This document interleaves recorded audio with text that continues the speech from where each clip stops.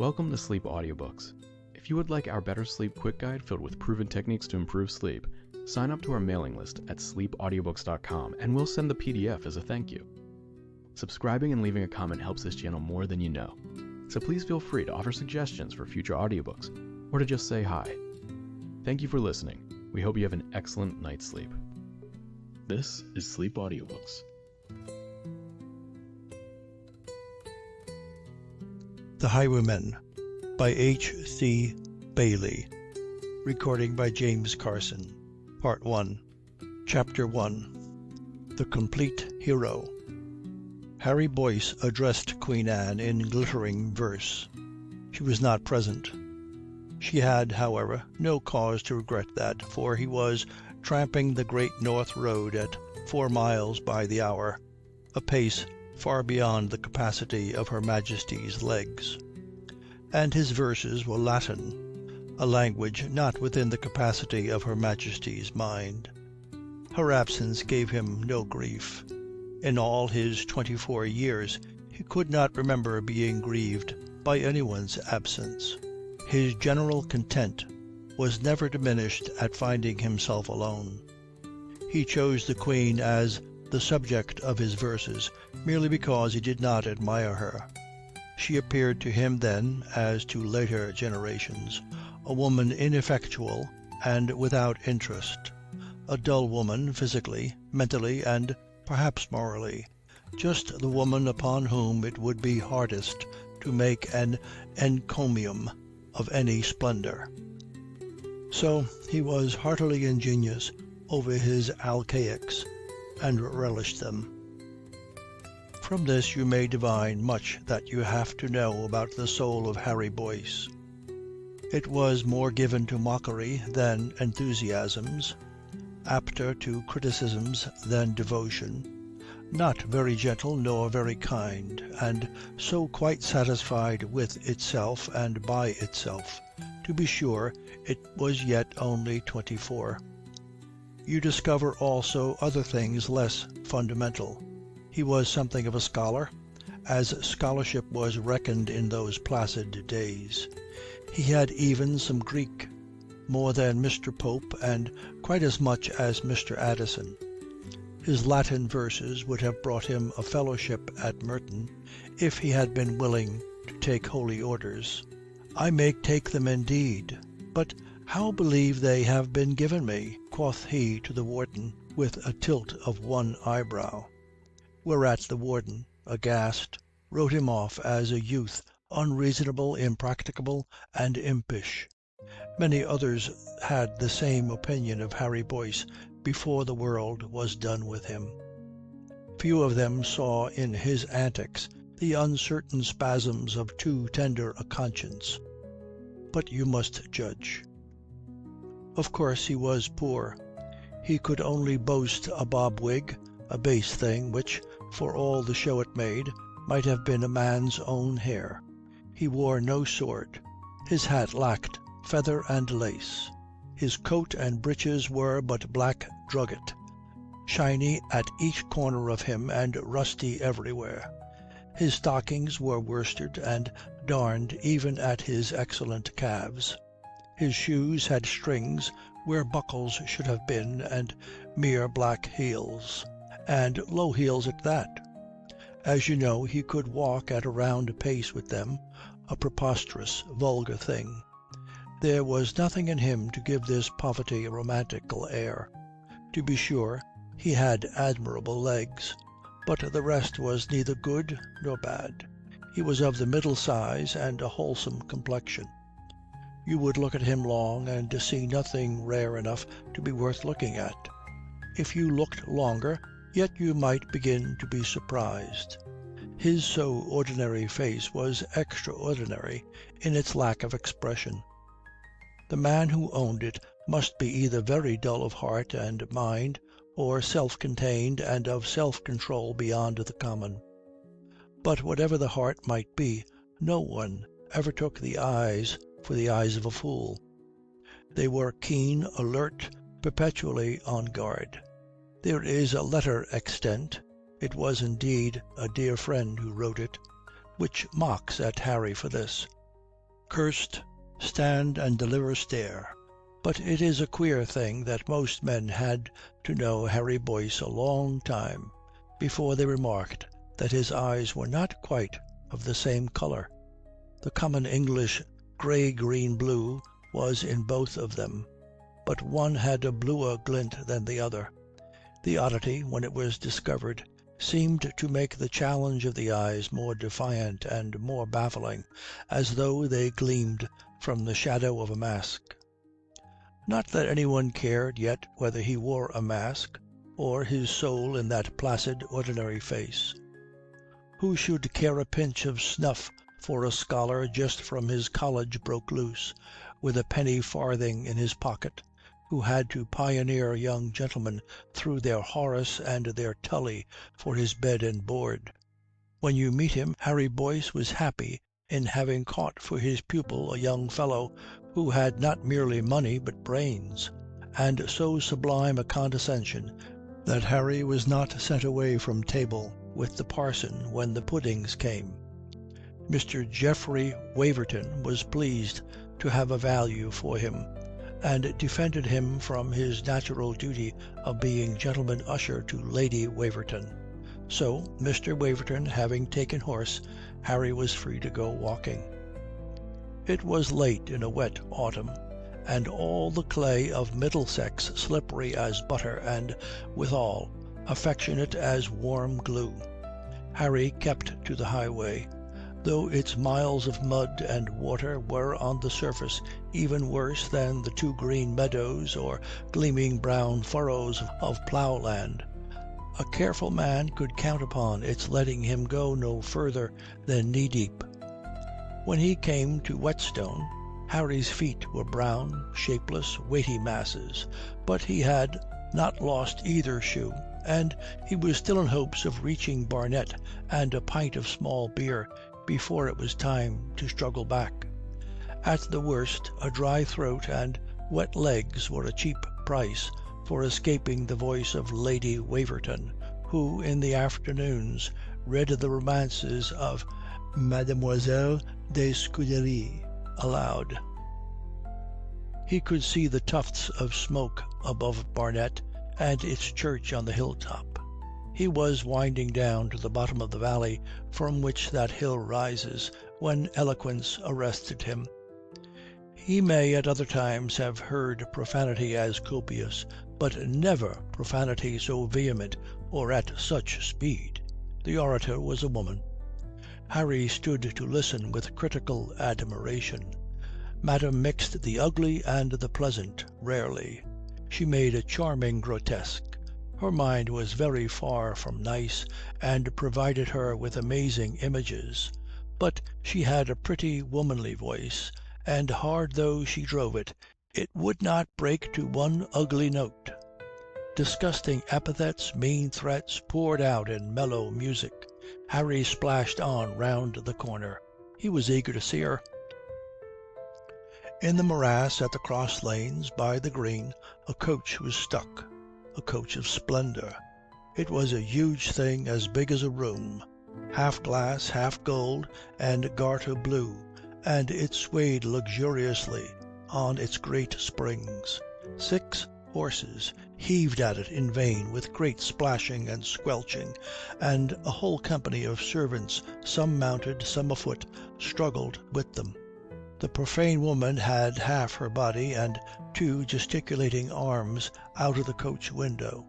She was plainly neither a drab nor in liquor. Harry halted out of range of the splashes to examine and enjoy her. She had been comely, and still could hold a man's eye with her curves of neck and bosom. The piquant features must have been adorable before they sharpened, and her cheeks faded and the lines came. Her abundant hair must once have been gold, and was not yet altogether grey. "You filthy slug," she said. "Samuel, stand to it, I say. Damme, I'll have a whip about that loose belly of yours. Now pull, you swine, pull. Odso, flog the black horse. You, devil broil your bones, lay on to him. What now? Od rot you, Anthony, You'll see no money this month, you." She became unprintable. As she took breath again, she saw Harry Boyce calmly contemplative. "You dog, who bade you stand and gape? Go give a hand there, I say." Harry touched his hat. "By your leave, ma'am. I am too busy admiring you." "William, put that rogue into the ditch," said she. All this while a man in the coach had been writing, calmly intent upon his tablets, as though there was not a sound or a rage within a mile. He now stood up, and while his lady was still execrating through one door of the coach, he opened the other and came out. Two of the servants, obedient to the lady's oaths, were approaching Harry, who waited them with calm and a swinging stick. The man waved his hand at them, and they turned tail. But he had no further interest in Harry. He stood to watch the struggles of his horses and his men. He was of some height, and, though past middle age, bore himself with singular grace and vigour. He had still a rarely handsome face, too handsome by far for Harry's taste. The features were of an impossible, absurd perfection. There was something superhuman or fatuous, at least something vastly irritating, in his assured calm, his air of blandly confident supremacy. He walked on to the leaders, and with a gesture and a word set the whole team pulling at an angle. Meanwhile the lady had earnestly continued her abusive orders, but none of the servants now professed to hear her. Dragging the horses on, or labouring hand and shoulder at the wheels, they were now effective, and they watched the man's eye as though it were an inspiration. Wondering why he did, Harry too put his weight on the wheel. The horses found a footing in the mire. The coach was dragged on to the higher, firmer ground beyond. My lady subsided. The man came back to the coach and touched his hat to Harry. "I'm obliged for your help, sir," he said, and climbed in. They drove away towards London. As the servants swung to their saddles, "Who's your obscene lady?" said Harry. "What, don't you know him, bumpkin? She will never be him. Her shape is all provocative, she." This humble wit was not remarked. His ignorance occupied them. Oh Lud, not to know the old corporal. One of Harry's eyebrows went up. "That the old corporal? Faith, I am sorry for him." He received a handful of mud in his face. With a cry of "Rot your impudence," they splashed off. While he wiped the mud out of his eyes, Harry felt a very comfortable self-satisfaction. It was agreeable to pity his Grace of Marlborough, for the Duke of Marlborough was still the greatest man in Europe, the greatest man in the world, credibly the greatest man that ever lived. A pleasant fool to marry such a wife and to keep her. Harry Boyce at no time in his life had much admiration for human eminence. In this, his hungry youth, he was set upon despising rank and power, great fame and pure virtue, as no more than the luck of fools.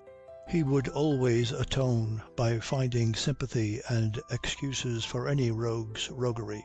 Highly fortified in his faith by the exhibition of Marlborough's matrimonial happiness, he trudged back. The delay over the coach had left him no time for small ale at Barnet. Mr. Waverton, though amiably pleased to deliver Harry from attendance on his mother, required constant attendance on himself. He would be, in his superb way, disagreeable if Harry were not in waiting when he was wanted to take a hand at ombre. Harry liked Mr. Waverton well enough, as well as he liked anybody, but found him in the part of offended majesty intolerable. So there was some hard walking back to Whetstone. On the way his temper was not sweetened by two horsemen at the gallop who gave him a shower bath of mud. As he came through the village, behold another coach labouring up to the high road from Totteridge Lane. This had but 4 horses, no array of outriders, no gilt splendours. It was a sober, old-fashioned thing, and it rumbled on at a sober gait. Some city ma'am, Harry sneered at it, much the same shape as her horses. But after half an hour he saw it again. Where the road was dark through the thicket it had come to a stand. "Oh Lud," said Harry, "here's more fair madams in the mud. They may sit on it till they hatch it for me." But he wondered a little. It was, indeed, nothing very strange in such an autumn to find a coach stuck upon the highway. But 2 for one afternoon, 2 so near, was a generous provision. And hereabouts, where the road ran level and high, was a strange place for a coach to choose to stick. "Madam seems to be a gross girl," quoth Harry. And then he saw what made him step out. There were 2 men on horseback by the halted coach, 2 men with black upon their faces, which must be masks, and that in their hands, which must be pistols. "Egad, the road's joyful to-night," said Harry. "And 2 and 1 make 3." And he began to run, and arrived. Of the 2 highwaymen, one was dismounted. The other, holding his friend's horse, held also a pistol at the coachman's head, muttering lurid threats of what he would do if the coachman drove on. The dismounted man was half inside the coach, where 2 women shrank from him, and thence his blusterous voice proceeded. "Now, my blowens, hand over, or I'll rummage you. A skinny purse? Come now, you've more than that. What's under your legs, fatty? Stand up, I say. Aye, hand out the jewel box. Now, my tackle, what ha' you got aboard? What's under that pretty tucker?" He threw the jewel case out into the mud, and leaning across one woman, reached with a fat foul hand to the younger bosom beyond. He was prevented by a whistle and a cry. "Behind you, Ben!" His companion announced the arrival of Harry. Ben came out of the coach with an oath and thrust his pistol into Harry's face. "Good evening to you, bully. Now cut and run, or I'll drill you. Via my poppet." Harry looked along the pistol and stood fast. The highwayman was no bigger than he, and bloated. "I am studying arithmetic, Benjamin," said he. "Burn your eyes. Be off with you. Run while you may." Harry laughed and swung his stick at the mud. "But I wonder, is it addition or subtraction? Is it 2 and 1 makes 3, or kick the bumpkin into the ditch, Ben?" the man on horseback advised. "Off with you." Benjamin thrust him back, and in the act the pistol wavered. Harry slashed with his stick at the pistol hand. A yell, an oath, and the shot came together. A shot which went into the mud and sent it splattering about them. Harry sprang away from Benjamin's rush and brought his stick down on the hindquarters of the horse. They plunged forward, and the man in the saddle, wrestling with them, let off another aimless shot. Harry dodged round them and lashed them again, and they bolted down the road. He returned to fling himself upon Benjamin, who was ramming another charge into his pistol. "It seems to be subtraction, Benjamin," said he, embracing the man fervently. "1 from 2 leaves 1," and they swayed together, and he found Benjamin's body soft. Benjamin, panting, cursed him. "Od rot you, why must you meddle, bully? What's your will, burn you? Ha' done now." And Benjamin went down on his back in the mud, with Harry on top of him. "Oy, what's the game, bully?" "I think you call it the high toby," said Harry delicately, and began to sing to the tune of a catch. "Oh, 3 merry men, 3 merry men, 3 highwaymen were we. You in a quag, and he on a nag, and I on top of the 3. "Lord love you, are you on the road?" Benjamin cried. "Why, rot you, did you want a share then? You should have said so, bully. Come on now, my dear, let's up." We do be gentlemen, and share fair enough." "I warrant you I am having my share," Harry laughed, "and I like it very well. But, oh, Benjamin, there would have been naught to share if I had not come up. No fun at all, Benjamin." He wrenched the pistol away. "'Tis I have made the business joyous. You are a dull fellow by yourself." "Rot you," said Benjamin frankly. "When Ned comes back he'll shoot you like vermin." On which they both heard horses, and both, according to their abilities, Benjamin in the mud and Harry keeping a sure hold of him, wriggled to look for them. Harry laughed. It was certainly not a returning Ned. These horses came from the other way, and there were 4 of them, and each had a rider. "I fear your Ned will come too late, Benjamin, if by the grace of God he comes at all." So said Harry, chuckling, and to his amazement Benjamin also laughed. Why should Benjamin find consolation in the coming of this posse? It was not credible that they could be allies of his. Highwaymen did not work in gangs of half a dozen. The 4 horsemen, urged by the shots or by what they saw, came at a gallop and reined up almost on top of Harry and Benjamin. One of them, a little man with a lean brown face, called out, "By your leave, sir, what's this?" "It's a rude fellow, sir," Harry said. "I fear a lewd fellow. By trade a highwayman. The highway indeed is his life's love, his adored mistress. Observe how he cleaves to it." He compressed Benjamin, who squelched into the mud and rose, standing on Benjamin's chest and stomach. Benjamin groaned, and the eyes behind his mask rolled towards the little man. "Filthy dog," that little man said with sincere disgust. "Can I serve you, sir?" He touched his hat to the women in the coach. "Why, Benjamin has a friend, one Ned. Ned hath a pistol or so, and 2 horses which have bolted with him. But he may yet persuade them to bring back his pistols and him. Now, if you would be so good, it would be convenient in you to ride on and destroy Ned." "It's a pleasure, sir." The little man showed his teeth. "And the fat rogue there, can I help you with him? Shall we take him on to the constable's?" "Oh, I thank you. But my Benjamin is docile. I'll even tie him up with his garters, and all will be well." The little man scowled at Benjamin. "I shall hope to be at his hanging," he said incisively. "Sir, your most obedient. Ladies," he bobbed at them and rode off, his 3 companions close about him in eager talk. As they went, Benjamin let out a cry of anguish. "Captain!" The little man and his company used their spurs. Harry looked at their hurry and then down at Benjamin. "Now, why did you call him that, my Benjamin?" said he. "Indeed, why did you call on him at all?"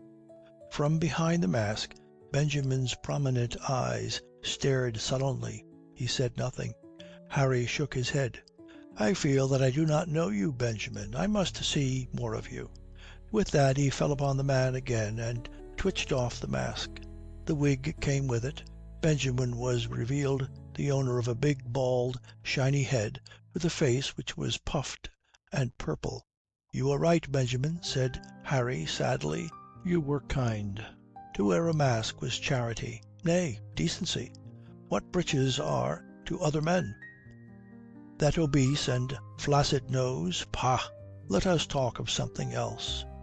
He lay upon Benjamin and tugged at his sword belt. Benjamin writhed and groaned. His sword was caught underneath him, the hilt deep in the small of his back.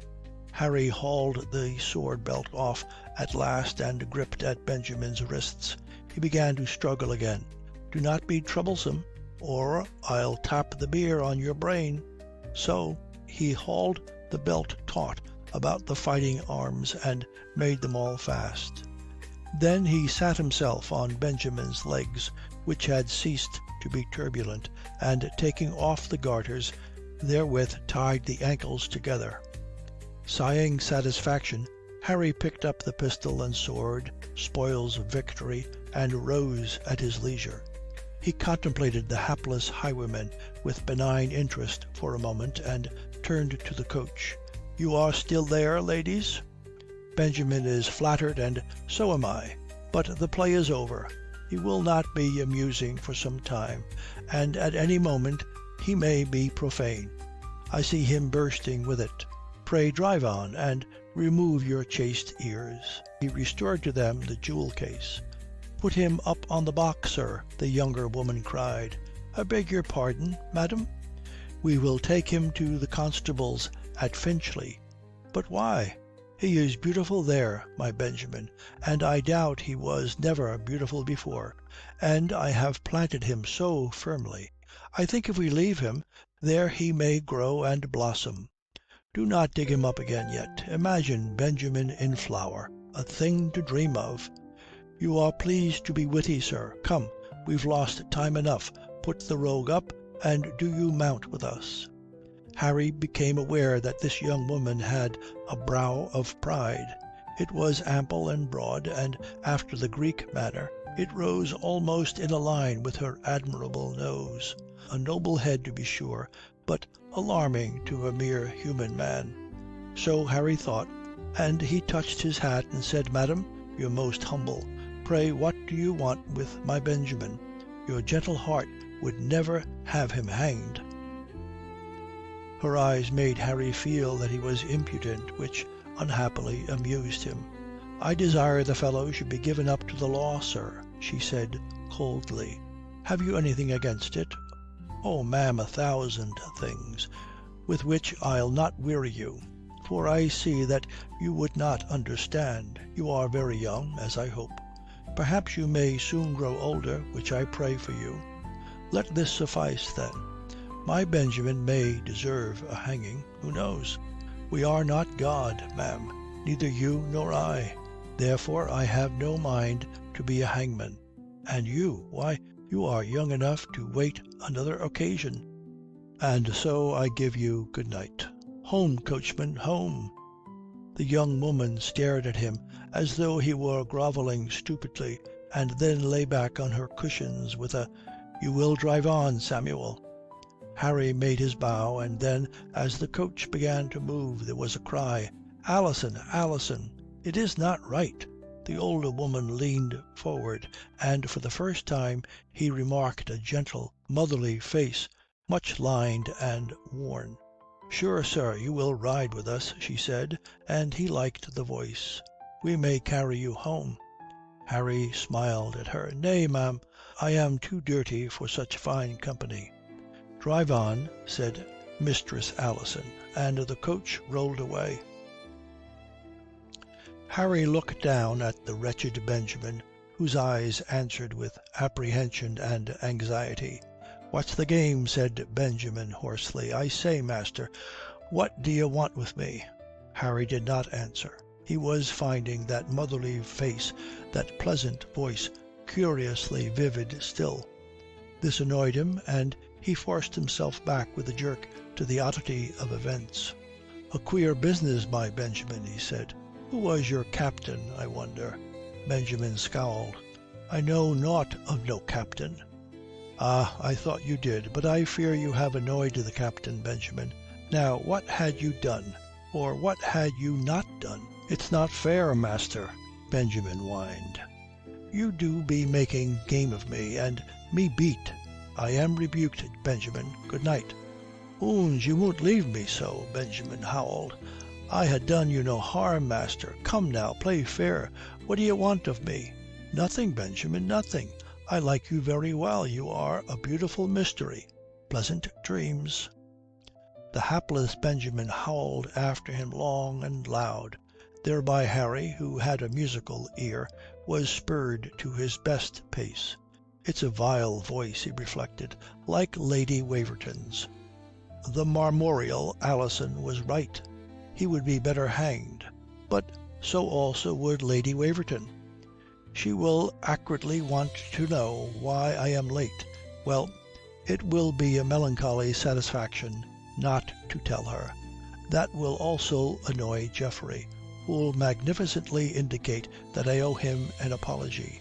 The poor Geoffrey. He is so fond of himself." His evening was as pleasant as he had anticipated.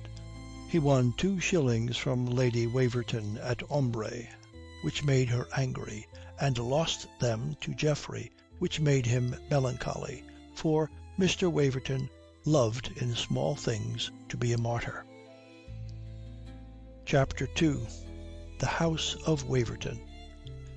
Mr. Waverton had an idea in his head. That was not the least unusual. It was, unhappily, a wrong one. That was not unusual either. We must have a trifle of Latin. Mr. Waverton, studying Horace, desired to translate civium ardor prava jubientium, the wicked ardour of the overbearing citizens. In vain Harry urged that he was outraging grammar. Mr. Waverton did not believe him, did not want to believe him. The same thing. Mr. Waverton was convinced that he had an insight into the soul of Horace which Harry's pedantic eyes could not share. He explained, as one explains to a dull child, the rare poetic beauty of the sentiment which he had produced. The hero whom Horace was celebrating, you know, was the man superior to the common herd. Now, common men, as even Harry might be aware, are all overbearing. It is this quality in the vulgar which most distresses fine souls, like Mr. Waverton, who desire nothing but their just rights. "I dare say it is," Harry yawned. If Horace had wanted to mean that, he would have said so. "I often think, Harry, you dry scholars have no sense for the thought of a poet," said Mr. Waverton elegantly, and lay back in his chair and surveyed Harry. He was a handsome lad and knew how to set it off. He had height and bulk, almost too much of that indeed, and so made light of it by a careless lounging ease. At this time he was only 22, but of a precocious maturity. He had the self-possession, as well as the full-bottomed wig, of experience and worldly wisdom, and would have liked to hear you say so. In its dark aquiline style, his face was finely moulded and imposing, and already it had a massive gravity. "A mighty grand fellow indeed," said Lady Dorchester once, "if only his mouth had grown since he was a baby." It has to be admitted that Mr. Waverton's mouth, a small pretty feature, was oddly assorted with the haughty manner in which the rest of him was constructed. The ladies who lamented that were for the most part consoled by his eyes, large dark eyes of a liquid melancholy. But my Lord Wharton complained that they looked at him like a hound's. Mr. Waverton was an only son and fatherless. He had also great possessions. From his house of Tetherden, all the fields that he could see stretching away to the Essex border were of his inheritance. His mother was no wiser than she should have been. She consisted spiritually of admiration for herself, for the family into which she had married, and the son whom she had borne. "After all," said Harry Boyce in moments of geniality, "it's wonderful the boy has come out of it so well." Mr. Waverton, thanks to vacillation of himself and his mother, doubt as to what career, what manner of education, what university could be worthy his talents, went up to Oxford at last, and for those days very late. After doing nothing for another year or two, he decided, which was also unusual for a gentleman of means in those days, that he had a genius in pure literature. Therefore Harry was hired to decorate him with all the elegances of Greek and Latin. The appointment was considered a great prize for a lad so awkward as Harry Boyce. It might well end in a luxurious competence, a stewardship, for example, and a marriage with my lady's maid. That is, if you play your cards well, sirrah. The sub-warden felt it his duty to warn Harry's difficult temper. "Oh, sir, I could never play cards," said Harry, "for the sub-warden was a master at piquet. I am too honest." Yet he had not fallen out with Mr. Waverton. It is probable that he was careful to keep on good terms with his bread and butter. But he had always, I believe, a kindness for Geoffrey Waverton, and bore no ill will for his parade of supremacy. Tyranny in small things, indeed, Mr. Waverton did not affect. He had a desire to be magnificent. Those who did not cross him, those who were content to be his inferiors, found him amiable enough and, on occasion, generous. "Shall we try another line, Mr. Waverton?" said Harry wearily. "I have a mind to make an epigram," Mr. Waverton announced. "The arrogance of the vulgar, the uninstructed. Perhaps I lack the mot juste, but quand même, the mansuetude of the loftier mind. A fine antithesis that, I think." He stood up, walked to the window and looked out. Away down the hill the fields lay in a mellow mist. The kindly autumn sun made the copses glow golden. It was a benign scene, apt to encourage wit. Mr. Waverton lisped in numbers, but the numbers did not come. He turned to seek stimulus from Harry. "You relish the thought?" "It is a perfect subject for your style," said Harry. Mr. Waverton smiled and turned again to the window for productive meditation. The third man came lounging in, unheard by Mr. Waverton's rapt mind. He opened his eyes at the back which Mr. Waverton turned upon Harry and the space between them. "Why, Geoffrey, have you been very stupid this morning? And has schoolmaster stood you in the corner? Well done, Mr. Boyce. I always told you, spare the rod and spoil the child. Shall I go cut a birch for you?" "I wonder you are not tired of that jest, Charles," said Waverton with a dignity which did not permit him to turn around. "Never while it annoys you, child. Mr. Waverton is in labour with a poem," Harry explained. "And it's indecent in me to be present at the ceremony? Well, Geoffrey, postpone the birth." He sat himself down at his ease in Geoffrey's chair. He was a compact man with only one arm. He looked 10 years older than Geoffrey, and was, in fact, 5. The campaign in Flanders, which had destroyed his right arm, had set and hardened a frame and face by nature solid enough. That face was long and angular, with a heavy chin, and an expression of sardonic complacency oddly increased by the jauntiness of its shabby brown wig. Waverton turned round wearily upon the unwelcome guest. "Well, Charles, what is it?" "It is nothing, my dear Geoffrey. If I had anything to do or anything to say, why should I come to you?" Waverton smiled gracious indulgence.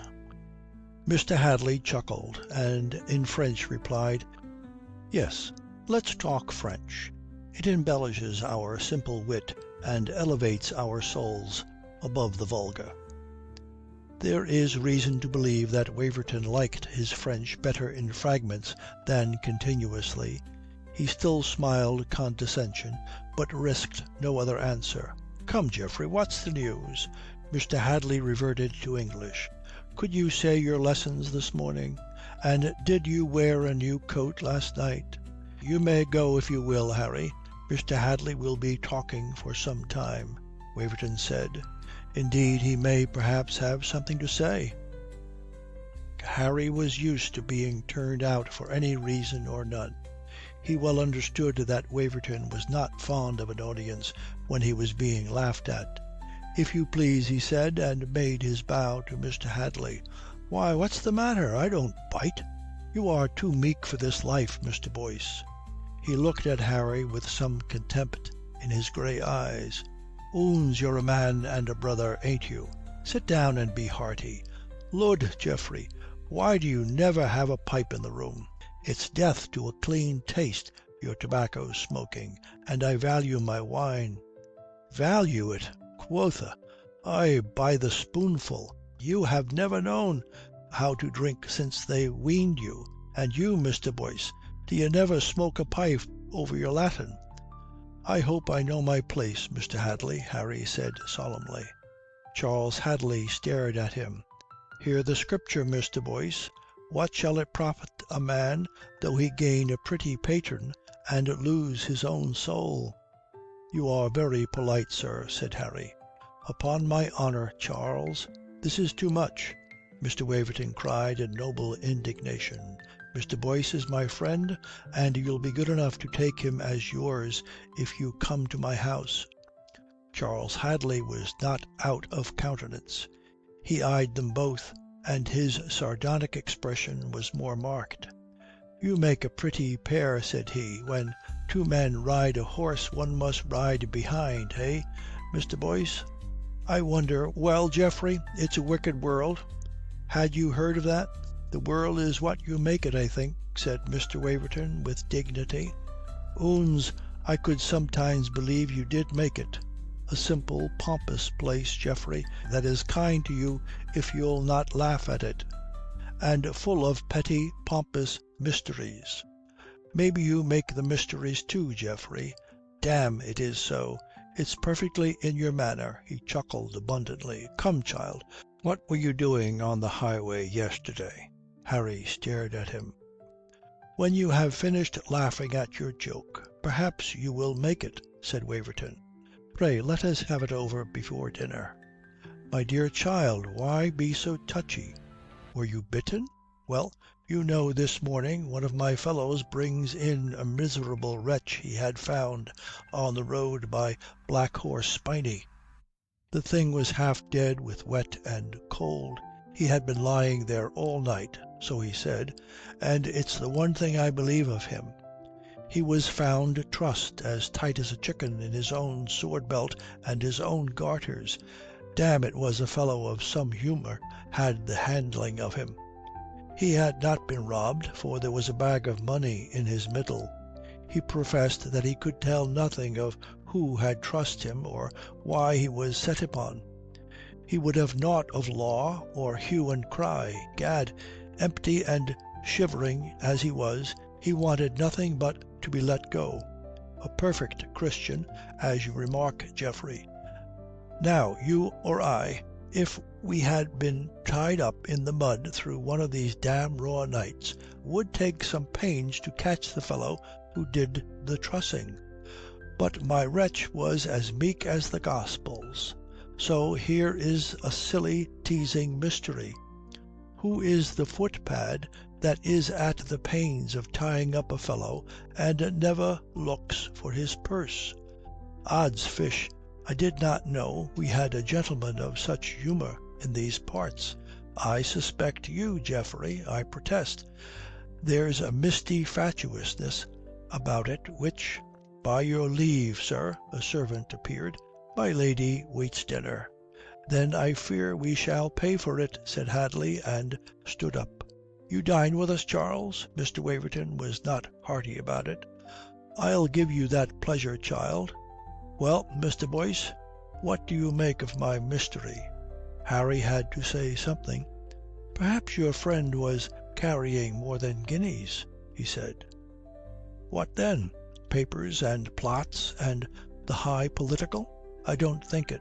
If you saw him, a mere tub of beer, and a leaky tub this morning, for he had a vile cold in the head and dribbled damnably. I give it up then. Have you let him go? They were moving out in the corridor, and Hadley did not answer. Is he gone? Harry said again. Hadley turned round upon him. Why, yes. Does it signify? I wonder who he was, said Harry. Upon that they entered the drawing-room of Lady Waverton. It was congested and dim. The two oriel windows were so draped with curtains of pink and yellow that only a faint light as of the last of a sunset filtered through. The wide spaces were beset with screens in lacquer. odd chairs, Dutch tables, and very many cabinets. Cabinets inlaid with flowers and birds of many colours, cabinets full of shells, agates, coral, and any gaudy stone, cabinets and yet again more cabinets full of Eastern china. In the midst Lady Waverton reclined. She had been handsome in a large, bold style, and might still have been but for excessive decoration. Her dress was voluminous white satin, embroidered in a big pattern of gold and set off with black. It was low at her opulent bosom, to the curves of which the eye was directed by black patches craftily fixed. There were many more patches on her face, which, still only a little too full and too loose, had its colours laid on in sharp and vivid contrasts. Her black hair was erected in symmetrical waves high above her brow, and one ringlet was brought by glossy frozen curls to caress her bosom. She held out the whitest of hands, drooping from a large but still fine arm, for Mr. Hadley to kiss. "You are a bad fellow, Charles Hadley," she pouted. "You make me feel old. There's a common childish fancy, ma'am. You never come to see me now, and when you do come, 'tis not to see me. 1,000 pardons." Mr. Boyce delayed me a while with the beauties of his conversation. "Mr. Boyce?" She looked at Harry as if wondering that he dared exist. "Go and see why they do not bring in dinner." Having thus diminished Harry, she proceeded, without waiting for him to be gone, to criticise him. "You know, I would never have a chaplain in the house. This tutor fellow is of the same breed, Charles. They tease me, these men, which are neither gentlemen nor servants. Faith, life's hard for the poor wretches. They are torn twixt their conceit and their poverty. They know not from minute to minute whether they will fawn or be insolent. So they do both indifferent ill." Harry, who chose not to hear, was opening the door. There came in upon him a woman, the young woman of the coach. Even as he recoiled, bowing, even as he collected his startled wits, he was aware of the singular beauty of her complexion. Its delicacy, its life, were nonpareil. The first clear process of his mind was to wonder how he had contrived not to remark that complexion when first he saw her. Lady Waverton lifted up her voice. "Alison, dear child, and are you home at last? It's delicious in you. You seek us out first, do you not, my sweet girl?" Alison was engulfed. Conceive apple blossom in the embraces of a peony. The apple blossom emerged with a calm. "Dear Lady Waverton, you are a sad bad thing. I write you 5 letters, I think, and not one from you. You are so much cleverer than I. I had nothing to say." Alison's voice was sweet and low, but too sublimely calm for perfect comfort in her hearers. "So here I am to say it, and make my excuses." She dropped a small curtsy. "My lady." "Why, Geoffrey, I thought you had been back at Oxford." Mr. Waverton came forward, smiling magnificence. "I'm delighted to disappoint you, Alison." "Nay, never believe her, Geoffrey." Lady Waverton lifted up her voice and was arch. "I vow she counted on finding you here. Why else had she come? I know when I was a toast I wasted none of my time going to see old women." She languished affectionately at the girl. "Dear Lady Waverton." If it was possible, Alison's voice became calmer than ever. "How well you know me, and how cruel to expose me. If Geoffrey had his mother's wit, faith, I should never dare come here at all." "It is not my wit which you need ever fear, Alison." Geoffrey's eyes were ardent upon her. "Why, you are merciful. Or is it modest?" "I can be neither, Alison. I am a man." "My dear Geoffrey, I am sorry for all your misfortunes." She turned from him to Mr. Hadley, who was content in a corner. "Have we quarrelled? We never loved each other well enough. Is that why I am always very glad to see Mr. Hadley? It is why he can tell Miss Lambourne that she looks divinely beautiful.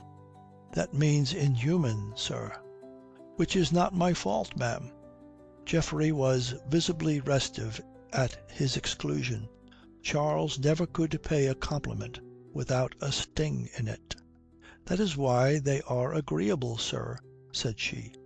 "That is why they are true," said Hadley, in the same breath, and they laughed together. Lady Waverton interfered imperiously. "Alison, dear, come sit by me and tell me all about yourself." "Faith, not with the gentlemen to listen," said she, and was saved by Harry and the butler, who came in together announcing dinner. Lady Waverton rose elaborately. "Give me your arm, Charles." "My dear Alison." "But who is this?" Alison said, and she stared with placid, candid interest at Harry.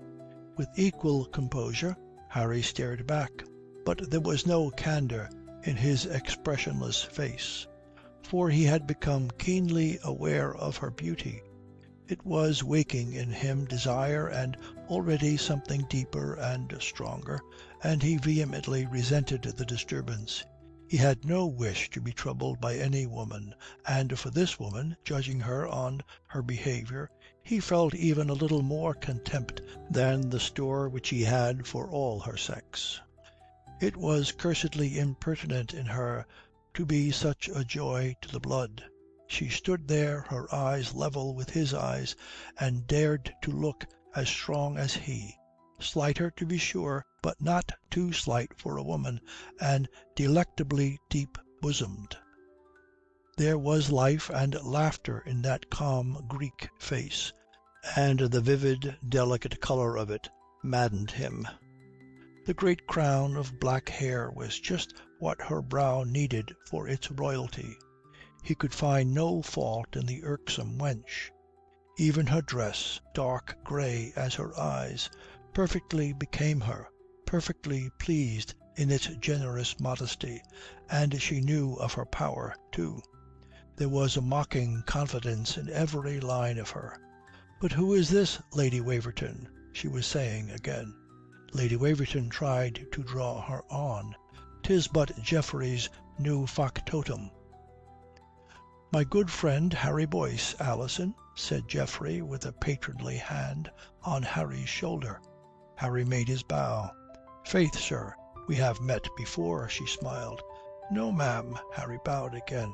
"I have never had an honour which, sure, I could not forget." Her brow wrinkled. Lady Waverton swept her on, and Harry in the rear had the pleasure of hearing Lady Waverton say, "A poor vulgar wretch, my dear, an out-at-elbows scholar, which Geoffrey met at Oxford and keeps out of charity. He is too soft of heart, dear boy, and such creatures stick to him like burrs." The dinner-table was a blaze of silver, but otherwise not bountifully provided. Lady Waverton looked down it with pride. "I am of Mr. Addison's mind, my dear," she announced. "Do you remember? 2 plain dishes with 2 good-natured, cheerful, ingenious friends make me more pleased and vain than all your luxury." "Why, then, you must now be sore out of countenance," Alison protested, "for I am not good-natured, and I vow Mr. Hadley is not cheerful." Mr. Hadley's face, set in contemplation of the food, shed gloom and apprehension. "But perhaps Mr. Boyce is ingenious." "I hope so," said Hadley. It was Harry's task to carve, which dispensed him from answering the girl or even looking at her. One not abundant fowl and a calf's head smoked before him. Under a heavy fire of directions from Lady Waverton he did his duty. Miss Lambourne may have suddenly grown weary of Lady Waverton's eloquence upon the daintiest bits of these unexciting foods. She may have been waiting for the moment when Harry would have no occupation to prevent him listening to her. While my lady was still explaining the superiority of her calf, as bred and born in the house of Waverton, to all other calves, just when Harry had finished his work, Miss Lambourne broke out, "Faith, I was almost forgetting my splendid story. I wonder now, have any of you met any ventures on the North Road?" Harry began to eat. Charles Hadley ceased an anxious examination of his plate and looked at her. Lady Waverton cried out, "Dear Alison, don't tell me you have been stopped. Too terrible. I vow I could never bear it. I should die of shame. They tell me these rogues are vilely impudent to a fine woman." Geoffrey exhibited a tender agitation. "Why, Alison, what is it? Zounds, I cannot have you go travelling alone. You must give me news when you make a journey, and I'll ride with you." "Thank you for your agonies, but the Virgin in distress found her knight-errant duly provided." He rose out of the mud romantically apropos. "To be sure, I think he was mad, but that is all in the part. The complete hero. Geoffrey, could you be a little mad?" "More than a little," said he with proper ardour. "Pray don't torture us, Alison. Let us hear." "It's on my mind that I am going to hear news of my funny friend," said Hadley solemnly. "Don't you think so, Mr. Boyce?" Harry, who had been eating with the humble zeal appropriate to a poor scholar, looked up for a moment. "Why, sir, I can't tell it all. If you say so, indeed." And he went on eating. "Come, are you in it too, Mr. Hadley?" Alison cried. "In it, odds life, I'm bewilderingly out of it," quoth Hadley, and again told his tale of the mysterious man found tied up in the mud, who knew nothing of his assailants and wanted no vengeance on them. "That's our Benjamin," Alison laughed. "Oh, but you did not let him go." "Not let him go, quotha! For what I know, he was a poor suffering martyr, though to look at his nose I doubt it. And yet he was fool enough. Nay, how could I stay him? Why, send him to gaol for a rogue and a vagabond, should he not?" She invited the suffrages of the table. "Dear Alison, to be sure, yes," Lady Waverton murmured. "These fellows must be put down." "You owed it to yourself to look deeper into the matter, Charles," said Geoffrey gravely. "Come, Mr. Boyce, your sentence too," Alison cried, wicked eyes intent upon him. He met them with bland meekness. "Indeed, ma'am, I can't tell. It's Mr. Hadley's affair." "From a virtuous woman, good Lord deliver us," Hadley groaned. "You would make a rare hanging judge, Alison. Now, in God's name, let's have your tale. What's the rogue to you?" "Oh, sir, a great joy. Why, he gave me the only knight-errant ever I had. A vile muddy one, to be sure, but poor maids must not be choosers. We were driving home, Mrs. Weston and I, and by Black Horse Spinney we were stopped by two highwaymen. They had just begun to be rude when out of the mud comes my knight-errant, bold as Don Quixote, and as shabby withal, and with a pretty wit too, which is not much in the way of knight-errants, I think. He scared the highwaymen's horses and set them bolting with the one fellow who held them. Then he knocked the other down, took his pistol, and tied the rogue up in his own garters. Oh, the neatest knight-errant ever you saw. Then we bade him put the fellow on the box and drive on with us. But monsieur was haughty, if you please. He wanted none of our company. Off he packed us, for me to cry my eyes out for love of him, which I do heartily, I warrant you." "Alison!" Geoffrey cried, and laid his hand on hers. "Faith, yes, let me sympathy. I have loved and lost in the mud. To be sure, I can't never be my own woman again till I find him and give him a brush, I think, and maybe a pair of breeches too, for his own can never recover their youth. Dear Geoffrey, help me to find him." Geoffrey had taken his hand away in a hurry. He contemplated her with cold reproof. It did not trouble her. She was giving all her attention to Harry. Gay, malicious eyes challenged him to declare himself, mocked him for his modesty, vaunted what she had to give. "Damme, this is madder and madder yet," Hadley broke in. "Who is your Orlando Furioso that's a champion of dames and too haughty to ride in their carriage, that ties up highwaymen and forgets to tell the constable where he left 'em? Odso, I thought I knew most of the fools in these parts, but there's one bigger than I know. Dear Alison, I could never have survived it, but you are so strong, and what a person! My dear, I could not bear to think of him. A rude, low fellow, to be sure." Thus Lady Waverton coherently. Alison laughed. "I doubt I'm not so delicate." Then she leaned toward Harry. "Well, and you, come, Mr. Boyce, why leave yourself out?" "I beg pardon, ma'am?" She made an impatient sound. "And what do you think of my hero?" "I wonder who the gentleman was, ma'am," Harry said. Her eyes fought a moment more with his bland, meaningless face. "Faith, I think he's a fool for his pains," said she. "Grateful woman," Hadley grunted. "Humph. Spretae injuria forme, ain't it, Mr. Boyce? Give miss a construe." Harry gave a deprecating cough instead. "Oh, be brave, sir," she jeered. "I am afraid it means the insult of slighting your beauty, ma'am," said Harry meekly.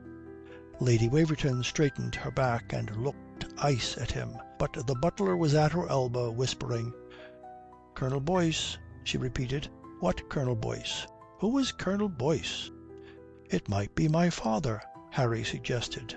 "Why, Harry, I never knew you had a father," Waverton sneered amiably. "Is your father a colonel?"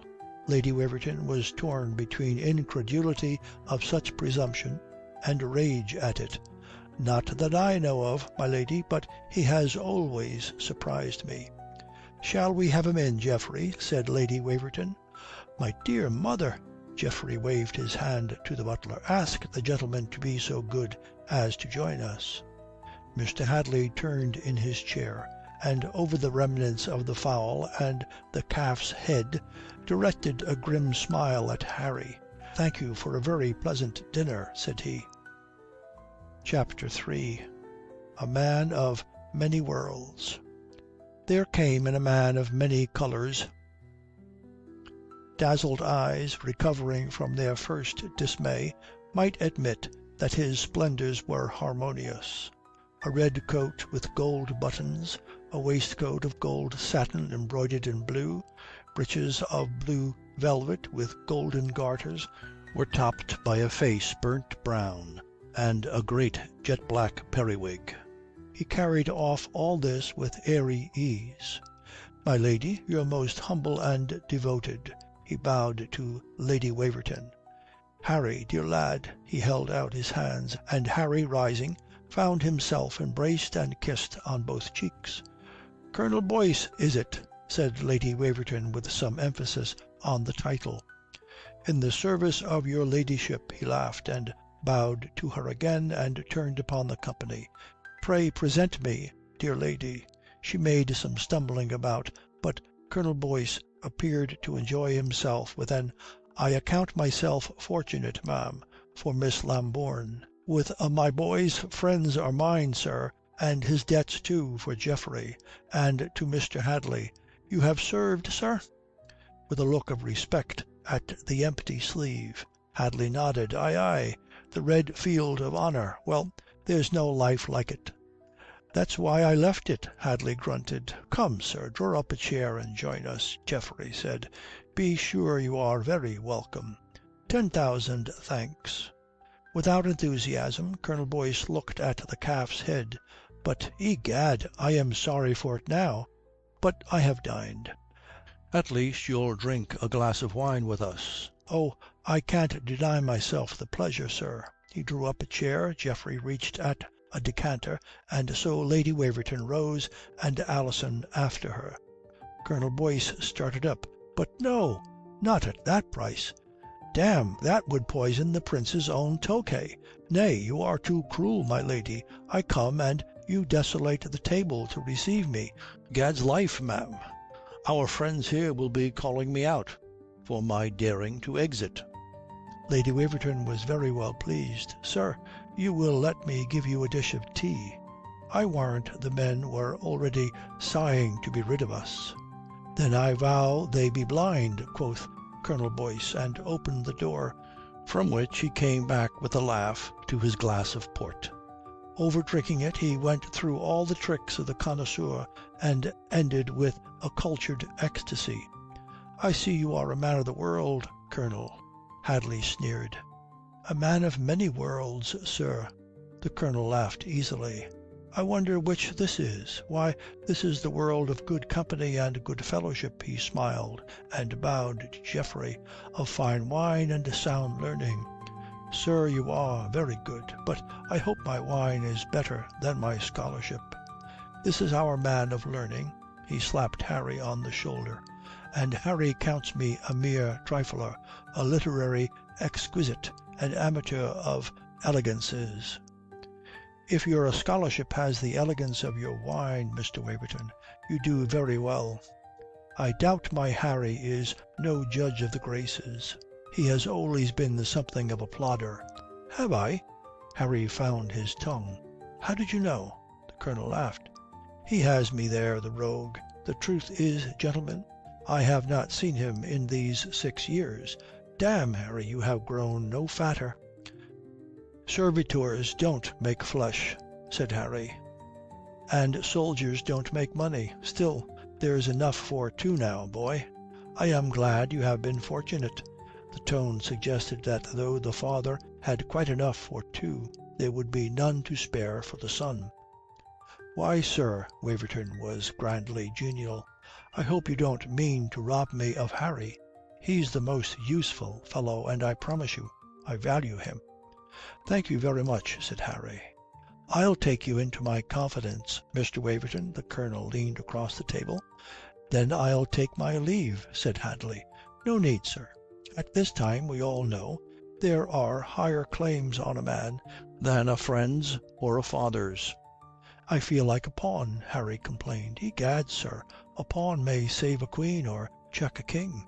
But do you suppose it enjoys it? Are you away to the war, sir?" Geoffrey smiled. "I doubt our Harry has no turn for soldiering." "You are always right, Mr. Waverton." Harry nodded at him. "It is not only soldiers who fight our battles, Mr. Waverton," said the Colonel with dignity. "There's danger enough for a quick wit and a cool judgment far behind the lines. And you need not go to Flanders to find the war. It's flaming all over England, all over France." He dropped the last word in a lower tone, as if his heat had carried him away, and it was a blunder. He flung himself back and emptied his glass, and looked gloomily at the empty decanter. "Why, Mr. Waverton, you have made me into a babbler. It's time you delivered me to the ladies." "Aye, aye," Hadley yawned. "Let's try another of the worlds." They marched out, but the Colonel and Waverton, waiting on each other, were some distance behind the other pair. "You must know I have often had some desire for the life of action," said Mr. Waverton. To which the Colonel earnestly, "I have never known a man more fit for it." And upon that they entered my lady's drawing-room. Miss Lambourne was singing Cary's song of the nightingale. "While in a bower with beauty blest, the loved Amator lies, while sinking on Lucinda's breast, he fondly kissed her eyes. A wakeful nightingale, who long had mourned within, the shade sweetly renewed her plaintive song, and warbled through the glade." On the coming of the men, the wakeful nightingale broke off her plaintive song abruptly. Lady Waverton, who was again at full length on her couch, then opened her eyes. Delicious, delicately delicious, she sighed. Why did you stop, dear? She controlled a yawn. Oh, the men, odious creatures. She rose on her elbow and looked at them, and looked down at her dress and patted it. Colonel Boyce accepted the challenge briskly and marched upon her. Egad, my lady, your name is Cruelty. Who, I, sir? I vow I never had the heart to see any creature suffer. Nay, your very nature is cruelty. You exist but to torture us. Good lack, sir, says my lady, well pleased, and must I die to serve your pleasure? Why, there it is. We can neither bear to be with you nor to be without you. I protest, ma'am, your sex was made for our torture. 'Tis why you parade it and delight in it. Lord, sir, you are mighty rude, my lady simpered. I parade my sex? Alack, my modesty. Modesty? That's but another weapon to madden us. Fie, ma'am, why do you clothe yourself in such beauty, but to flaunt upon our senses that sex of yours? My lady was duly shocked and hid behind her fan. Aye, there it is. We catch a whiff of paradise, and straightway it is denied us. Our nightingale there is silent when we draw near. Our Venus here hides herself when our eyes would enjoy her. As his Grace said to me, you women are like heaven to a damned soul. You are a wicked fellow, said Lady Waverton with relish. Geoffrey at his elbow put in, his Grace, Colonel? The old corporal, Mr. Waverton, the Duke of Marlborough. You have served with him, sir? Colonel Boyce gave a laugh of genial condescension. Why, yes, Mr. Waverton. I stand as close to his Grace as most men. After a moment of impressive silence, the Wavertons vigorously directed the conversation to the Duke of Marlborough. Colonel Boyce made no objection. In the most obliging manner he admitted them to a piquant intimacy with his Grace's manners and customs. He mingled things personal and high politics with a fascinating air of letting out secrets at every word, and throughout he maintained a tantalizing discretion about his own position. My lady and Mr. Waverton were more and more fascinated, so that Miss Lambourne had good opportunity to try her maiden steel upon Harry. As soon as he came in, he withdrew himself to a cabinet of medals in a remote corner. Mr. Hadley approached the harpsichord and reached it just before it fell silent. Miss Lambourne looked up into his face. Yes, shall we lay our heads together? Said he. But I doubt mine would turn yours. If you'll risk it, ma'am, I will. La, sir, is this an offer? I protest I am all one blush. Then your imagination is bolder than mine, ma'am. I mean, oh, fie for shame, to disgrace a poor maid so. To betray her weakness. It is unmanly, Mr. Hadley. Sure, my father, in the general resurrection, will have your blood. I leave you to your conscience, sir, which she did, making for Harry. Mr. Hadley, remaining by the harpsichord, contemplated them, and with his one hand caressed his chin. It's a fascinating family, the family of Boyce, said he to himself. Miss Lambourne sat herself down beside Harry before he chose to be aware of her coming. He started up and obsequiously drew away. You are very coy, Mr. Boyce, said the lady. Harry replied with the servile laughter of a dependent. Oh, ma'am, you are mocking me. Tit for tat. Alison's eyes had some fire in them. Tat, ma'am? Lord, now, don't be tedious, sir. The house of Waverton is entranced by your splendid father, and Charles Hadley, as usual, is entranced by himself. You have no audience, Mr. Boyce. Stop acting and tell me, what is wrong with me? Harry considered her with calm criticism. It is not for me to tell Miss Lambourne that she is too beautiful. Indeed, I thought you had more sense. Too beautiful, Harry persisted deliberately, too beautiful to be good company. That will not serve, sir. You are not so inflammable, being more in the nature of a tortoise. If you had a flaw or so, if your nose had a twist, if your cheeks had felt the weather, if I fear, ma'am, I grow intimate. In fine, if you were less fine you would be a comfort to a man. But as it is, permit the tortoise to keep in his shell. I advise you, Mr. Boyce, I resent this." Harry bowed. "I dare to remind you, ma'am, I did not demand the conversation." "The conversation?" Her eyes flashed. "What do I care if a lad's impudent? Perhaps I like it well enough, Mr. Boyce. There is more than that between you and me. You have done me something of a service, and you'll not let me avow it nor pay you." "Well?" "Well, ma'am, you're telling the truth," said Harry placidly. The lady made an exclamation. "I shall bear you a grudge for this, sir. I am vastly obliged, ma'am." The lady drew back a little and looked at him full, which he bore calmly. "I suppose I am beneath Mr. Boyce's concernment." "Not beneath, ma'am. Above, above. Do you admire the Italian medals? They are of a delicate restraint." He turned to the cabinet and began to lecture. Miss Lambourne was not repulsed. He maintained a steady flow of instruction. She awaited, watching him.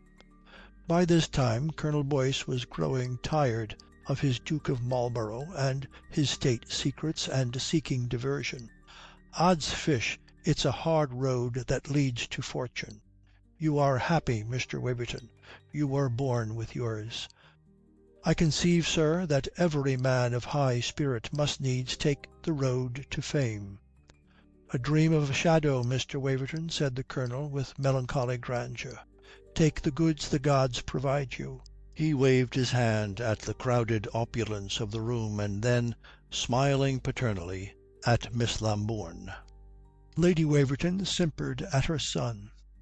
He chose to ignore the hint.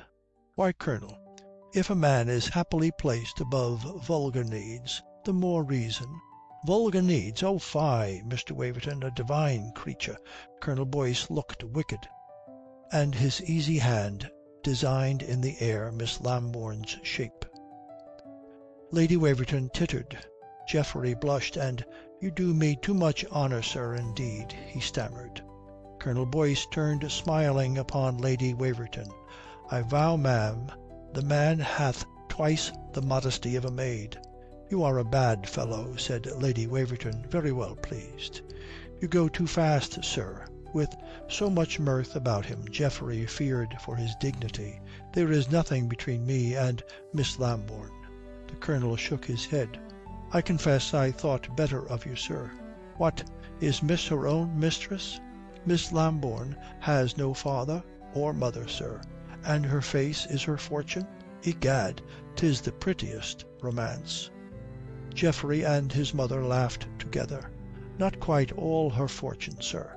She is the only child of Sir Thomas Lambourne." "What, old Tom Lambourne of the India House?" Colonel Boyce whistled. He looked with a new interest at her as she stood by Harry, absorbing the lecture on medals, and as he looked his face put on a queer air of mockery. This he presented to Geoffrey. "Something of a plum, sirrah. Well, well, some folks have but to open their mouths." Mr. Waverton, not quite certain whether the Colonel ought to be so familiar, concluded to be pleased and laughed fatuously, during which music the butler announced Mrs. Weston. Lady Waverton and Geoffrey exchanged a glance of disgust. Lady Waverton murmured, "What a person!" It escaped her notice that Colonel Boyce had stiffened at the name. His full face lost all its geniality, all expression. He was for the first time singularly like his son.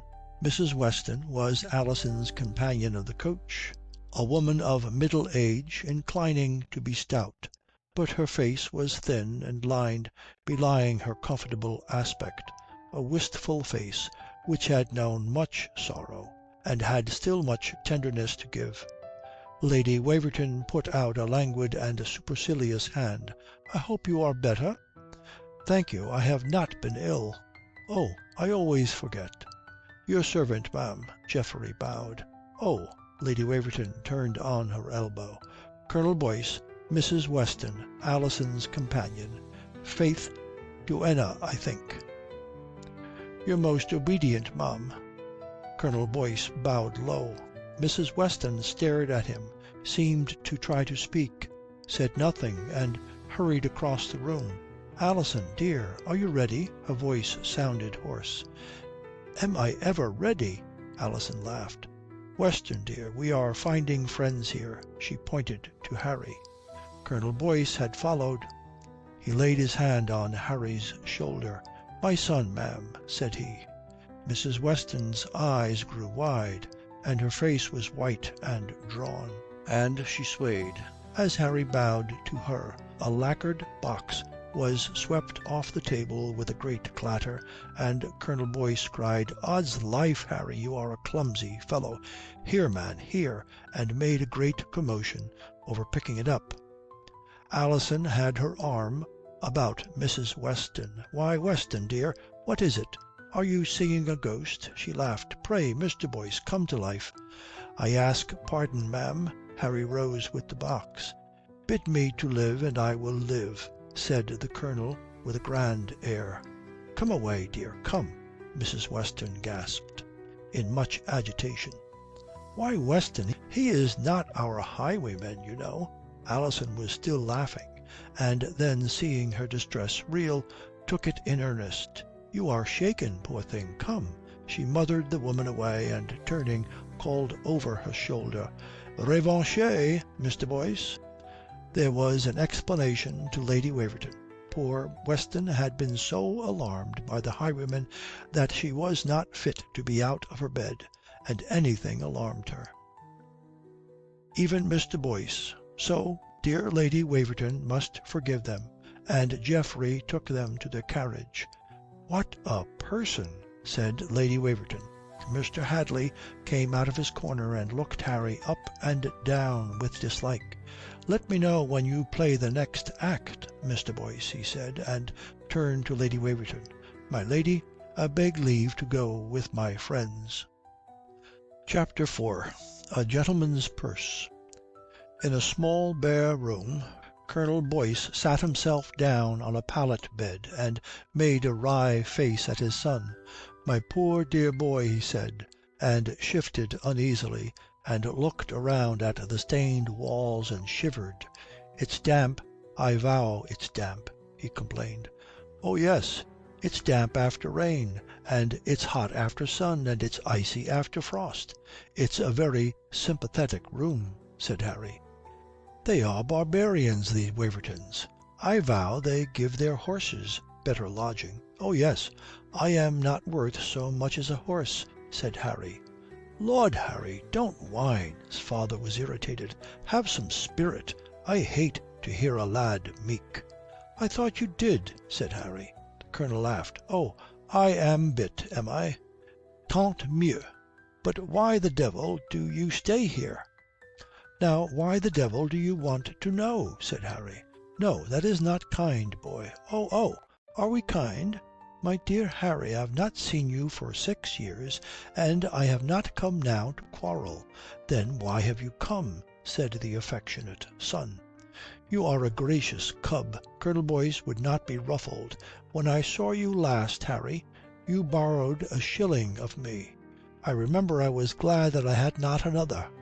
You can have it back with interest now. There is plenty in the purse, Harry, and half of all mine is yours. You have changed, Harry said. Odds life, Harry, bear no grudges. I dare say I was hard in what you remember of me. Well, things were hard upon me, and I lived hard. You shall find me mellow enough now. Hard? I don't know that you were hard. I thought you were as cold as ice. I believe, sir, I am still frozen. Egad, Harry, you must have had a cursed childhood. Oh, must we be sympathetic? Said Harry.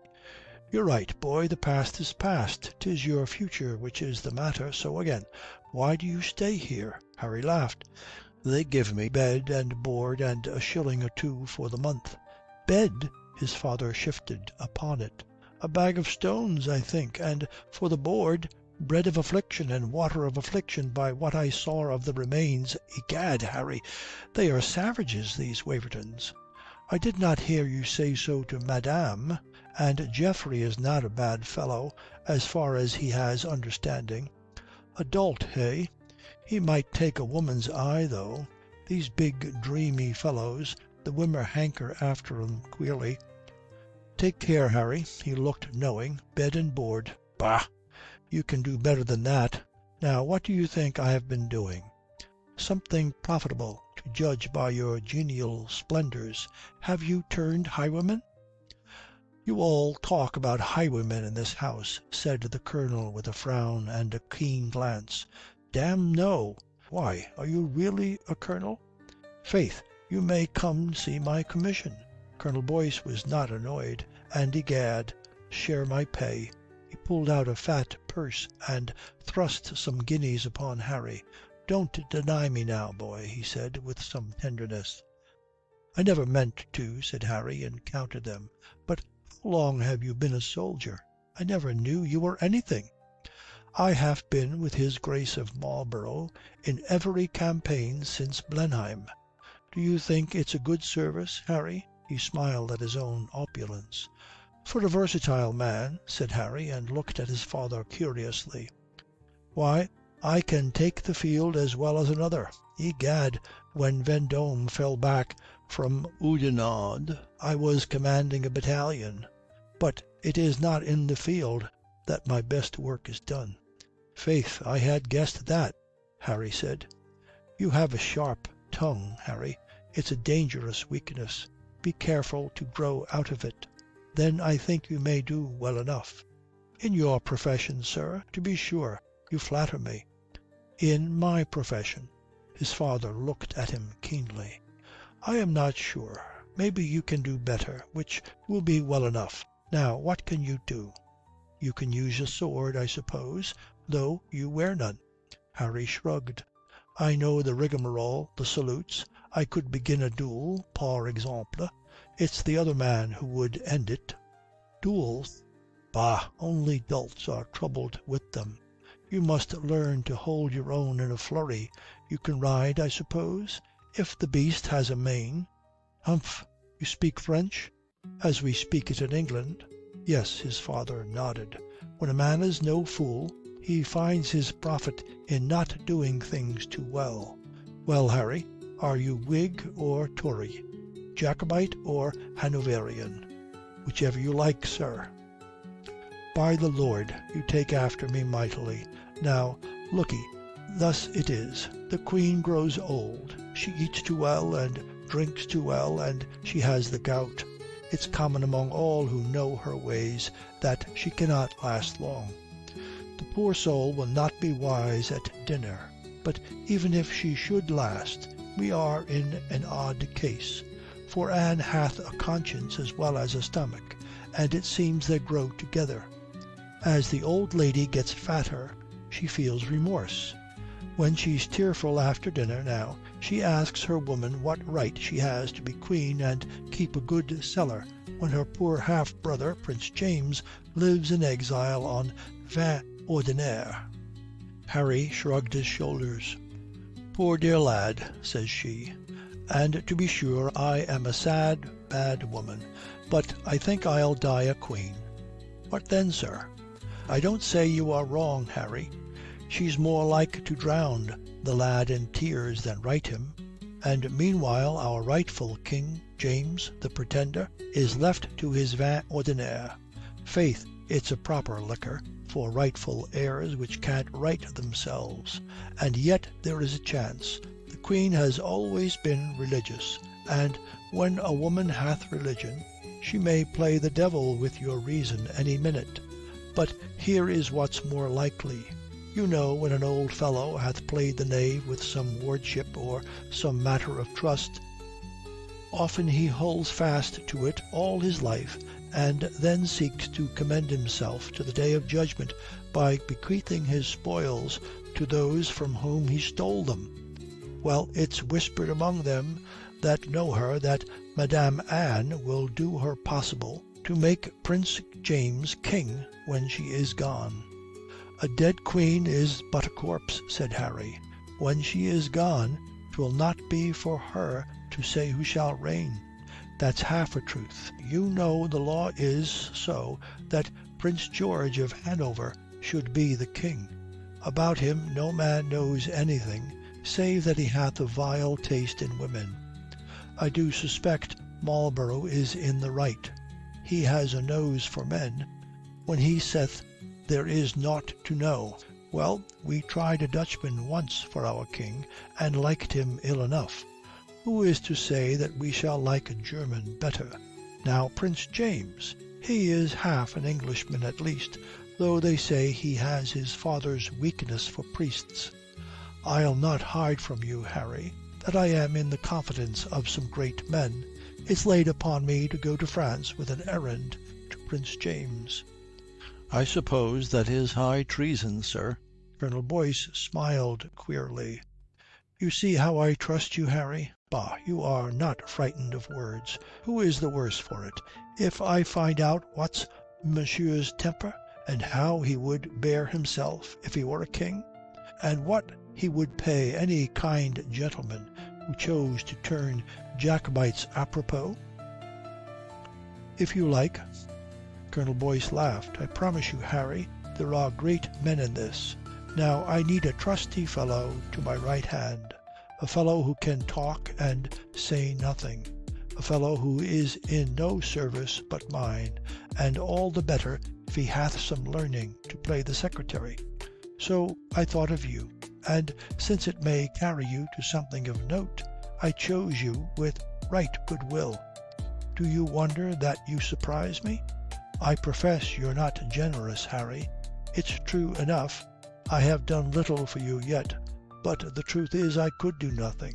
As soon as I have it in my power, I come to you, and offer me a game at hazard. Why, Harry, you're not a coward. Faith, I can't tell. Perhaps I will go with you, but I have no expectation in it." "I suppose you have some here," his father sneered. "What do they call you? You seem to be something better than Master Geoffrey's valet, and a good deal worse than my lady's footman." "Why, I believe you have lost your temper," Harry laughed. "Oh, admirable sight.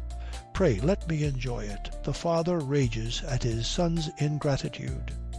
But Colonel Boyce had quickly recovered his equanimity. "They used to tell me that I was a cold fellow, but I vow you are a very fish.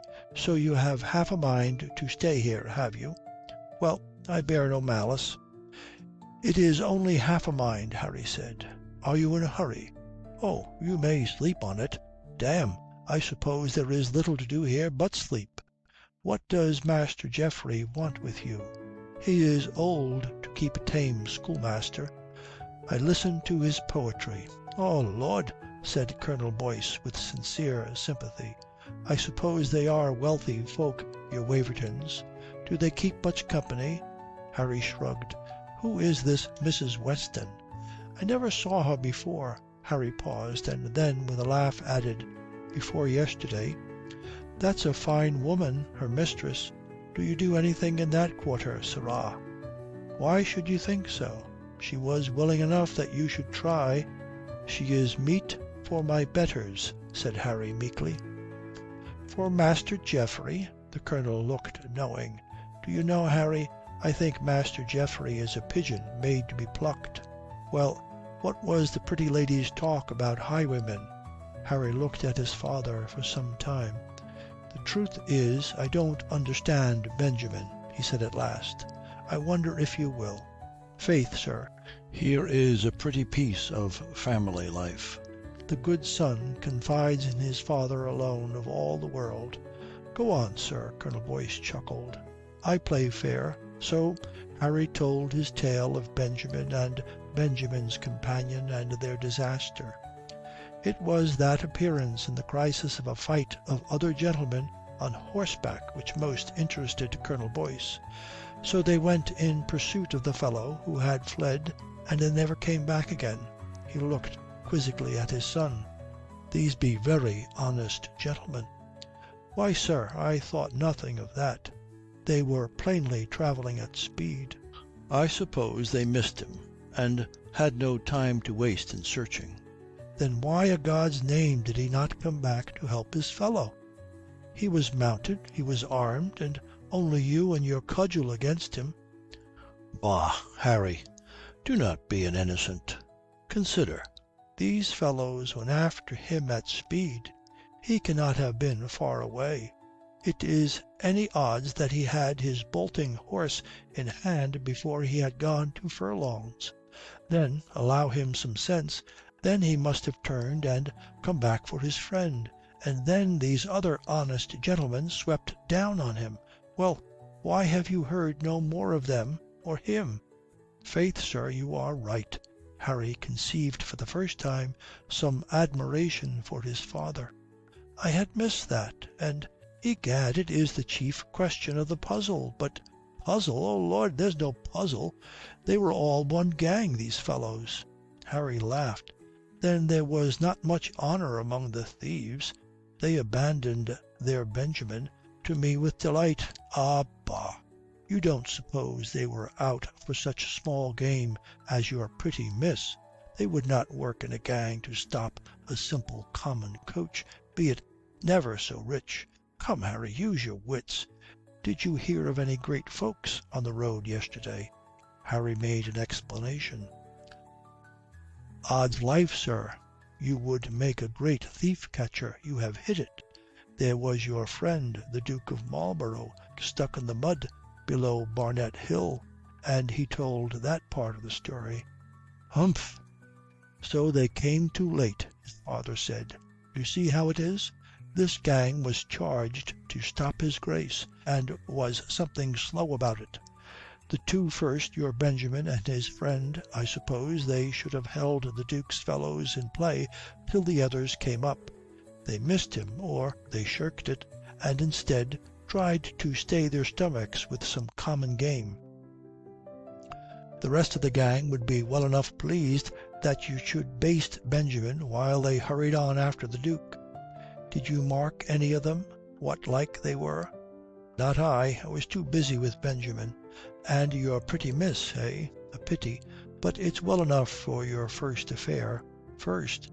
Why, am I to spend my life tumbling with gentlemen of the road? And a profitable, pleasant life, too, if you use your wits. Harry opened his eyes. Do you know it well, sir? Now, what I don't understand is why a gang of highwaymen should appoint to set upon the Duke of Marlborough. It's dangerous, to be sure. You will understand why if you come to France, said Colonel Boyce with a queer smile. There are many would pay high for a sight of his Grace's private papers. And he laughed to himself over some joke. Nay, but you have done very well, Harry, he condescended. I like this business of leaving Benjamin tied up on the road. It is damned nonsense, to be sure, but it has an air, a distinction. Your pretty miss will like that, and I judge you have not told the Wavertons you were the hero, nor let miss tell them. 'Tis your little secret for yourselves. A good touch, Harry. Odds life, I begin to be proud of you. I suppose you will soon go pay your respects to Mrs. Weston. He laughed heartily. Harry was not amused. Do you know, I think I like you much less than you like me, he said. Colonel Boyce seemed very well content. Chapter 5 The World's a Miracle. Colonel Boyce was established in the house, a guest of high honour. Harry, dazed at the mere fact, could not be very sure how it had happened, or why. The Wavertons, mother and son, had assaulted the Colonel with hospitality for a night, for another, for longer and longer, and he, appearing at first honestly dubious, remained with a benign condescension. There is no doubt that, in an honourable way, Lady Waverton was fascinated by Colonel Boyce. She saw nothing coarse in his highly coloured manners, suspected no guile in his flattery or his parade of importance. Harry, who had never supposed her a wise woman, was surprised by her complete surrender. He had credited her with too much pride to succumb to flattery, which was to his taste impudently gross. But he was not yet old enough to allow that other folks might have tastes wholly unlike his own, and he had himself, it is perhaps the only trait of much delicacy in him, a shrinking discomfort under praise.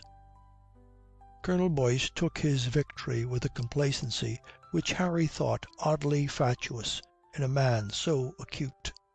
"Egad, the old lady would go to church with me to-morrow if I asked her," he laughed, and seemed to think that in that at least my lady showed sense.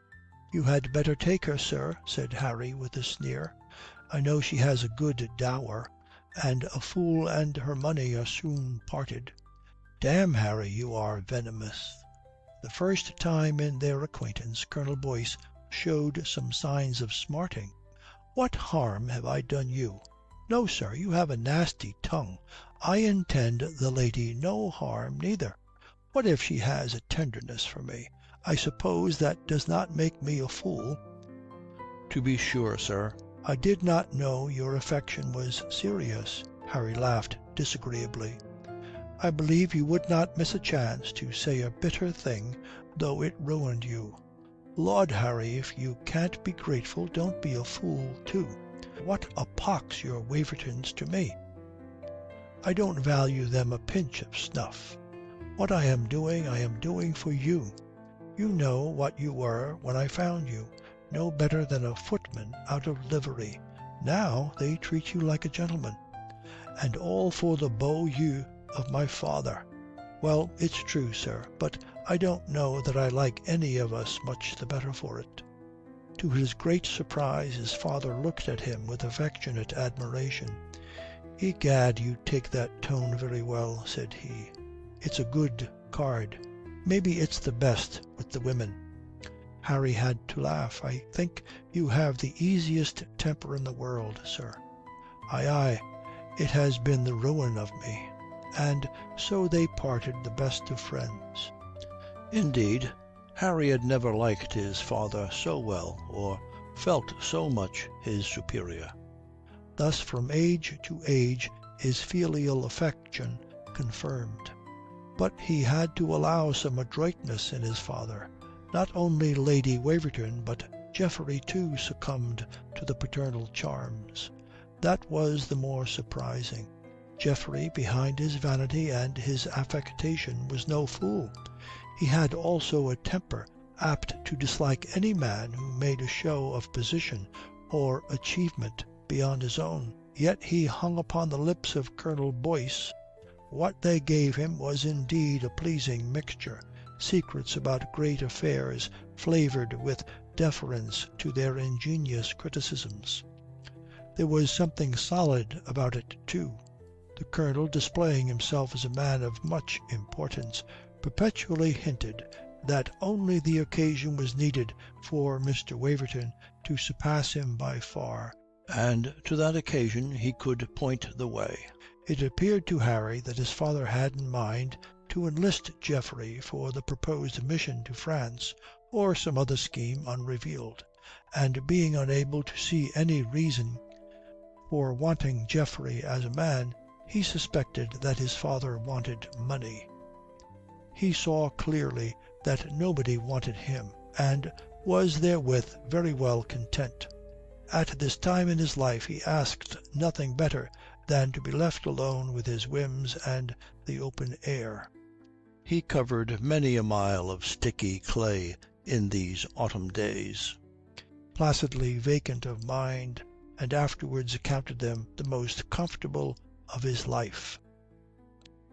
Mr. Waverton's house was set upon a hill at one end of a line of hills which now look over the wilderness of London, falling steeply thereto, and upon the other side to northward and the open country more gently. In the epoch of Harry Boyce those hills were all woodland. Pleasant patches still remain, and if the need of great walking was not upon him, he was often pleased to loiter through their thickets. It was on a wild southwesterly day, when the naked trees were at a loud chorus, that Alison came to him. The dainty colours of her face laughed from a russet hood. Russet cloak and green skirt wind-borne against her gave him the delight of her shape. "Stand, sir, and throw us that you have about you," she cried. "You're poetical, ma'am." "I vow not I." "I say what I mean. There's an unmaidenly trick. And faith, I am here to rifle you, Mr. Boyce.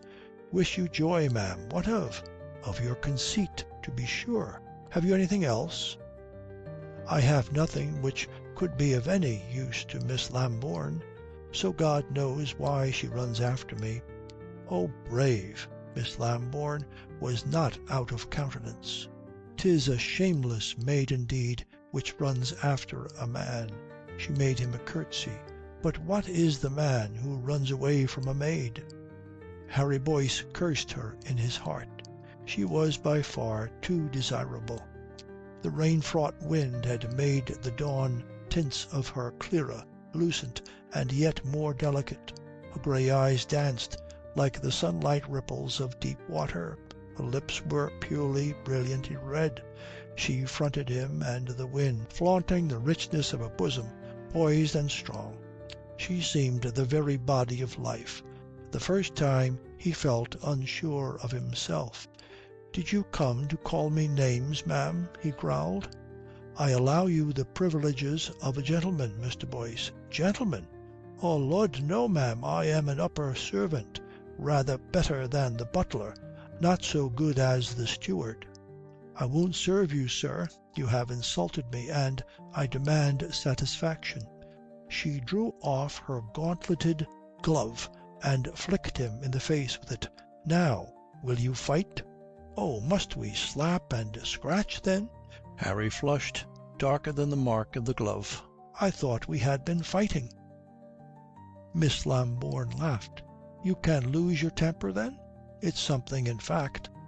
"Yes, we have been fighting, sir, and you don't fight fair." "Who does with a woman?" Harry sneered. "I cry you mercy, ma'am.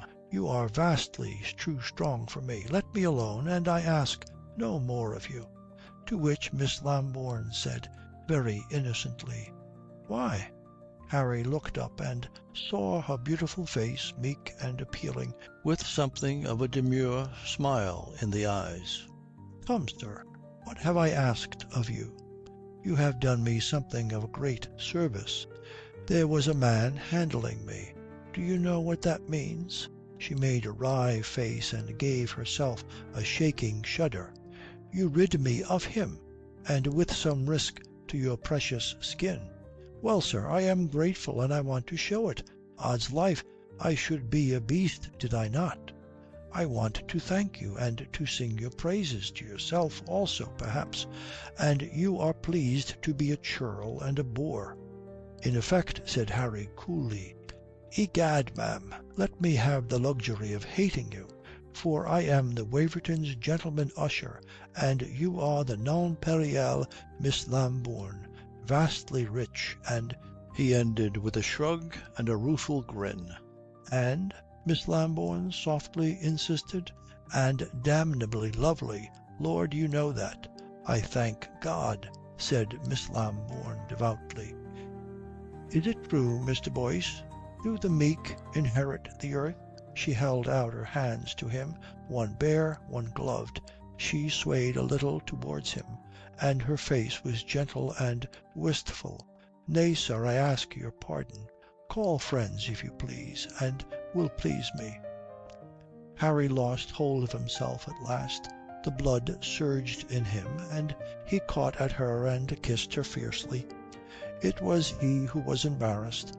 As he stood away from her, eyeing her with a queer, defiant shame, she smiled through a small matter of a blush, and breathing quickly said, "What does it feel like, sir?" "The world's a miracle," Harry said unsteadily, and would have caught her again. She turned. She was away, light of foot, and in a moment, through the wind, he heard her singing to a tune of her own, the child's rhyme. Fly away, Jack, fly away, Jill. Come again, Jack, come again, Jill. Chapter 6. Harry is not grateful. Where the lane from Fortis Green crosses the high road there stood an alehouse. On the wettest days, and some others, the place was Harry's resort. Not that he had a liking for alehouse company, or indeed any company, but within the precincts of the Wavertons' house tobacco was forbidden, and, all the more for that, tobacco he loved with a solid devotion. The alehouse of the crossroads offered a clean floor, a clean fire, air not too foul, a tolerable chair, a landlord who did not talk, and, until evening, sufficient solitude. There Harry smoked many pipes in tranquility until the day when, on his entry, he found Mr. Hadley's sardonic face waiting for him. He liked Charles Hadley less than many men whom he more despised. Nobody in a position just better than menial can be expected to like the condescending mockery which was Mr. Hadley's métier. But Harry, it is one of his most noble qualities, bore being laughed at well enough. What most annoyed him was Mr. Hadley's parade of a surly, austere virtue. He did not doubt that it was sincere. He could more easily have forgiven it if it had been hypocritical. A man had no business to be so mighty honest. Mr. Hadley nodded at Harry, who said it was a dirty day, and called for his pot of small ale and his pennyworth of Spanish tobacco. Mr. Hadley was civil enough to pass him a pipe from the box. Both gentlemen smoked in grave silence. "So you are still with us," said Mr. Hadley. "By your good leave, sir. I had an apprehension the Colonel was going to ravish you away. I hope I am still of some use to Mr. Waverton. Damme, you might be the old family retainer. Faithful service of the antique world. Egad, I suppose you will end your days with Geoffrey, and be buried at his feet like a trusty hound. If you please, sir." They looked at each other. "Well, Mr. Boyce, I beg your pardon," Hadley said, "but you'll allow you are irritating to a plain man." "I do not desire it, sir." "I may hold my tongue and mind my own business, hey? Why not take me friendly?" "I intend you no harm, Mr. Hadley." "That's devilish good of you, Mr. Boyce. To be plain with you, what do you want here?" "Here? Oh, Lord, sir, I come to smoke my pipe. And what if I come to smoke you? Odds life, I know you are no fool. Do me the honour to take me for none, and tell me, if you please, why do you choose to be Mr. Geoffrey's gentleman-in-waiting? You are good for better than that, Mr. Boyce." "No doubt, sir, but it brings me bread and butter." "You could earn that fighting in Flanders." Harry shrugged. "I am not very brave, Mr. Hadley." "You count upon staying here, do you?" "If I can satisfy Mr. Waverton," said Harry meekly. Hadley's face grew harder. "I vow I do my best to wish you well, Mr. Boyce. I should be glad to hear that you'll give up walking in the woods." There was a moment of silence. "I did not know that I had asked for your advice, sir," Harry said. "I am not grateful for it." "Damme, that's the first honest answer you have made," Hadley cried. "Look'ee, Mr. Boyce, I am as much your friend as I may be. I have an uncle which was the lady's guardian. If I said a word to him, he would carry it to Lady Waverton in a gouty rage. There would be a swift end of Mr. Boyce the tutor. Well, I would not desire that. For all your airs, I'll believe you are a man of honour. And I ask you, what to become of Mr. Boyce, the tutor, seeking private meetings with the Lambourne heiress. Egad, sir, you were made for better things than such a mean business. Honour, Harry sneered. Were you talking of men of honour? I suppose there is good cover in the woods, Mr. Hadley? Hadley stared at him. It was not good enough, you see, sir. He knocked out his pipe and stood up. Bah, this is childish. You don't think me a knave, nor I you. I have said my say, and I mean you well. I believe that, Mr. Hadley. Harry met him with level eyes. And I am not grateful. You know who she is meant for. I know that the lady might call us both impudent. Would that break your bones? Come, sir, the lady hath been destined for Master Geoffrey since she had hair and never has rebelled. Lord, Mr. Hadley, are you destiny? Mr. Hadley let that by with an impatient shrug. So if you be fool enough to have ambitions after her, you would wear a better face in eating no more of Master Geoffrey's bread. It's a good day for walking, Mr. Hadley. Which way do you go? For I go the other. I hope so, Mr. Hadley agreed, and on that the two gentlemen parted, both something warm. We should flatter him in supposing Harry Boyce of a chivalrous delicacy. Whether the lady's fair fame might be the worse for him was a question of which he never thought. It is certain that he did not blame himself for using his place as Geoffrey's paid servant to damage Geoffrey in his affections. And indeed you will agree that he was innocent of any designed attack upon the lady. Yet Mr. Hadley succeeded in making him very uncomfortable. What most troubled him, I conceive, was the fear of being ridiculous. The position of a poor tutor aspiring to the favours of the heiress destined for his master invites the unkind jibe, and Harry could not be sure that Alison herself was free from the desire to make him a figure of scorn. Such a suspicion might disconcert the most ardent of lovers. Harry Boyce, whatever his abilities in the profession, was not that yet, but the very fact that he had come to feel an ache of longing for Alison made him for once dread laughter. If he had been manoeuvring for what he could get by her, or if he had been merely taken by her good looks, he might have met jeering with a brazen face. But she had engaged his most private emotions, and to have them made ludicrous would be of all possible punishments most intolerable. The precise truth of what he felt for her then was, I suppose, that he wanted to make her his own, wanted to have all of her in his power, and a gentleman whom the world and the lady are laughing at for an aspiring menial cannot comfortably think about his right to possess her. There was something else. He was not meticulously delicate, but he had a complete practical sanity. He saw very well that even if Alison, by the chance of circumstance, had some infatuation for him, she might soon repent. He saw that even if the affair went with romantic success, a thing hardly possible, his position and hers might be awkward enough. Her friends would be long in forgiving either of them, and find ways enough to hurt them both. Mr. Hadley, confound him, spoke the common sense of mankind.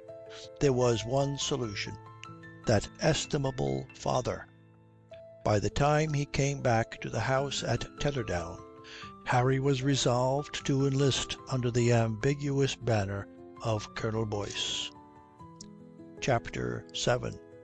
Generosity of a Father. With grim irony, Harry congratulated himself on his decision. When first he came into the house he heard Alison singing. There was indeed, as he told himself clearly, nothing wonderful about her voice. It resembled the divine only in being still and small. Yet he could not, he called himself still more clearly a fool, keep away from it, and so he slunk into Lady Waverton's drawing-room. Only duty and stated hours were wont to drag him there.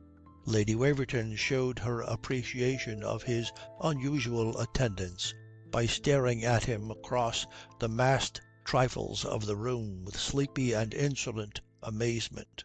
But it was not the glassy eyes of Lady Waverton which convinced Harry that flight was the true wisdom. Over Alison at the harpsichord, Geoffrey hung tenderly. Their shoulders touched. Eyes answered eyes, and Miss was radiant. She sang at him with a naughty archness that song of Mr. Congreve's. Thus to a ripe consenting maid, poor old repenting Delia said, "Would you long preserve your lover, would you still his goddess reign? Never let him all discover, never let him much obtain. Men will admire, adore, and die, while wishing at your feet they lie. But admitting their embraces wakes 'em from their golden dream. Nothing's new besides our faces, every woman is the same." She contorted her own face into smug folly by way of illustration. Then she and Geoffrey laughed together. "I vow you're the most deliciously wicked creature that ever was born a maid." "Do you regret it, sir? Faith, I could not well be born a wife." "No, ma'am, that's an honour to be won by care and pains." "Pains, Lord, yes, I believe that. But, dear sir, I reckon it the punishment for folly." Why, she chose to see Harry. "Why, here is our knight of the rueful countenance." Mr. Waverton laughed. "It is related of the Egyptians." "God help us," Alison murmured. He went on giggling. "It is related of the ancient Egyptians that they ever had a corpse among the guests at their feasts." "Were their cooks so bad?" said Alison.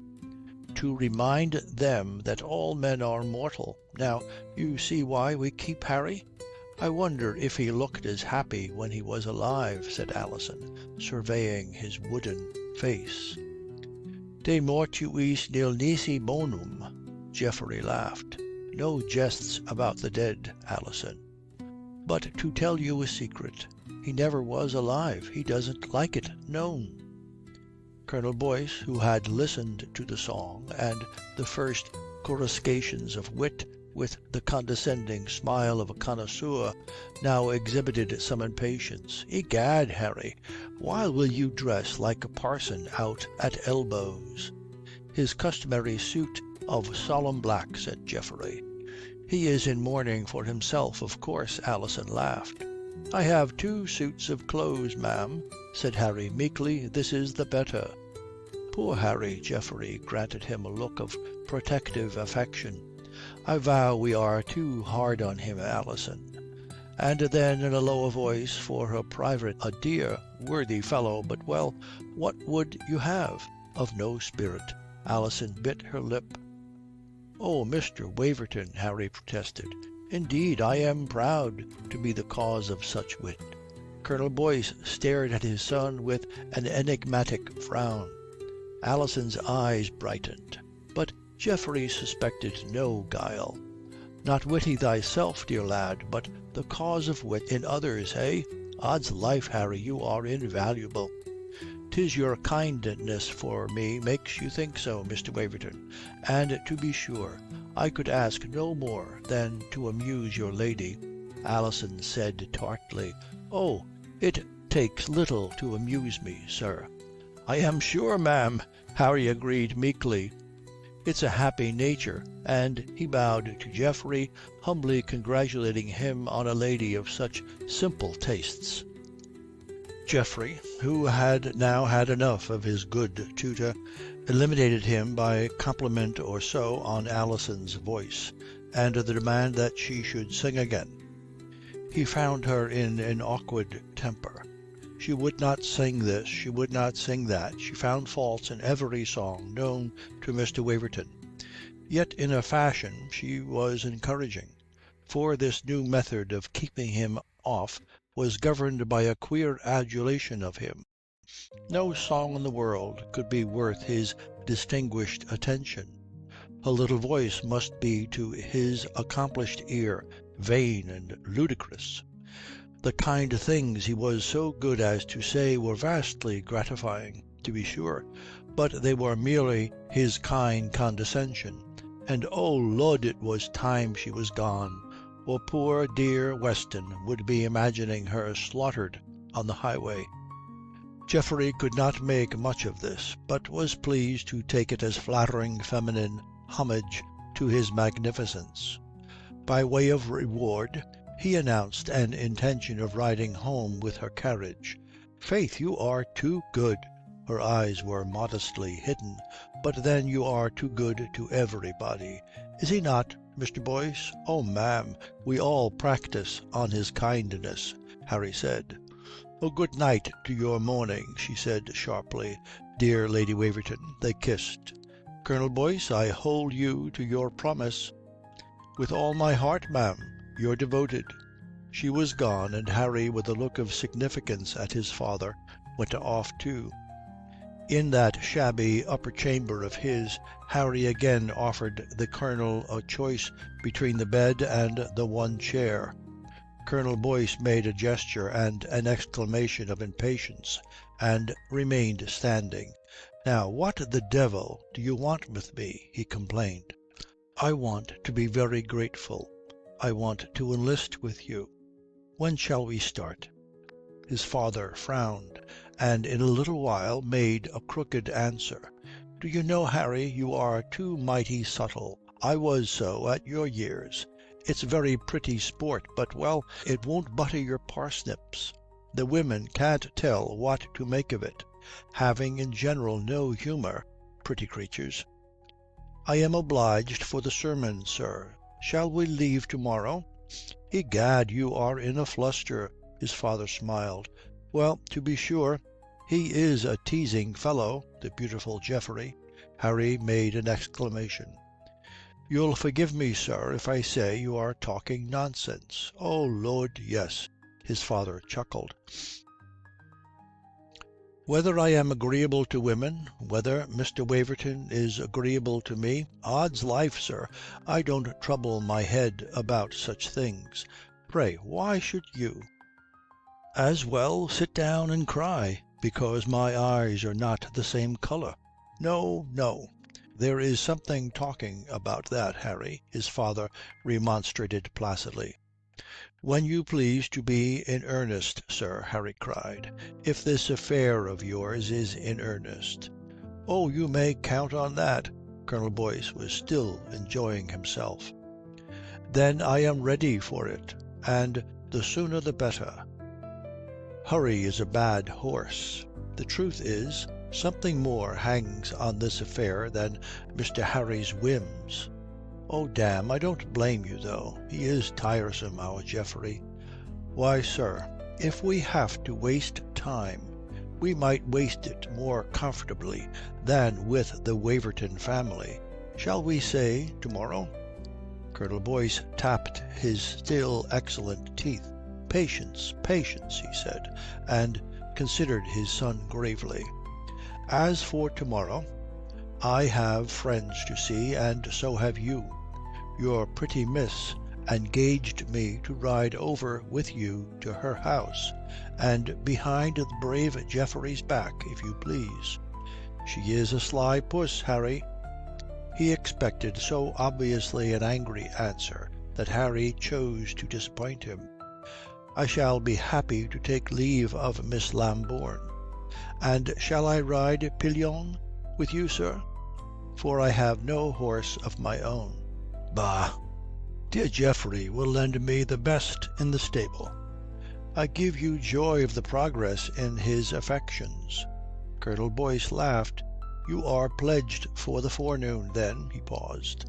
"And as to that little affair of mine, you shall know your part soon enough. It cannot be too soon, sir." "No," Colonel Boyce nodded. "I think it's full time." He took leave of his son with what the son thought superfluous affection. Half an hour afterwards he was in Mr. Waverton's room, a place very precious. Everything in it, and there were many things, had an air of being strange. Mr. Waverton slept behind curtains of black and silver. His floor was covered with some stuff like scarlet velvet. There was a skull in the place of honour on the walls, flanked by two Venetian pictures of the Virgin, and faced by a blowsy Bacchus and Ariadne from Flanders.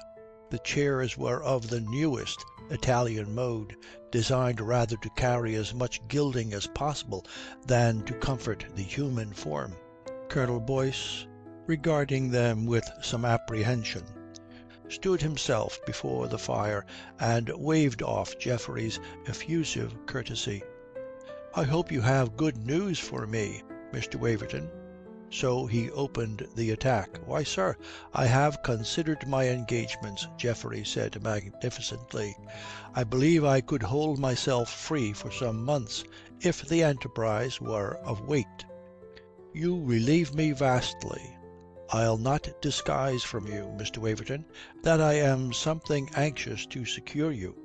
I could not find a gentleman so well equipped for this delicate business. You'll observe 'tis the first importance that we should have presence, an air, the je ne sais quoi of dignity and family." "Sir, you are very obliging." Geoffrey swallowed it whole. "When I came here, I confess I was at my wits' end. Indeed, I had a mind to go alone. The gentlemen of my acquaintance, either they could not be trusted with an affair of such value, or they had too much of our English coarseness to be at ease with it. Faith, when I came to see my poor dear Harry, little I thought that in his neighbourhood I should find the very man for my embassy." The two gentlemen laughed together over the incompatibility of Harry with gentlemanly diplomacy. "Not but what Harry is a faithful, trusty fellow," said Mr. Waverton with magnificent condescension. "You are very good to say so." "A dolt, sir, a dolt. So much the worse for me.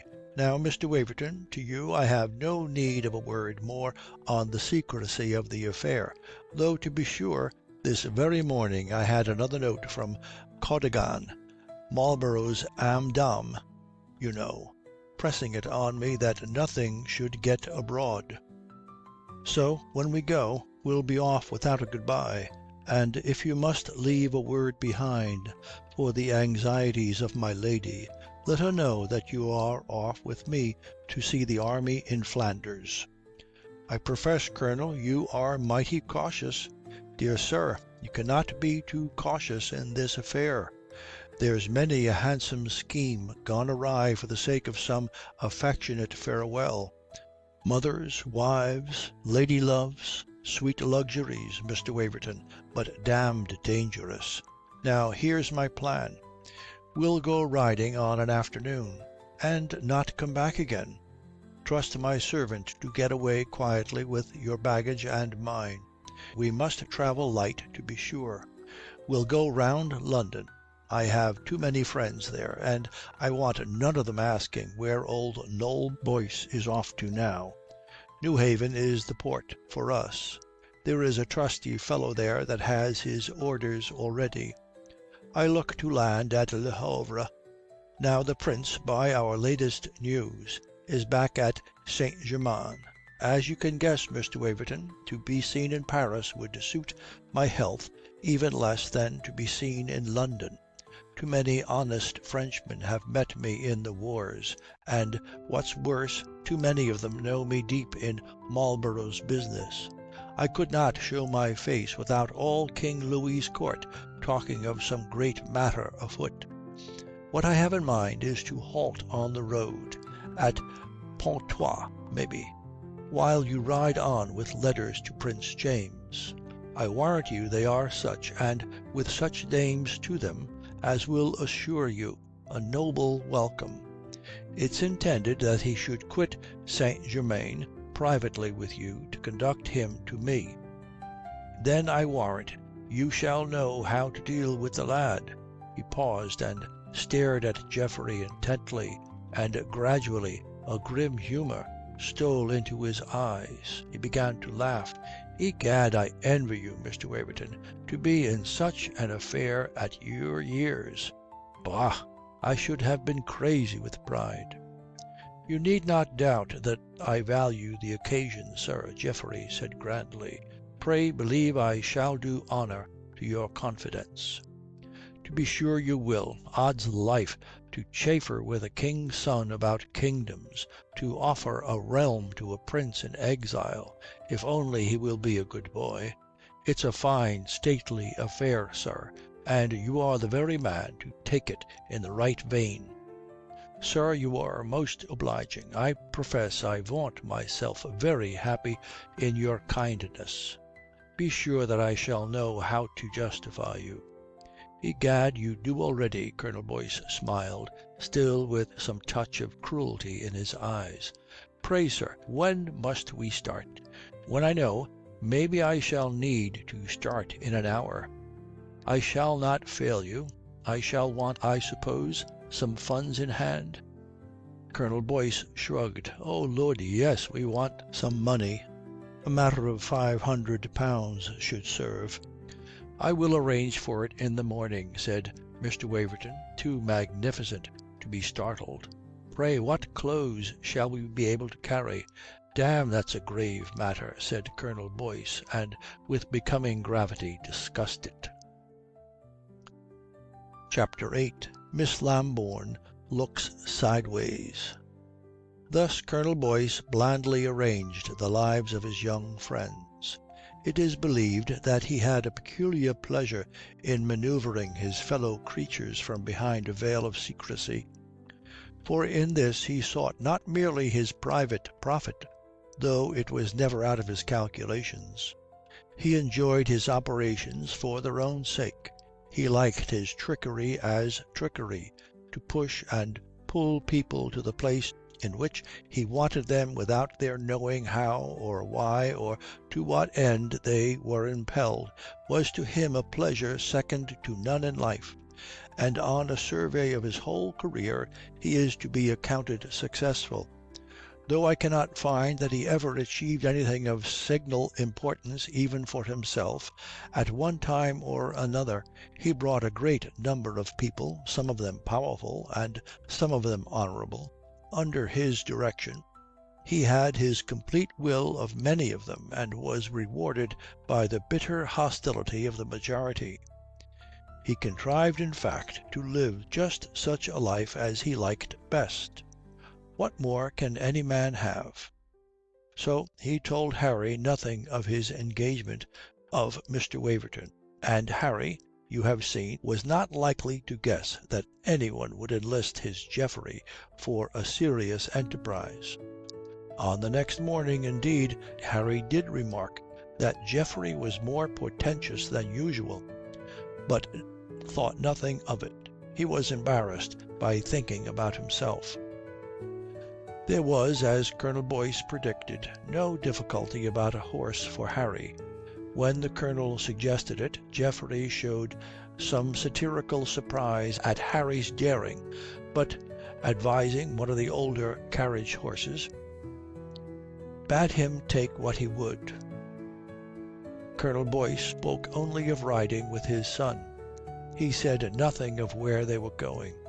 Harry wondered whether Geoffrey would have been so gracious if he had known that Alison was their destination, and a new experience for him, felt some qualms of conscience.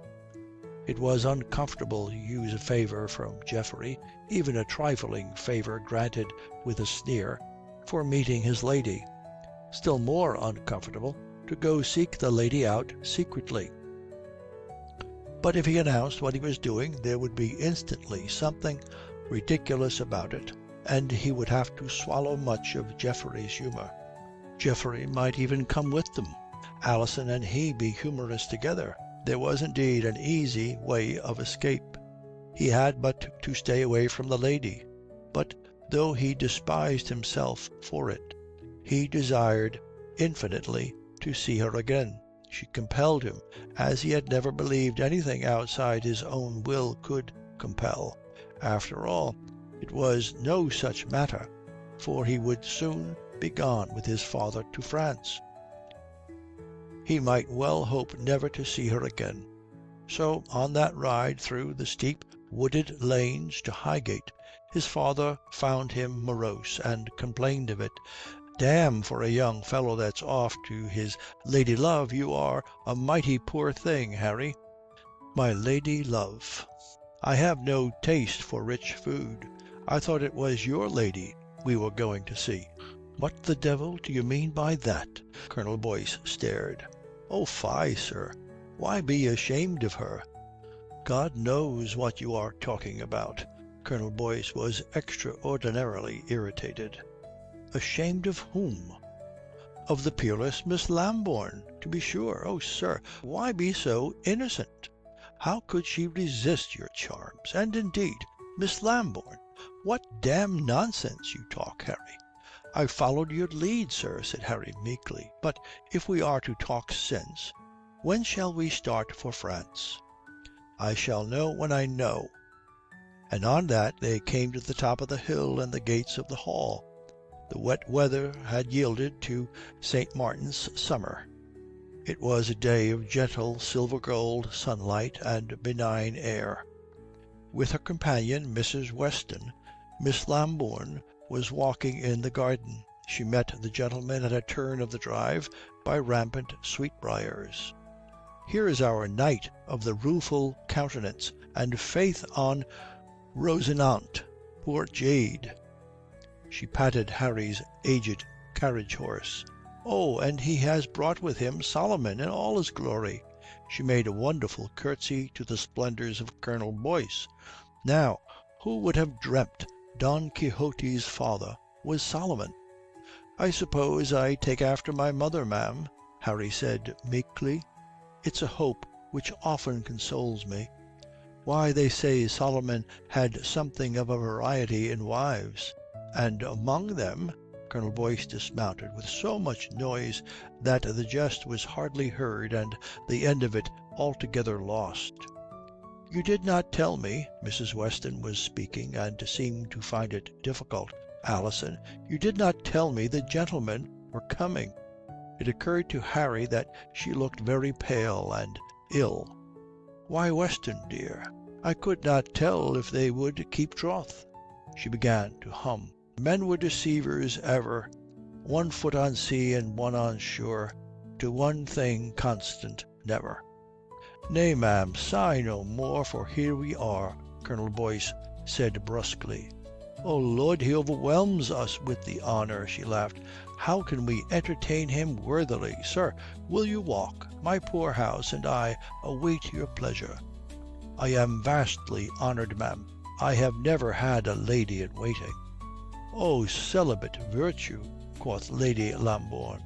And to the house Colonel Boyce led her and his horse, and a little way behind Harry followed with his and Mrs. Weston.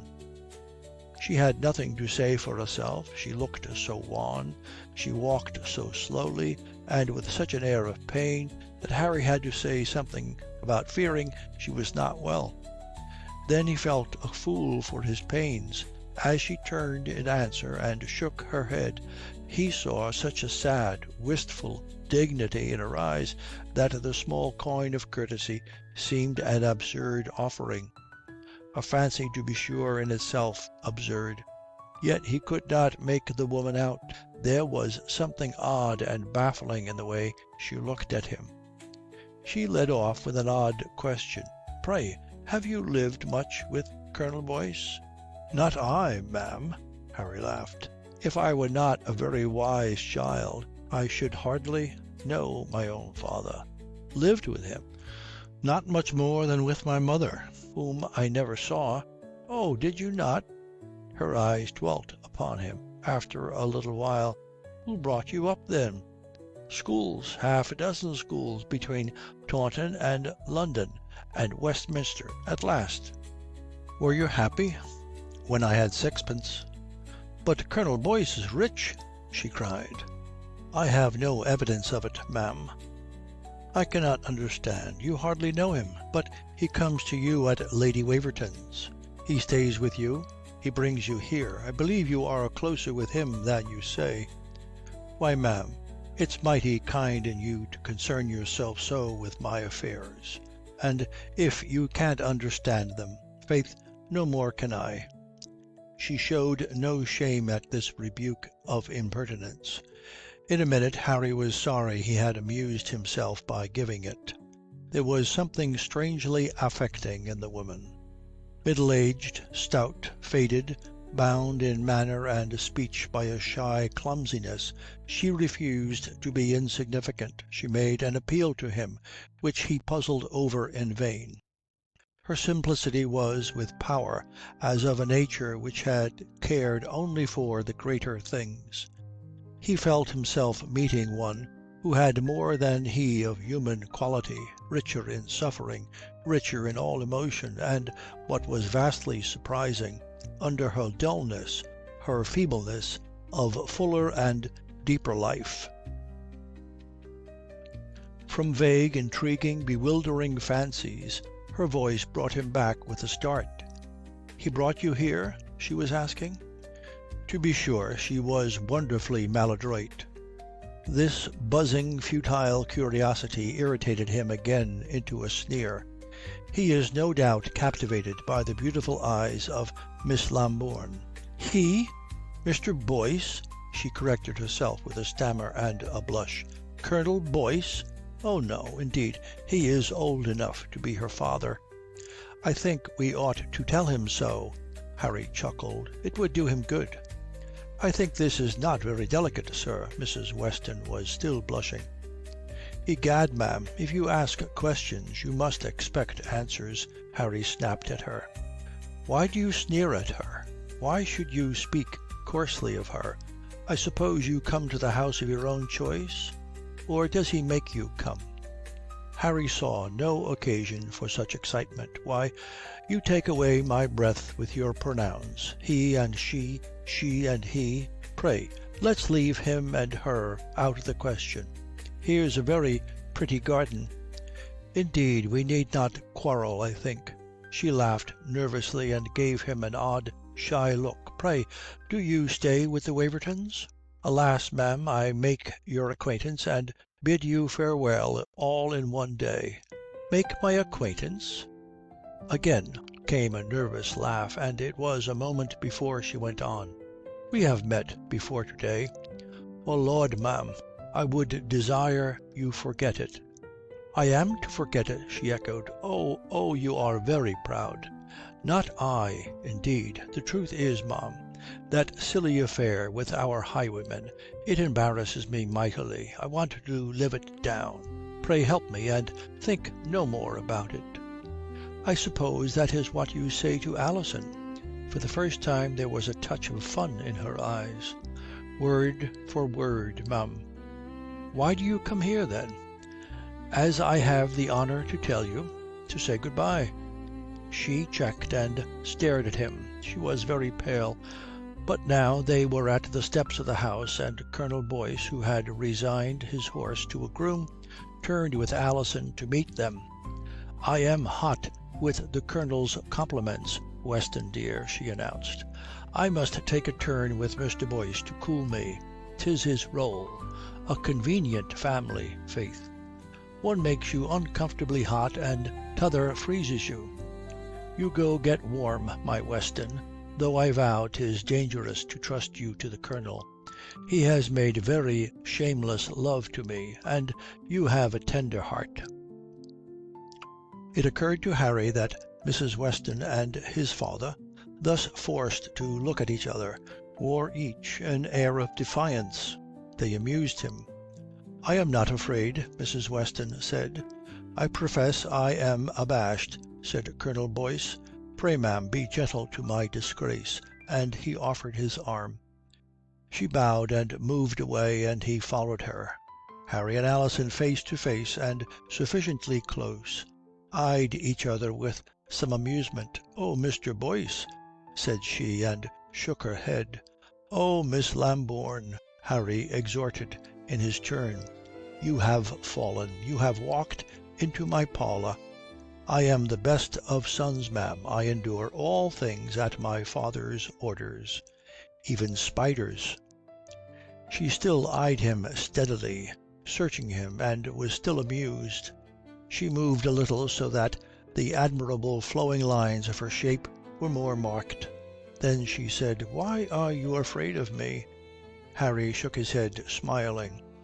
"Vainly is the net spread in the sight of the bird, ma'am. But faith, it was a pretty question, and I make you my compliments. So, will you walk, sir?" She turned into a narrow path in the shadow of arches, clothed by a great Austrian briar, on which here and there a yellow flame still glowed. "Mr. Boyce, when I meet you in company, you shrink and cower detestably.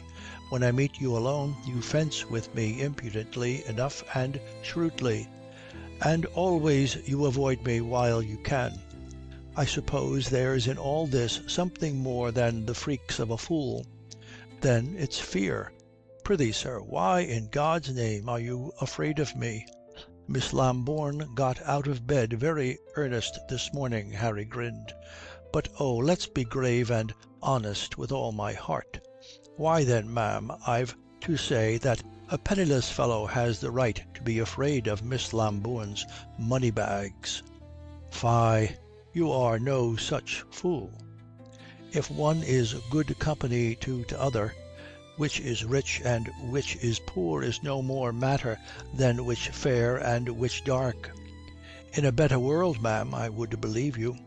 And here you believe kind folks would sneer at Harry Boyce for scenting an heiress. So you tuck your tail between your legs and go to ground. I suppose that is called honour, sir." "Oh no, ma'am. Taste." "La, I offend monsieur's fine taste, do I?" "Not often, ma'am, but by all means let us be earnest. I believe I mind being sneered at no more than my betters. Par exemple, ma'am, when you laugh at me for being shabby, I am not much disturbed." She blushed furiously. "I never did." "Oh, I must have read your thoughts then," Harry laughed. "Well, what matters to me is not that folks laugh at me, but why they laugh. That they mock me for being out at elbows, I swallow well enough. That they should sneer at me for making love to a woman's purse would give me nausea." Miss Lambourne was pleased to look modest. "Indeed, sir, I did not know that you had made love to me." "I am obliged by your honesty, ma'am." Miss Lambourne looked up and spoke with some vehemence. "It comes to this, then, you would be beaten by what folks may say about you." "Oh, brave." "Lud, we are all beaten by what folks might say. Would you ride into London in your shift?" "I don't want to ride in my shift," she cried fiercely. "Perhaps not, ma'am, but perhaps I don't want to make love to your purse." "Od burn it, sir, am I nothing but a purse?" "I leave it to your husband to find out, ma'am, and beg leave to take my leave. My kind father offers me occupation at a distance, and I embrace it ardently. Who knows? It may provide me with a coat." "You are going away?" "I have had the honour to say so." "And why, if you please?" Harry shrugged. "Because, ma'am, without my assistance, Mr. Waverton can very well translate Horace into his own sublime verse, and Miss Lambourne into his own proud wife." He intended her to rage. What she did was to say softly, "You do not want to see me that?" "I have no ambition to amuse you, ma'am." Miss Lambourne looked sideways. "What if I don't want you to go away?" "Egad, ma'am, I know you don't." Harry laughed. "You amuse yourself vastly, God knows why, with baiting me." "Why, it amuses me." Alison still looked at him sideways. "Don't you know why?" He did not choose to answer. "Indeed, then, if I am naught to you, why do you care what folks say of you and me?" Harry made a step towards her. "You mean to have it again, do you?" he muttered. "Pray, sir, what?" And still she looked sideways. "What you dragged out of me in the wood." "Dragged out of? Oh!" She blushed, she drew back, and so had occasion to do something with her cloak, which let a glimpse of white neck and bosom come into the light. "You flatter us both indeed. I'll tell you the truth of us both." He too was flushed. "You are a cursed coquette, and I am a cursed fool." Now she met his eyes fairly, and in hers there was no more laughter, but she smiled with her lips. "I think you know yourself better than you know me." Harry gripped her hands. "You go about to make me mad with desire for you." "I want you so," she breathed, and leaned back away from him, her eyes half veiled. He had his arms about her body, held her close. The red lips curved in a riddle of a smile. He saw dark depths in the shadowed eyes. "Malbrouck, ça va tant guère," she murmured. Harry exclaimed something, felt her against him, was aware of all her form, and heard footsteps. Alison was out of his grasp, her back to him, plucking a rose. "You will see me again. You shall see me again. I ride in the wood to-morrow morning," she muttered. "You'll pay for it," Harry growled. His father arrived, Mrs. Weston, a servant, at her heels. Alison came round with a swirl of skirts. "Dear sir, I doubt you have burnt up dinner by your long passages with my Weston. Come in, come in." And she led the way. For once Colonel Boyce was without an answer.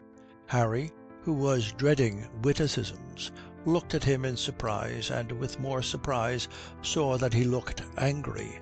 Mrs. Weston hurried on before them all. Her eyes were red. Chapter 9. Anger of an Uncle. It seems certain that on this day Alison wore a dress of a blue like peacock's feathers.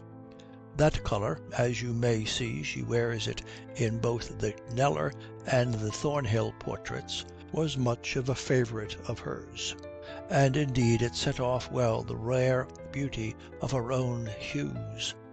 The clarity, the delicacy of her cheeks were such as you may see on one of those roses which, white in full flower, have a rosy flush on the outer petals of the bud, and the same rose open may serve for the likeness of a neck and bosom which she guarded no more prudishly than her day's fashion demanded. For all the daintiness, her lips, a proud pair, were richly red, stained of raspberries in Charles Hadley's sneer, and with the black masses of her hair and grey eyes almost as dark, gave her an aspect of what neither man nor woman ever denied her, eager and passionate life. All this was flowering out of her peacock blue velvet, and Harry, I infer, went mad.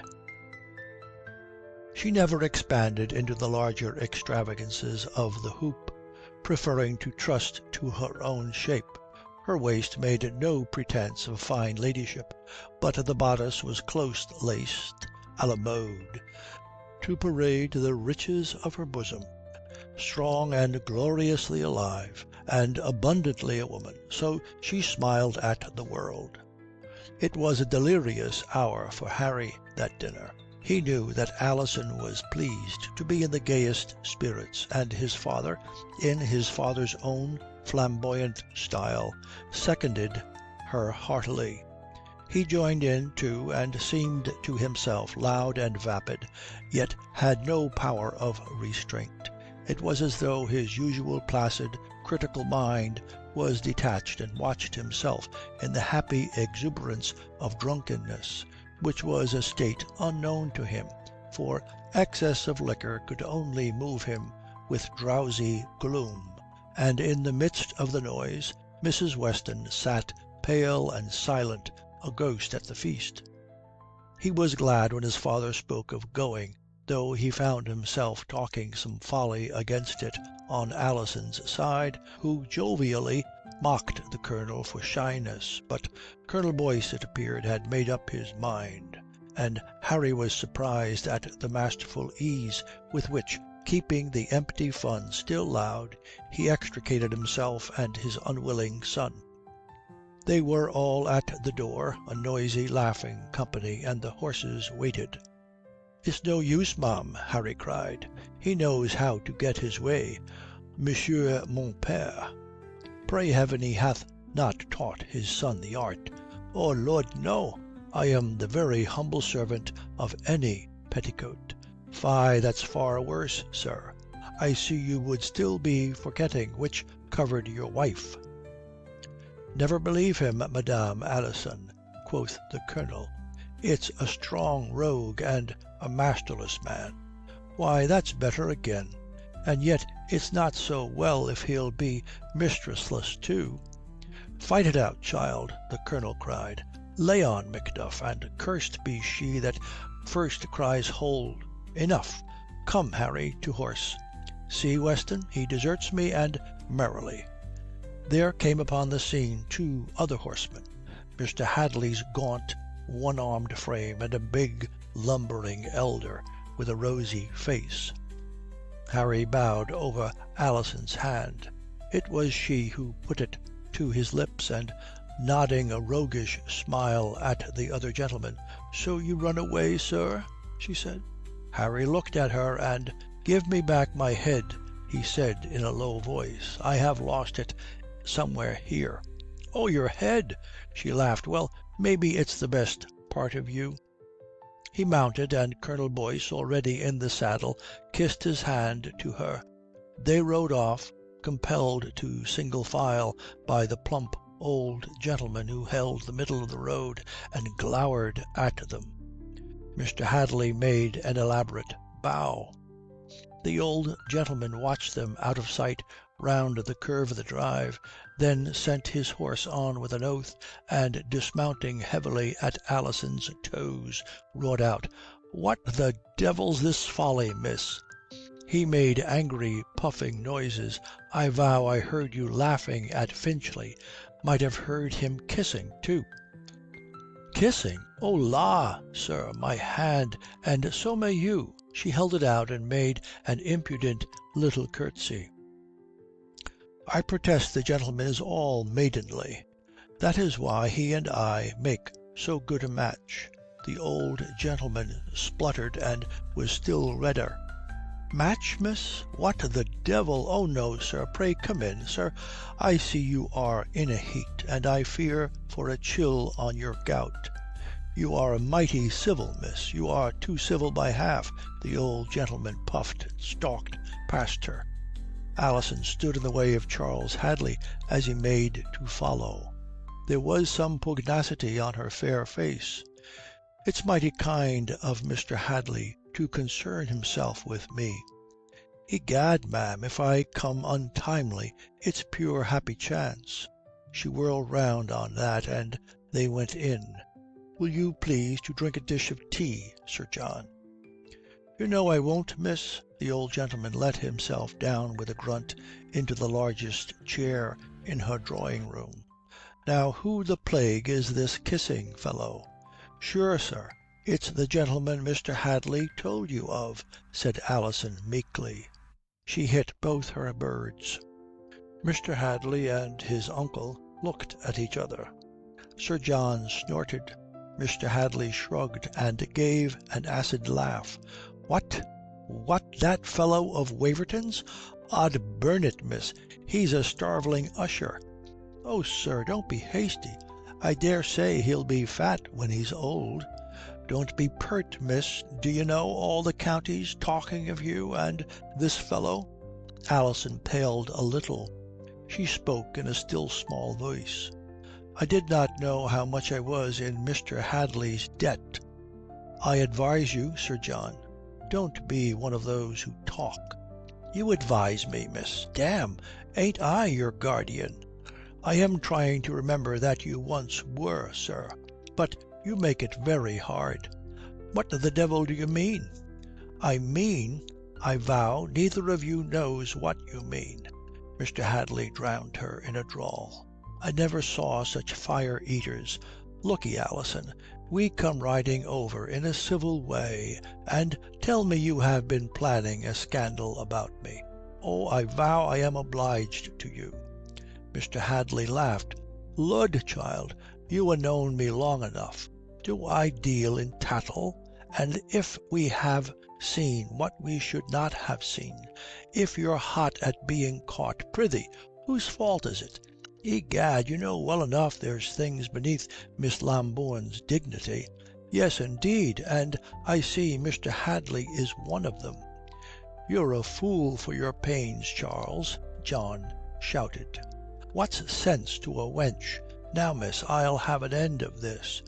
You're old Tom Lambourne's daughter, for all your folly, and I'll not have his flesh and blood the sport of any greedy rogue from the kennel." There was a moment of silence. Then Alison, whose colour was grown high, said quietly, "Pray, Sir John, will you go? Or shall I? I do not desire to see you again in my house." "Go?" The old gentleman struggled to his feet. "Damme, Charles, the girl's mad. Yes, miss, I'll go, and go straight to my Lady Waverton." "Od burn it, we'll have your fellow out of the county in an hour. Egad, miss, you're besotted. Why, what is he? A trickster, a knight of the road? Stand and deliver, that's my gentleman's trade. He's for your father's money, you fool." "Good-bye, Sir John," Alison said, and turned away. With unwonted agility, Mr. Hadley came between her and the door. "You are not fair to us, Alison," he said. "Prithee, be fair to yourself." She passed him without a word. Mr. Hadley turned and showed Sir John a rueful face. "We have made a bad business of it, sir." Sir John swore. "Brazen impudence, damn brazen, I say. Oh, Lord, don't make bad worse." Sir John swore again. Upon his rage came Alison's voice singing, "When daffodils begin to peer with high the doxy over the dale, why then comes in the sweet of the year, for the red blood reigns in the winter's pale." Sir John spluttered and went out, roaring for his horse. Chapter 10. Young Blood. There is reason to believe that from the first Mr. Hadley suspected he was making a fool of himself. This sensation, the common accompaniment of an attempt to do your duty, was just of the right strength to ensure that all his actions should be disastrous. It was, as you see, not strong enough to restrain him from exciting the dull and choleric mind of Sir John Burford. It did not avail to direct the ensuing storm, and then, having first failed to be sufficient check, it developed into a very paralysis. Startled by the furies he had roused in Alison, Mr. Hadley found that suspicion of his own folly develop into a gruesome conviction. It compelled him to labour with Sir John vehemently until that blundering knight consented to wait before exploding his alarms upon Lady Waverton. Even as the first blundering remonstrances had irritated Alison's wanton will into passionate resolution, so this ensuing vacillation and delay gave it opportunity. If the tale had been told to Lady Waverton, no doubt but Harry would have been banished from Tetherdown that night. It is likely, indeed, that the ultimate fates of Alison and Harry would have been the same, but many antecedent adventures must have been different or superfluous. Mr. Hadley was now full of common sense. Mr. Hadley sagely argued with his uncle that they would do more harm than good by carrying their tale to Lady Waverton. The woman was a fool in grain, and whatever she did would surely do it in the silliest way. Tell her a word, and she would swiftly give birth to a scandal, which the world would not willingly let die, in which Mr. Harry Boyce, if he were indeed the knave of their hypotheses, might easily find a means to strengthen his grip of Alison. It was better to wait, and so Mr. Hadley, with a sour smile, see which way the cat jumped. Perhaps Madame Alison, who was no kitten, might not be altogether infatuated. The shock of the afternoon, for all her heroics, might have waked in her some doubt of the charms of Mr. Boyce. The girl was shrewd enough. She had dealt with fortune hunters before, remembered the Scottish lord's son, and shown a humorous appreciation of the tribe. She was not a chit with the green sickness. She was neither so young nor so old that she must needs fall into the arms of any man who made eyes at her. After all, likely enough she was but amusing herself with Mr. Boyce. Not a very delicate business, but they were full-blooded folk, the Lambournes. Remember old Tom, her father? There was a jolly bluff rogue. Well, if Miss was but having her fling, it would do no good to tease her. Thus Mr. Hadley, cautiously recoiling, doubting or hoping he was making the best of things, brought Sir John, in spite of some boilings over, safe back to his home and his jovial daughter. When Harry and his father rode away from Alison, for once in a while Harry found his father's mood in tune with his own. Colonel Boyce suddenly relapsed from hilarity into a perfect silence. He soon reined in his horse to a walk, and his wonted alert, soldierly bearing suffered eclipse. He gave at the back, he was thoughtful, he was melancholy, a very comfortable companion. "Pray, sir, when do we start for France?" said Harry at length. "What's that? Egad, you're in a hurry, ain't you?" "Not to-night, nor yet to-morrow. Time enough, time enough. Make the best of it, Harry." It occurred to Harry that his father was preoccupied. But with that he did not concern himself. He was in too much tumult. It appeared he would be able to meet Alison in the morning. He did not know whether he was glad. He had been telling himself that he would have snatched at the excuse to fail her, and yet was not sure that if his father had announced instant departure he would not have bidden his father to the devil. But still in a fashion he was angry, in a degree he was frightened. He knew that he would go meet the girl now, could not help himself, an exasperating state. And when he was with her, her presence now set all his nature rioting. With other folk by, it was hard enough to be sane. When he was alone with her in the wood, what would the wild wench be to him before they parted? There was no love in him. He had no tenderness for her. He did not want to cherish her, serve her, glorify her. Only she made him mad with passion. But according to his private lights he was honest and wished to be, and was therefore commanded to try to save the girl from his wicked will and hers. He despised himself for the gleam of cautious duty. What in the world was worth so much as the rose petals of her face, the round swell of her breast? "Damme, Harry, a man's a fool to be ambitious." So his father broke in upon this tumult. "Why do we fret and trick after a place or a purse or a trifle of power?" Harry stared at him. "Lord, sir, why are you so moral?" And then Colonel Boyce began to laugh. "I grow old, I think. Oh, the devil, I never had regrets worse than the morning's headache from last night's wine. I suppose if you live long enough, life's a procession of morning headaches. Well, I vow I've not lived long enough yet, Harry. "I dare say you are the best judge," Harry admitted. "There's a higher court, eh? Who knows? Maybe we are all toys of chance." He shrugged. "Why then, damn, I have never been afraid to take what I chose and wait for the bill. Dodge it or pay it, odso. There is no other way for a hungry man." "Lord, sir, now you are philosophical. What's the matter?" "Humph, I suppose my stomach is weakening," said Colonel Boyce. "I don't digest things as I did." In this pensive temper they came back to Tetherdown. The Colonel's servant was waiting for him with letters, and he was seen no more that night.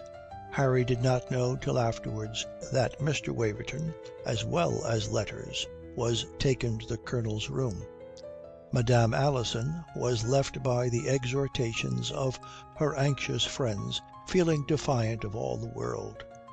It is a comfortable condition, but for a passionate girl of 22, fruitful of delusions.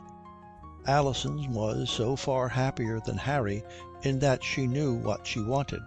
You will wonder, if you will, how Harry Boyce, with nothing handsome about him but his legs, could rouse in a girl just such a wild longing as her beauty set ablaze in him.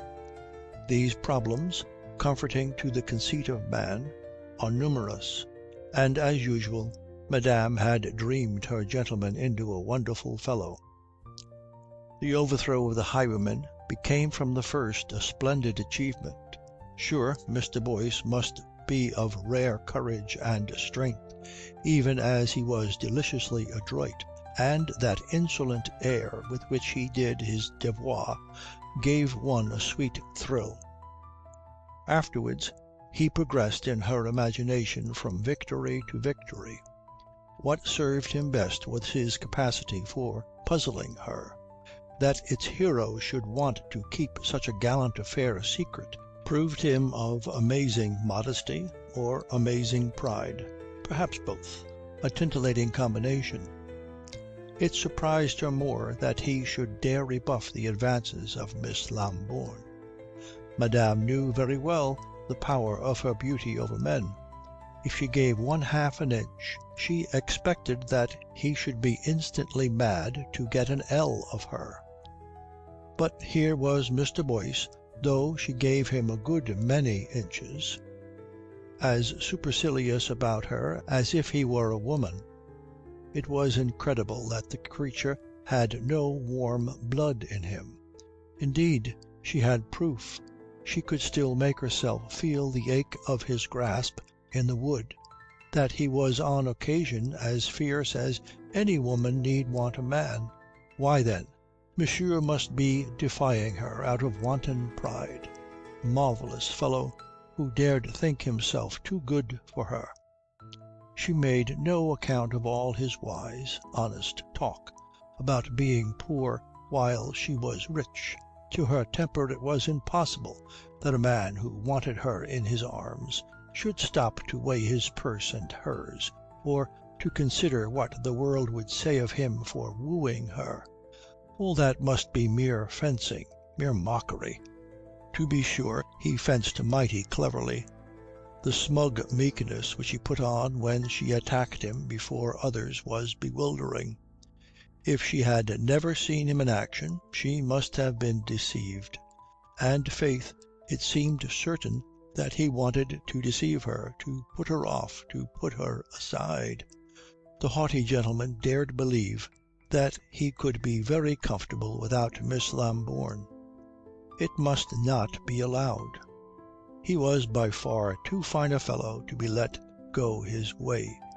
Faith, it was mighty noble, this self-sufficient power of his, capable of anything, caring for nothing, hiding itself behind an impenetrable mask, and living a secret life of its own. She was on fire to enter into him and take possession and use him for herself. So she was driven by a double need, knew it, and was not the least ashamed. She longed to have Harry Boyce in her arms and his grip cruel upon her, but also she wanted to conquer him and hold his mind at her order. She imagined him under her direction winning all manner of fame, and she believed herself mightily in love. There is a moss on the birch trunks which makes a colour of singular charm, a soft, delicate grey-green. A hood of that colour embraced Alison's black hair, and the glow of the dark eyes and her raspberry lips. The cloak of the same colour she drew close about her with one gauntleted hand, so that it confessed her shape. The birches could still show a few golden leaves, though each moment another went whirling away as the crests bowed and tossed before the wind. In the brown bracken beneath Harry Boyce stood waiting. His graces were set off with his customary rusty black. His hat was well down upon his bob wig, and he hunched his shoulders against the wind, making a picture of melancholy discomfort. He rocked to and fro a little, according to a habit of his when he was excited. Alison was very close to him before she stopped. "What have you come for?" he growled. She drew a breath, and then, very quietly, "For you," she said. "You have had enough fun with me, ma'am." Her breast was touching him, and he did not draw back. "Then why did you come?" she laughed. "Because I'm a fool." "A fool to want me?" "By God, yes, you know that, you slut." "No, you would be a fool if you didn't, you man." "Be careful." Harry flushed. "Oh, Lord, was I made to be careful?" He gripped her hand, and after a moment, "Take off your hood," he muttered. "Is that all?" She laughed and let it fall from hair and neck, and looked as though sunlight had flashed out at her. "Honest, gentleman, you are lightly satisfied." "So are not you, I vow." She was pleased to answer that with a scrap of a song. Jog on the footpath way, and merrily hent the stile. A merry heart goes all the way, a sad one tires in a mile. "Faith, yours is a mighty sad one, Harry. Pray, what are you the better for stripping me of this?" She flirted the hood. "I can see those wicked colours of yours. Lord, what a fool is a man to go mad for a show of pink and white." "And is that all I am?" Harry shrugged. "Item, a pair of eyes that look sideways. Item, a woman's body with arms and sufficient legs." "Lud, it's an inventory. I'm for sale, then. Well, what's your bid?" "I've a shilling in my pocket, ma'am, and want it to buy tobacco." "Oh, silly, what does a man pay for a woman?" Harry laughed. "Why, nothing, if she's worth buying." Then Alison said softly, "Going?" "Going?" "Gone," and clapped her hands and laughed. "You go beyond me, at least," Harry said in a moment. She put her hands behind her and leaned forward till her bosom pressed upon him lightly, and then, with her head tilted back so that he saw the white curve from under her chin and the line of the blue vein in it. "You want me, Harry," she said. "You know that too well, by God." "Too well for what, sir?" "Too well for my peace, ma'am." He flushed. "His peace?" she laughed. "Oh, Lord, the dear man wants peace." He flung himself upon her, holding her to him as she staggered back, and kissed her till she was gasping for breath, gripped her head to hold it against his kisses, buried his face in the fragrance of her neck. She gave herself, her arms still behind her, offering the swell of her breasts to him, her eyes gay. "You are mine now. You're mine, do you hear?" he said unsteadily. "I want you," she smiled, and was crushed again. When he let her go, it was to step back and look at her, wondering and intent. She stood something less than her full height, her bosom beating fast. She was all flushed and smiling, but now her eyes were dim, and they met his shyly. "Egad, you're exalting," he said, with a wry smile. "I feel all power when you grasp at me so. Power, just power. No faith, you are not. When I hold you to me, when you yield for me, I am all the power there is. Damn, the very life of the world. So then," she looked at him through her eyelashes, "and have it so. For it's I who give you all." "In effect," Harry said, and then, "Go to. You make us both mad. I am content. Yes? For how long?" She made an exclamation. "Have I worn out the poor gentleman already? Would you keep yourself for me? Will you wait? Why, what have we to wait for now? Till I am something more than this shabby usher. I despise you when you talk so." Her face flamed. "Fie, what's a word and a coat? You have lived with me in your arms. You are what I make of you, then. Is it enough, Harry? Is it not enough? I'll come to your arms something better before I come again. I'm off to France." "Ah!" Then she studied him for a little while. "You meant to run away, then? Oh, brave Harry! Oh, wise! Pray, are you not ashamed?" "Yes, shame's the only wear. I'll not spare you, I vow." "Gad, ma'am, mercy never was a virtue of yours." "Is it mercy you want in a woman?" "I'll take what I want, not ask for it." "Why, now you brag. And if there is not in me what monsieur wants? So much the worse for us both. But you should have thought of that before." "Faith, Harry, you take it sombrely." She made a wry mouth at him. "Pluck up, heart. I vow I'll satisfy you. You'll not deny me anything you have." She paused a moment. "Amen, so be it. And must we never smile again? I wonder," he took her hands, "I wonder, will you be smiling to-morrow when I am away to France?" "Oh, are you still set on that fancy?" She gave a contemptuous laugh. "Prithee, Harry, shall I like you the better for waiting till you have France lace at your neck and a Frenchified air? You'll please to wait till I bring Miss Lambourne a fellow who has done something more than snuffle over a servitor's books. I want to prove myself, Alison." "You have proved yourself on me, sir. What, am I a lean wench in despair to hunger for a snuffling servitor? If you were that, I were not for you. But I know you better. God help me, my Lord Lucifer. Why then, take the goods the gods provide you, and say grace over me." Harry shook his head, smiling. "Lord, it's a mule. Pray, what do you look to do in France?" "I am pledged to my father and his policies, to go poking behind the curtains of the war, and deal with the go-betweens of princes." "So you talk big. Well, I like to hear it. What is the business?" "My father, if you believe him, has Marlborough's secrets in his pocket, and is sent to chaffer for him. You may guess where and why. Queen Anne hath a brother." Her eyes sparkled. "You like the adventure, Harry?" "Egad, I begin to think so." "I love you for that," she cried, and it was the first time she spoke the word. "Why, then, first go with me to church and call me wife." He drew in his breath.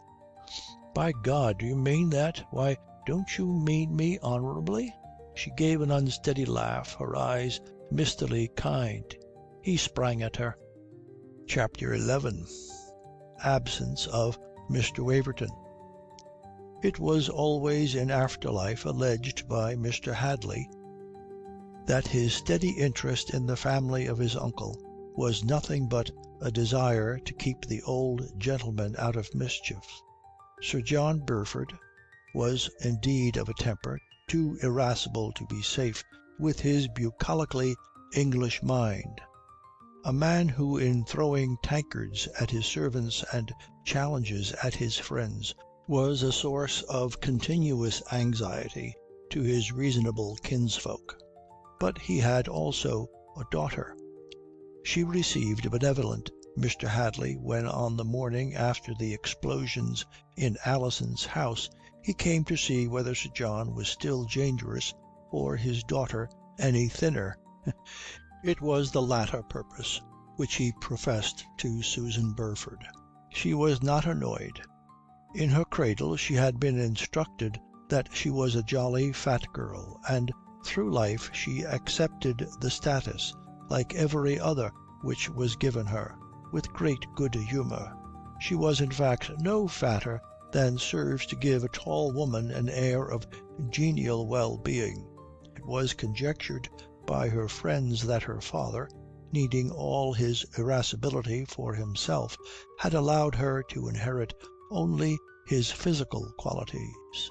She had indeed the largeness of Sir John, and his open countenance.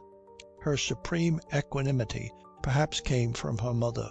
She was by a dozen years at least younger than Mr. Hadley, and always thought him a very clever boy. "Sir John is gone out to the pigs, Mr. Hadley. Perhaps you'll go too," she said, and looked innocent. "Well, they are peaceful company, Susan. And you're so surly." "I thought you would find some joke in that," said Susan, with kindly satisfaction. "Damme, don't be so maternal. It's cloying to the male. Be discreet, Susan. You will talk as though you had weaned me but a year or two and still wanted me at the breast." Susan was not disconcerted. "Will you drink a tankard?" said she. "Or Sir John has some Spanish wine which he makes much of." "Susan, you despise men. It is a vile, infidel habit." He paused, and Susan dutifully smiled. "Why now? What are you laughing at? You don't know what I mean." "To be sure, no," said Susan. "Does it matter?" "Oh Lord, your repartees. Bludgeons and broadswords. I mean, ma'am, you think men are naught but casks, things to fill with drink and victuals. Is it not true?" Susan considered this, her head a little on one side and smiling. She wore a dress of dark blue velvet cut low about the neck, and so nature, having made her sumptuous, was very well suited. "Egad, now I know what you're like," Mr. Hadley cried. "You're one of Reuben's women, Susan. Just one of those plump, spacious dames, as healthy as milk and peaches, and blandly jolly about it." Susan looked down at herself with her usual amiable satisfaction, and patted the heavy coils of her yellow hair, and said, "Sir John often talks of having me painted, but that's after dinner. Will you stay dinner, Mr. Hadley?"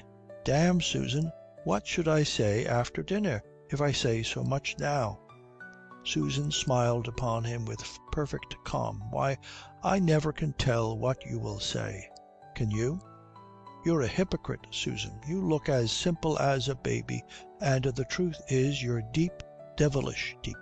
Here," he fumbled in his pocket, "here's a guinea for your thoughts if you tell them true. Now, what are you thinking, ma'am?" "Why, I'm thinking that you came to see my father, and yet you stay here talking to me." She gurgled pleasant laughter and held out her hand for the guinea. Mr. Hadley still retained it. "That pleases you, does it?" "Yes, indeed. You're so comical." Mr. Hadley surrendered the guinea, looked at his empty left sleeve, and made a wry face. "Lord, yes, I am comical enough. A lop-sided grotesque. That's not fair." He had at last made her blush. "You know well I did not mean that. I think it makes you look noble." "It makes me feel a fool," said Mr. Hadley. "Lord, Susan, one arm's not enough to go round you." "So we'll kill the Austrial hog for Christmas." That apposite interruption came in her father's robust voice. Sir John strode rolling in. "What, Charles? In very good time, egad. You can come with me." "What, sir, back to the swine? I profess Susan makes as pretty company." Sir John was pleased to laugh. "Ay, the wench pays for her victuals too. Damme, Sue, you look good enough to eat." He chucked her chin paternally. "Well, my lad, I ha' thought over that business, and I'm taking horse to ride over to Tetherdown." "Oh Lord," said Mr. Hadley, "and what then, sir?" "I'll talk to Master Geoffrey." "Oh Lord," said Mr. Hadley again. "Do it delicately." "Delicate be damned," said Sir John. "I had better ride with you," said Mr. Hadley. "Good boy. Here, Roger, Mr. Hadley's horse."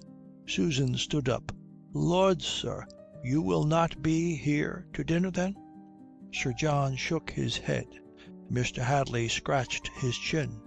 "I am not so sure that Geoffrey will give us a dinner," said he. "Why, sir?" Susan was interested. "What's your business with Mr. Waverton?"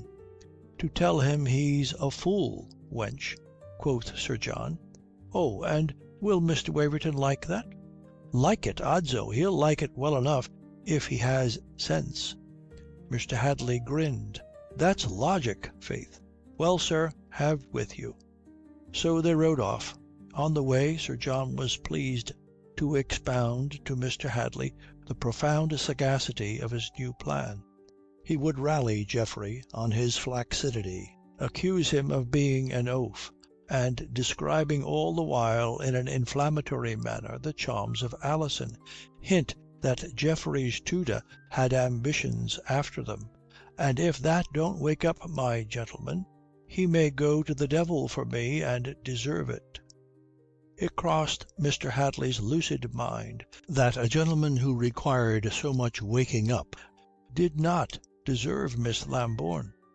But she was quite capable of discovering that for herself, if indeed she had not already, and certainly it would do Geoffrey no harm to be made uncomfortable. So Mr. Hadley rode on with right good will. But when they came to Tetherdown, it was announced that Mr. Waverton had gone riding. "Why, then, we'll wait for him." Sir John strode in. The butler looked dubious. Mr. Waverton had said nothing of when he would come back. Why the devil should he? Sir John stretched his legs before the fire. "He'll dine, won't he?" The butler bowed. "Prithee, William," said Mr. Hadley, "is Mr. Boyce in the house?" "Mr. Boyce, sir, is gone walking." Mr. Hadley shrugged. "Odso, away with you." Sir John waved the man off. "Let my lady know we are here." The butler coughed. "My lady is in bed, Sir John." "What, still?" quoth Sir John, for it was close upon noon. "Hath been afoot, Sir John, but took to her bed half an hour since." "What? What? Is she ailing?" The butler could not say, but looked a volume of secrets, so that Sir John swore him out of the room. "Vaporous old wench, Charles," Sir John snorted, and a second time Mr. Hadley shrugged. In a little while the butler came back even more puffed up. Her ladyship hoped to receive the gentleman in half an hour. Chapter 12. In haste. "Oh, Harry, Harry, I give in. I am the weaker vessel. At least I have the shorter legs. What, you're asking me to spare you already? Lord, how will you bear me as a husband?" They were under the great beeches in Hampstead Lane, breasting the rise to the Heath, on their march for that kindly chapel where if you dined in the tavern annexed, the incumbent would marry you for nothing, charge but the 5 shillings, cost price of the Queen's licence, and ask no questions. Harry shortened his stride and looked down with grim amusement at Alison's breathless bosom. "I believe you mean to make an end of me before you have begun with me," she panted. "Lord, sir, what a figure you'll cut if you bring me to church too faint to say I will. Why, the Levite would but take it for maiden modesty, not knowing you. You are trying to play the brute. I won't save you, Harry. I shan't be frightened." "You? No, faith, it's I. I'm beside myself with terror." "I do believe that's true," she laughed at him. "But, oh dear sir, why?" "Lest I should not fulfil the heroical expectations of Miss Lambourne." Confess it, ma'am. You count on me to exalt you into heavens of ecstasy, to bewilder the world with my glories, and be shaved by breakfast time. To be sure, I'll always expect the impossible of you. There it is. I suppose you expect me to begin by creating a wedding ring. Why, you have created me. Oh, no, no, no, you're a splendid iniquity, but not mine, I vow. This woman of yours never lived till you made her. I profess Miss Lambourne was never known for a dull, cold thing, born to suckle fools and chronicle small beer. So she wrote me down her property. Egad, ma'am, it was very natural. You know what you have made of me, Alison said. God knows what you'll make of me. And now in the matter of the ring. Oh, Lord, what a trivial thing is a man. She drew off her glove and held out a hand with 2 rings on it. Marry me with which you will. One was a plain piece of gold, paler than the common, carved into an odd device of a snake biting its tail. With thine own ring I thee wed, Harry said, and took it off. I take you to witness, Mrs. Alison, the snake was in your paradise before I came.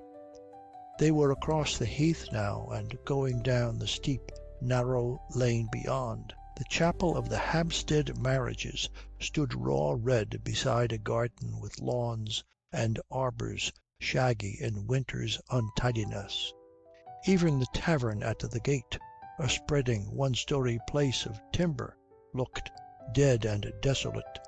Harry forced open the sticking door and strode in, Madame Alison loitering behind. He was met by a dirty lad, whose gaping clothes were half hidden by a leather apron, and whose shoes protruded straw. A lad who smelt of the stable and small beer. "Where's the priest?" said Harry. "In the tap," said the boy, and shuffled off.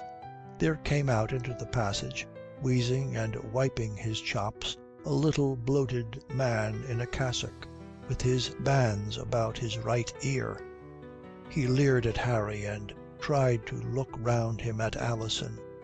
"You're out of season, my lord," said he. "These chill rains, they play the mischief with lusty blood. Go to, you'll not be denied, won't you? Do you dine here? We have no time for it. What, you're hasty, ain't you?" He gave a hoarse laugh. "There's my fee to pay, then." "Here's a guinea to pay for all," said Harry. The dirty fist took it. The little red eyes peered at it closely. The dirty mouth bit it and was satisfied. "Go you round to the chapel door and wait. Lord, but man and wench never had to wait for me." He waddled off. Harry turned upon Alison. "So, with all my worldly goods I thee endow," he said with a crooked smile. "God give you joy of them. I vow I was never so frightened of spending a guinea. Why, do you doubt if I'm worth it? Nay, sir, I'm honest stuff and challenge any trial." Harry looked down at her and was met by eyes as bold as his own. The chapel door opened, and the little priest beckoned them in. A pair of witnesses were already posted by the altar, the dirty lad of the tavern and a shock-headed wench. "Licence first, licence first." The parson bustled off to a table in the corner. "I warrant you we do things decently in Sion. Ay, and tightly, my pretty. Never a lawyer can undo my knots, never fear." He scratched laboriously over their names, while the dank smell of the place sank into them. They were marched to the altar. A hoarse muttering poured from the priest. He made no pretence of solemnity or even of meaning. He was concerned only to make an end and have done with them. Of all the service they heard nothing clearly but what they said themselves, and while they were deliberate over that, the little priest grunted and puffed at them. He ended with a leer and drove them before him back to the table. There was more scratching in his register. The two uncouth witnesses scrawled something for their names and shambled off. "Let's breathe some free air," said Harry, and laid hold of his wife. The parson chuckled. "Free? You'll never be free again, my lord. I can see that in madame's eyes. What, you ha' sold your birthright for a mess of pottage, ain't you? And mighty savoury pottage, too, says you." He rolled his eyes and smacked his lips. "Softly now, softly, madam wants her certificate. Madame wants to warrant herself a lawful married wife. If you don't, there, my lady, and happy to marry you again any day at the same price." They were away from him at last, and in clean air, stretching their legs up the hill again. "Poor Harry," Alison laughed. "Before you looked like a man fighting for his life. Now you look like a man going to be hanged. Dear lad, pray how much would you give to escape me now?" She put her arm into his. He let her shorten his stride a little, but made no other confession of her existence. "Fie, Harry, it's over early to repent. In all reasons you should first be sure of your sin. Who knows? It may not be deadly after all." "Alack," said he, "I will not be comforted. Egad, the world's a cheat. A fool and his folly are soon parted, they told me, and here I am tied to her till death do us part. So a halter, gratis, for God's sake." "You're full of other folks' nonsense, Mrs. Boyce," said Harry with a grim look at her. "Oh, noble name!" She bobbed a curtsy. "Full? I am full of nothing but fasting, I." She sighed and turned up her eyes.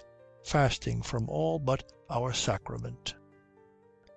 They were upon the ridge of the heath, and Harry checked her, and stood looking away over the wide prospect of mist-veiled meadow and dim blue woods.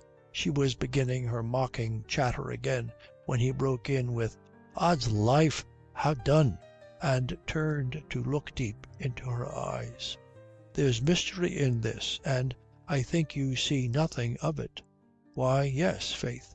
If you were no mystery, should I want you? If you had discovered all of me, would you want me? Bah! What do you know of living, you and I, or of love?" She laughed with a scrap of twisted song. "Most living is feigning, most loving mere folly. Then hi-ho the holly, this life is most jolly." He shrugged and marched her on again. "Pray, sir, will you dine at home?" she said demurely. Harry flushed. "I must go tell my father and all," he growled. "I'll be with you soon enough, madame wife." "Oh, brave! Dear sir, have with you. I must see Geoffrey's face." "Egad, let's be decent," Harry cried. "Decent? For shame, sir. What's more decent than man and wife?" "Man and wife," Harry echoed it with a sour laugh. "Do you feel a wife? I never felt less of a man." "You shall be satisfied," she said, and looked at him gravely. "And I am not afraid, Harry." Chapter 13. Distress of a Mother. Mr. Hadley and Sir John Burford, in the hall at Tetherdown, looked at each other across the fire. "Would you call for a pipe now, Charles?" said Sir John, fidgeting. "There'll be none in this house, sir. Geoffrey has no stomach for tobacco." "Damme if I know what he hath a stomach for," Sir John grumbled, and kicked at the burning logs. "He don't eat no more than an old woman, nor drink so much as a young miss. Ain't the half-hour gone, Charles?" "That's a poetic phrase, sir. It means a year or so. While she's tiring her hair." "What, and painting her face too? Same as Jezebel." My lady's waiting-woman, Arabella, came in. She minced in the manner of her mistress, but being a foot shorter, with different effect. She stood before Sir John, who had the largest chair, and stared at him with languid insolence. "Odds my life, don't ogle me, woman," says he. "At your leisure, sir, if you please." She tossed her head. "Leisure? Oh, Lord, I'm at leisure, thank'ee." Arabella sniffed. "I think you are in Madame's chair, sir," Mr. Hadley explained. "What then? She ain't here, nor I don't carry the plague. The lady in waiting wants to compose it for Madame." "Compose!" Sir John exploded an oath and jumped up. "I haven't decomposed it." Arabella dusted the chair, wheeled it a little this way and that, put 2 footstools before it and 3 cushions into it, contemplated them for some time, and then shifted them a little, after which she minced out with a great sigh. "Good God!" said Sir John. "I wonder," said Mr. Hadley, "I wonder if we've come to take the breeks off a Highlander." "What's your will?" Sir John gasped. "I wonder if my lady knows all we can tell her. It might have made her hypochondriac." "Who?" "Odso, I'm hyped myself." My lady came. She had so much flowing drapery about her that she seemed all robes. She moved very slowly. She was bowed, and she leaned upon the shoulder of Arabella. With care she deposited herself in the big chair. Arabella arranged her draperies, arranged the cushion, and stood aside. My lady lay back, put back the lace about her head, and showed them her large pale face, and sighed. "You are welcome, gentlemen," said she. "You are vastly kind."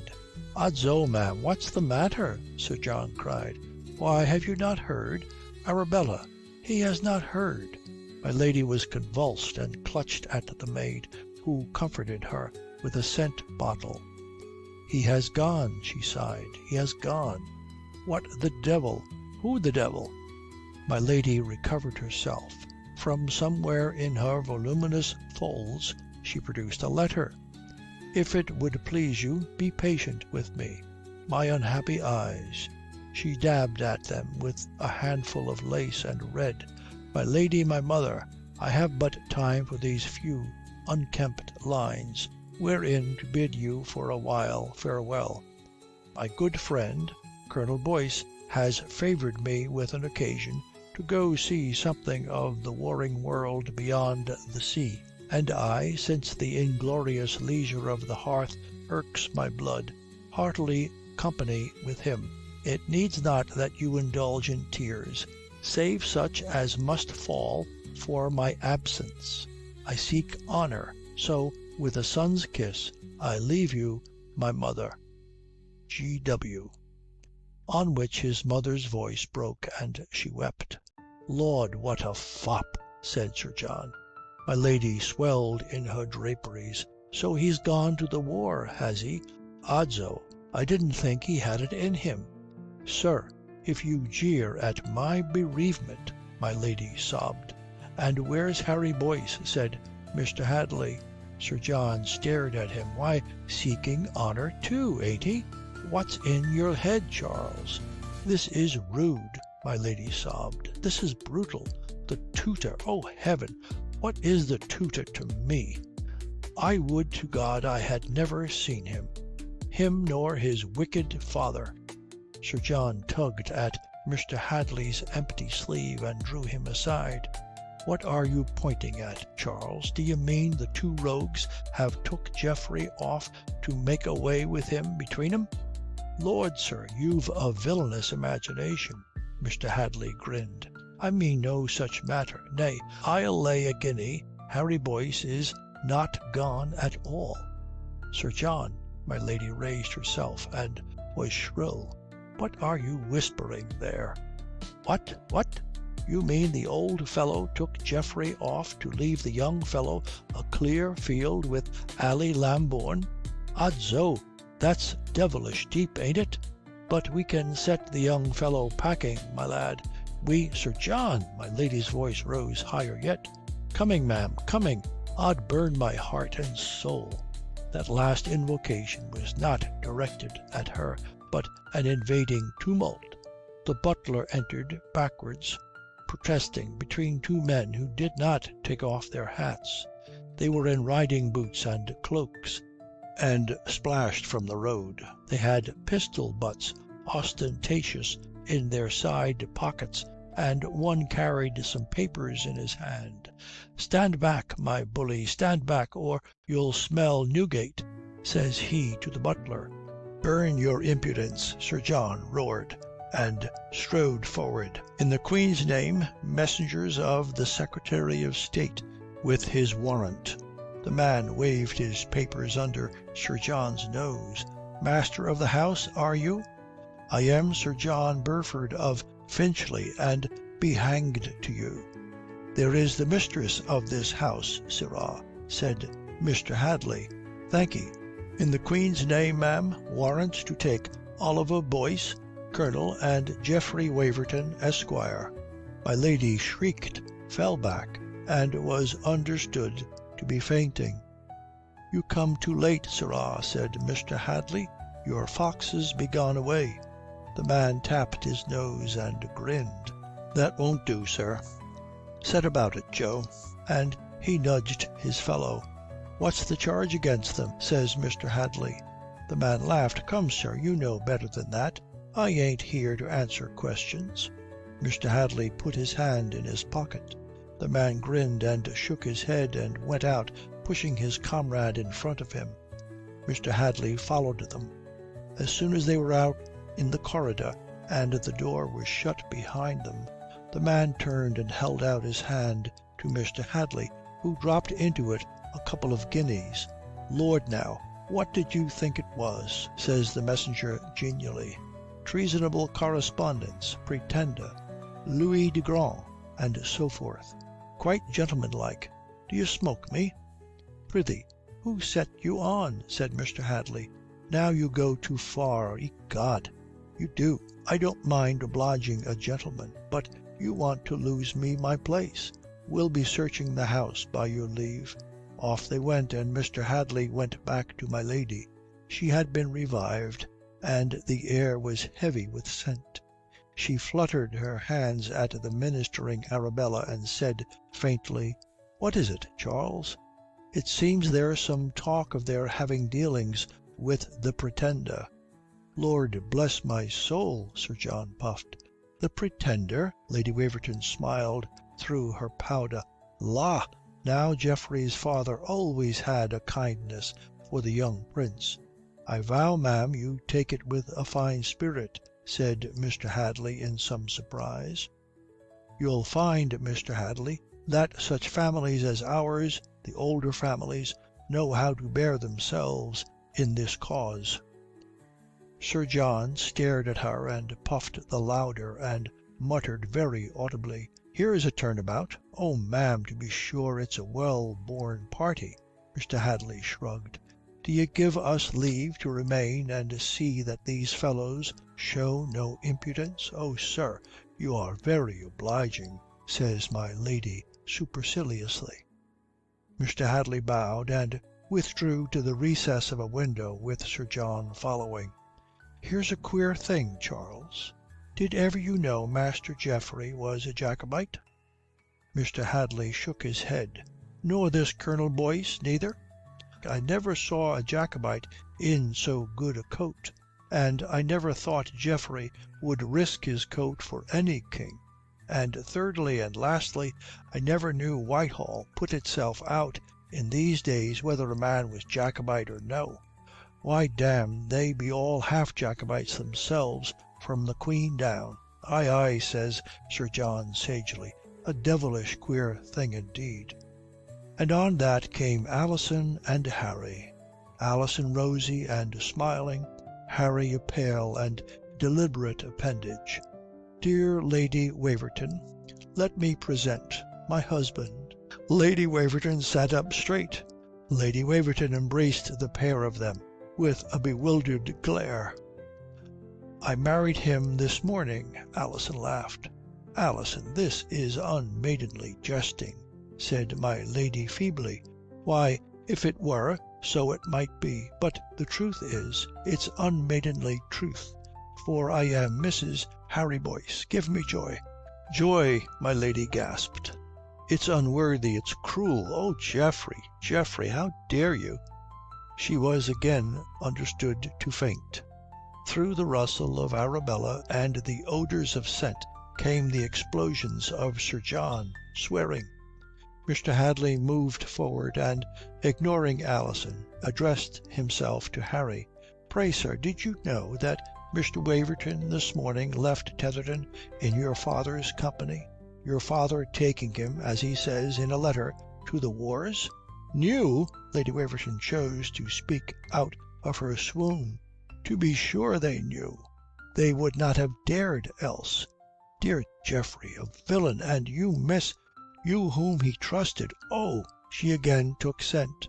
"La, ma'am, he trusted me no more than I him. You are not well, I think." "You give me news, Mr. Hadley," Harry said.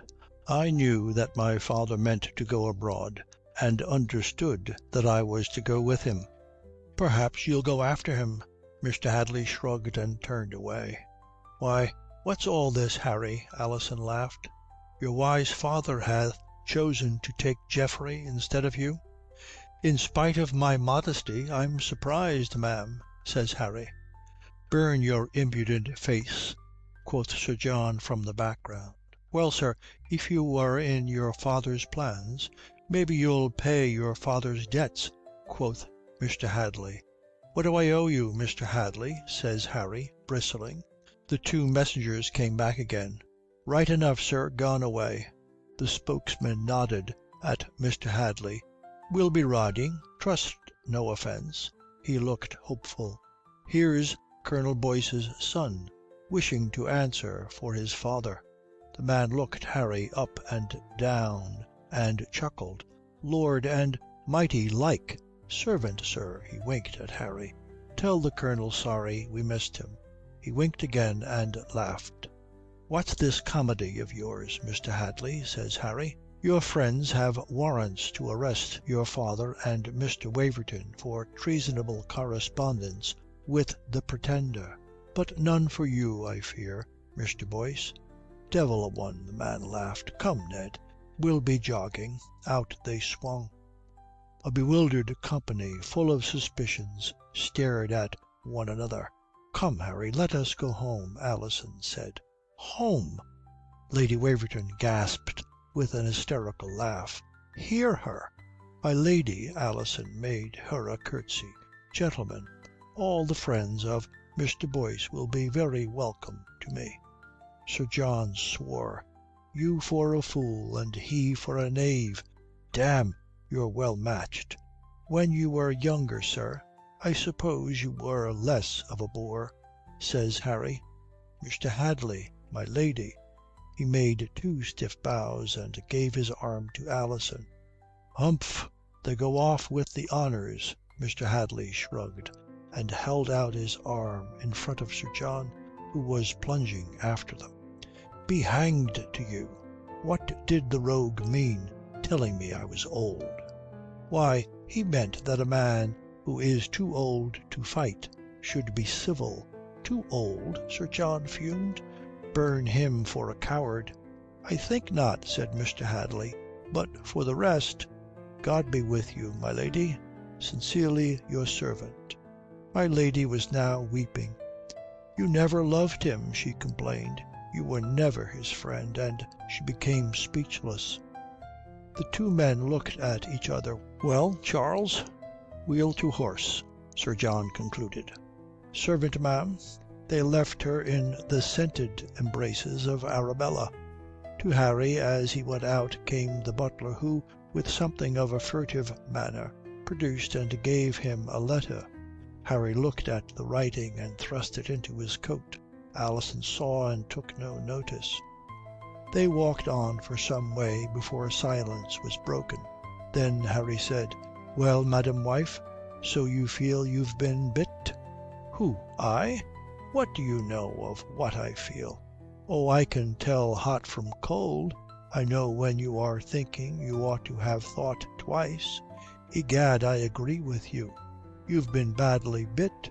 Here you were told that I was just off out of the country. that you must catch me at once if you wanted to catch me. And if you took me, you would soon have me off your hands. And now we're tied up. You find I'm not going at all. I vow it's disheartening. But if you'll believe me, I did honestly believe my old rogue of a father. I did think he meant to take me. And now you can't be comforted because you have to stay with me. Oh, Harry, you're a gloomy fellow to own a new wife. But why did the good man take Geoffrey when he might have had you? I should have thought he knew a goose when he saw one. I can't tell. I never saw much meaning in the old gentleman. You might as well look at his letter." Harry stared. "How did you know that was his?" "You like doing things mysteriously. The family of Boyce." The letter said, "Mr. Harry, I flatter myself that you will be offended, but 'tis all for your good. When I came after you, I did not know that you were so clever a fellow, nor more did I expect that I should have to like you. But since I do, I prefer that I should do without you. And since you have some of my wits, you may very well do without me. But I believe you will do better without friend Geoffrey. Therefore I take him, who will indeed do my business much more sincerely than your worthy self. With the dear fellow safe out of the way, I count upon you to push on bravely with Mrs. Alison. You'll not find two such chances in one life. If you were master of her, you could promise yourself anything in decent reason you please to want. For all your wits, you are not the man to make his own way out of nothing. So don't be haughty. Why should you? It's a mighty pretty thing, Harry, and trust an old fellow who hath made some use of the sex in his day, as tender as you may hope for in an heiress. She has looked your way already, and in her pique at the good Geoffrey deserting her, you'll find her warmer for you. If you don't make her warm enough for wiving, you're an oaf, which is not in my blood, nor your mother's, to be honest. Nor, if I was young again and played your hand, I wouldn't let her grow cold when I had her safe. So be a man, and I give you my blessing. Oh, Boyce." Harry held it out to Alison. "We're a noble family, the family of Boyce," said he. But Alison read it without a blush or a sneer, and when she gave it back she was laughing. "Oh, he's more cunning than any beast of the field. Oh, he knows the world, poor dear fellow. Oh, Lord, yes, he's a fool for his wisdom, but he's my father." "Well, sir?" Harry scowled at the ground. "Oh, what does he matter? Harry, what does anything matter today, or tomorrow, or tomorrow's tomorrow?"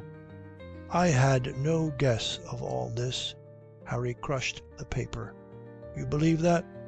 Oh, silly, silly. You're still content?" "Not yet," Alison said. Chapter 14. Spectators of Paradise. In the old house on the hill, Mrs. Weston sat alone. She was looking out of the oriel window at a garden of wintry emptiness and windswept. The westerly gale roared and moaned. The heavy earth was sodden and beaten into hollows and pools, through which broke tiny pale points of snowdrops. Away beyond the first terrace of lawn the roses bowed and tossed wild arms. A silvery gleam of sunlight fell on the turf, glistened, and was gone. Mrs. Weston sat with her hands in her lap and her needle at rest in a half-worked piece of linen. A veil of languor had fallen upon the wistfulness of her face. Her bosom hardly stirred. The sound of the opening door broke her dream, and she picked up her work and began to sew eagerly. It was Susan Burford who came in, royally neat in her riding habit for all the storm. She walked in her leisurely, spacious fashion to Mrs. Weston, who started and stood up, laughing nervously. "Indeed, Alison will be pleased. You are kind. I know she has been longing to see you." Susan laughed, and a large young goddess of health stooped to kiss the worn face. "You always talk about somebody else. Are you pleased?" "My dear," Mrs. Weston protested, "you know I am.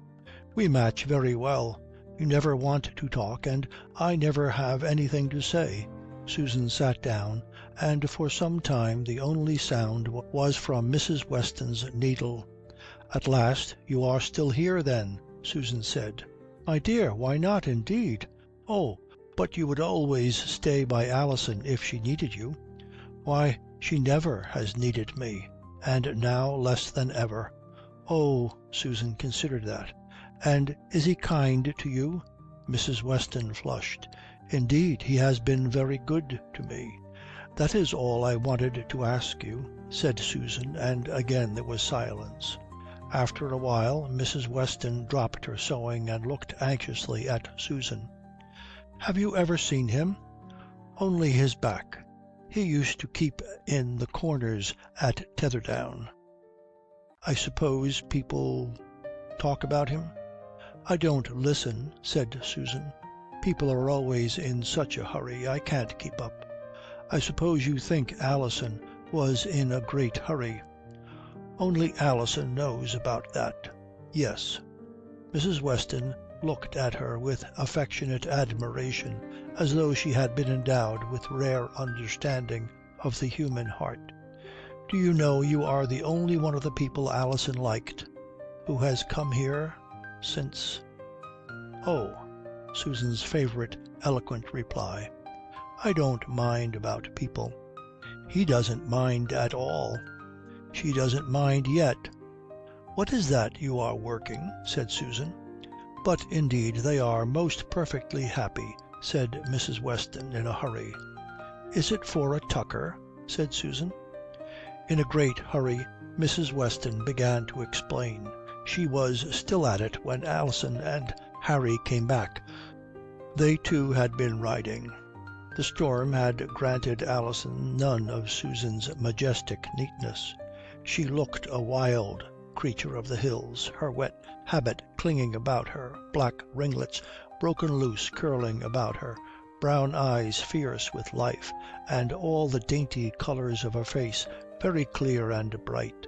She saw Susan and cried out, "Oh, my child, I love you." Susan rose leisurely to her majestic height and smiled down upon her. "I think you are the loveliest thing that ever was made," said she. Alison laughed, and they kissed.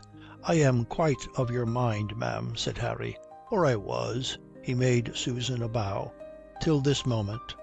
"I was going to ask her if she was happy, sir," Susan said. "I shan't ask her." She held out her hand. "But I want you to ask me 1,000 things." Alison put an arm around her. "Come away, come. At least I am going to tell you." She shot a wicked glance at Harry. "Everything." Off they went. "What's this mean, ma'am?" Harry stood over Mrs. Weston. "Is our wise Sir John sending to spy out the land?" "I wish you would not talk so." Mrs. Weston shivered. "It is like your father." "Oh, sure, you have no need to be suspicious of everyone." "Suspicious? Faith, I don't trouble myself." Harry laughed. "All the world may go hang for me. But you'll not expect me to believe in it." "I think you need fear no one's ill will. You are fortunate enough now." "Miraculously beyond my deserts, ma'am, as you say. But there's the wisdom of 20 years' shabbiness in me, and I wonder if the good Sir John wants to be meddling." "You need not be shabby now. Lord, I bear him no malice, for he can do naught. Only I would not have him plague Alison." At last Mrs. Weston smiled upon him. "Aye, you are very careful of her." "I vow I would not so insult her." Harry laughed.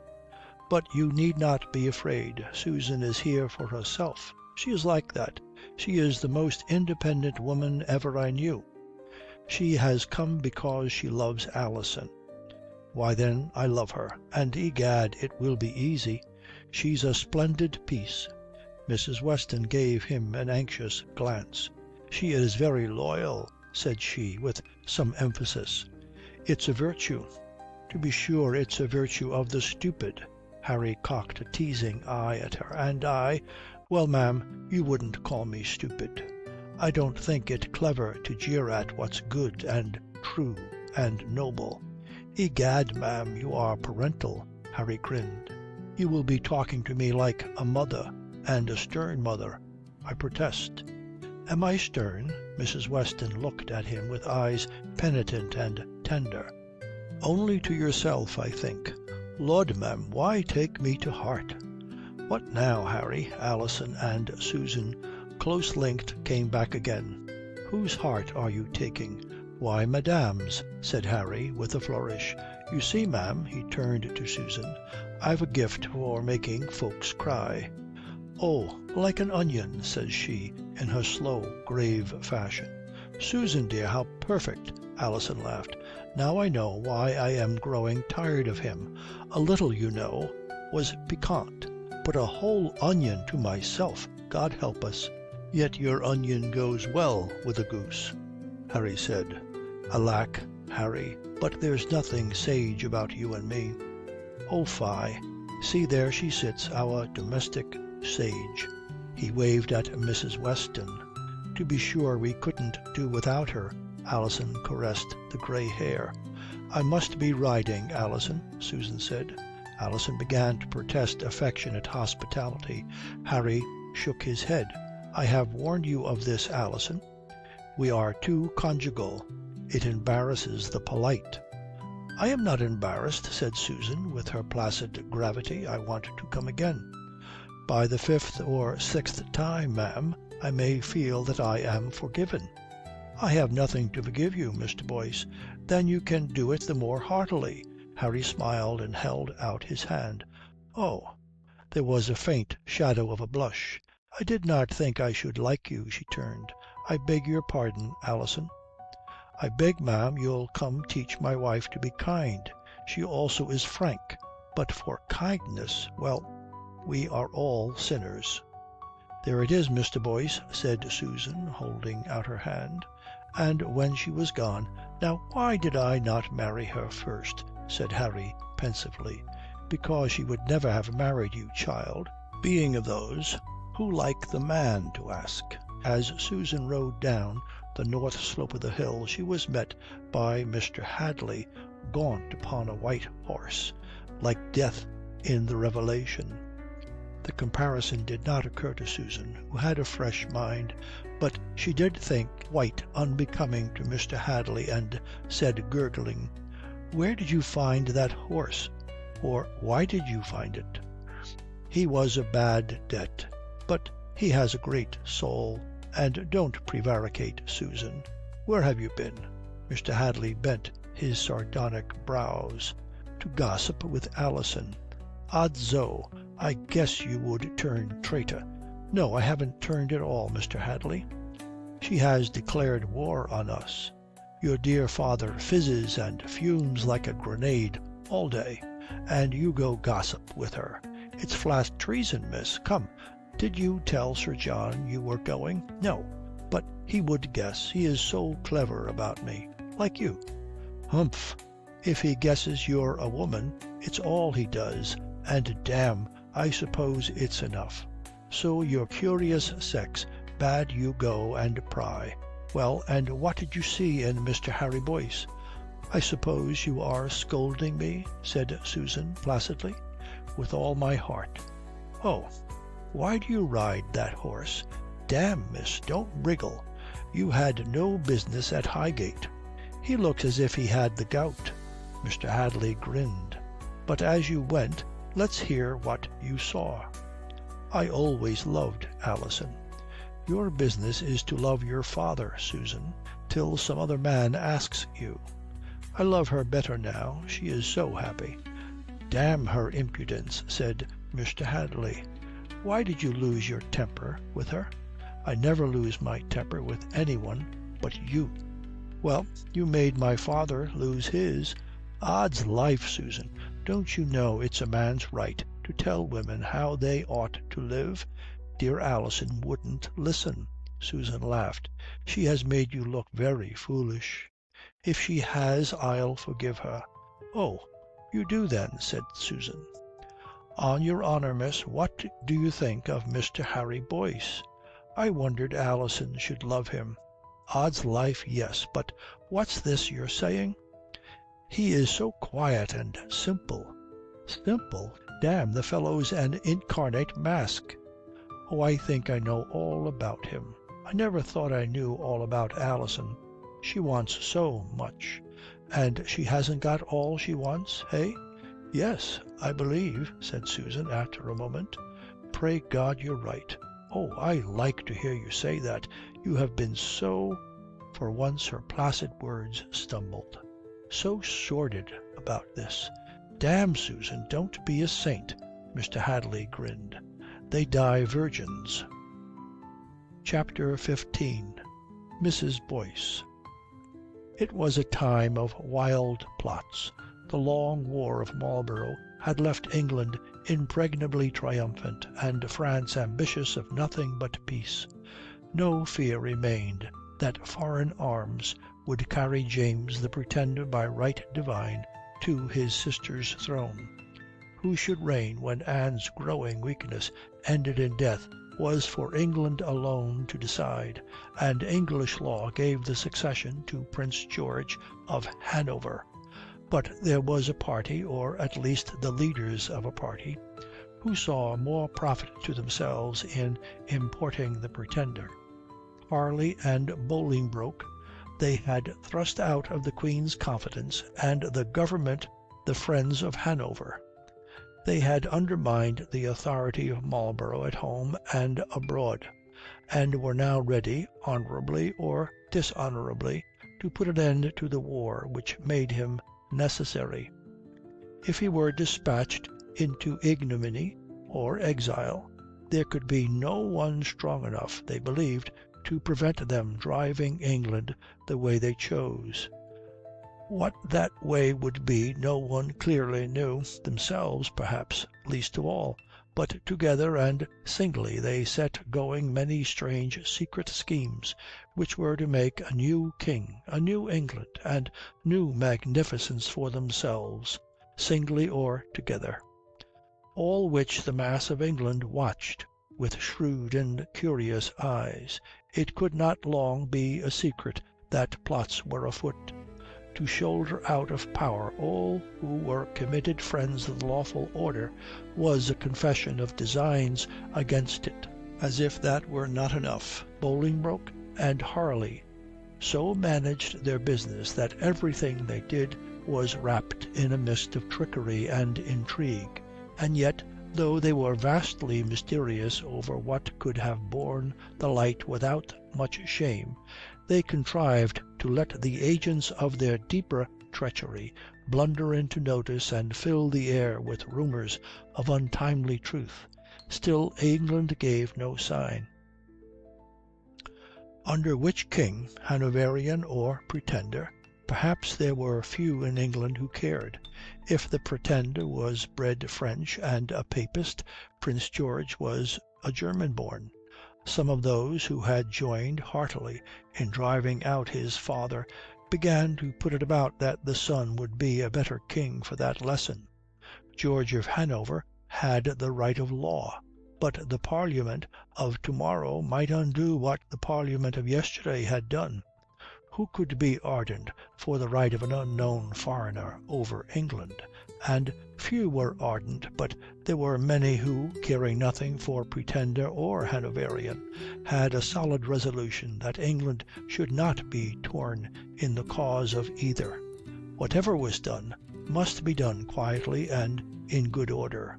Since it seemed that the Hanoverian had no need to change anything in law or state or church, best that he should be king. As for the devious politics, the tricks, and the mystery of Harley and Bolingbroke, they were of no account to plain men. There was yet another party not content to watch and wait till the plotters lost themselves in their own mysteries. The men whom Harley and Bolingbroke had driven from power had no mind to submit to impotence. They well knew what they wanted: the Hanoverian, the lawful, limited king upon the throne, and themselves as his ministers. They were not delicate about the means they used. Since there were treason and plots, they too turned their hands to plotting, and with a vigour and ruthless resolution of which the other camp was innocent. So the wise and eminent were busy, while Harry Boyce and his Alison made trial of their marriage. Harry lived in a dream of bewildered happiness. He had counted on nothing but the need of his passion, hoped for nothing but its ecstasy in her beauty, and at its wildest the strain of gloom in him had bade him dread what lay beyond. She gave him a miracle of mad delight. A new force of life was born in him while he enjoyed her joy. It was a discovery of intoxicating power that he could wake that rare consummate creature to such eager exultation as his own. In those wonderful hours it seemed that they passed out of themselves into a world where every part of their being was one, and in the happiness of unbounded strength. So passion and she kept faith with him and something more. But the miracle of passion in her arms had less enchantment than the joy of the quiet hours. It was with this that she bewildered him. Before she yielded to him, he would have jeered at the hope that she might bring the gift of peace in her bosom. As the first days of marriage passed, he learned that all his placid loneliness had been the mere endurance of hunger. He had stayed himself with the husk of life. She satisfied him with the fruit. For she too could be calm, delighting in the little daily things, utterly happy with nonsense. To share all that with her was to find in it a strange, lulling enchantment of content. His fortune seemed too good to be real, for he possessed all that ever fancy had pretended was worth coveting. His life was a perfect happiness. No doubts from within, no troubles from without had power to assail him. All the old, reasonable, practical fears were become ludicrous cowardice, only remembered for Alison to tease with. As for other people and what they said and thought and did, some folks were kind and were welcome, no folks were of account. He and she deliciously sufficed themselves, and there was no dread of change, save in age and death, infinitely distant and insignificant, no matter but to glorify the power of life. Sometimes he was aware that the wonder of passion must grow faint and fail, but he saw nothing which could take from him the quiet, exquisite, daily joys.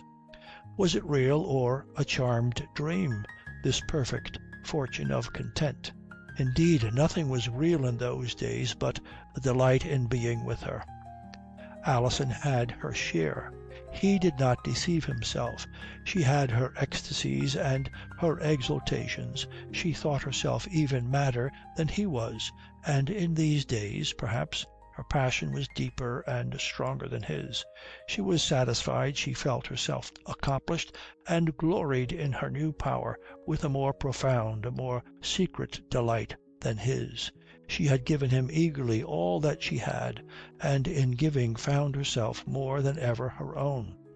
For all the union, the deepest, truest self in her stood aloof in a mystery. It was not of her will, for she desired to deny him nothing. She did not reckon him weak in failing to take all of her. This must needs be the way of life. No man's passion could be stronger than his. Doubtless he too had his secret soul apart, and indeed it was glorious not to lose self in love, to stay always through the ecstasies aloof, to give always anew of will and choice, never to merge helpless in some unknown double being, and become only half a body, half a soul, capitulating always to the rest, to the other. This self-glorious pride of hers gave her for a while that zest in all the trivial common things which made her a companion so delightful to Harry's temper. But she enjoyed them in a spirit different from his. All the bread and butter business of living was to him delightful in itself and for itself. He was born to want no better bread than is made of wheat. She played with it, made a dainty mock of it, amused herself with it, and at the back of her mind despised it. So they lived, and you imagine Mrs. Weston's dim, wistful eyes watching them with great tenderness, for she understood them no better than they themselves. It was Alison who first grew tired, not of love or passion, but of the trivialities and the quiet life at Highgate. She had ambitions, or thought she had. It had been just rediscovered that women could be leaders in the world, at least in politics and the tricks of statecraft. Women were the fiercest partisans, and their voices powerful in the warring parties. It was a woman, his termagant Duchess, who had given Marlborough his ascendancy in England, made him dominate all Europe. It was a clever woman who had contrived Marlborough's downfall and given his enemies the government of England. It was a woman, another Duchess, who beat Swift. You need not suspect Alison, who had some humour, of imagining Harry Boyce a Marlborough, but he did believe him able to make a noise in the world, and coveted much the sensation of owning him while the world listened. She did not see herself controlling queens and kings and parties, but she was well aware of her beauty and its power, and had a mind to use it wisely. She was hungry for excitement. So Mrs. Alison determined to set her man upon a larger, busier stage. The decree went forth that old Tom Lambourne's house in the Lincoln's Inn Fields was again to be inhabited. Harry was asked for his advice afterwards. Perhaps he would have been wiser if he had begun their first quarrel then, but he was enjoying her too much to deny her her ways or her whims, and he only laughed at her. He was not pleased, to be sure. He had a taste, which cannot have come from his father, for copse and field. He never found anything in the town which was worth the living in other folk's smoke. He disliked crowds, and in particular crowds of fine ladies and gentlemen. So with some horror he saw before him a vista of polite splendours, and said so. "O Lord, sir," said she, "if I had wanted to sleep my life away, I should not have married you. And if you wanted to sleep out yours, you should not have married me. I was born for innocence and green fields. You'll make me a bull in a china shop." "I'll love you the better, child." "Faith, Harry, I would be very glad to have you break something. Madame's heart, par exemple? That would be an adventure." So you find them arrived in the Lincoln's Inn Fields as the first step to the conquest of the world. The world was not as excited as Alison thought fit. Her father, old Tom Lambourne, had commanded reverence in the city, and some respect even as far west as St. James's, by sheer weight of wealth. A rare capacity for living hard had won him an army of diverse friends, but neither his business nor his pleasures provided him with many who could be bequeathed to his daughter. Her mother, born a baker's daughter in Shoe Lane, having died and giving Alison birth, had left her nothing besides her admirable body, but some grumbling objects of charity. It remained for Alison to make her own way in the world of fine ladies and gentlemen. Since she was by certain fame an heiress of great possessions, her way might have been easy if she had not found herself a husband. The taint of the city, if she had borne herself humbly, need not have made her quite intolerable to people of birth, but since her money was already married, she could only be reckoned as a city goodwife, pretty enough indeed to be game for fine gentlemen, but to fine ladies a nobody. Folks were slow in coming to the grand house in Lincoln's Inn Fields, slower still, if they had houses of elegance, to ask Mrs. Alison back. It suited Harry very well. He would, as his wife complained, go mooning across the fields to Islington almost as happily as through the woods at Highgate. His books had almost as good a savour in town as in the country. When she dragged him to hear Niccolini or Wilkes or the Bracegirdle, he could console himself by gentle jeering over the fact that in a playhouse where everybody knew everybody, not a creature had a bow for him or her. Of course she smarted. Day by day he chose to affect astonishment over her failures, believing with infatuated content that he was slowly driving her back to the country and sanity, though he was but driving her away from him. And she, choosing to feel humiliated, blamed him for the shame of it. "Why, child," says he in his supercilious way, "'tis not failing to be in the beau monde that's ridiculous, but wanting to be." To such monitions she began not to answer back, a symptom very dangerous. She set up a basset table that, if anything could, must proclaim her a woman of fashion, a woman indeed who had a fancy to be a trifle daring. There's no doubt that Alison about this time and afterwards did want to dabble in danger. She was not her father's daughter for nothing. She encouraged high play. For herself, she enjoyed the excitement of it, having no need to care if she lost. She wanted to have about her people who affected heavy stakes, believing in the innocence of her heart that they were exhilarating company. So she made for herself a queer society, which Harry, to her angry disgust, defined as a mixture of sheep and wolves. There were goodwives and lads from the city anxious to make a jingling show with the funds of the family counting-house. There were hungry beaux and madames from the other end of the town seeking their fortune impudently wherever it might be found. To one of these happy parties there was introduced a Mrs. Boyce. She was a faded, handsome creature, much jewelled about lean shoulders. Alison, who hardly heard her name in the rout, took no account of it and little of her. But on the next day this Mrs. Boyce came early and caught Alison alone. She began with such a fuss about apologizing for her earliness that Alison set her down for an ill-bred, tiresome creature. She had a high voice which, like the rest of her, was a trifle faded. "I protest, ma'am, I have long desired to know you better." Alison languidly muttered something civil. "Let me make myself known first, I beg. I am the niece of Sir Gilbert Heathcote." Alison, of course, had heard of Sir Gilly, one of the chiefs of high finance, but cared nothing about him. "I am vastly honoured, ma'am. I was only born Thomas Lambourne's daughter." "There is no need, ma'am." A long, lean hand was waved.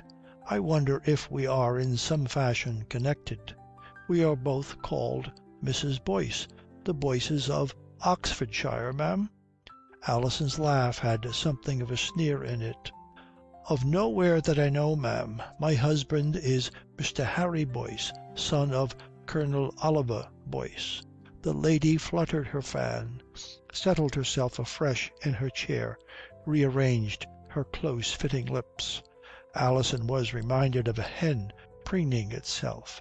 "I had heard so, ma'am, and my husband is Colonel Oliver Boyce." "La, ma'am, do you mean the same?" Alison cried. Mrs. Oliver Boyce gave a lifeless smile. "That is why I did myself the honour of giving you my confidence, ma'am. I think there are not two Colonel Oliver Boyces. the younger son of one of the Oxfordshire family. "Oh Lud, how should I know? I never looked into the grandfathers." "No, ma'am?" The tone was patronizing contempt. "You might have been the wiser of it. Colonel Oliver Boyce, he has taken the title lately. When I knew him he was something in the service of the Duke of Marlborough. Oh, a fine man to the eye, ma'am, and very splendid in his talk." "Why, that's his likeness," Alison laughed. "And what then, ma'am? Have you come seeking the Colonel? He is the Lord knows where. Or is it, faith, you don't tell me Harry is your son?" "No, ma'am.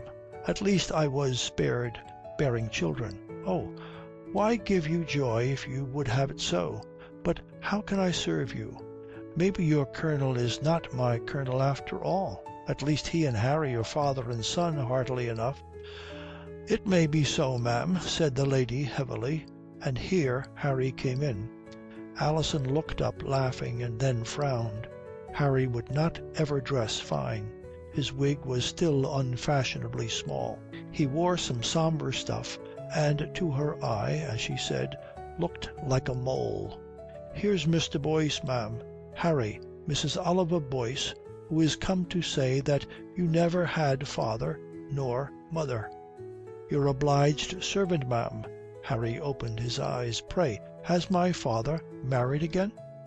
"You'll find, sir, that Colonel Boyce has only been married once." "If you please, ma'am," said Harry blandly. "Pray, are you blaming him, or—" A gesture expressed his complete ignorance of what she was doing. The lady seemed to force herself to laugh. "Oh, fie, sir. Sure it is not for me to blame him." "No, ma'am?" Harry was first interrogative, then acquiescent. "No, ma'am. I wonder if you could give me the Colonel's direction." "I, sir? You are pleased to amuse yourself. I vow, ma'am, I was never less amused. Colonel Boyce was pleased to leave me 5 years ago. I have not forgotten it, if you have." "Faith, this is very distressing," Harry protested in bewilderment. "But you do me injustice, ma'am. I have forgotten nothing about my father, for I never knew anything." "As you please, sir," the lady drawled. "I was talking, by your leave, to Mrs. Boyce." "Oh, ma'am, 100 pardons." Harry took himself off in a hurry. His chief emotion over the lady seems to have been satisfaction that she wanted nothing to do with him. As for her story of being his father's deserted wife, he had long supposed his father capable of anything. As for the lady herself, he wrote her down a tiresome busybody, and perhaps he was not far wrong. Alison, too, was much of the same opinion, but it was unfortunately hampered by a natural curiosity to hear what the lady could tell about the mystery of Harry and his father. "You had something to say to me, ma'am?" "I count it my duty, ma'am, to give you warning of Colonel Boyce." Alison stood up. "Duty? I know nothing of your duty, ma'am, but I think it is mine not to listen to you." "I protest I should have said the same," the lady drawled. "I too had spirit once, child. That was before I suffered. I would I had known you earlier, and yet perhaps I may do something to save you even now." "I cannot tell how, ma'am." "Listen, if you please," the lady said dramatically. "I was something of an heiress as you are, and maybe something of a toast too.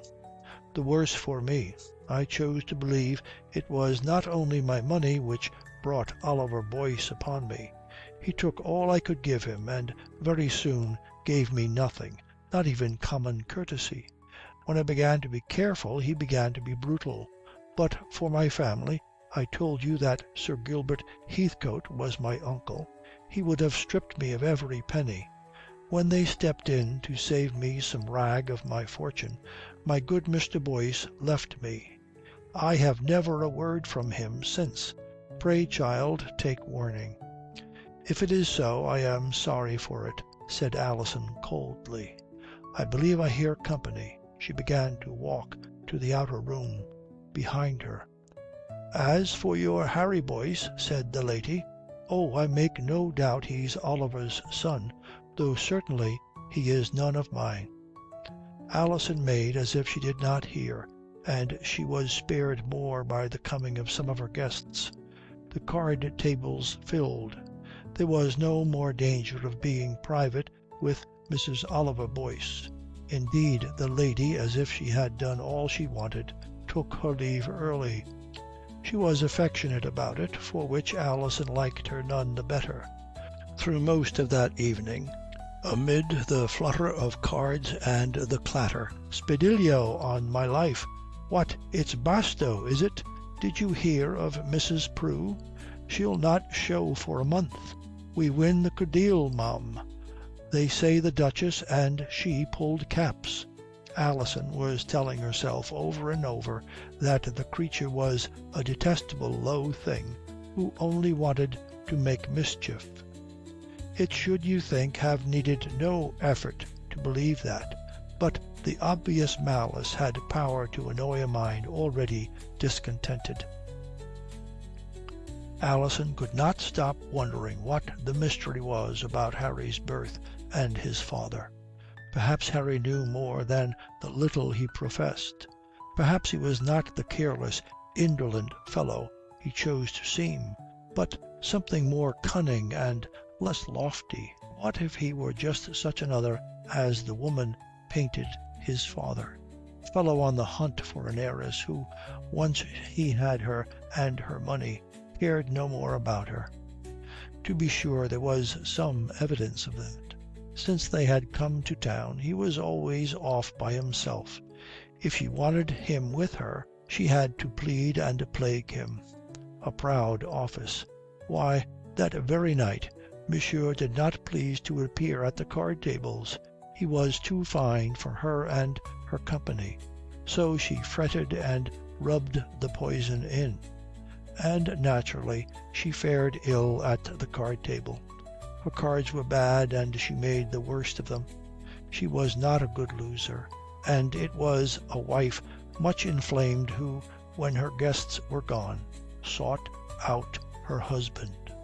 Harry sat with Mrs. Weston, who was at needlework, and, if Alison had been able to see, looked very benign, but it was he who demanded all the wife's angry eyes.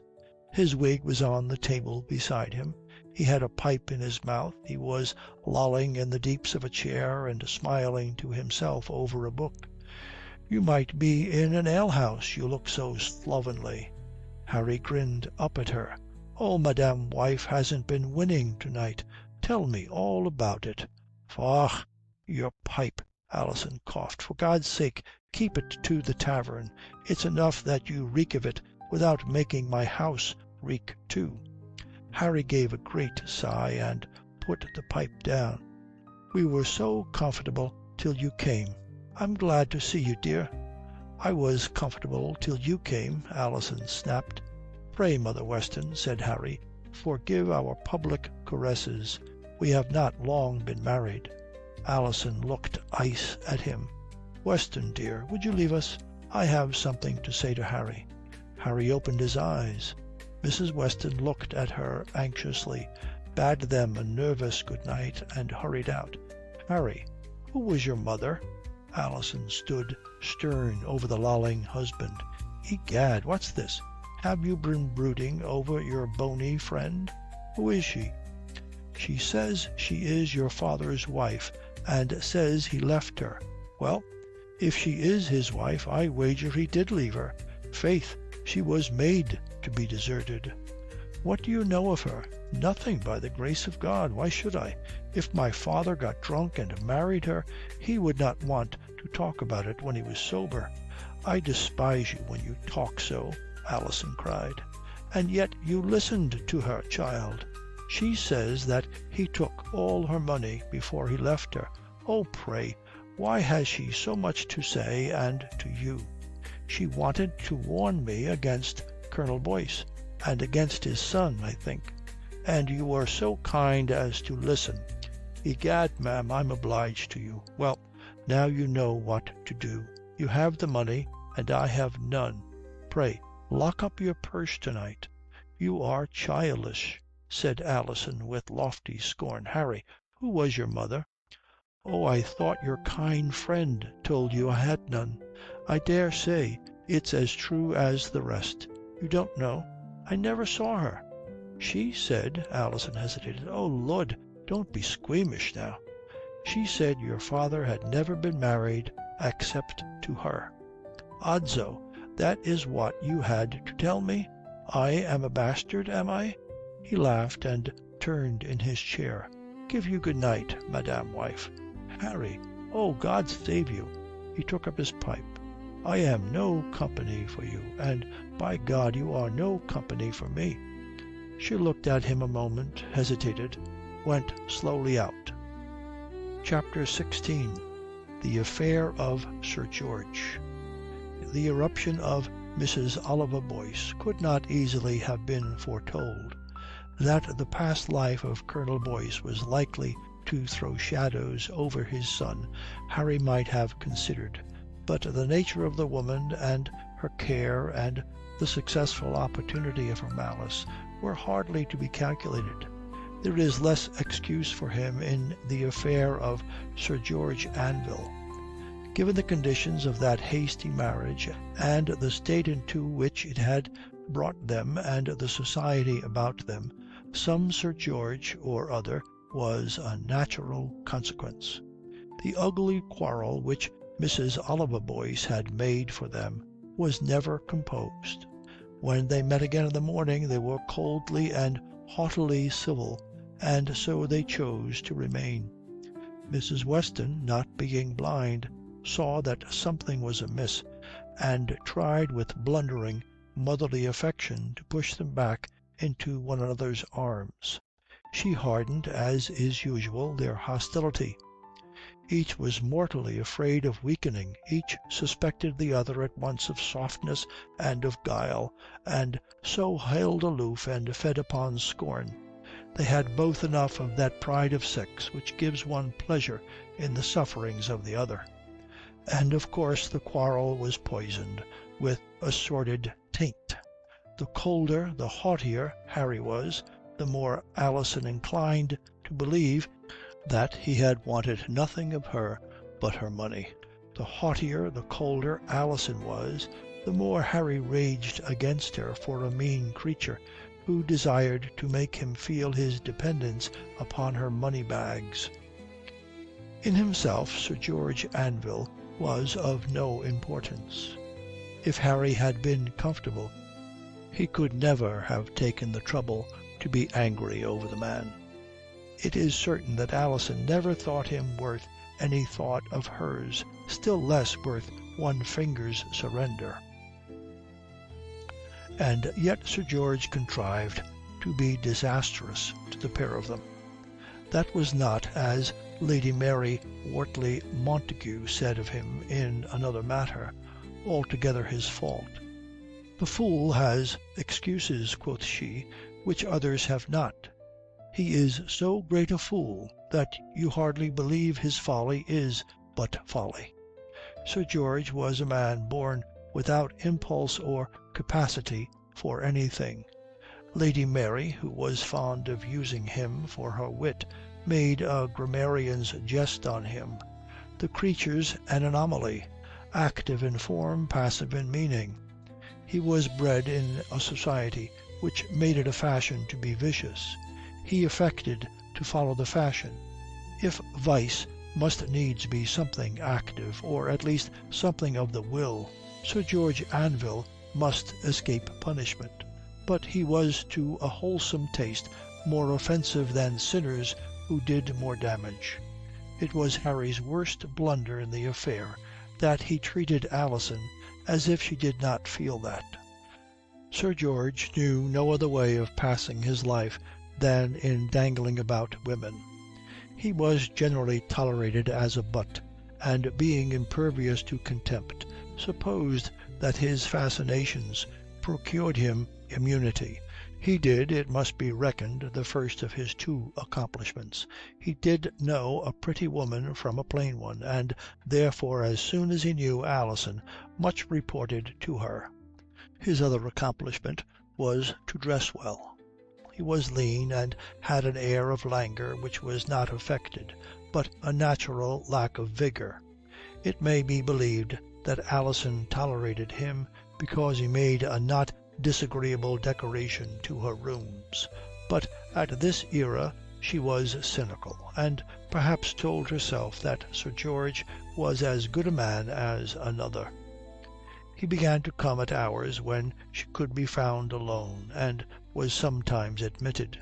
So Harry caught him once or twice, was ironically obsequious to him, which Sir George took for solemn earnest, and afterwards amused himself by congratulating Mrs. Alison on the power of her charms. "Odds fish, I can't tell where you'll stop, ma'am.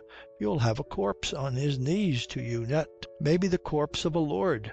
I vow I'm proud of you," which was not likely to get the door shut on Sir George. So that dangling gentleman became convinced that Alison was yielding to his embraces. He was, in a limp way, gratified. A devilish fine woman, to be sure. She might be a trifle exhausting to a man of ton, but what would you? Women were greedy and must be satisfied with what one could spare them, and it was pleasant to see the pretty creatures pining. He would lure Madame on with a few tidbits. In this kindly mood he went to her on a wet April day, when Alison was fretting for a wild walk or a wilder ride in wind and rain. But even to herself she would not confess that she was tired of the town. It would have assimilated her to Harry. Sir George sat himself down by Alison's side, simpered at her, sniffed, put his thin hands on his thin knees and ogled them. Alison held out to him a cup of tea. He arranged his rings before he took it, and then again simpered at her. After some humming and hawing, "Do you go to the play tonight, ma'am?" he drawled. "What play is it?" "Ah, some cursed play or other," said Sir George, and, exhausted by that effort, relapsed for a while into silence. Alison did not help him out. It is possible that she was wondering how a creature so vapid could go on existing. She looked Sir George over with an odd, close inspection. Sir George, who had some perceptions, became aware of it, and, according to his nature, misunderstood it. He sniffed again, and, "Pray, ma'am, what perfume do you use?" Alison stared at him. "I am delicate in such things," said he, and smelt his own handkerchief. Alison hesitated between disgust and amusement. To be sure, the creature was such a fool that it was not fair to think of him save as a buffoon, so unfortunately she chose amusement. "Oh, I vow, Sir George, your delicacy is rare," she laughed. The poor creature took it for a compliment. He leered at her. "But you are exquisite, my Indamora." "Who?" "It's an amorous lady in a play," Sir George explained. "Pretty creature." He patted Alison's arm and leaned upon her to kiss her neck. She was so surprised that his lips had almost time to reach her. "Lord, sir, are you mad?" she cried, as she thrust him off. "Pretty creature," Sir George giggled, and clung to her. "Your carriage is at the door, Sir George." Harry stood over them. His face was as much a mask as ever, his voice placid. Alison stared up and stood to face him with a lowering brow. He did not appear to see her. Sir George shook down his ruffles. "Carriage? What do you mean?" says he. "I had no carriage this year. I came in a hackney coach." Harry turned away from him and opened the door. "Eh? Oh, stap me!" Sir George giggled and got to his feet. "Madame, you're eternally devoted." He went out with a strut, waving his scented handkerchief in the direction of Harry. Then Alison spoke. Her eyes were furious. "You, oh, you boor! How dare you?" "Egad, that's very good," Harry laughed. She beat her foot on the floor. "Oh, you are not to be borne. to make a noise of it, to make a scandal of me and that creature. To be sure I came untimely. Well, ma'am, if you wanted to be quiet about it, I had rather it made a noise. My God!" She was white. "You dare say that to me? Be careful, Harry. Pray, ma'am, no heroics. I warn you there are things I'll not bear." "Is it possible?" Harry sneered. She swept past him and away. Chapter 17. Return of Mr. Waverton. It seems that, years afterwards, Harry and Alison were afflicted with a dreary and remorseful wonder at these wars. Both, as they grew older, had something of a turn for moralizing, and in their copious letters to their several children is evidence of much penitence and puzzling over the disasters of their youth.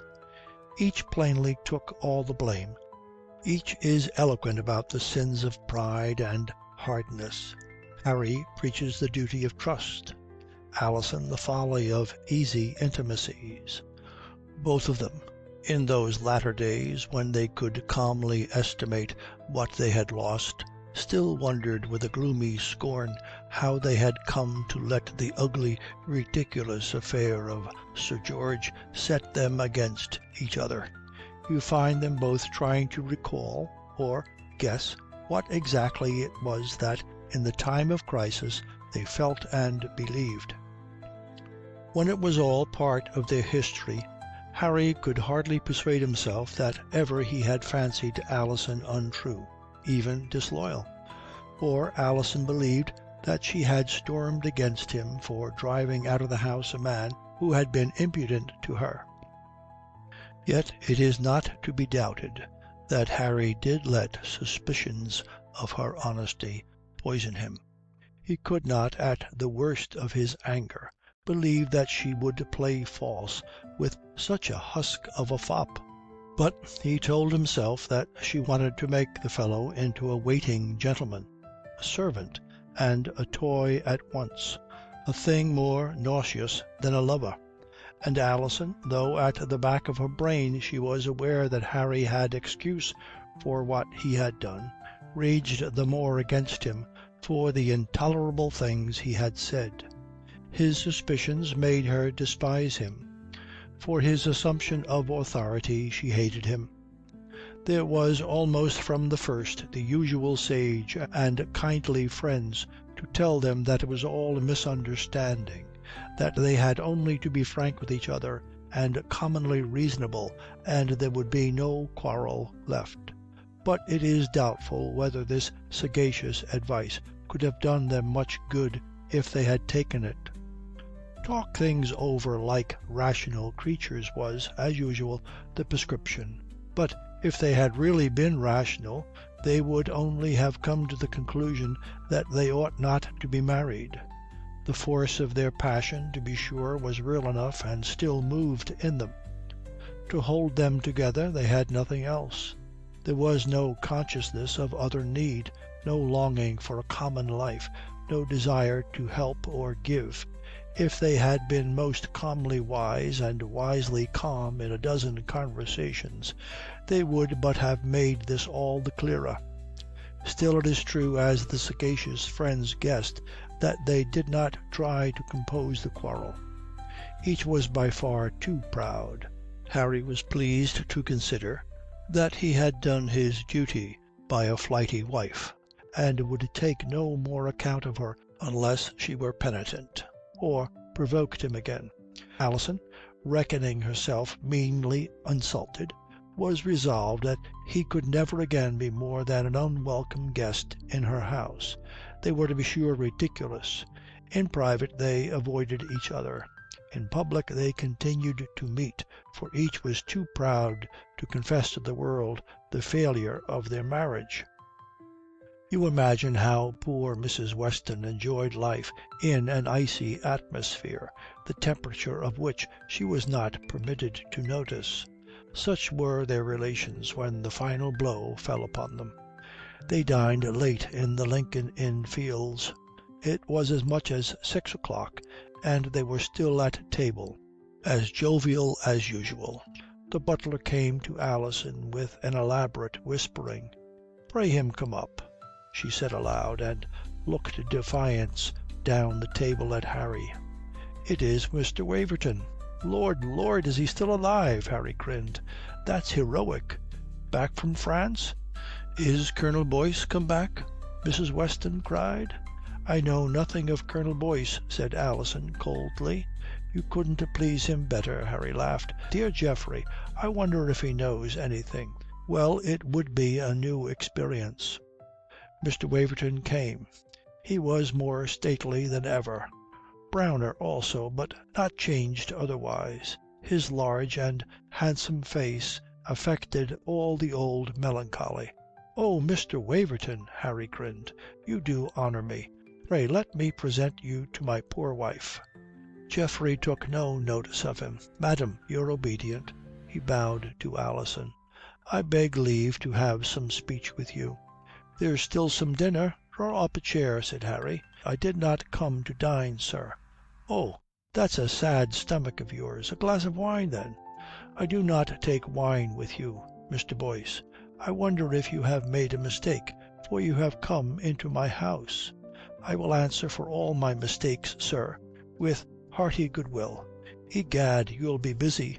"Oh, be silent," Alison cried. "You are welcome, Mr. Waverton. How can I serve you?" "I understand the gentleman's desire to hurry me into a quarrel, ma'am. Be sure that I shall not permit it." Harry laughed disagreeably. "It's very well, sir, but I choose first that you should listen to what I have to say." "Listen? Aye, oh Lud. Is it a poem?" Mr. Waverton flushed. "You are impertinent, sir. It shall not serve you. I intend that madame shall know the truth of your father's treachery and yours." Harry stood up. "Are we to stay for more of this, ma'am?" "I shall stay," Alison said. "You remark the gentleman's impatience to silence me, ma'am." "I promise you that I shall tell you nothing which he or any man can deny." "It's a dull tale, then," Harry muttered. "I think it will excite you enough, ma'am. You are advised that I went to France with Colonel Boyce. The office which he offered me was to negotiate with Prince James. This I undertook readily, for to his party my family hath ever had an inclination, nay, an affection, and I saw in the affair duties of honour and moment. To the greater glory of Geoffrey, first Duke of Waverton, whom God preserve," quoth Harry. "I did not, I will avow, foresee that the thing was but a trick to take me away from my house and out of the country. Though I may regret, ma'am," he bowed magnificently to Alison, "I do not even now blame myself for my blindness, for I have ever accounted it unworthy of a man of honour to fear treachery in his servants." He glared at Harry. "Or weakness. Ah, weakness in those to whom he gives his devotion." He made melancholy eyes at Alison. "No more of that. In fine, I did not suspect that a fellow who was taking wages from my hand had plotted to rob me of what was my dearest hope, or that another would surrender herself a prey to his crafty greed."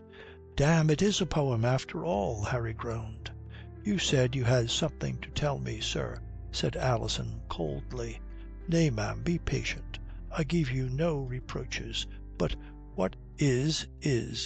If it irks you that I remind you of it, do not give the blame to me." "I shall blame you for being tedious, by your leave," Alison yawned. "Wait till all's told. Well, ma'am, I left Tetherdown with Colonel Boyce, and we rode post-haste to Newhaven. He was there joined by some half-dozen fellows, low fellows to my eye.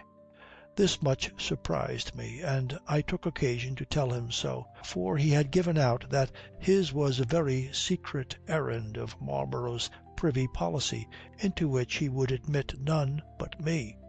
He made out that these fellows were but messengers and escort, and I permitted myself to be satisfied, though I remarked that he was on familiar terms with them. But that gave me little concern, for I had from the first remarked in Colonel Boyce a coarse habit of intimacy with the vulgar. Aye, you and he took to each other famously, says Harry. Lud, sir, must you be so wordy? Alison cried. You will find that every word has its import, ma'am. From some of these fellows Colonel Boyce learned that there was a warrant out against him for treasonable practices with the Pretender. This affected him to great indignation, in which, as I frankly told him, I found matter for bewilderment. Since he was, as he professed, about to deal with the Pretender, it was but fair that the government should arraign him on that charge. Over which he was pleased to laugh at me, and then, to explain his mirth, averred that the government, and in particular Mr. Secretary St. John, was much more Jacobite than he, and so had no title to meddle with him. Then he said that what irked him was that they should have heard of his dealings with France, which must be done secretly or fail. So we went in a hurry aboard the schooner which was ready for him, and crossed to Dieppe, landing by night beyond the town. I make no doubt from his adroitness that Colonel Boyce hath done business in France before, but of what kind I leave you to guess when you have heard all. We were well furnished with horses, and upon the road to Paris before noon. He gave out to some officers which questioned him that we were of Prince James's service upon our way to Saint Germain.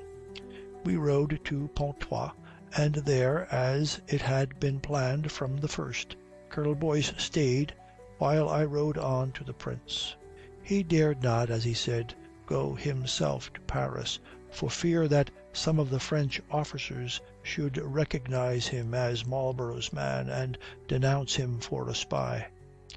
Therefore was I to go with letters to the Prince, and messages which would persuade him to ride out to Pontoise, and come to business with Colonel Boyce. I went on then alone, save that Colonel Boyce gave me one of his fellows to be my guide and servant, and he stayed with the rest at Pontoise. Thus far, I beg you remark, I had no cause to apprehend treachery. Upon the face, the scheme was fair enough, and all had been done even as Colonel Boyce proposed to me in England. I will maintain myself honourably free of any blame in the affair against any man whomsoever. God bless you, said Harry heartily. Mr. Waverton visibly laboured with a repartee. "Oh, sir, a prayer from you is a rare honour," he said at length. "You're to understand, ma'am, that I was furnished with letters of credence from certain of the Jacobite agents in England, John Rogers and Mrs. White, I remember. How they were come by I cannot now tell, though I may guess, for it is plain that there was no stint of money in the affair. So I came easily to speech with the Prince and his secretary, my Lord Middleton. And I will ever maintain that His Royal Highness is altogether such as a prince should be. Being of a dark complexion and a melancholy dignity, there is in him no lightness of thought or word. To me he was, I profess, very flattering, showing me courtesies beyond my rights or expectations. He received me, in a word, most favourably, and being influenced, as I regret I cannot doubt, by my person and address, was easily inclined to ride out to Pontoise. Only my Lord Middleton made difficulties. He is of a sardonic turn, and permits his wit to outrun his civility. He set me questions in a fashion which my honour could not brook. Yet I can relate that in the end I prevailed over my Lord Middleton's jealousy. For he said to the Prince, "Enfin, sir, I can tell no reason why you should not go see this Colonel if you choose. If there were any guile in the business, faith, they would never have trusted it to this fellow." So the thing was agreed. In the morning we rode for Pontoise, the Prince, my Lord Middleton, myself. His Royal Highness was pleased to limit himself to one servant. The man with whom Colonel Boyce had provided me went on to carry advice of our coming. We came to Pontoise toward evening. Colonel Boyce had put up at the Lion d'Or. He was waiting for us in the courtyard, and received us, as I thought, somewhat shortly, hurrying us into the house. But once inside, he made ceremony enough, with endless speeches about the condescension of his Royal Highness. All this too obsequious in a boorish taste, so that the Prince bade him have done and come to business. Therewith Colonel Boyce was as full of apologies as he had been of servilities. I vow I never heard him so copious as that night. He took us, you are to understand, to an upper room, and what first moved my suspicion was that he bade me begone. Then my Lord Middleton countered him with, "I believe, sir, the gentleman had best stay." Immediately Colonel Boyce was all smiles over his blunder, and we sat down about the table in that upper room, and came to the substance of his negotiation. He kept, I'll allow, to the purposes which, from the first, he had pretended to me. Whether Prince James, if assured of support from Marlborough and his friends, would choose to avow himself Protestant. But he made so many conditions over it, he was so vague and wary, that 'twas hard to tell what he would be at. When my Lord Middleton tried to pin him to something plain and certain, he would ever evade, till it began to grow late, and the Prince talked of supper and bed. This Colonel Boyce took up very heartily, and was indeed giving his orders, when there came a noise in the courtyard, and he ran to the window and looked out. My Lord Middleton was behind him, with a "What's your anxiety, sir?" "Why, my lord, I would not have these roisterers break upon the Prince's incognito. Pray, sir, this way, and you'll be secure." He points to an inner door. "I believe we are as safe here, sir," says my Lord Middleton. "Egad, sir, come away," says Colonel Boyce. And he was in fact dragging the Prince across the room, when the door bursts open, and in comes a stranger, a little man. He flung himself across the room upon Colonel Boyce, making some play with a pistol. There was some grappling and wrestling. I recall that they gasped and breathed hard. But it's odd, I believe, that there was no word spoken. Then Colonel Boyce freed himself and bolted through that inner door. The stranger fired a shot after him, and while we were all deaf and sneezing with it and utterly amazed, he turns on us. "That's amiss," says he. "Please God, they'll bag him below. Hey, Charles," he wags his head at my Lord Middleton, "I thought you had more sense." "Damme," says my lord, "it's Hector Macbean. And prithee, what's all this ruffling, Mac?" "Why, you have let his Majesty walk into a stinking trap. That fellow Boyce, he hath been Marlborough's spy, Sunderland's spy, the devil's spy, this 20 year." "Why, I thought he had something the smack of it," says my lord. "And yet, who's this now?" Captain Macbean turned on me. "Yours or his?" "His ambassador, in fact." My lord looked me over and took snuff.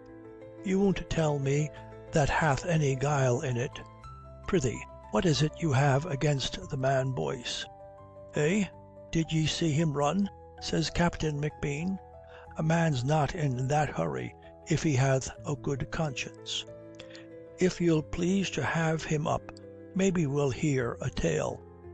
But as he spoke there came into the room a French officer of dragoons, who, saluting the prince, asked Captain McBean if he had found his rogue. On which, "Have I found him?" Captain McBean cries out, "Eh, sir, did he not run into your arms?" But it appeared that Colonel Boyce had not been caught, and they determined at last that he must have made his way out by a door at the back of the inn, and one clear away. But I am sorry to tell you, ma'am, that he hath not yet been found, for if they catch him in France, he may count on a hanging." "Pray, sir, how did you dodge the rope?" Harry said. "Did you talk them to death, your Pretender and his tail?" "You're too eloquent for me, Mr. Waverton," Alison yawned. "I can't tell what you want to say. What is this mighty crime which you and Colonel Boyce were compassing?" "Sneers become you ill, ma'am," says Mr. Waverton magnificently. "I repudiate any charge whatsoever, and tell my story my own way. Some hot words passed between Captain McBean and the Frenchman, each blaming the other for Colonel Boyce's escape. Then Captain McBean says, 'The fellows that were drinking in the tap, I suppose you've let them dodge you too? No? Well, that's a wonder. Tie this rogue up with them and have them in guard.' So he mocked at me, but the prince brought him up roundly. 'You go too fast for me, my good captain,' quoth he. 'What's your charge against the gentleman?' Who is to my mind a very simple gentleman. So his Royal Highness was pleased to honour me." "Egad, he was right, Waverton," Harry laughed. "I think I know how to value your fair words now, sir," says Mr. Waverton grandly. "Be pleased to spare them." Upon that, as I was saying, Captain McBean lost command of himself and was grossly violent, roaring that I was none the less a knave because I was so natural a fool, and the like empty insolence, accusing me of being art and part in a vile plot with Colonel Boyce to kidnap and murder his Royal Highness. "Now we have it," Alison murmured, and looked at Harry strangely. "Aye, ma'am. Now perhaps, though late enough, your eyes are opened," said Mr. Waverton with relish. "Well, I let the man run on. He was indeed not to be stopped, a rude, vehement fellow. When he was exhausted, I addressed his Royal Highness. 'Lack-a-day, I believe you,' says Harry. I made it clear to him, sir, that my birth and position must warrant me innocent of any treachery, and though I might well disdain to answer these reckless charges, I owed it to myself to remark to his Royal Highness that, but for my desire to serve him, I had never meddled in the affair. So that when I had done, my Lord Middleton says, laughing, 'Egad, sir, it seems you owe this fine gentleman thanks for his kindly condescension to you.' And the prince was pleased to answer, 'We are too small for his notice, faith. But is he finished yet?' Then I bowed to his Royal Highness and sat down, well enough pleased, as you may believe. But this Captain McBean called out in his rude fashion, 'Eh, sir, he may even be the booby he pretends. The better decoy, I allow. But by your leave, we'll look into it more narrowly. Would your Majesty please to permit me have up the other rogues?' This, in a word, they did, and Captain McBean and my Lord Middleton, who is to my mind something more of the attorney than becomes a man of rank, questioning the fellows shrewdly, it was made put, I crave your attention, madam, it was made out that Colonel Boyce had undertaken for the service of the Hanoverian junto here to kidnap or kill Prince James, and the plan was to bring the prince out to Pontoise and to drag out affairs that he passed the night there. Then in the night they were to invade his room and command him to follow them. They pretended indeed that they meant only to carry him off, but 'tis not to be doubted that they looked for resistance and a bloody issue to the affair. So, ma'am, here is the trade of the family of Boyce, to procure murder, and the murder of a prince of the blood royal, of our lawful king. I give you joy of the name you bear." Alison bent her head. "You may well be proud of your part, Mr. Waverton." "They let you go, did they?" says Harry. "Your captain and your lord and your prince?" "Let me go, sir? There is nothing against me. I defy your impudence. Nay, I thank you. I thank you. You lead me gracefully to the end of my story. Good God, it has an end. When these rogues were questioned about me, not a man of them could pretend to have anything against me. They openly confessed that Colonel Boyce had warned them that I must be kept in innocence of the affair, lest I should thwart it. For he said that he had brought me into it to show a good face to the prince as one beyond suspicion of treachery. Nay, and moreover, and here's my last word to you, ma'am, he avowed that he chose me because he wanted me out of England, where I stood between his own son and a pretty heiress. At which, as I remember, my Lord Middleton chose to be amused. "Damme, I like that man," says Harry. "So, ma'am," Mr. Waverton tossed his head, "here you have it. I am drawn into a murderous, vile, base treason, that I may be kept out of the way while Mr. Boyce prosecutes his designs upon you. I give you joy of the loyal fidelity which yielded to him. I leave you to enjoy him with what appetite you may." He made a majestic bow. He turned and was gone. Harry and Alison were left staring at each other. From behind came a small, strained voice. "Colonel Boyce, he is safe, then?" It was Mrs. Weston. The two turned with a start, surprised by her existence. Harry laughed. "Oh, aye, he is safe. He would be." Mrs. Weston rose slowly and then made a rush for the door. The husband and wife were left alone. Chapter 18. Harry is dismissed. Alison turned and stared into the fire. Harry filled himself a glass of port and drank it and laughed. She looked round at him. "Faith, Mr. Waverton is mighty good entertainment," he explained. "Is that all you want to say?" Harry would not be awed by that ominous voice. Oh, Lord, how could I dare talk after him? Our poetic orator.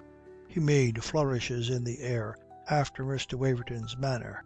"Nay, but I would give my new wig to have been in that upper chamber at Pontoise.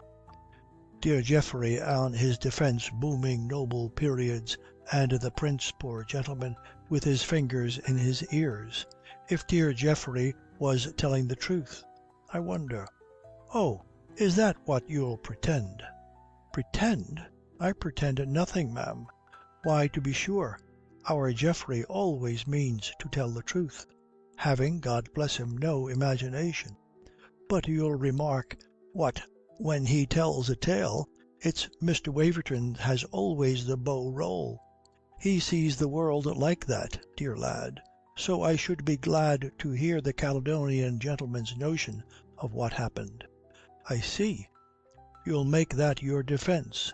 Geoffrey imagined it all." "Egad, ma'am, you may lower your tone. I have nothing to defend, nor are you set in judgment. Do you suppose all this is to make no change?" she cried. "You're a splendid creature, by heaven," says Harry, tilting his chair back and watching her with a little Epicurean smile, the proud vigour of her, the blood in her cheeks, the flash of her eyes, and the sweep of the white arm. "I could hate you for that," she says, and her lips set. "Yes, I think you're in a fair way to it," says Harry. "I wonder if you know why?" "Because I have come to despise you," she cried sharply. "You will be solemn, will you?" says Harry. "Much good may it do you. And so, egad, have at you heartily, for you have said things which both of us will find it hard to forget." "Oh, you can feel that? Look'ee, ma'am, if we are to be in earnest, we had best not snap at each other like a pair of puppies. Now, what's happened?" "You have to ask that?" "My God, if you have to ask, There's no use in words between you and me." "Oh, Lord, don't be mystical. Mr. Waverton comes here to do his poor possible to make mischief between us. I suppose you saw that. He tells us that he went blundering with my father into a muddle of a plot. He tells us that your father planned a vile base murder and sought to make him, a man of honour, part in it. Pray, sir, is that not infamous? Egad, if you haven't caught his style, you believe all that, do you?" "Yes." "We shall go far tonight, I think." Harry shrugged. "And shall I tell you why you believe it, ma'am? It's because you are looking about to find matter for blackening me." Alison hesitated a moment. "You cannot deny it. It is proved. Your father would not stay to face them. Face a pistol and a furious Scot? Well, I never said he was a hero. Do you pretend it was only a fight he feared? Do you dare tell me it was an honest, honourable plan? Nay, come, let me see if there's anything you think shameful." Harry shrugged. "I know my father not much better than you do, ma'am. I never thought him a Bayard. Some plot there was, I think, and these political plots are all dirty enough, but Lord, who is clean of them? And I'm not ready to write my father off a murderer because Mr. Waverton went blundering into a business which, on his own confession, he does not understand. He went in your place. You should have gone with your father." "Should have gone? Do you wish I had, ma'am?" "Perhaps." Harry started up. "Oh, say it out. I knew we should go far tonight." They stood close, fronting each other fiercely. "My God, is it strange if I wish you had gone? Your father is a base wretch who should be on the gallows.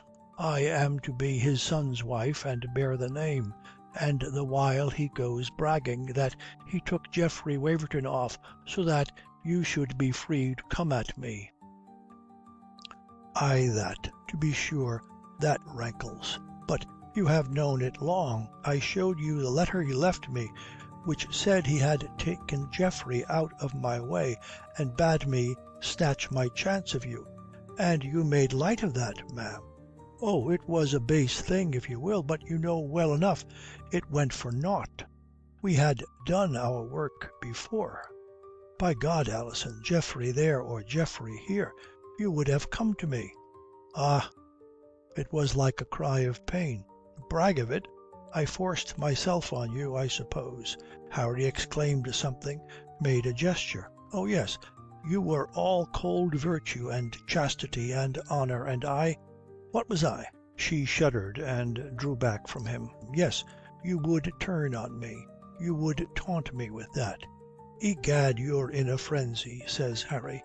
"You cry aloud and cut yourself with knives. You will be hurting yourself." "I loathe you for that calm way of yours," she cried. "You mock me till I am mad, and then you please to be grave and lofty. You, I took you out of the gutter. What now, ma'am?" Harry stiffened. "It's all a mask," she cried. "Nothing of you shows in your voice or your face. Your face, bah! It's always the same when you kiss and when you strike. A mask.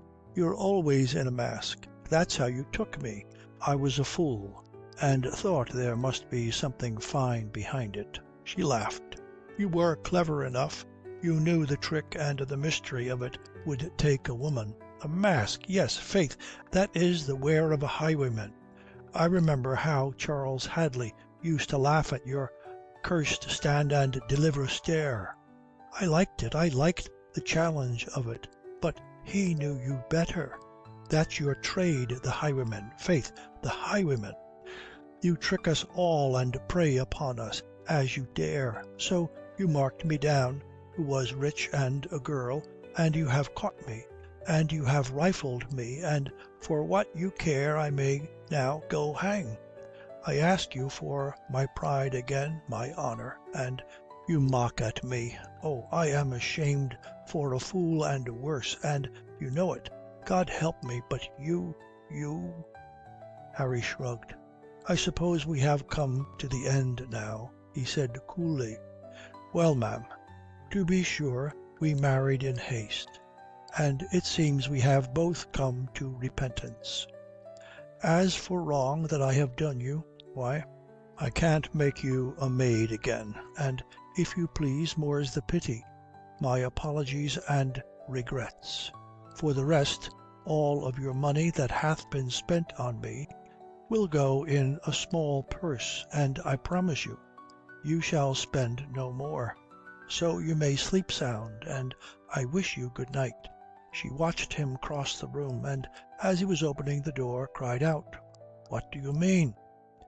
He turned. "Why, would you still be talking?" Their eyes met in defiance. "You can go," she said. "I have had the honour to tell you so," he said, and was gone. Chapter 19. Alison finds friends. It was on the second day after that Susan Burford and Mr. Hadley rode in to the Lincoln's Inn Fields. They found Alison and Mrs. Weston together, and both sewing, a fact which failed to interest Mr. Hadley, but surprised Susan, who knew Alison, without a taste for needlework. "My dear," says Susan, embracing Alison physically and spiritually in her large, buxom, genial way. "You have been a long time finding me," says Alison, and put her off. "I suppose I know why you kindly come to me now." "Brrr!" Mr. Hadley made the sound of one who comes into a cold draught. "The truth is, Susan has been so busy improving herself that she has had no time for her friends. In fine, she has been trying to make herself worthy the honour of my affections, and large enough to support the burden of my dignity. I don't say she satisfies me, but she does her best." He propelled Susan forward with one hand. "A poor thing, ma'am, but mine own." "Oh, he is amusing himself, you see," says Susan in her leisurely fashion. "Damme, Susan, you're so mighty innocent that sometimes I believe you are innocent." "But you have known me so long," Susan protested. Alison stood up with an air of ceremony. Her pale face constrained itself at last to smile at them. "My dear, I wish you may be very happy," says she, and gave Susan a matronly kiss. "Mr. Hadley, you're a fortunate man." She put out a stately hand. Having bowed over it, "Brrr," says Mr. Hadley. "Damn these east winds, Susan. You're a plague with your affections. You will have me talk about you, and I can't make you interesting. I hope, ma'am, we find Mr. Boyce well?" Alison drew back. "Why do you ask that? You have seen Mr. Waverton, of course." Mrs. Weston put down her work and folded her hands upon it. "Why, yes, I have seen Geoffrey, and what's worse, heard him. I hope he did not plague you too long." "Pray, Mr. Hadley, don't be ironical. You can spare me that. Mr. Waverton told us his story the night before last. Thereupon Mr. Boyce and I parted company. He left my house immediately, and I do not know where he is." Mr. Hadley distinguished himself by containing an oath. Susan said, "Oh, my dear," in that slow, calm way which might mean anything. It was Mrs. Weston who cried out, "Alison, you never told me." "You asked once or twice where he was, and I told you I did not know. What does it matter?" "You quarrelled with him?" "Quarrelled? Because of what this Mr. Waverton said? Do you think it could make no difference?" Mrs. Weston clasped her hands and swayed in her chair. "Alison, we had no guess of this. I am sorry. I am so sorry," Susan said. "There is no need." Alison held her head high. "If we have in some sort forced your confidence, I beg you believe, ma'am, it was not meant. So, Mr. Hadley, in the grand style, for I protest it never came into my head that Geoffrey would make mischief between you and Mr. Boyce." "You say that?" Alison stared at him. "Oh, you mean I was so besotted with him?" Mr. Hadley relapsed to his ordinary manner. "Damme, ye think we came for nothing but to jeer at you? I promise you we have pleasanter matter to hand, neither to jeer at you nor to meddle with you, Alison, but friendly. So take us friendly in God's name. If you will go about to find a sneer in every word, why, a sneer you'll find, but not of my making. We bring you nothing but goodwill, and want nothing more of you. But if we irk you, why, let us go, and we'll see you again in good time." "That's a pretty speech to begin with an oath," Alison said, through the flicker of a smile. "And faith, I should be slow to take offence at you, for we quarrelled before, because you were at pains to warn me. Well, sir, I humble myself before your wisdom." There was a pause. "Oh, now we are all ill at ease," says Susan. "Odso, ma'am, it's not fair," Mr. Hadley cried. "I am not here to say I told you so. I am not proud of it. Well, damme, I have no temptation to be meddling in your affairs. But I think you will have to know. It is with Mr. Waverton I have fallen out now." "With Mr. Waverton?" Alison repeated. "What is there between you and him?" "I believe he had the impertinence to expect my sympathetic admiration, while I was thinking him a low fellow, which I took occasion to tell him, without result." Mr. Hadley shrugged. "But I believe he did not feel it. It's a thick hide. And what was your difference?" "Why, this precious story of his." There was some little time of silence. "You don't believe it," Alison said. "Come, you must say more than that." "I profess, ma'am, I have no will to say anything. Whatever I say, I'll be impertinent." "Oh, shall we mark it in you?" Susan said. "Well, sir, you were not always so shy of scolding me," says Alison, and again with a faint smile. "Scold you? God warn us. I have no commission. I can tell you what I thought of Waverton and his tale. Did I believe it? Odds fish, I never remembered believing Geoffrey. If he had to tell you 2 and 2 was 4, he would pretend that his genius first discovered it. So I don't know what happened at Pontoise. Likely the old colonel did mix him up in some plot with some other fellows smoked. Maybe it was even such as Geoffrey said, kidnapping and murder to follow. These plots, they grow nastier and nastier the longer they are afoot. And Colonel Boyce, well, by your leave, I don't think him delicate. But for the rest of it, I'll wager that's Geoffrey's sprightly invention. You know very well, ma'am, I have no kindness for your Mr. Boyce. But damme, he never thought of tricking Geoffrey out of the way to give himself a free hand with you. And it's a low trick in Geoffrey to go about with that tale." "Oh, but he is stupid," Susan said. "What if Colonel Boyce thought of the trick?" says Alison. "Egad, Mr. Boyce is unfortunate in his father. Maybe he knows that as well as we, but damme, ma'am, you will have it. I believe there was not much trick in his affair with you." "I believe you once warned me of his tricks," Alison said coldly. "It's no matter now. I tease you with my affairs. If I can serve you, I'm heartily at your command." "Oh, you have worked hard to make the best of a bad business, but I can do that for myself, and I like my own way of it." Mr. Hadley bowed. "Oh, let us go home," Susan said. Alison looked at her in some surprise, and, as she stood up, came quickly to kiss her. "Have I been rude?" she whispered. "That would be no matter," Susan said. "You chose to be angry with me?" Alison stiffened. "Oh, one isn't angry, one is sorry," Susan said. Alison let her go, and Mr. Hadley, ceremonious but with visible relief, went after her. Then Mrs. Weston said suddenly, quickly, "Where is he?" "He?" Alison chose to be slow. "Mr. Boyce? I have no notion." "You drove him out?"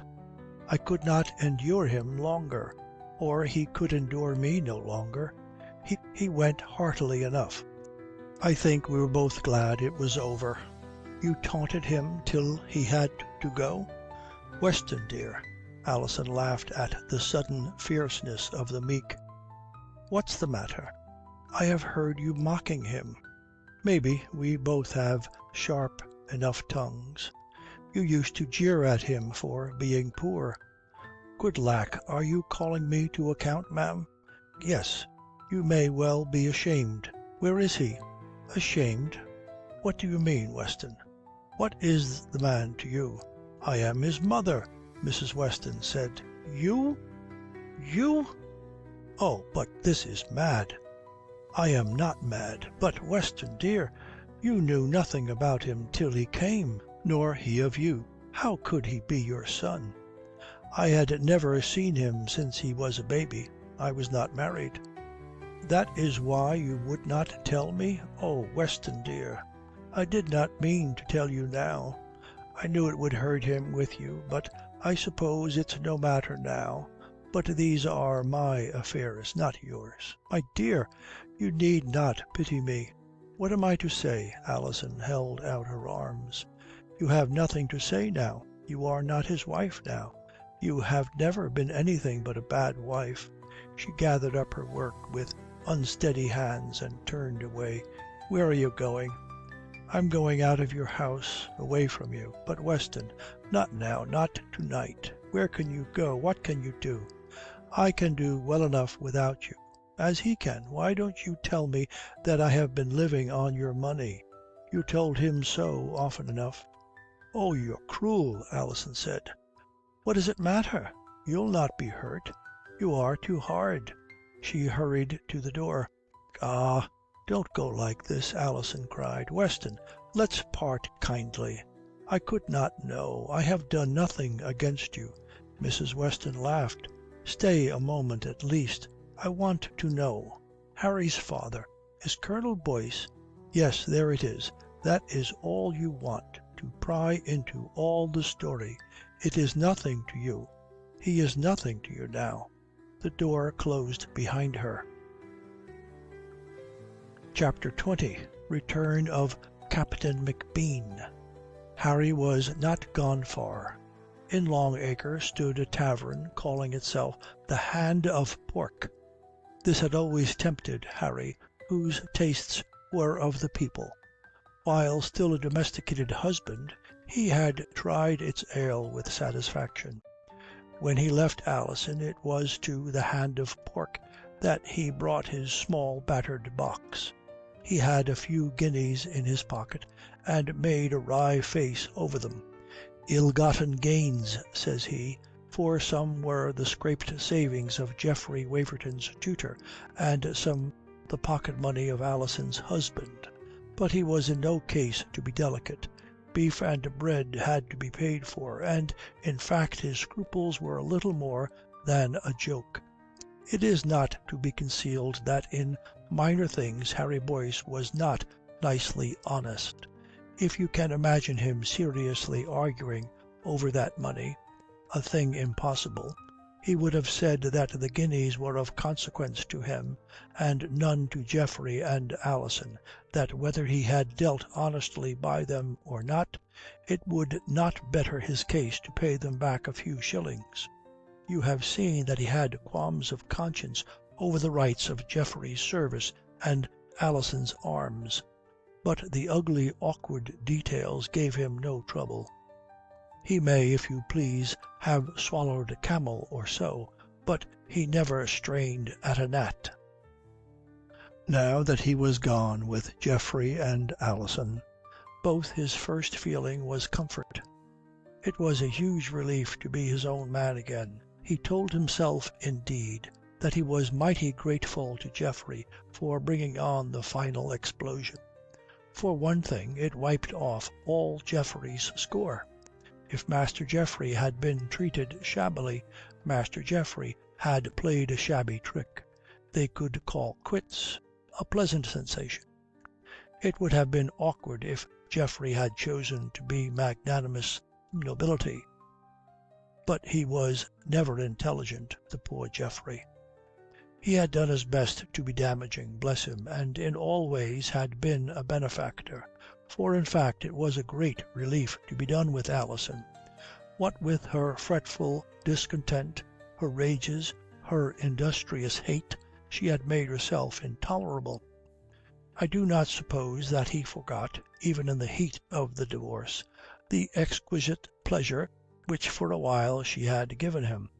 I think he was always ready to acknowledge that to himself, for it is certain that he bore her no malice, and if he blamed her for their catastrophe, blamed himself as much. He might make the most or more of all the taunts of her zeal to find occasions for despising him. He forgot nothing and forgave her nothing. He wrote her down a cruel enemy, but he did not pay her back with equal hate. He dismissed all the warfare and the wounds with a shrug of sagacious cynicism. She hated him? She had the right. She was his wife, and perhaps she was in the right too. He must fairly be reckoned a very poor match for her beauty and her wealth and her not insignificant brains. After all, he was essentially a nobody in every department, body, mind, and soul. She might even claim that she had been cheated, for if she ought to have known that she was marrying a nobody, she could not guess that he had a bar sinister or a disreputable father. Certainly Madame Alison could plead something of a case. You are not to suppose Harry in an ecstasy of meek devotion. He was quite sure that she had behaved to him very badly. He admitted no excuse for her eagerness to hurt him as soon as she was tired of him. She might hate him, but after all there were obligations of courtesy, of decency, of womanhood, and her venomous temper had broken them all.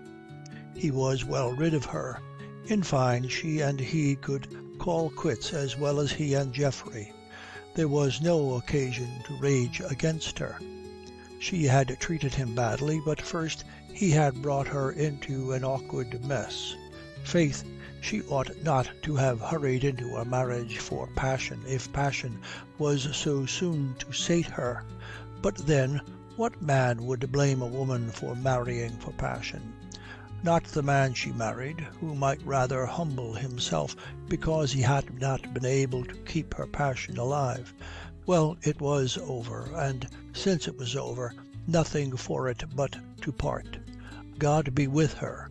She had given him his hour, and he, why, at least she had lived with him moments she would not forget. A glorious woman. It is probable that in these first hours of their parting he began to love her. So much for his emotions. But you will not suppose that Harry Boyce was wholly occupied with emotions. He could not indeed afford it. He had to make some provisions for keeping alive.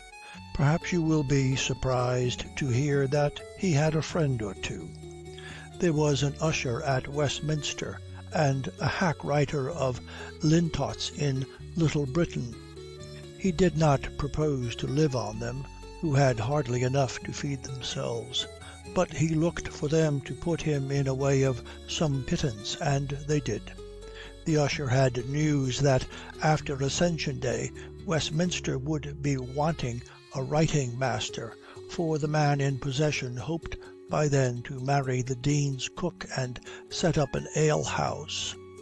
The author procured a commission to write 2 lampoons and a pamphlet against French wines. In the intervals of his occupation, Harry looked for his father. It would be hard to guess.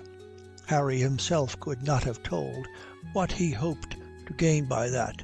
He wanted, of course, to find out the truth of the mission to France. Whether his father was likely to tell it, he could not make up his mind. What he would do with the truth, if ever he learnt it, he did not know in the least. Suppose the best event, suppose his father could declare excellent intentions and Geoffrey a liar. Harry imagined himself going to Alison with the news and demanding to be taken on again. A nightmare joke. Yet to come at the truth seemed the most important task in life. The first step, though you think it impossibly difficult, did not dismay him. He had no doubt of discovering his father. That Colonel Boyce should have been killed, or even caught, was incredible. He was not the man so to oblige his enemies. It was incredible, too, that he would go long into hiding. Away from the importance of bustle and intrigue he could not exist. Therefore he would certainly come back to London. Therefore, sooner or later, he would be found at one of the coffee houses favoured by the brisk fellows in the underworld of politics, at Tom's or the British or Diggory's by the Seven Dials. He might be heard of among the fire-eating Jacobites of Sam's. There were not so many likely places, but Harry laid down more pennies than he could spare at the bars, and all in vain. He sat in Sam's on an afternoon, chopping Greek tags with a jolly, fanatical old parson. The days were fast lengthening, and for one reason or another the company at Sam's was not too fond of light. Only a candle here and there was burning. A little man came in with a party very obsequious to him. As he walked up to the bar, Harry had a glimpse of a lean, brown face. He remembered it, and yet no more than faintly, and could not tell where he had seen it. It did not much engage him, and he went on with his Greek and his parson. The little man made some noise with the pretty girl behind the bar, claiming the privileges of an old friend and a good deal of liquor, and it was a little while before he was established at a table with his party. Harry chose to mouth out something Homeric and sounding. The little man stopped in the middle of lighting his pipe. "I know that roll, pardieu," he muttered, and in a florid fashion declaimed "Fol de rol, fol de row," and laughed alcoholically. "Who's talking Hebrew here?" One of his parties pointed out Harry and the parson. The little man blinked through the smoky twilight. He stood up, took his candle, and lurched across the room to Harry. Down under Harry's nose he put the candle with a bang. Harry jerked back and glared at him, and he, rocking a little and blinking, said thickly, "It's a filthy likeness after all, it is." "No, sir, there's only one of me," said Harry. "If you see two, give God the glory and go to bed." "I'm saying, bully, I'm saying," the little man's accent became more Caledonian, and he clutched at Harry's shoulder.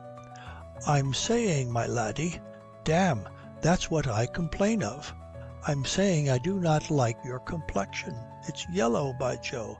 It's a wee rotten orange. It is so." His company, a faithful tail, shook with laughter. "Sleep it off, sir," said Harry with a shrug. "What's your will? Clip it off, do ye say so? Losh, you would have a face or two to spare. But I'm doubting you know too much clipping. There's a clippet ears, and maybe you have a pair." He twitched Harry's bob wig awry, and with singular luck reeled out of the reach of Harry's answering blow. "Ay, and there's clippet shillings, and maybe ye make your filthy living by their parings and shavings. Well a well, and there's clippet wings, and I'll clip yours, my bonny goose, the night." He clutched at the wig again and tossed it into the fire. Harry sprang up and struck at him. He flung himself backwards into the arms of his friends, and with a surprising adroitness plucked out his sword. "Have at ye, my man," he giggled, and made a pass. "Easy, captain," said one of his company, "the boy hath no sword." "Oh, ay, 'tis the Lord that's a man of war. The devil was I for peace. Well, what ails ye not to lend the imp a bodkin?" The fat old keeper of the coffee-house waddled into the midst. "Sure, captain, you don't mean it. I would need to set my lads upon you. 'Tis disorderly homicide, indeed." You can't mean it. Not downstairs. I'll not deny there's the elegant parlour on the first floor." "You're a canting old devil, Sam," says the little man, "but I'll oblige you. Come up, my bully, and I'll show you a thing." "Here's for you, cully." One of the company thrust upon Harry a sword. "Oh, by your leave," Harry waved it off. "I don't fight a drunken man." "Drunk!" the little man screamed. "Odds blades, there's a naughty way to mock a gentleman. I'll school you, bully. Fou or fasting, I'll school you. What, you'll lug out like a bonny lad should? I jostled it. I'm thinking you would take a beating like a lamb, laddie. Well, a well. I'll be blithe to rub you down with an oaken towel. Here, Patrick, give us your staff." "Oh, I see you must be let blood," Harry shrugged. "Well, sir, do I fight the whole platoon?" "You're peevish, do you know? You're peevish. Here, Fraser, give him your hanger. Do you second the bairn, Donald? Come, Patrick, I'll have you. There's one for you and one for me, my man, and damn all favours." It seemed to Harry that the little man's company were something surprised at this turn, but they took it in a disciplined silence. So the party of four marched up the stairs. You will believe that Harry liked the business ill enough. He shot glances at the two chosen for seconds. There was nothing Scottish about them. They were very soberly alert. They had the tan and the vigour of open-air life. They looked anything but the fit comrades for a swashbuckling tavern hero. They were as stiff as pokers. They said not a word. They showed not a sign of interest in the affair, rather like two soldiers on guard than ready seconds in a drunken brawl. Once in the upper room, they made their arrangement with solemn care, locking the door, clearing a sufficient space, and setting the candles so that the light fell fairly. Harry was taken aside, helped out of his coat, asked if he needed anything, gravely advised to risk nothing and play close. "We are at your service, Mr. O'Connor," said Donald. "At your pleasure, Mr. Mackenzie," says the other. Harry was set against the little man, and the swords crossed. It then occurred to him that the little man was very suddenly recovered from his liquor. The blustering chatter had been cut off as soon as they started up the stairs. Since then the little man had spoken not one word. Of the unsteadiness, the blinking, the rocking to and fro, nothing remained. He had marched to his place with a formal precision. There was the same manner, a correctness exact and staccato about his sword play. "The knave can never have been drunk," Harry said to himself as he sweated and was the more embarrassed by bewilderment. But he dared not let himself think. The little man was urgently dangerous, and Harry knew enough to know it. Harry had no pretensions to science. All he could use was the rudiments. He had kept his head at single stick, held his own with the foil against other lads, and never before faced a point. The little man had the speed and certainty of a maitre d'armes. So Harry fought, breathing hard, every muscle aching, mind numb and dazed under the strain, expecting, hoping, every moment the thrust that would make an end. It did not come. The ache and fever of the fight went on and on. Still the little man was masterful and precise. Still he demanded all Harry's vigour, and more than all, kept him struggling desperately, beset by fear, on the edge of death. Harry felt himself weakening, faltering, and still the opposing blade searched his defence sharply. Still the little man was an exemplar of easy precision. And yet Harry's maladroitness always sufficed to save his skin. He was puzzled and blundered and fumbled the more. The play grew slower and slower, and he was the more tortured, enduring many times the shame and the pain of defeat. At last he had hit upon the truth. He was wondering in a dazed fashion why that other sword seemed always to wait on him when he made a gross mistake. Visibly, palpably, the little man's blade halted to give him time for a parry. Harry dropped his point and gasped out, "Damme, sir, you are playing with me." "What's your will? I fight my own way, at your convenience, sir." "The captain's within his right, sir," says Harry's solemn second. "Damn you for a pack of mountebanks," Harry cried. "On guard, sir," says the little man. Harry gave him an oath and dashed at him. There was a moment's wild fighting, and then the little man forced it back to order. They were at the old game again, precise scientific thrust, pause, and blundering parry, when to Harry's amazement the little man's sword wavered and flew from his hand. Through a long minute Harry stood staring at him, and he waiting unarmed for Harry's thrust. Again Harry lowered his sword.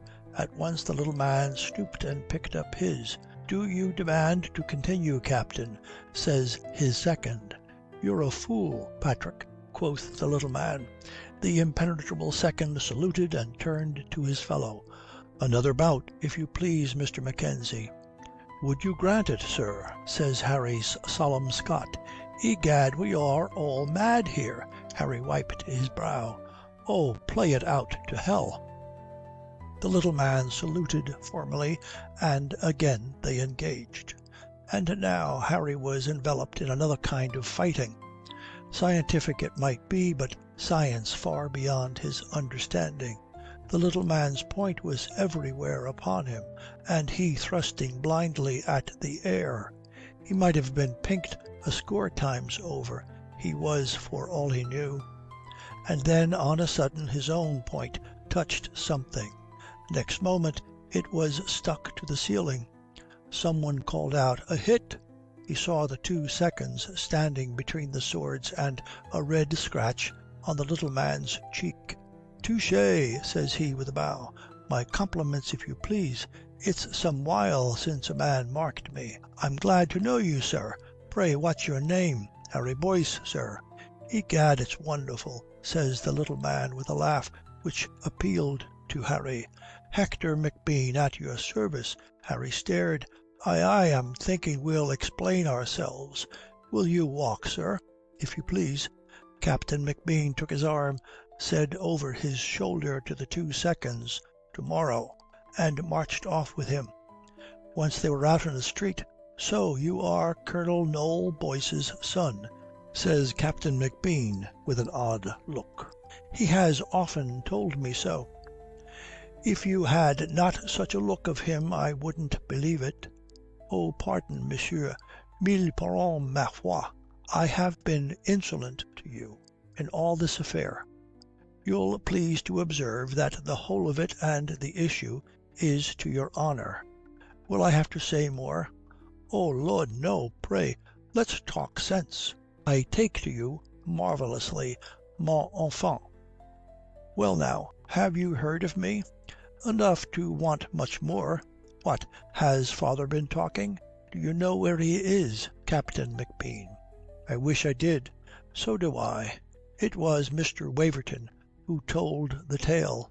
Now you know why I am eager to hear what you can say of my father, or my father of you." "Are you a good son, Mr. Boyce?" "I pay my debts." "There's a crooked answer. Are you in the Colonel's secrets?"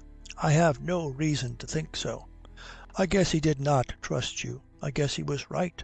Do you remember where you met me first?" "I remember that I can't remember. And me that thought I was a beauty. Well, but you were busy. You were making mud pies with Ben." "I have it. You were his captain on the horse. Pray, sir, what was my Benjamin's mystery?" "I am going to trust you, Mr. Boyce. I shall not require you to trust me unless you choose. I tell you frankly I hope for it, and so come in with you." They turned out of the Strand into Bow Street.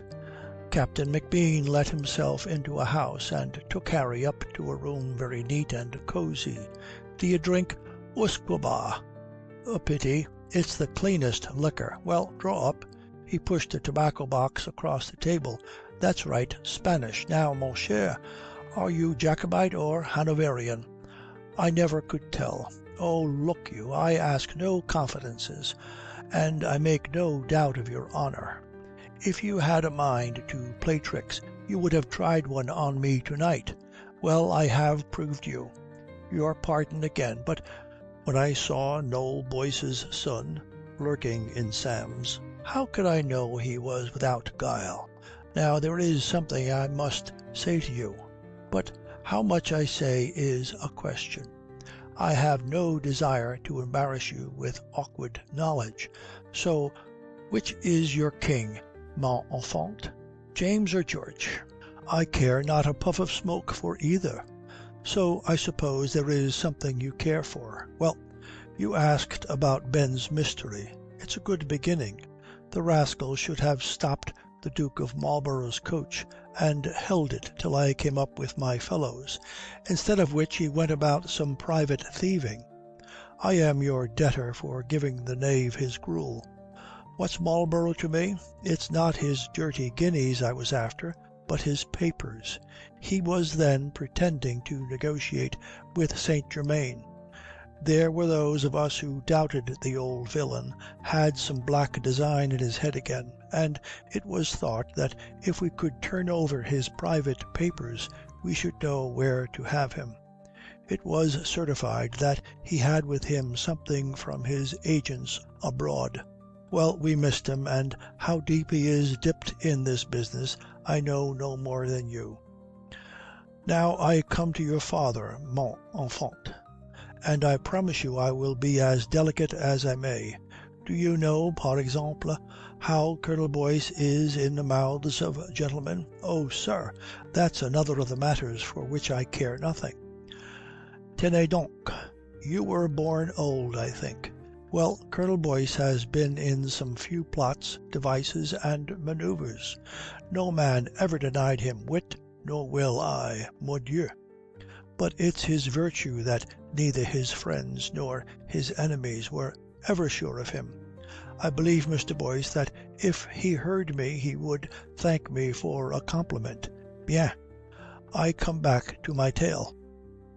It was known to us poor Jacobites in England that Colonel Boyce was making salutes to St. Germain, which much intrigued us, for we would not, by your leave, have him on our side. They don't know him there as we do, and King James, God save him, is young and honourable and sanguine. Poor lad, says Harry with a shrug. You may keep your pity, Mr. Boyce, McBean said stiffly. I would have him so by your leave. Now we heard that letters went to St. Germain from Colonel Boyce full of windy promises. Verbosa et grandis epistola. Do you keep up your humanities? In the name of my Lord Sunderland and my Lord Stair. Black names both, but they were vastly intrigued at St. Germain. If Sunderland and Stair were ready to turn honest, then, pardieu, there was hope of the devil himself. Oh, I don't blame the King, nor even Charles Middleton, though he is old enough to be slow.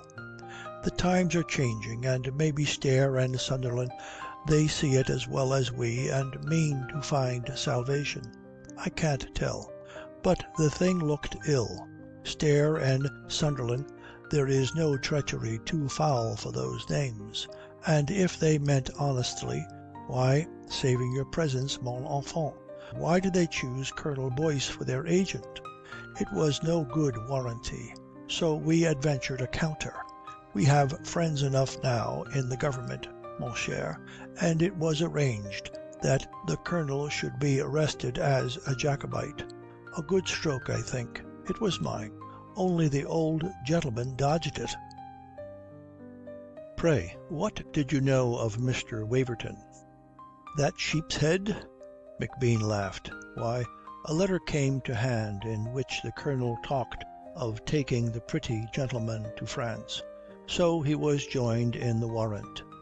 D'ailleurs, it made a good appearance. However, we missed him. but we found something in his papers which made me queasy, so I was off to France after him. The Colonel stayed at Pontoise and sent your Waverton off to St. Germain with a mighty plausible letter about secret proposals from the chief of the Whigs, which brought the king out to hear them secretly.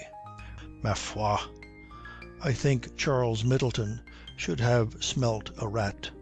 But it was a clever trick, and to choose your Waverton to play it was masterly, for who could think that Peacock would be in anything crafty?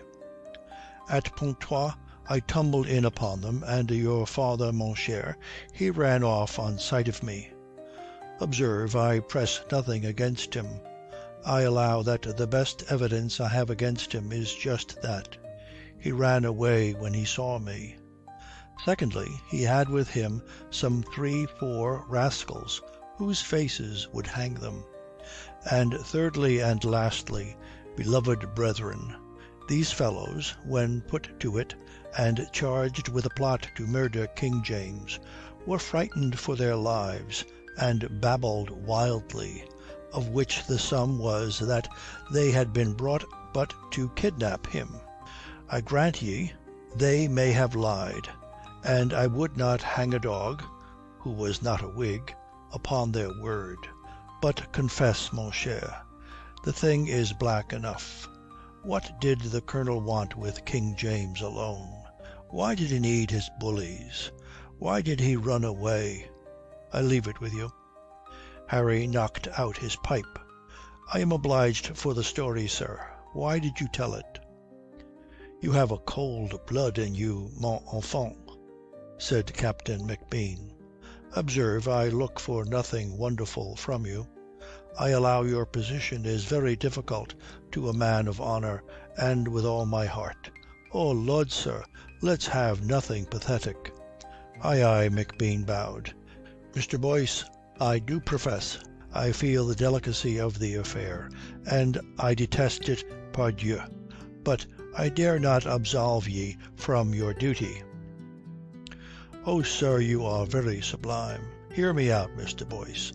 I have shown you cause to fear that your father has it in mind to compass a vile treachery, perhaps a murder. Would you deny it?" "Damme, sir, I am not the day of judgment." "Bien. I believe that is an answer. I declare to you there is yet a chance that he may succeed, aye, here in London." Harry swore. "If your friends must go walking into traps, what is it to me?" "Well, sir, though you will own no loyalty to king or queen or country, I'll not be deceived. I call on you for your aid. It's believed your father is in London. It is likely he will seek you out as he did before. Maybe at this hour you know where he is. If I did, should I betray him to you, sir?" "I ask no treachery, but I do call on you, discover his purpose if you can, and if he intends violence to the king, prevent it. Lord, sir, it's to save your father from infamy and your own name." "The king? The Pretender is in London?" Harry cried. "I told you that I should trust you far, Mr. Boyce." Harry stared at him, and after a moment stood up. "I can do nothing," he said. "It is of all things most unlikely that I should do anything. For what I know, my father is dead. He has been nothing else to me all my life, but I believe I should thank you." "Well," quoth McBean, "God help you. I ha' drawn a bow at a venture. I think I have hit something, Mr. Boyce." Chapter 21. Consolations by a Father. Do you remember how frightened Swift was of the Mohocks? How he came home early and even, that was bitter, spent some pence on being carried in a sedan chair to avoid the race of rakes that play the devil about this town every night, slit people's noses, and so forth? He had some reason to fear. Was there a watchman took his hourly rounds, safe from their blows or new invented wounds? In these last days of Queen Anne? Their way was to gather and take plenty of liquor, then make a general sally and attack all that are so unfortunate as to walk the streets through which they patrol. Some are knocked down, others stabbed, others cut and carbonadoed. The women would be turned upside down or clapped into barrels and rolled over the stones. It was a dark night with but a glimpse of the new moon when Harry left Captain McBean. From Bow Street to the Hand of Pork in Long Acre was only a few hundred yards, but murky enough, and Harry took Mr. Gay's advice for such night walking. Let constant vigilance thy footsteps guide, and wary circumspection guard thy side. Nevertheless, as he was coming by the corner into Long Acre, he was surprised by a sound at his heels. He stepped quickly aside and turned upon it, felt a blow upon his head, saw flashes of light and the street whirling round, rose up to meet him, and he knew no more. When he came to himself, he was in a room with fire and lights. He raised himself and heard voices. Then someone was standing over him. He looked up into his father's face.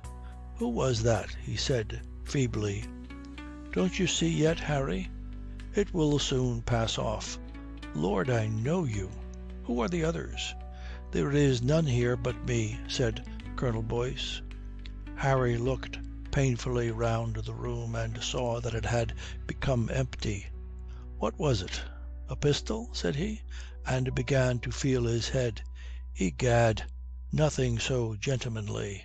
A cudgel, by the look of the bruise. A Mohawk's club, I suppose. I found you lying in the kennel as I was coming home." "Oh, you're at home, are you?" Harry laughed stupidly. "And where is home?" "These are my lodgings in Martin's Lane, Harry, and you are welcome.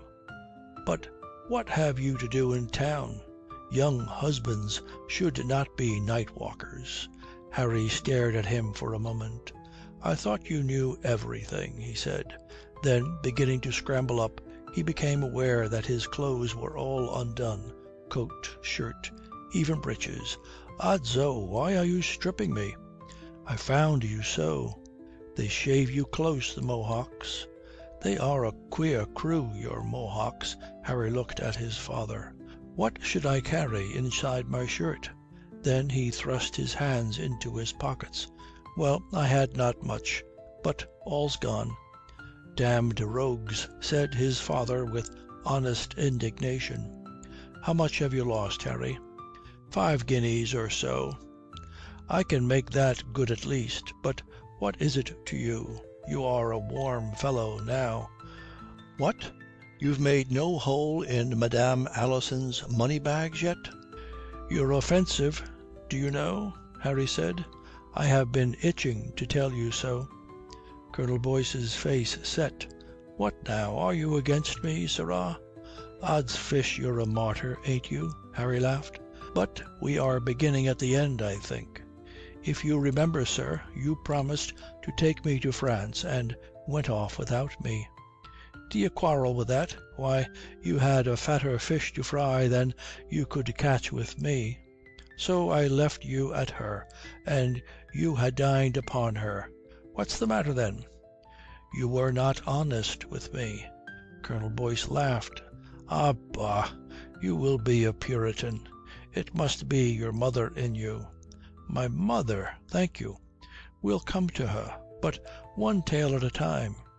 You let me think I was to go with you till you were gone without me. You took Waverton and told me nothing of that till you had him safe away." "Egad, boy, it was all for your good." "Perhaps you did think so," said Harry after a moment. "In fact, it's what I complain of. You want to play Providence to me." Pray, sir, go about your business." Colonel Boyce shrugged. "You're a proper grateful son. So be it. You have your wealthy wench and want no more of me. Well, go to the devil your own way, Harry. By your leave, I prefer it. But there's more, sir. Now comes Mr. Waverton and declares to my wife and me that you enticed him into a vile plot.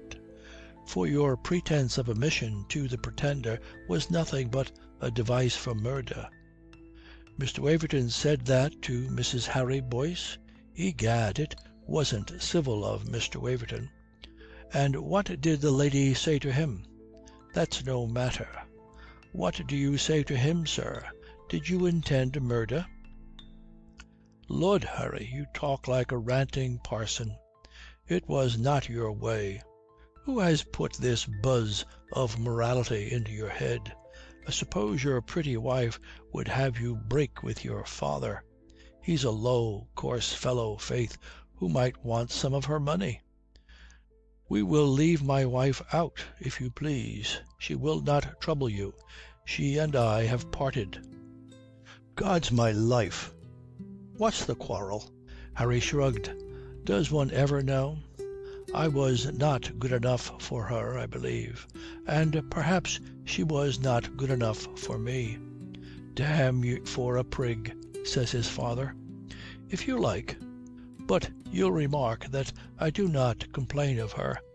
"Bah, you make me sick, sir. Not complain of her. That luscious piece. Egad, you should be drunk with her. But you're not a man, Harry. You're a parson."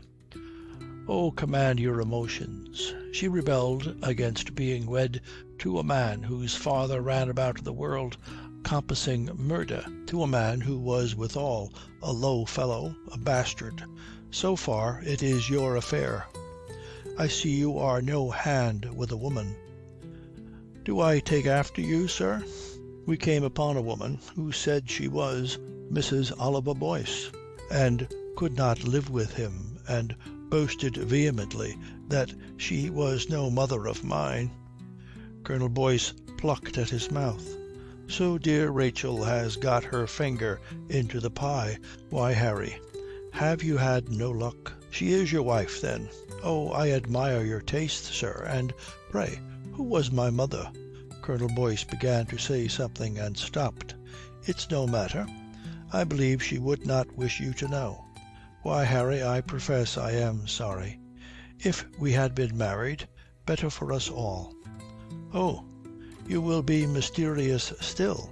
I suppose you are as tender of her honour as of mine or your own. And this matter of murdering the Pretender, pray, is that a mystery too?"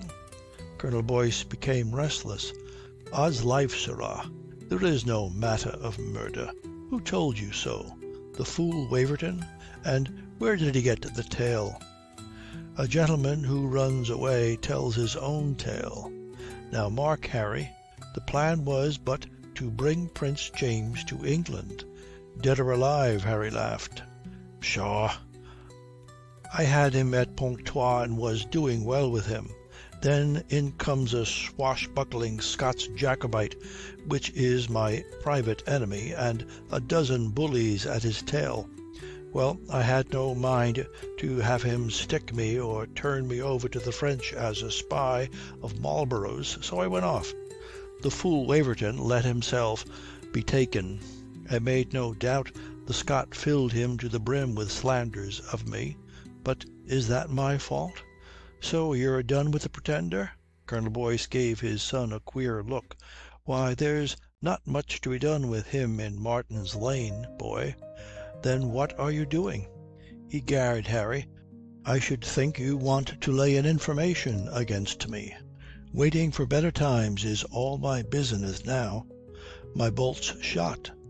And pray, sirrah, what may be your business now you've cut loose from Mrs. Alison?" Harry laughed. "Living on my means." "Why, does she settle something on you?" Harry looked at his father without affection.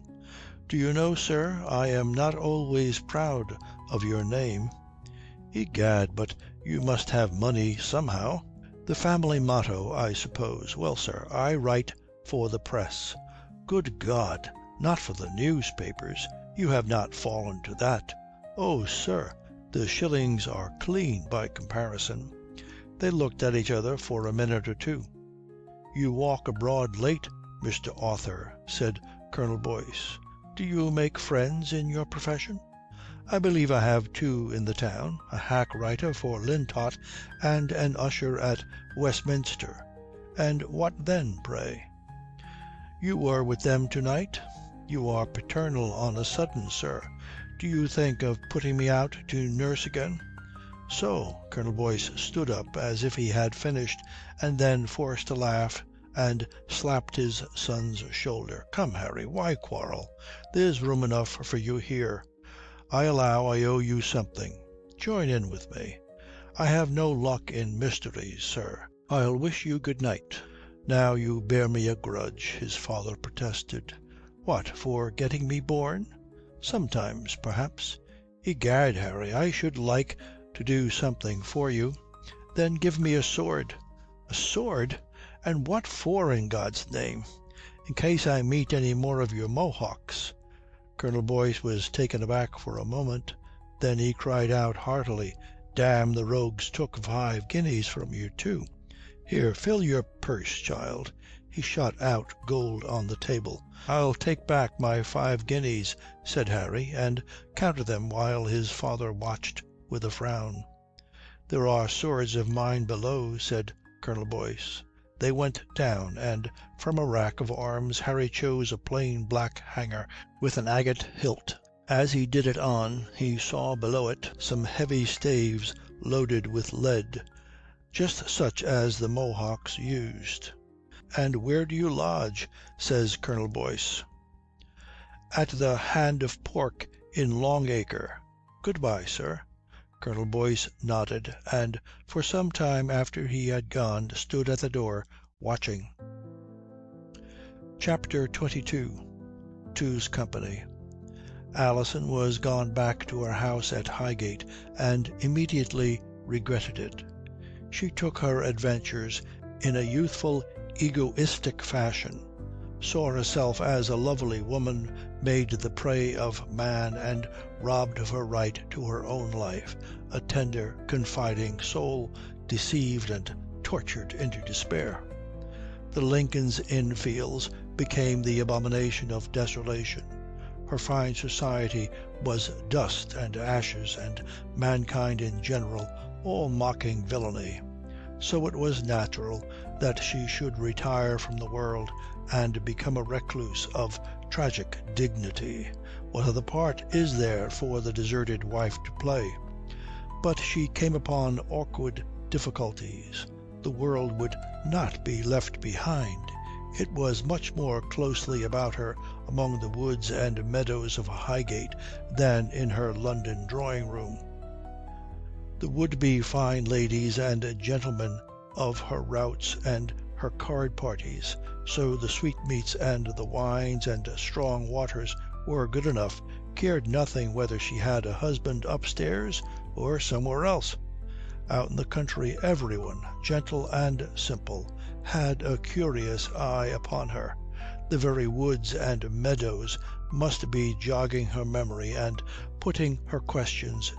Everyone had known Miss Lambourne of the Hall and gone whispering about a strange, passionate marriage.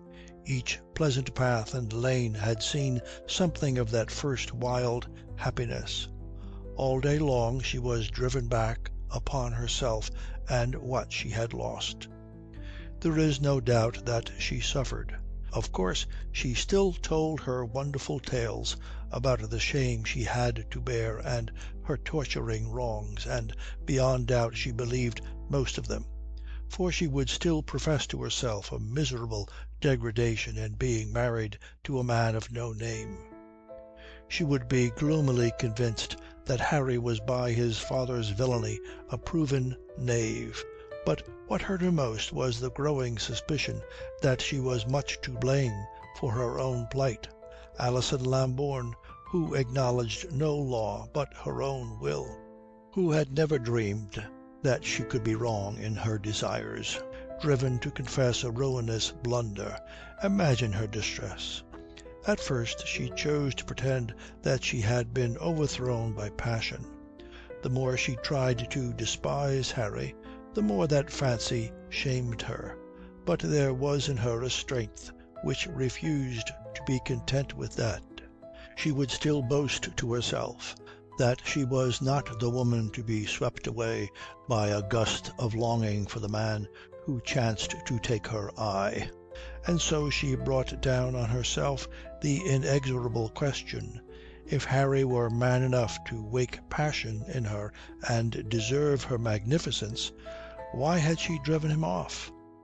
For all her selfishness and her insolent pride, she had a vehement desire, a part perhaps of her very pride in her womanhood, to owe him nothing, to pay him fair, to give him all that a man could ask.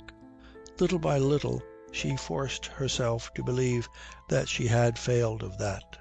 After all, he had offered her nothing but himself, poor, friendless, of no repute, indolent, careless of all the world, and she had professed content. What his father might do was no matter to that. He had offered her what he was and given it faithfully, and she had not played fair. When she found herself confessing that, she discovered a new power of being wretched. All the romantic, egoistic melancholy went down the wind. The finest, proudest of her own honour, told of a torturing wound. "I'll satisfy you." That had been the boast before the wild marriage was done. And after all she had chosen to deny him. Nothing else could matter. There could be no excuse. It was he that she had taken, not his name or what he might be, and he had not changed. It was herself that she had promised. What other honour for woman or man than to give like for like? And she had broken faith. She was humiliated, a state of all others the most dolorous for Alison. To it came on a merry spring day Mr. Waverton. She was in two minds whether to let him see her, and then, too proud to hide from him or greedy of a chance to hurt him, had him in. Mr. Waverton had decorated himself for a house of mourning. His large form was all black and silver, and drooped sympathetically. His handsome face was set in a chastened melancholy, as of one who grieves for another's trouble with a modest satisfaction.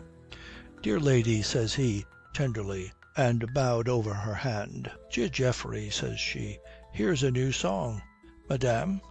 "'Vengeance is mine' was the refrain last time. Now it's weeping over the penitent prodigal."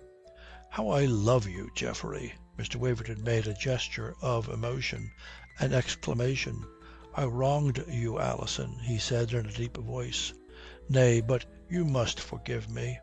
I have suffered too. Remember, I had lost all."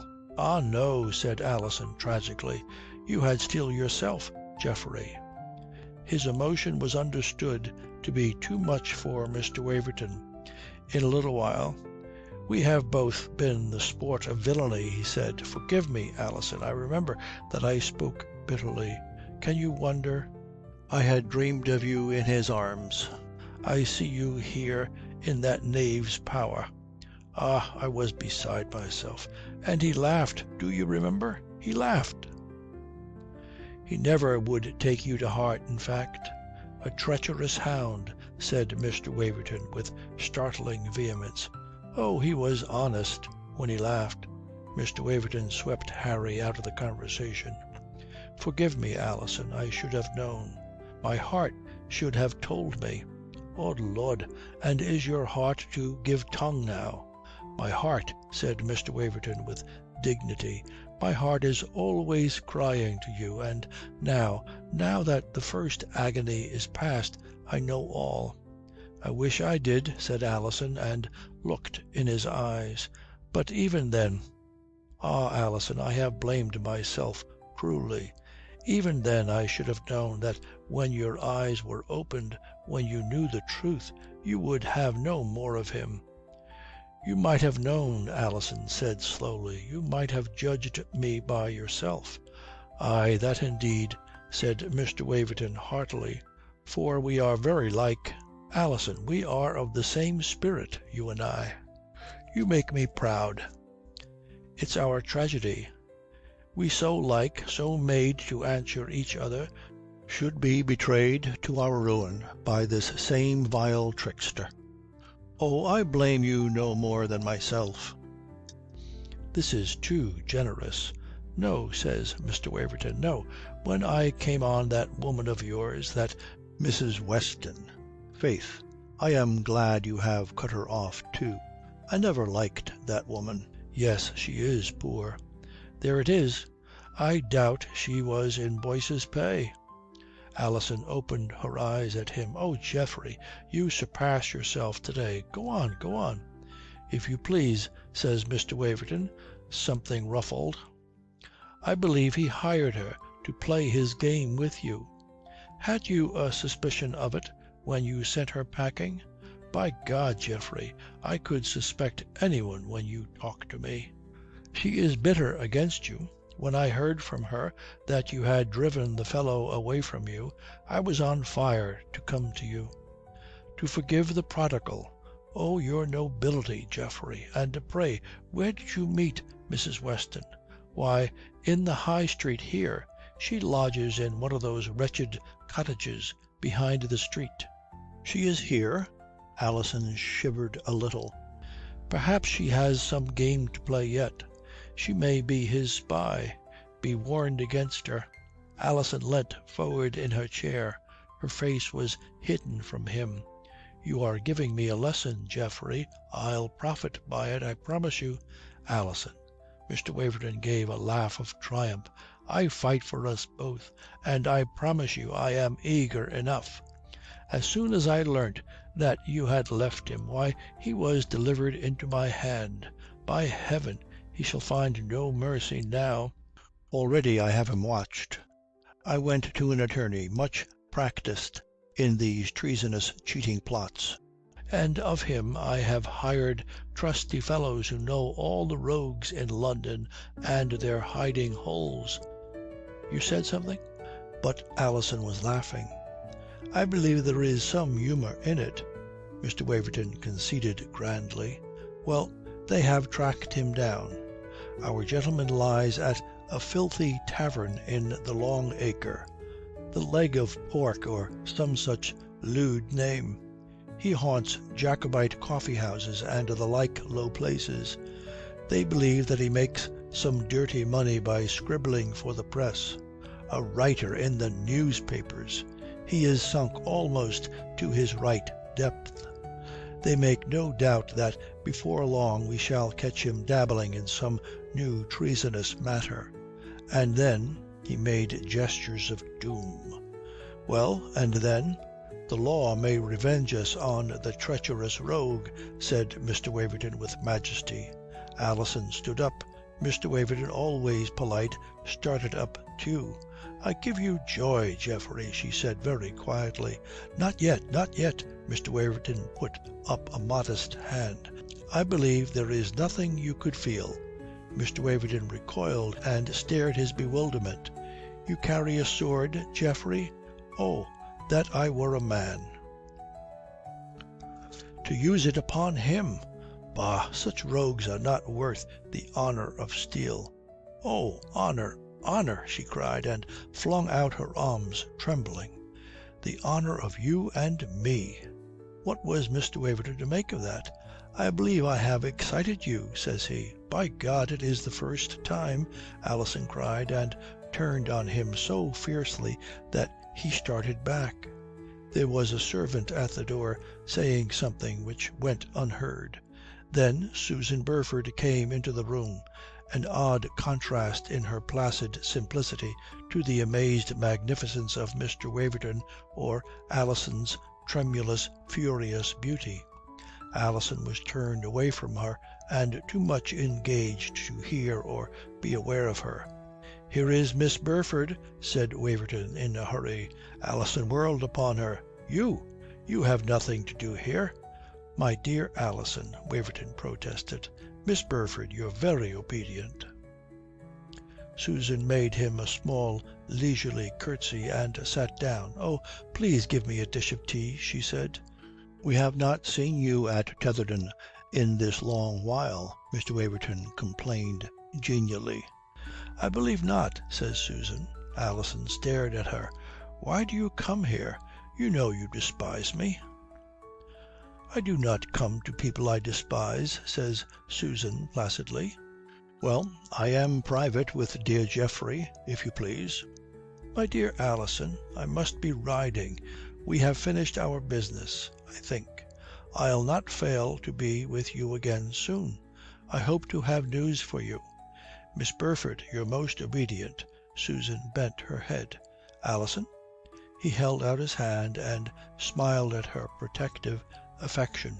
"Geoffrey," said Alison, and looked in his eyes.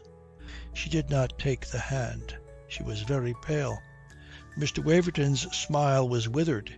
He took himself out with a jauntiness that sat upon him awkwardly.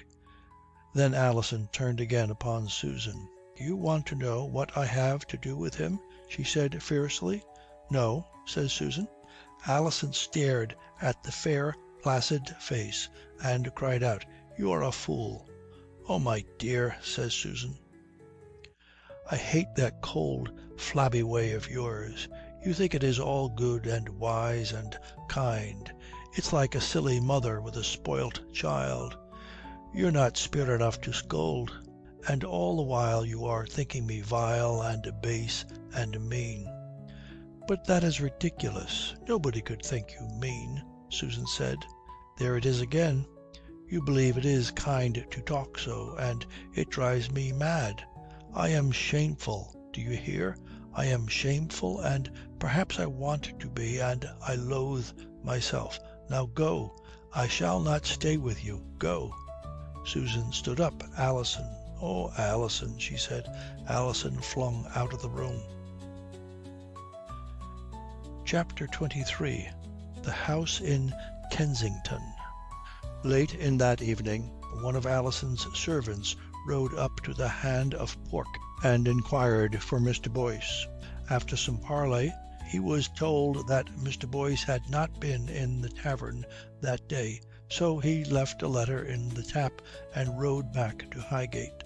That letter, which was not heard of till long afterwards, ran thus: "Mr. Boyce, I desire that you would come to me at Highgate. I have today heard from Geoffrey Waverton what you must instantly know. And the truth is, I cannot be content till I speak with you. But I would not have you come for this my asking. Pray believe it is urgent for us both that we meet, and I do require it of you, not desiring of you what you may have no mind to, but to be honest with you, and lest that should befall which I hope you would not have me bear. Signed, A." An ungainly, confused composition, as you see, but it set forth very clearly the state of Alison's unhappy mind. She was revolted, of course, by Geoffrey's scheme of spying and trapping, loathed him for propounding it to her, and was eager to warn Harry against it and clear herself of any part in the vile business. But she would not have Harry suppose that she was praying him to come back to her. This time at least there should be no wooing on her side. If she wanted him hungrily, shamefully, he should not know till he chose to take her. But he must come to her, and be told all the tale, and hold her free of any part in Geoffrey's baseness. So she fought with herself and wrote of her strife, and as things went, it mattered nothing to Harry, for he never knew of it till much else had happened. When he woke on the morning after his affairs with Captain McBean and the Mohawks, and his father woke with a sore head and a very stiff shoulder, he was a prey to puzzled excitement. There is no doubt that McBean had engaged his affections. He was not indeed very grateful for the fantastic duel. Of all men, Harry Boyce was the least likely to be pleased by oddity or an extravagance of chivalry. He always thought, I believe, that Captain McBean was a little mad, and liked him none the better for it. But he confessed that with the madness there was allied a most persuasive mind, a very reasonable reason. The combination may not be so surprising to you as to Harry Boyce. He thought that McBean's exposition of the affair of his father and his consequent duty was exactly and delicately true, which means, of course, that it agreed with his own temper. He had no more doubt than McBean that his father had planned, was planning treachery, which, win or lose, would disgrace him. He admitted that it was his own wretched duty to do what he might to make an end of these plans. You smile, perhaps, at Harry Boyce claiming for himself the commands of duty. He was eminently not a saint. He was not delicate. And yet, thrust upon an awkward choice, it is certain that he chose what must be difficult, hazardous, and distressing, rather than stand aloof and let his father's villainy go its way. I make no pretence of exalting him into a tragic fellow. He had no affection for his father, no respect. Merely to work against his father's will, to smash his father's schemes, would certainly not have cost him one twinge. He had no hate for his father either, nor the least ambition to ruin him or make him suffer. But he would heartily have liked to bring these murderous plots to nothing, and yet save his father from vengeance. Harry had his share of the common human instinct to keep one's family out of mischief, or at least out of the newspapers. And it is not to be denied that there was also active in him a simple human animosity. He bore his father a grudge for being publicly a knave. A man who had received nothing from his parents but the gift of birth might fairly demand that they should not bother him with their rogueries. He did not extenuate his father's share in the catastrophe of the marriage. Perhaps it was in itself fated to miscarry. But if Colonel Boyce had not mixed up his affairs with it, the end need not have been ignominious. Harry vigorously condemned the old gentleman's meddling. It was an impertinence at the best to manipulate other folks, and a father who did it so stupidly as Colonel Boyce was a pestilent nuisance. But all this, I believe, rankled less than the behaviour of Colonel Boyce on the night before.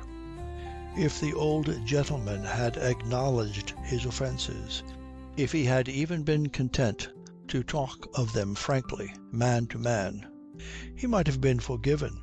But his affectation of profound wisdom, his patronage, and above all, his parade of mystery, infuriated Harry's lucid mind. It sought further causes of offence and had no difficulty in finding them. Everything about that conversation was suspicious. For how did it begin? With a broken head, with every button of his clothes torn open as though he had just been searched to the skin, he woke up in his father's presence. The father might pose as a good Samaritan who had come upon a sufferer by the wayside, but he should not have shown so nervous an anxiety to know what the sufferer had been about. The father talked of Mohawks, but what Mohawk were these who knocked a man down before making sport of him, and, not content with taking his money, went through all his clothes? Why was a Mohawk's club lying there beneath the father's swords? Harry made a ready guess at the riddle. His father must have fellows watching McBean's house. They had knocked him down to search him for papers. Then the father must have known that he had been with McBean, and those anxious questions were to discover how much he was McBean's friend. Colonel Boyce must have a lively interest in the affairs of McBean, and yet he professed that he had now nothing in hand. What if he knew of the secret of the Pretender's coming to London? What if he was still seeking a chance to accomplish his plot of murder? Well, Captain McBean expected no less of him. Captain McBean was in the right of it. It became a good son's duty to confound his father's politics. There's no denying that Harry went into the business with zest. While he ate his breakfast in the tap room, he caught sight of a fellow lurking about outside. Whose spy this was is in fact not certain. Afterwards Colonel Boyce vehemently denied that he had commissioned any man against Harry. Though you may not believe him, it is possible that the fellow was one of those in Waverton's pay. Harry made no doubt that his father was the offender. He went upstairs again and put a book in his pocket. He had been commissioned for a translation of Ovid, which, let us be thankful, never came into print. Thus characteristically provided, he went out to baffle the spy and the father. In the courts between Drury Lane and Bow Street he did some ingenious marching and counter-marching whereby, he was always confident, and we cannot be quite sure, the spy was shaken off. He then came into St. Martin's Lane by the north end, and, dodging in and out of it more than once, made for a tavern close to his father's lodging. He planted himself inside by a window, called for a tankard and a pipe, and divided his attention between the Tristia and his father's door across the lane.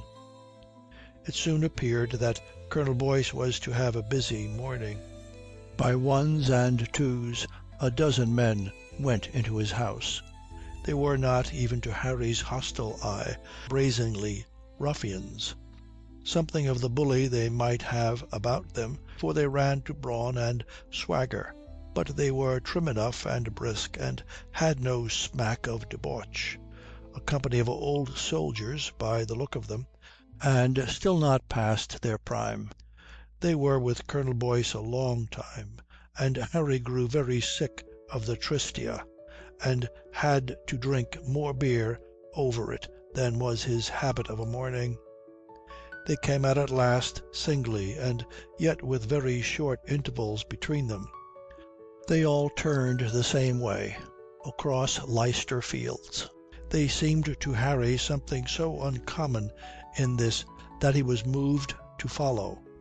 He made his way out by the back door and the tavern yard. As he came into Leicester Fields, he saw that the units had already amalgamated into 3 companies. They were all steadily marching westward. Keeping behind a cart, he followed them, and after a while bought for 2d a lift in an empty hay wagon. I record all this because he seems to have been very proud of it, which is characteristic of his simple nature. The hay wagon rumbled him past 2 companies of them, halted and coalescing at an inn. The first still headed him at a good round pace all the way to Kensington. The wagon was going through Kensington village that this vanguard too had found an inn. A little farther on he abandoned his wagon, and buying bread and cheese at a farm, made his dinner under the hedge. It was a long while before he saw anything more of the gentleman of the inn, and lying among primroses and cowslips, he nearly forgot all about them, and his excitement and his wonderful tactics. He was in fact becoming sentimental, and had made 3 neat hendecasyllabics to the cowslips when the gentleman came out again. They split into pairs and marched on briskly. Harry went through the hedge, and from behind it he watched them pass. Then as now the road ran straight, and it was not safe to come out and follow them till they were far ahead. While he waited he heard more tramping, and in a little while the rest of the company went by. He peeped out after them and saw an odd thing. Though the road ran straight for a mile or more, the first party had vanished already. Harry climbed a tree. It was some little time before he discovered the lost party. They had scattered. They had taken to the fields, and under hedges they were making southward. The rest of the company did likewise. Soon he saw what they were after. There was a lane running from the high road towards Fulham.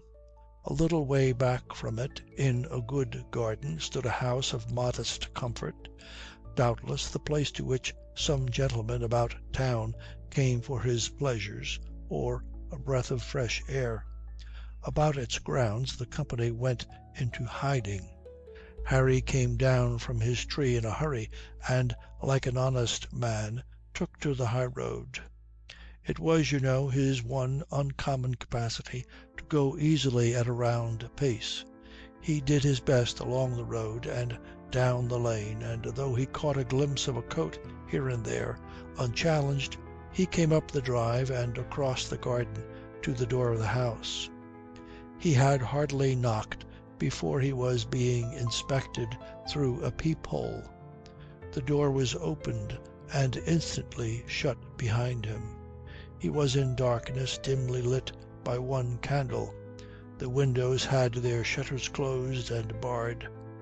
"What's your will, sir?" says the man who let him in. "The master of the house, if you please." Two other men lounged into the hall. "And your name, sir?" "You may say that I came from Captain McBean." The man appeared to think it over. "That's true enough, faith," says another, advancing out of the shadow. Harry recognized one of the solemn seconds of the duel, Patrick O'Connor. "Will I serve your turn, sir?" "If your master here." "I am not. Come on now." He led the way to a room where a cadaverous man, richly dressed, sat huddled over a fire. "'Tis a gentleman from the captain, my lord, Mr. Boyce." My lord Sale. Harry bowed. My lord yawned. "You're a devil of a name, Mr. Boyce," says he. "I deplore it, and hope to disgrace it." "Is it possible?" said my lord, and yawned again. "I had the honour to tell you, my lord, that I answer for the gentleman," says Mr. O'Connor. "You may endorse the devil if you please," my lord sneered. Harry struck in. "I came to tell you, my lord, that your house is watched, and by now surrounded." "Damn them, they have found it out, have they?" says my lord, and spread out his lean hands to the fire. "How many, if you please?" says O'Connor. "A dozen or so. They marched out this morning, scattered, and met again in the village, and came here across country. They are well armed, I believe, and look men who would fight." "Odds fish, that nets this hole," says my lord. "Pray, Mr. Boyce, when will they put the ferret in?" Harry shrugged. "Oh, there's a limit to your kindness, is there? Do you choose to tell us who sent them?" Harry was silent a moment, and then blurted out, "They came from Colonel Boyce's lodging." My lord laughed. "Sure 'tis an honour to know you, sir," says O'Connor, and bowed to Harry.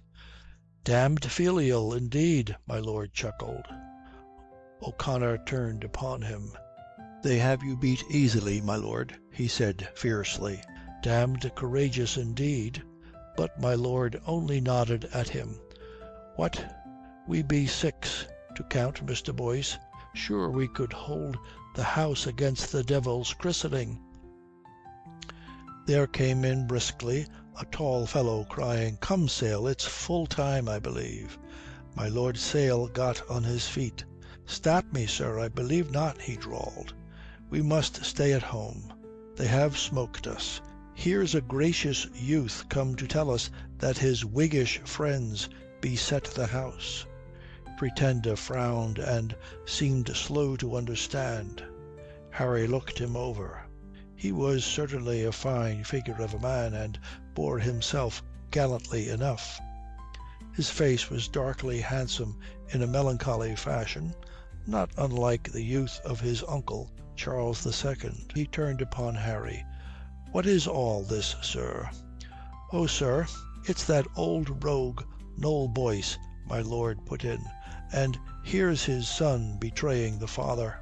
"Faith, my lord, I'll remind you of that," O'Connor said. "Sir, the gentleman is an honest gentleman." "Colonel Boyce, he is your father, sir?" The Pretender bent his black brows over Harry. "He begot me," he said. Harry shrugged. "I desire to defend you from him. He has surrounded your house here with a dozen sturdy knaves who intend you, I believe, the worst." "I am obliged by your service, sir," says the Pretender coldly. "Pray, my lord, is the coach ready?" My lord shook his head. "I don't advise it, sir. The good Mr. Boyce cannot be lying, or allow the knaves mean but to frighten you. I dare not risk your person." "Dare? You dare too much, my lord, who command neither my person nor my honour. I do not thank you for your advice. You will have the coach brought instantly." "I ask your pardon, sir, and beg you to consider. What will the world say of me if I let you run into a gang of murderers? We can maintain the house against them till our friends come seeking us. In the open we are outnumbered desperately. Nay, sir, be advised. What is to lose by waiting? If you go, you grasp at a shadow, and may throw away your life for it." "I say, my lord, I do not thank you for your care of me, which is careless of my honour and your own. I am promised to our friends. Do you desire me to go afoot, my lord?" "I have done, sir." My lord bowed and went out. "Sir, I believe they will not spare you," says Harry. "I have heard you," the Pretender said haughtily, and waved him away. "I'll not be put off so." The Pretender turned upon him. "Sir, I have done what I could to save your life from a base plot. If it succeeds, the shame of it must fall upon me and my name, for it's my cursed father that planned it. And you choose to run upon the danger. I entreat you, do me right. Your blood should not be upon my head." "You have done your duty, Mr. Boyce." The Pretender bowed. "I thank you, but I must do mine." "Why, faith, sir, 'tis the right of principle of war to wait the rogues here," says O'Connor. "You will not? Go to, man, I say it again and again." For the first time in their acquaintance, Harry saw Mr. O'Connor smile. "I have the honour to take your orders, sir, but sure we are not at the end of our tactics.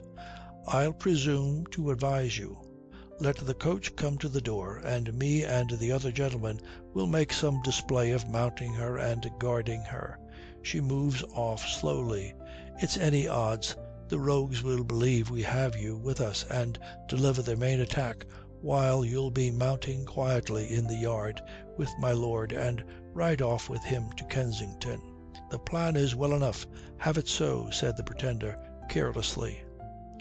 O'Connor went out in a hurry, and Harry followed him. "I'll join you, if you please, Mr. O'Connor." O'Connor laughed. "Oh, your servant, your servant. No offence, Mr. Boyce. I profess I have an admiration for you, but faith, you are not a man of war. Do you go round to the stable yard now, and watch there to see they prepare nothing against us from the back." He bustled off, calling up his fellows. So Harry, with a long face, I suppose, drifted away to the back of the house. The coach was already moving out of the yard, and he saw no sign of his father's legion. In a moment the groom, with one of O'Connor's men to help him, was busy again in the stable. Still the legion did not reveal themselves. O'Connor's man ran back into the house, leaving two horses saddled in the stable. Then the Pretender and my lord hurried out, and the horses were brought to meet them. As they mounted, Harry heard the clatter of the coach, and then pistols and shouts and the clash of fighting. The Pretender spurred off, my lord taking the lead of him through the gate. As they passed, a shot was fired out of the hedge. My lord swayed, fumbling at his holsters and crying out, "Ride on, sir, ride," fell from the saddle. His foot was caught in the stirrup, and the frightened horse dragged him along the ground. Harry ran up and snatched the bridle. "How is it with you, my lord?" "I have enough, I believe," my lord gasped. "Damme, sir, don't fumble at me. Mount and after him." So Harry went bumping in the saddle after the Pretender. Chapter 24. Queen Anne is dead. The Pretender looked over his shoulder as Harry came up. "Where is he hit?" "He has it in the body, and he suffers." The Pretender muttered something. "I bring ill luck to my friends, you see. Best ride off, Mr. Boyce." "You can do me no harm, sir. God knows if I can do you any good." The Pretender looked at him curiously. "I think you are something of my own temper. In effect, there is little to hope with me." "Who knows?" Harry shrugged. "Par exemple, sir, do you know where we are going now?" "This is a parable, mordieu. I leave my friends to be shot for me and die, perhaps, while I ride off and know not the least of my way. Egad, sir, you were in enough of a hurry to go somewhere." Harry reined up. "Am I to be trusted in the affair?" The Pretender amazed Harry by laughing, a laugh so hearty and boyish that he seemed another man from the creature of stiff, pedantic melancholy. "Oh Lud, Mr. Boyce, don't scold. You might be a politician. Tell me, where is this damned palace?" "Kensington, sir. Bear to the left, if you please." So they swung round, and soon hitting upon a lane, saw the village and the trees about the palace. In a little while, "Mr. Boyce, how much do you know?" the Pretender said, and still he was more the boy than the disinherited king. "Egad, sir, no more than I told you, that my father had bullies watching for you. And I believe I have not thanked you." It was Harry's turn to laugh. "Faith, sir, you ought to be grateful to the family of Boyce." "I shall not forget." "He takes care that you shall remember him, my honourable father." "I do not desire repartees, Mr. Boyce. Come, sir, you carry yourself too proudly. You are not to disdain what you have done or yourself." Harry bowed, permitted himself, I suppose, some inward ironic smile. He was not born with reverence, and the royal airs of this haughty, gloomy lad had no authority over him. Then and always the pretensions of the Pretender appeared to him pathetically ridiculous. But for the man he would sometimes profess a greater liking than he had learnt to feel for any other in the world. Harry was careful to avoid most of the village. As they came into it on the eastward side, a horseman galloped up to them. "From my Lord Masham, sir. Pray you follow me at speed."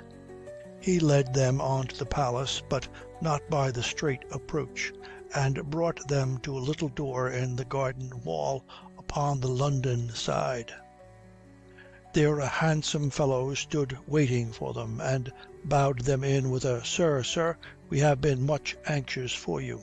I trust to God nothing has fallen out amiss." "There was a watch set for me, my lord, and I fear some of our friends are down. But for this gentleman I had hardly been here." Masham swore and cried out, "They have news of the design." "I profess I feared it. Pray, sir, come on quickly.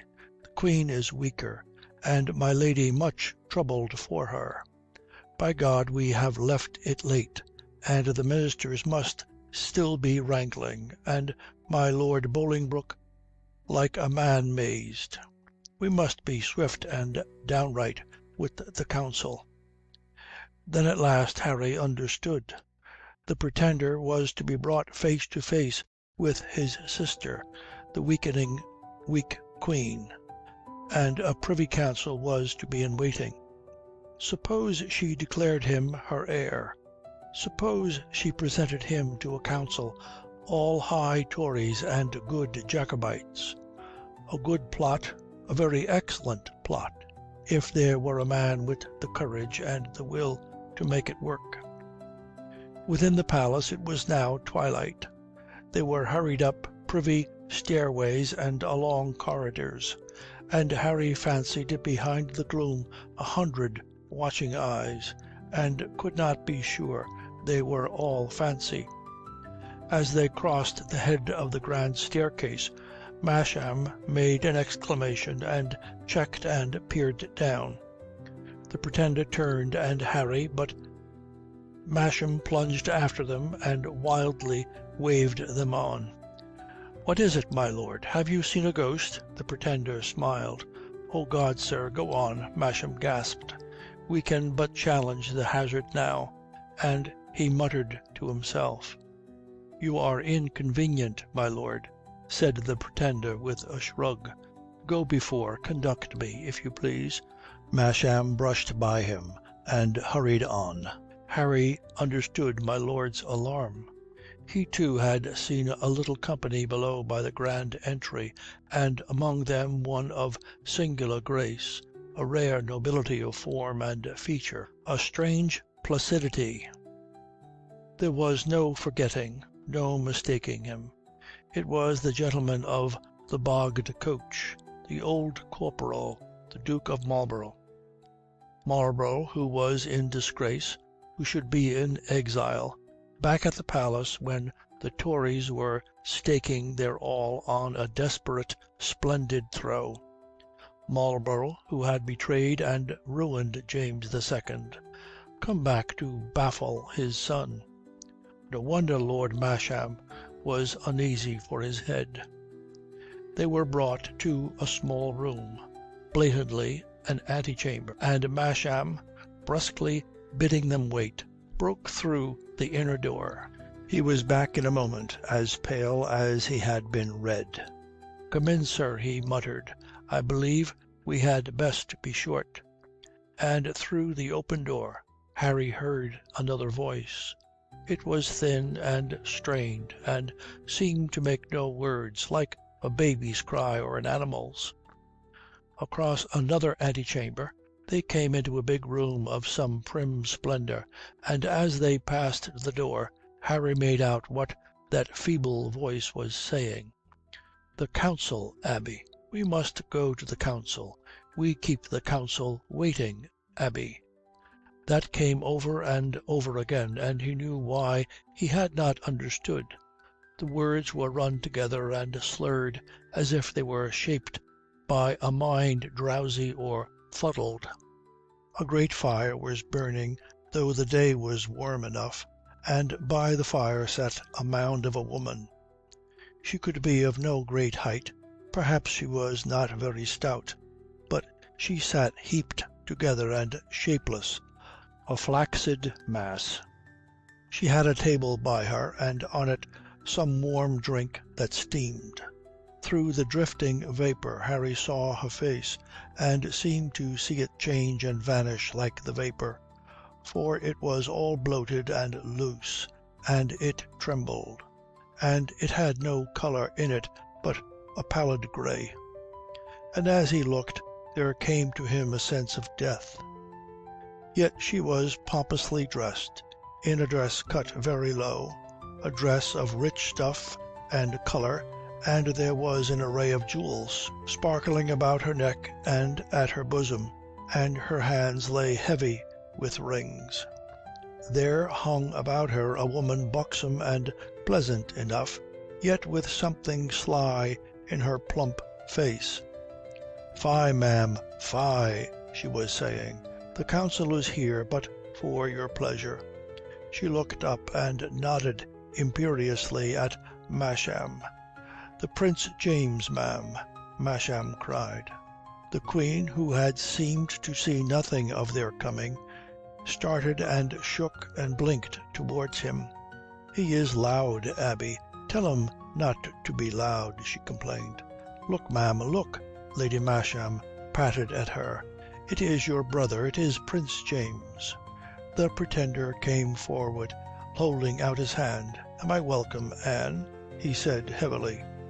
The Queen stared at him with dull eyes. "It is King Charles," she said, and stirred in her chair and gave a foolish laugh. "No, but he is like King Charles. But King Charles had so many sons. Who is he, Abby? Why does he come? The council is waiting." "I am your brother, Anne," the Pretender said. "What does he say, Abby?" The Queen turned to Lady Masham and took her hand and fondled it feebly. "I am alone. There is none left to me. My boy is dead. My babies. I am alone. I am alone." "I am your brother and your king," the Pretender cried. She fell back in her chair, staring at him. Her mouth opened and a mumble came from it. Then there was silence a moment. Then she began to shake, and one hand beat upon the table with its rings. So they waited a while, watching the tremulous, shapeless mass of her, and the tap, tap, tap of her hand beat through the room. Lady Masham took command. "Nay, sir, leave her. You can do no more now. Let her be. I will handle her if I can." She rustled across the room and struck a bell. "Masham, bring Dr. Arbuthnot. He irks her less than the rest."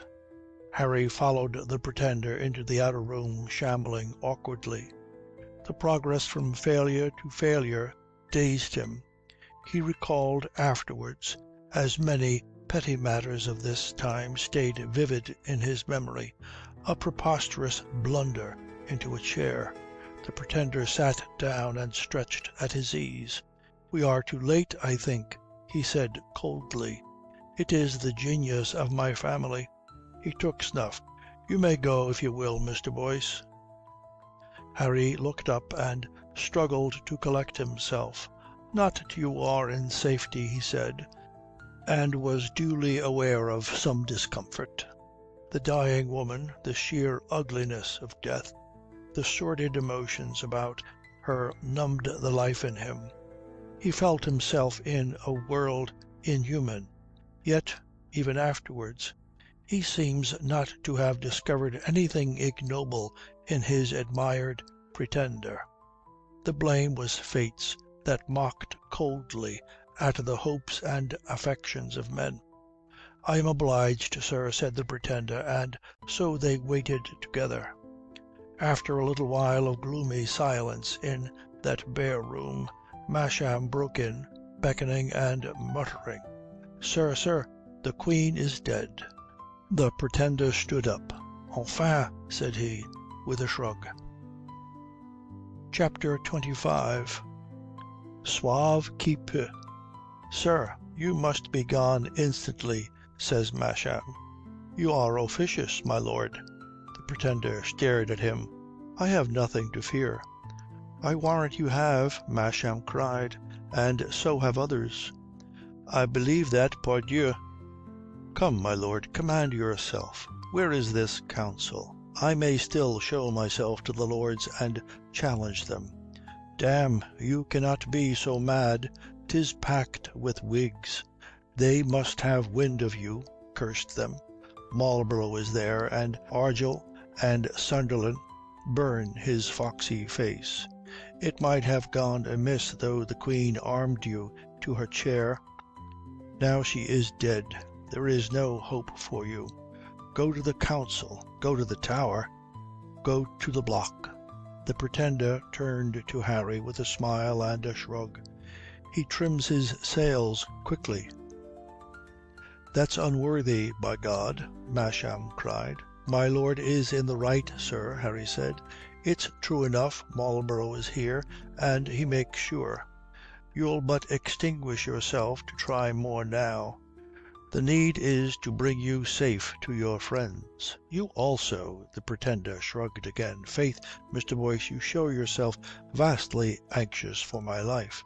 You are not much concerned for my honour. Egad, sir, I should have thought your honour was to maintain your cause. You'll not do that from a prison or coffin. Who knows, the Pretender said. My grandfather. Masham was stamping with impatience. Oh, Lord, sir, must we gossip about your grandfather? Stay here, you cannot. It is not decent. The Queen's a corpse behind that door. Why, and if they take you in the palace, it's ruin for you and for us all. Oh, we shall not be spared if you are caught. Yes, I am a curse to my friends. The Pretender laughed drearily. Well, my lord, you shall be delivered at least. Lead the way. Masham hurried out on the word. As they followed, the Pretender took Harry's arm. I wish you may be right, Mr. Boyce, he said, but my heart bids me stay. Oh, sir, a king has no right to a heart, says Harry. They were suddenly thrown upon Masham as he checked and drew back without warning. He had come upon a woman who was leaving the Queen's apartments, a woman who had once been handsome and was still proud of it. She stared haughtily at Masham and his companions, and swept on before them. He was much agitated. What alarms you, my lord? The Pretender sneered. Carrots from Somerset, egad, Masham muttered, gazing after the disdainful lady's red head. It's the Duchess of Somerset, sir, the damnedest Whig, and she came from the Queen. Now they will all know the Queen is gone. Come on, sir, come on, for God's sake. They hurried after him through the palace. All was quiet enough. Afterwards, indeed, Harry could hardly believe that fancy had not played tricks with his memory, for the emptiness, the silence of the corridors must needs have been a dramatic invention of his own mind and no reality. But it is true that as they hurried their retreat, he was haunted by the quiet of the place, the quiet of death, a quiet ominous of storm. They were down at the door by which they had entered, and Masham's servant in waiting there was dispatched for the horses. Masham fumed at the minutes of delay, ran out and in again, and then, with some awkwardness, apologized for himself. Egad, sir, I warrant you we have done what we could. It is for you I fear, by God. I promise you I doubt damnably how things may go. Pray, sir, put yourself in safety. I am grateful for your emotions, my lord. Masham stared at him and then cried out, Odds life, what now? The horses were coming, but before the horses came, two of the guards at the double. They halted at the door, panting, and grounded their muskets. What the devil's this, my lad? Says Masham. None is to leave the palace, my lord. Damme, sirrah, you know me. It won't do, my lord. There's the order. You must go speak with the captain at the main gate. Come, sir, I have no time. Forget that you were here soon enough to stop me. You shall not lose by it. It won't do, my lord. Nay, nay, don't force me to it. The corporal crossed muskets with his fellow as Masham was thrusting by. Order is to spare none. Damme, sir, what do you mean? Sure, my lord, you know better than that. The corporal grinned. Ask the captain, if you please. Masham recoiled and drew the others back into the palace. They heard the corporal shout, Put the nags up, my bully. My lord won't ride to-day. They know you are here, sir, Masham said, with a very white face. Damn the Somerset. She lost no time. What is to do now? It seems my own plan was the best, gentlemen. If I had gone into the council, we should at worst have been in no worse case. Oh, Lord, sir, must we wrangle that out again? You are impudent, my lord. I will do without your company." "Good God, sir, it's no time for forms. What would you be at?" "I shall go to the main gate of your palace and see who will stand in my way." "That's ruin for certain," Masham groaned. "Be easy, my lord. I shall not boast myself your guest." "Oh, you are mad." "By your leave, sir," says Harry, "we need not so soon despair, I think, nor you run upon your death. There is something more to be tried. These sentries, they'll be on the watch for a gentleman of your distinction, and in my lord's company, or of some noble attendants. But a common fellow may pass them. If you would lend me your fine clothes and that great wig, and condescend to my subfuse and bob, there's no one would take so shabby a fellow for yourself. Maybe I might make a show to break out one way while you slipped past by another, and left you to bear the brunt for me. I complain of you again, Mr. Boyce. You do not much value my honour." "And I say again, sir, your honour is to maintain your cause." "Nay, but what can they do to me? Faith, it's no sin to wear fine clothes, and well, I think the wigs will never bring me into court. I know too much of my father." "Oh, you are specious, Mr. Boyce," the Pretender smiled at him. "Nay, if all my friends were such as you, I should not be in this queer plight." He put his hand on Harry's shoulder. "How am I to thank you, sirrah?" "Pray, sir, do as I advise." The hand pressed harder. "Be it so, then." "Egad, I like it very well," says Masham heartily. The two exchanged a shrug and a sneer at him. "If Mr. Boyce will risk it, he may make a show of marching out by the garden entrance, while you slip away by the servants' wicket beyond." "I believe I can trust you to get rid of me, my lord." The Pretender shrugged. "Where may we exchange our characters and our breeches?" "Oh, sir, follow me. We must be private about that." Harry burst out laughing. "Aye, faith, he is a gentleman of delicacy, our Masham," the Pretender said. But my lord had no ears or no understanding for irony. He brought them to his own quarters, and, fervidly entreating them to lose no time, shut them in and mounted guard outside the door. They cut queer figures to their own eyes when they came out, and Masham was distressed by their laughter. "What ails you?" he protested nervously. "It does well enough, I swear. I am flattered by your admiration." "Pardieu," says the Pretender, with a rueful grin down at the shabby clothes which were so tight upon him, and a clutch at the bobwig's jauntiness. "Some are born great," says Harry, "and some have greatness thrust upon them. I believe I can keep inside your periwig, sir, but damme if I am sure about your breeches. They disdain me, egad." "God's life, sir, if you make a jest of it, you'll ruin us all," Masham cried. "I vow it's not seemly, neither. The Queen's dead but this half hour, and by God our own heads are loose on our shoulders." "My lord's in the right, sir. It's no laughing matter," says Harry. "Aye, he's all noble feeling," the Pretender shrugged. "Come on, sir, in God's name," Masham groaned. "Look you, thus it goes. I'll bring you within sight of the garden entry. Then you make to go out, Mr. Boyce, with what parade you can. And you, sir, I'll take you to the head of the back stairs. You have but to go straight down and out, and I wish you Godspeed with all my heart. Come, come." They marched along the corridor, and must needs pass the end of that which led to the Queen's apartments. Masham was a little ahead of the others. He passed the corner.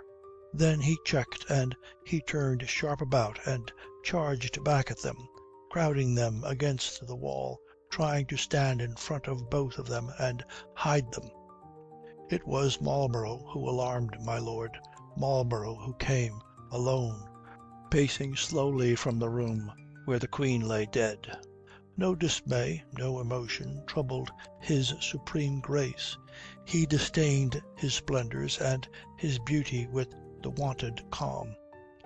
He saw them, could not but see them, huddled together as they were, and striving not to be seen. His face betrayed nothing. He paced slowly up to them. It seemed to Harry that from the first his placid eyes looked at none of them but the Pretender. "We have met before, sir, I think," he said gently. "On the field of battle," says the Pretender in French.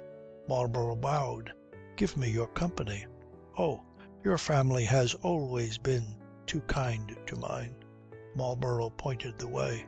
The Pretender shrugged, and "Enfin," says he with a bitter laugh, and marched on with an air. Masham, leaning against the wall, and very white, muttered to himself, "My God, my God!" Harry ran forward to look after them. He saw Marlborough glance over the Pretender's shabby clothes, and then, making some ostentation of it, put on his hat. The Pretender, with a stare of disdain, put on his, or Harry's. They came to the head of the grand staircase and went down. The servants in the hall sprang up and ran to open the doors for his Grace. Harry heard a din and a clang, and saw a flash of steel as the guards outside presented arms. The two passed out and out of sight. For a little while the servants stood staring after them, and then came back to their chairs whispering. Harry turned round to Masham. "What now?" "Now?" Masham stared. "Now we may go hang ourselves." "Like Judas? Damme, I don't feel the obligation. Do you, my lord?" Masham swore at him and began to walk off. "Can you lend me a humbler coat, my lord?" Harry cried. "I am no more use in this." "I'll do no more in it," Masham growled. "Look to yourself." "Enfin, as his Majesty says," quoth Harry with a laugh, and went on to look for the garden entry or any other humble door. He found it soon enough, and was gone through it, to be instantly beset by a sergeant's party and a joyful shout. "Odso, 'tis himself, 'tis the Chevalier." "You flatter me," says Harry, and they marched him off. Chapter 26. Revelations.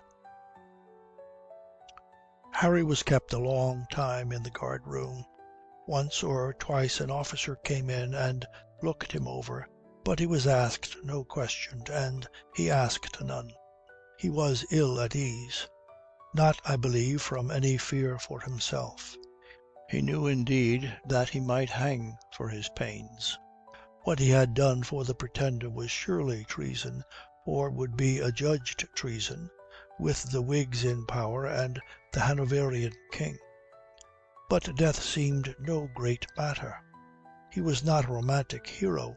He had no faith, no cause to die for, and he saw the last scene as a mere horror of pain and shame. Only it must be some relief to come to the end. For he was beset by a hopeless, reckless distrust of himself. Everything that he did must needs go awry. He was born for failure and ignominy. Memories of his wild delight in Alison came stabbing at his heart, and he fought against them, and again they opened the wounds. Yes, for a little while he had been given the full zest of life, all the wonder and the glory, that he might know what it was to live maimed and starving. It was his own fault, faith. He should never have dared venture for her, he, a dull, blundering, graceless fool. How should he content her? Oh, forget her, forget all that, and have done. She would be free of him soon, and so best for himself too. It was a dreary affair, this struggling from failure to failure.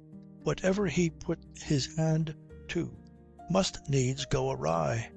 Save the Pretender from the chance of a fight and deliver him into the hands of Marlborough, who would send him to the scaffold with the noblest air in the world. Why, but for that silly meddling at Kensington, the lad might have won free.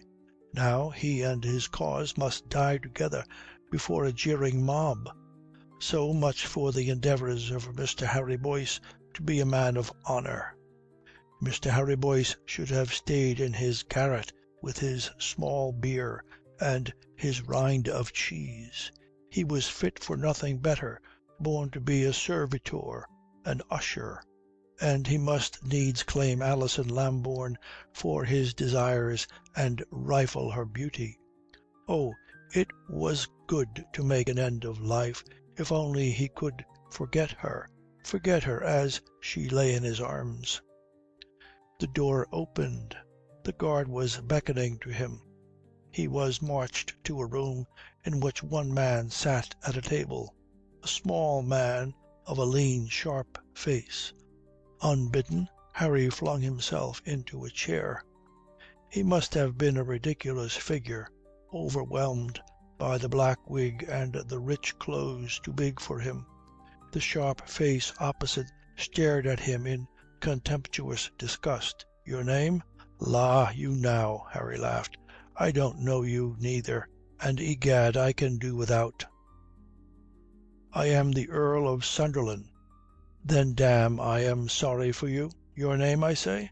Why, didn't your fellows tell you?" "They told me. Impudence will not serve you. I warn you. The one chance to save yourself is to be honest with me." Harry began to hum a song, and between the bars he said, "You may go to the devil. I care not a curse for anything you can do. So think of your dignity, my lord, and hold your silly tongue." Sunderland considered him keenly. A secretary came in and whispered. "I will see him," Sunderland said, and lay back in his chair. It was Colonel Boyce who broke in. Colonel Boyce, something flushed and out of breath. "Egad, my lord," he began. Sunderland held up his hand. Colonel Boyce checked and stood staring at his son. Harry began to laugh. "Oh, sir, you're infinitely welcome. It only needed you to complete my happiness." "Odds life, sirrah!" Colonel Boyce advanced upon him. "Are you crazy? What damned folly is this?" "You know him then?" says Sunderland. "Oh, my lord, it's a wise father knows his own son. And he is not wise, you know." "Are you, most reverend?" "No, faith, or you would never have begot me." "No, faith, nor enlist me to do murder neither. For I do but bungle it, you see, and make a fool of my Lord Sunderland, God bless him." "Is he mad?" says Sunderland. "I profess I begin to think so." Colonel Boyce frowned. "Lord Harry, stop your ranting. What brought you here?" "You, sir, you. Your faithful striving to do my Lord Sunderland's murders for him. Imprimis, that work of grace, but finally some good soldiers who assured me I was the man my lord wanted to murder." "You came here with the Pretender?" Harry laughed and began to sing a catch. "'Tis nothing to you if I should do so, and if nothing in it you find, then thank me for nothing, and that will be mo' than I ever designed." "What a pox are you doing in his clothes, sirrah?" Colonel Boyce cried. "Faith, I try to keep them on me, which is more difficult than you suppose. If I were to stand up in a hurry, my lord, we should all be shamed." "The lad is an idiot," said Sunderland with a shrug. "Come, Harry, you have fooled it long enough. I had a guess of this mad fancy of yours, but the game is up now, lad. King George is king today, and his friends have all power in their grip. There's no more hope for your Jacobites. Tell me now, the Pretender is in your clothes, I see. Where did you part from him?" "Why, Don't you know?" Harry stared at him. "Oh, faith, that's bitter for you. You who always know everything, and your friends with all power in their grip. Oh, my dear Lord, I wonder if there's those who don't trust you." Some voices made themselves heard from outside. Sunderland and Colonel Boyce looked at each other, and my lord bit his fingers. The Colonel muttered something in Sunderland's ear. Harry laughed. "Do you bite your thumb at me, my lord?" "No, sir," says he, "but I bite my thumb. Odso, I bite my thumb." "Be silent, sirrah," Sunderland cried. The door opened. "Announce me," said a placid voice, and the secretary cried out in a hurry, "His Grace the Duke of Marlborough." Harry went on laughing. The contrast of Marlborough's assured calm and the agitation of the others was too impressive. "Oh, 3 merry men, 3 merry men, 3 merry men are ye," he chanted. "No, damme, it's more Shakespeare. The 3 witches, egad, and I suppose Duncan is murdered in the next act. When shall you 3 meet again? In—" "Oh, damn your tongue, Harry," his father exploded. Marlborough was not disturbed. His eye had picked out Sunderland. "Is this the whole conspiracy, my lord?" said he. "I beg your Grace's pardon." Sunderland started up. "You see, I am not private," and he called out, "Guard, guard!" "No," Marlborough said, and as the soldiers came in, dismissed them with, "You are not needed." Sunderland fell back in his chair. "Oh, if you please," he cried peevishly, "at your Grace's command." "You have no secrets from Mr. Boyce, my lord." He turned to Harry. "Sir, we have met before," and he bowed. "Yes, the first time your wife was stuck in the mud. Now it's you." "Sir, you have obliged me on both occasions," Marlborough said. "Well, my lord?" "You had Mr. Boyce under examination. Pray go on." "I don't understand, your Grace," Sunderland said sulkily. "I have done with the gentleman." Colonel Boyce thrust forward. "By your Grace's leave, I'll take the lad away. Time presses, and—" "You may be silent," said Marlborough. For the first time in their acquaintance, Harry saw his father look at a loss. It was an ugly, ignominious spectacle. Marlborough turned to Harry smiling, and his voice lost its chill. "Well, Mr. Boyce, how far had it gone? Were they asking you what you had done with Prince James?"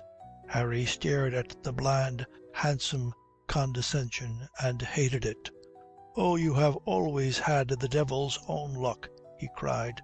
"Devil give you joy of it now." "You mistake me, I believe. I can forgive you more easily than some others." He turned upon Sunderland. "I will tell you where Prince James is, my lord. Safe out of your reach, on his way to France." Sunderland made a petulant exclamation and spread out his hands. "Your Grace goes beyond me, I profess. Do you choose to be frank with me?" "Frank?" Marlborough laughed. "You know the word, then. By all means, let us be frank. I found Prince James in the palace. He accepted my company. We had some conversation, my lord. I present to you the results. You have used my name to warrant a silly knavish plot for murdering Prince James in France.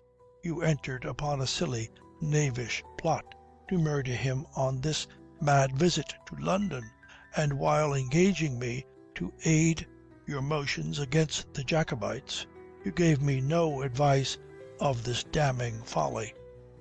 To complete your blunders, but for the chance that I came upon him and took him through your guards, you would have been silly enough to plant him on our hands in prison. I do not talk to you about honour, my lord, or your obligations. I advise you, I resent my name being confused with these imbecilities." Sunderland, who had been wriggling and become flush, cried out, "I'll not submit to this. I don't choose to answer your grace. You shall hear from me when you are cooler." "My compliments," Marlborough laughed. "I do not stand by my friends. I lose my temper. You will easily convince the world of that, my lord. Colonel Boyce." Before Harry's wandering eyes his father came to attention, and, with an expression much like a guilty dog's, waited his reward. "You have had some of my confidence, and I think you have not lost by it. You have repaid me with an impudent treachery. I shall arrange that you have no more opportunity at home or abroad." "Pray leave to ask your Grace's pardon," Colonel Boyce muttered. "I swear—" "You may be silent," Marlborough said, and turned away from them. "Pray, Mr. Boyce, will you walk?" Something bewildered by this time, Harry stood up and they went out together. "I require a carriage for this gentleman," said Marlborough to the sergeant of the guard, and with a smile to Harry, "That will be convenient, I think?" "Egad, sir, you might say decent," says Harry, with a wary hand on his breeches. "Spare me a moment while you wait." Marlborough turned into a recess of the corridor. "Prince James expressed himself much in your debt, Mr. Boyce. Considered me not less obliged. Thanks to you, I have freed myself of suspicions which I profess it had irked me to bear. Your Grace owes me nothing. I never thought of you, or if I did, you were the villain of the piece." Marlborough laughed. "And now you are sorry to find I am not so distinguished? Why is it a pleasure to despise me, Mr. Boyce?" Harry had to laugh too. "It's a hit, sir. I suppose your Grace is so great a man that we all envy you, and are eager for a chance to defame you and bring you down to our own level." "You're above that, Mr. Boyce," Marlborough said. "I make you my compliments on your conduct in the affair, and pray remember that I am in your debt. I don't know your situation. If I can serve you, do me the pleasure of commanding me." "Oh, your Grace does everything magnificently," says Harry, with a wry smile, and liked him none the better. Chapter 27. Virtue is its own reward. There is reason to believe that the Earl of Sunderland and Colonel Boyce fell out. Sunderland, never an easy man, suspected that he had been ridiculous, and was nervously eager to make some one smart for it. Colonel Boyce was in a despondent rage that anyone should have heard Marlborough rate him so. They seemed to have had some cat and dog business before they parted, each, I infer, blaming the other for their ignominy. But they took it in very different fashions. Colonel Boyce suffered in the more respectable part of his soul. Sunderland merely fumed and felt venomous. For it is certain, if absurd, that Colonel Boyce had a sincere reverence for Marlborough. He much desired, one of his few simple human emotions, that Marlborough should think well of him. If he had tacked Marlborough's name to a dirty business about which Marlborough knew nothing, he had honestly believed that his Grace would be very well content to know nothing of the means, and profit by the end. That his hero should retort upon him disgust and contempt wounded him painfully. Final proof of his devotion, he never thought of questioning Marlborough's judgment. He had no doubt that he had managed the affair with miserable stupidity, and bowed a humiliated head. Unfortunately, he was not ready to bow it before Sunderland. If there was to be scolding between him and Sunderland, he had a mind to give as much as he took. My lord had been art and part in the whole affair, and could have his share too in the disaster.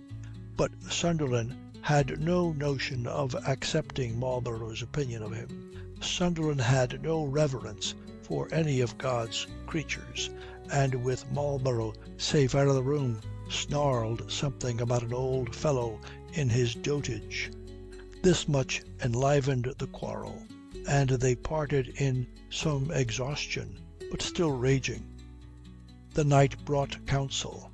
Sunderland might tell himself and believe that Marlborough had become only the shadow of a great name, but the great name, he knew very well, was valuable to himself and his party, and he had no notion of throwing it away for the sake of his injured dignity. In his way, Colonel Boyce was quite as necessary to my lord. The fellow knew too much to be discarded. Moreover, he would still be valuable. His talents for intrigue, and even that weakness of his fertility in multiplying intrigue, much appealed to Sunderland. So before noon on the next day, Colonel Boyce was reading a civil letter from my lord. He sneered over it, but it was welcome enough. He did not want to be idle, and must rely on Sunderland to find him agreeable occupation. He walked out to wait on my lord, and they made it up, which was perhaps unfortunate for Mr. Waverton. Later in the day, my lord heard that a gentleman was asking to speak with him, a gentleman who professed to have information about the Pretender which he could only give to my lord's private ear. Thereupon my lord received a large and imposing young gentleman, who said, "My Lord Sunderland, my lord, I am Geoffrey Waverton of Tetherden, a gentleman of family, as you may know, and sufficient estate. This is to advise you that I am in need of no private advantage, and desire none, but only to do my duty against traitors. You are benevolent, sir, but I am busy. I believe you will be glad to postpone your business to mine." "My lord," says Mr. Waverton haughtily. "Let me tell you at this moment of anxious doubt," Mr. Waverton hesitated, like one who forgets a bit of his prepared eloquence. "Let me tell you the Pretender has come to these shores. He has come to England, to London. He was in Kensington yesterday. You amaze me, Mr. Waverton." "My lord, I can take you to the house. You are very obliging. Is he there now?" "I believe not, my lord." "And I believe not, too. Mr. Waverton, the world is full of gentlemen who know where the Pretender was the other day. You are tedious. Where is he now?" "My lord, I shall put in your power one who is in on all his cunning secrets, one who is the treasonous mainspring of the plot." Sunderland, who was something of a purist, made a grimace. "A treasonous mainspring. You may keep it, sir." "You are pleased to be facetious, my lord. I warn you we have here no matter for levity. I shall deliver to your hands one who is deep in the most dangerous secrets of the Jacobites, art and part of the design which at this moment of peril and dismay brings the Pretender down upon our peace. Mr. Waverton, you are as dull as a play. Who is he, this bogey of yours?" "He calls himself Boyce," said Mr. Waverton with an intense sneer. "Harry Boyce, a shabby, scrubby trickster to the eye. You would take him for a starveling usher, a decayed footman. It's a lurker in holes and corners indeed, a cringing, grovelling fellow, but with a heart full of treason and all the cunning of a base, low hypocrisy, still a youth, but sodden in lying craft." Sunderland picked up a pen and played with it, and through the flutter of the feather he began to look keenly at Mr. Waverton. "Pray spare me the rhetoric," says he. "What has he done, your friend, Harry Boyce?" "He has this long time past been hand and glove with the Jacobites of Sam's. I have evidence of it. Now mark you what follows. Yesterday, betimes he slunk out to Kensington, using much cunning secrecy, and there he made his way to a certain house. I wonder if you know it, my lord. It was close watched yesterday, and a coach that came from it was beset. I wonder if you have been asking yourself how the Pretender evaded that watch. I can dispel the mystery. This fellow Harry Boyce went in with news of the guard about the house. It was in his company that the Pretender rode away." "Why do you stop?" said Sunderland. "Where they went then I cannot tell you.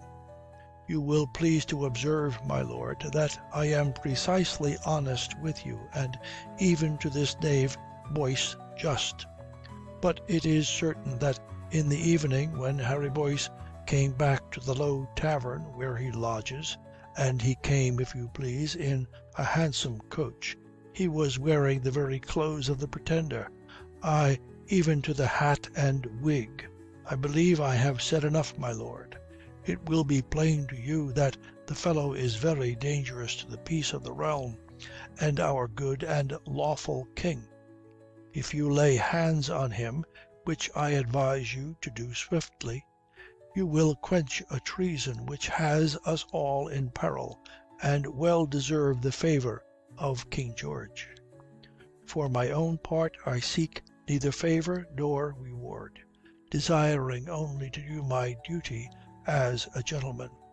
Mr. Waverton concluded with a large bow in the flamboyant style. "Your name is Waverton?" Sunderland said coldly. Mr. Waverton was stupefied.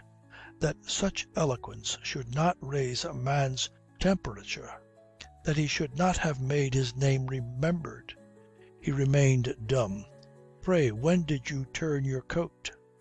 "Turn my coat?" Mr. Waverton gasped. "You once professed yourself Jacobite. You went to France with a certain Colonel Boyce. You quarrelled with him because he was not Jacobite. Now you desire to get his son into trouble. You do not gain upon me, Mr. Waverton." "I can explain, my lord." "Pray spare me," says Sunderland. "You are not obscure. I see that you have a private grudge against the family of Boyce. Settle it in private, Mr. Waverton. It is more courageous."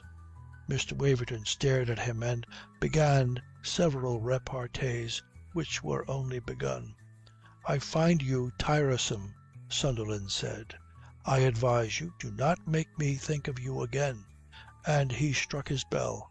But when Mr. Waverton was gone, "I fear he has not the spirit of a louse," my lord remarked to himself with a shrug. Thus Mr. Waverton's virtue was left to seek its own reward.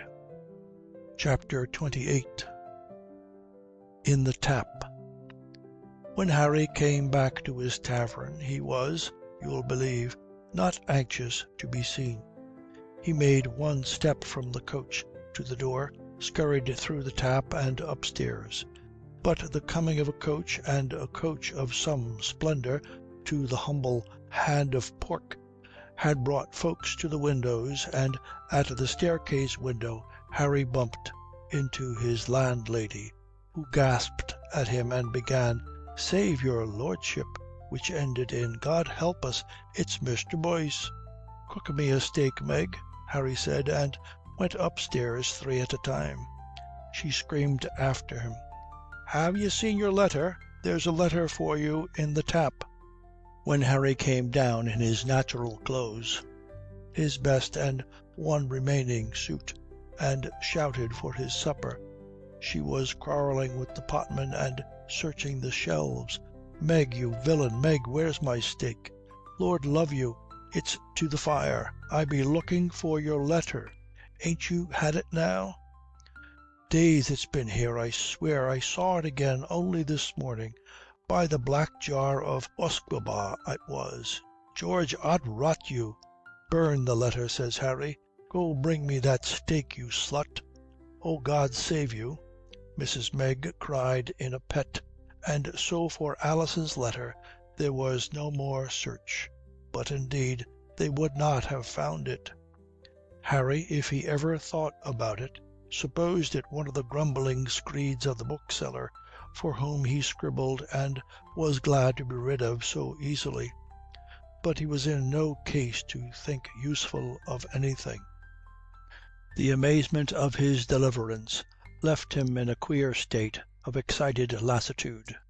His nerves were all tremulous. He must needs do everything vehemently, and felt the while as if he were being whirled along, passive, in the grip of some force outside himself. One moment he was dreaming himself capable of miracles, the next he was limp with weariness and utterly impotent. And naturally, as soon as he had food inside him, weariness won, and he was overwhelmed with great waves of languor. He hardly dragged himself up to his attic before he was asleep. When he woke, the world was grey. He could survey himself cynically and wonder why he had been such a fool as to be in a fluster overnight. Faith, it was a grand exploit to dabble in conspiracies, and come out with your head still, for a while, on your shoulders, and that only by a turn of the luck, not any wit of his. Well, neither winners nor losers would want more of the blundering offices of Mr. Harry Boyce. He was back again after his conversation with royalty and royal breeches, a hack writer in his garret, and Alison as far away as ever. The wonderful Alison! The beauty of her flashed into his squalor. He felt her passionate life. Be hanged to Alison. Let the hack writer get to his writing. All that day he strove with the fluency of Ovid, and to this hour his labours, much flaccid verse, survive in a decent obscurity. It was late in the afternoon before he yielded to his growing disgust with the whinings of the Tristia, and sought relief in the open air. There was not much movement in the air of Long Acre. The day had been long and languorous, with heavy showers steaming up again in the sun. Clouds were darkening across the twilight for more rain. Harry turned off to stretch his legs and find some freer air across the fields by the Oxford Road. But he was soon tired of them. The moist heat oppressed him still, and lowering darkness across the sky threatened a storm. He had no desire for a wetting and an evening spent in the Pretender's close. He made for his tavern again by St. Martin's Lane, and there came full upon his father. Colonel Boyce touched his hat. Harry touched his, gave him the wall, and was going by. Then the Colonel laughed and caught his son's arm. "Well met, Harry. I was coming to seek you." It's not known whether that was true. "And I, sir, I had no notion of seeking you." "Fie, don't be haughty. I bear no malice." "Egad, sir, that's kind in you," Harry sneered and pushed on. Colonel Boyce linked arms with him. "Why, what's the matter? You went off with the honours. Odds heart, you left us like a pair of whipped dogs." "You've to thank yourself for that, sir, not me." "No, zounds, you did very well. I profess I was proud of you, Harry." "Then I have to envy you." Colonel Boyce laughed. "You play that game well, you know. But sure, you need not play it all the time." "No, but I never knew you could put on such an air, Harry. You carried it off à merveille. My lord was a whipper-snapper to you. I allow you were a thought too free of your wit. It's a young man's fault, but in the main you were admirable." "You make me uneasy," Harry said. "I hoped that I had quarrelled with you." "Oh Lord, Harry, why be so bitter? You have won, and sure you can afford to be civil. You have beat me and broken as pretty a plot as ever I knew. Why the devil should you snarl at me?" They were now turning into Long Acre, and the coming storm had already brought darkness. Harry stopped and freed himself from his father's arm. "If you please, we'll have no more of this. I've no will to make an enemy of you. But if you seek to be friends, enemies we must be."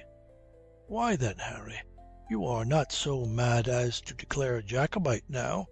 It's a lost cause, boy. There's not a thing in it but noble hole and corner work, and not a guinea for your pains." "You, aye, now we have it," Harry laughed. "You want to be in my secrets. Sir, I'm obliged to you, and by your leave I'll discontinue your company." "I swear I wish you nothing but well," his father cried. "Dear sir, it's your good wishes that I dread. Pray cut me off without a blessing." He waved his hand to his father and strode off. For a moment Colonel Boyce looked after him, shrugged, went his way. So Harry walked along upon his danger. He was near the tavern. He was passing the end of a court. From the blackness there, men rushed upon him. They managed it well. He was almost borne down by the first onset, but hearing something in time, seeing a glimmer of steel, he swung aside and staggered back into the kennel, slashing at them with his stick. They were borne past him by their vehemence, but he carried no sword, and their swords were all about him. There was no hope. 2 blades seared through his body, and he fell. Colonel Boyce heard the clatter of ash and steel, and turned at his leisure to look. It was a moment before he made out Harry in the midst of the melee. Then he shouted of help and threats and ran on with ready sword. He came too late. Harry was down and the dripping blades again at his body. Colonel Boyce had one fellow pinked before they were aware. The others bore upon him furiously, and he was hard beset. He made a good fight. It's the best thing in his life. He understood the sword, and they were but hackers and hewers. They were in a mad hurry to finish him, and he had a perfect calm. But he was hampered and overborne. He would not give ground, for fear of more thrusts into the body at his feet, and they closed upon him, and he could not break them. But now doors were opening and heads out of windows. From Harry's tavern a man came at a run. As Colonel Boyce reeled back with a point caught in his shoulder, gripping at the blade and thrusting at empty air, another sword shot into the fight.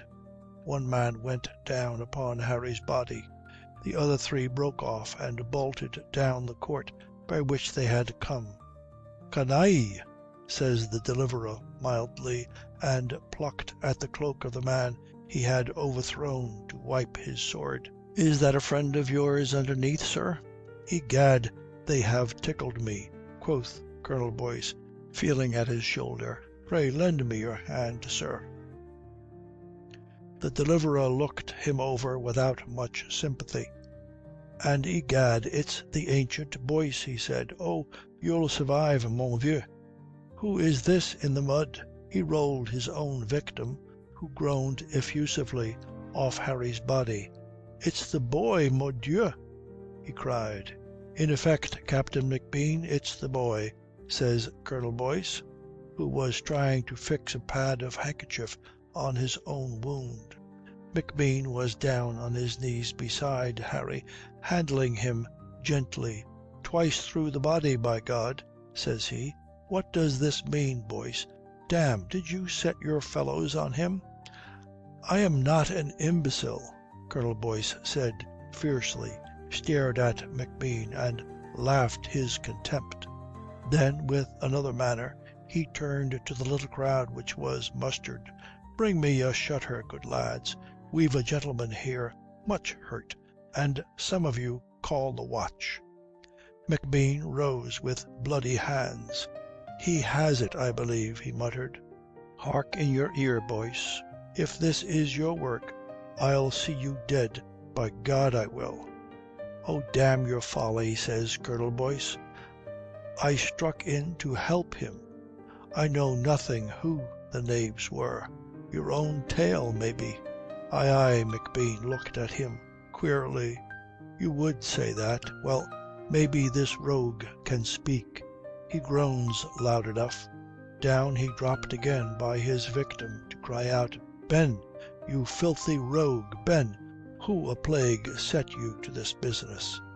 "Oh, you've found a friend then?" Colonel Boyce sneered. The man who groaned was Harry's old friend, Ben, the fat highwayman of the North Road. He rolled his eyes and made hoarse, grievous noises. "Captain, Lord love you, Captain, I didn't know you was in it. Oh, gad, and you have been the death of me." "I shall be if you lie," quoth McBean. "You rogue, who set you on Mr. Boyce?" "How would I know he was a friend of yours? 'Twas a squire out of Hornsey, Squire Waverton of Tetherden, paying handsome to have him downed." "Oh, gad, Captain, don't be hard. I have had no luck since you turned me off." Now the constables came running up, and Colonel Boyce turned to them. "He and some others which have escaped stabbed my son who lies there. I am Colonel Boyce at the Blue House in St. Martin's Lane." The wretched Ben was haled off, groaning. Harry, lifeless, still and bleeding for all McBean's work, they lifted and carried away to his father's lodging. "What's your Waverton in this, sir?" says Mr. McBean. The silly gentleman wanted Harry's wife.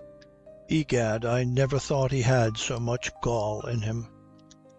"I believe I'll be letting some of it out," says McBean. "You'll be pleased to leave that to me," quoth Colonel Boyce. McBean looked up at him oddly. "Ventre bleu, I wonder if I'll make you my apologies. Have you bowels after that, sir? You're impertinent." "If you like." McBean cocked a wicked eye at him. "You concern yourself with the affairs of my family. I resent it, Captain McBean." "I believe you, mon vieux. You have done me a notable service tonight, and I am ready to forget the older injuries, your ill offices with my son. Let us call quits and part, sir." "It won't do," said McBean with a grin. "What now, sir?" "I must know how Harry does, and make sure that he has the best there is for him, surgery and friends. He will need both, sound and sure." "Be satisfied. I shall well provide him." Captain McBean shook his head. "Damn your infernal impudence." Colonel Boyce's temper gave way. "Odds life, sir, this is infamous. You put upon me that I would mishandle my own son as he lies wounded and near death. I shall murder him, I suppose. You had that against me before. Shall I rob him too, or torture him, maybe? This is raving. Carry it where you will, I'll none of it. You may go." "Fie, what a heat," says McBean placidly. They were now come to Colonel Boyce's lodging, and he bade the bearers take Harry up to his own room. "I sent a brisk lad for Rolfe," says McBean.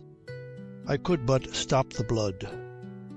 He'll be here soon enough. It's but a step to Chancery Lane. He knows more of wounds than any man in the town." Colonel Boyce was for a moment speechless. "I shall send for Dr. Radcliffe and Sir Samuel Garth," says he majestically. "I wish you good night, sir." "I believe they have sense enough to do no harm," said McBean. "And now, Boyce, a word with you. Not in the street." "I don't desire it, sir," which McBean answered by passing in front of him into the house. Colonel Boyce came after, fuming. "Egad, sir, you presume upon my wound," he cried. "You—" "Not I. Patch yourself up, and I'll meet you at your convenience. There's more urgent matter. When the boy comes to himself, if ever he comes to himself, I must have speech of him."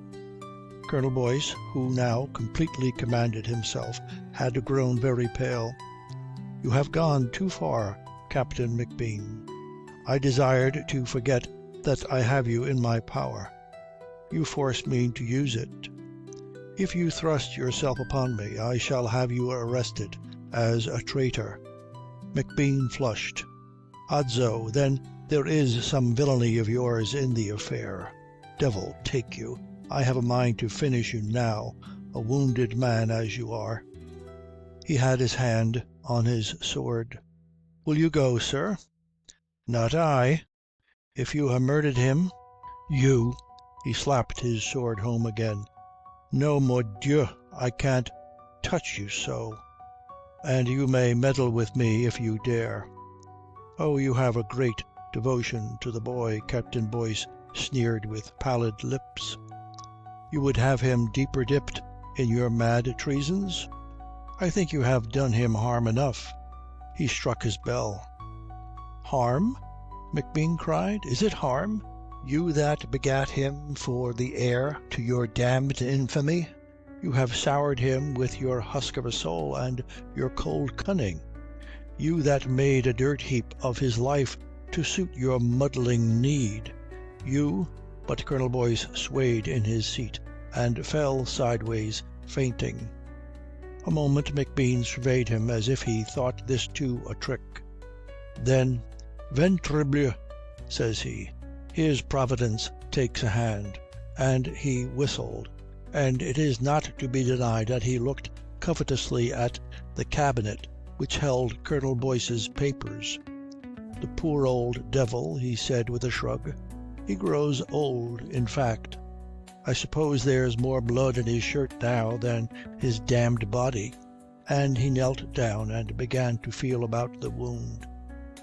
He was at that when a woman announced the surgeon. "Mr. Rolfe?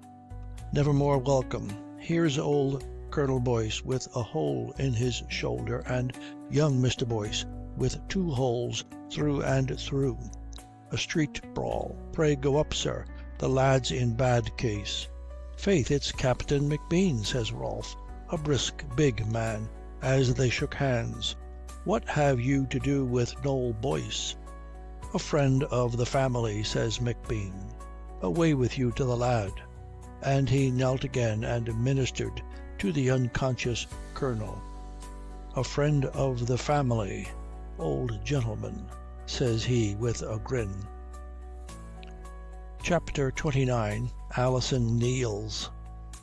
So all this while Alison lacked an answer to her letter. She fretted at the delay. She grew angry soon, but it does not appear that she allowed herself any new pique against Harry. She was angry with circumstance, with herself, and something much more than angry with Mr. Waverton. It was detestable of Geoffrey to dare spy and plot against Harry, intolerable in him to suppose that she would favour the villainy. But she had been a fool and worse to give him any chance of insulting her so. And yet she might have hoped that her letter, sure she had been humble enough in it, that her letter would bring Harry back in a hurry. It was maddening that some trick of circumstance should have kept it from him or him from her, for she had no notion that he would read the letter and toss it aside or delay to come. There was nothing petty about Mr. Harry, no spite, Nothing of the woman in him, thank God. What had happened that he gave her no answer? For certain the letter had gone safely to the tavern. She could be sure of her servant. Harry was living at the tavern. The people there gave assurance of that. It was strange that he made no sign. The servant indeed had waited for an answer late into the night and seen nothing of him. Perhaps he had discovered Geoffrey's spies and gone into hiding. It would be like Geoffrey to devise some mighty cunning villainy and so manage it that it was futile.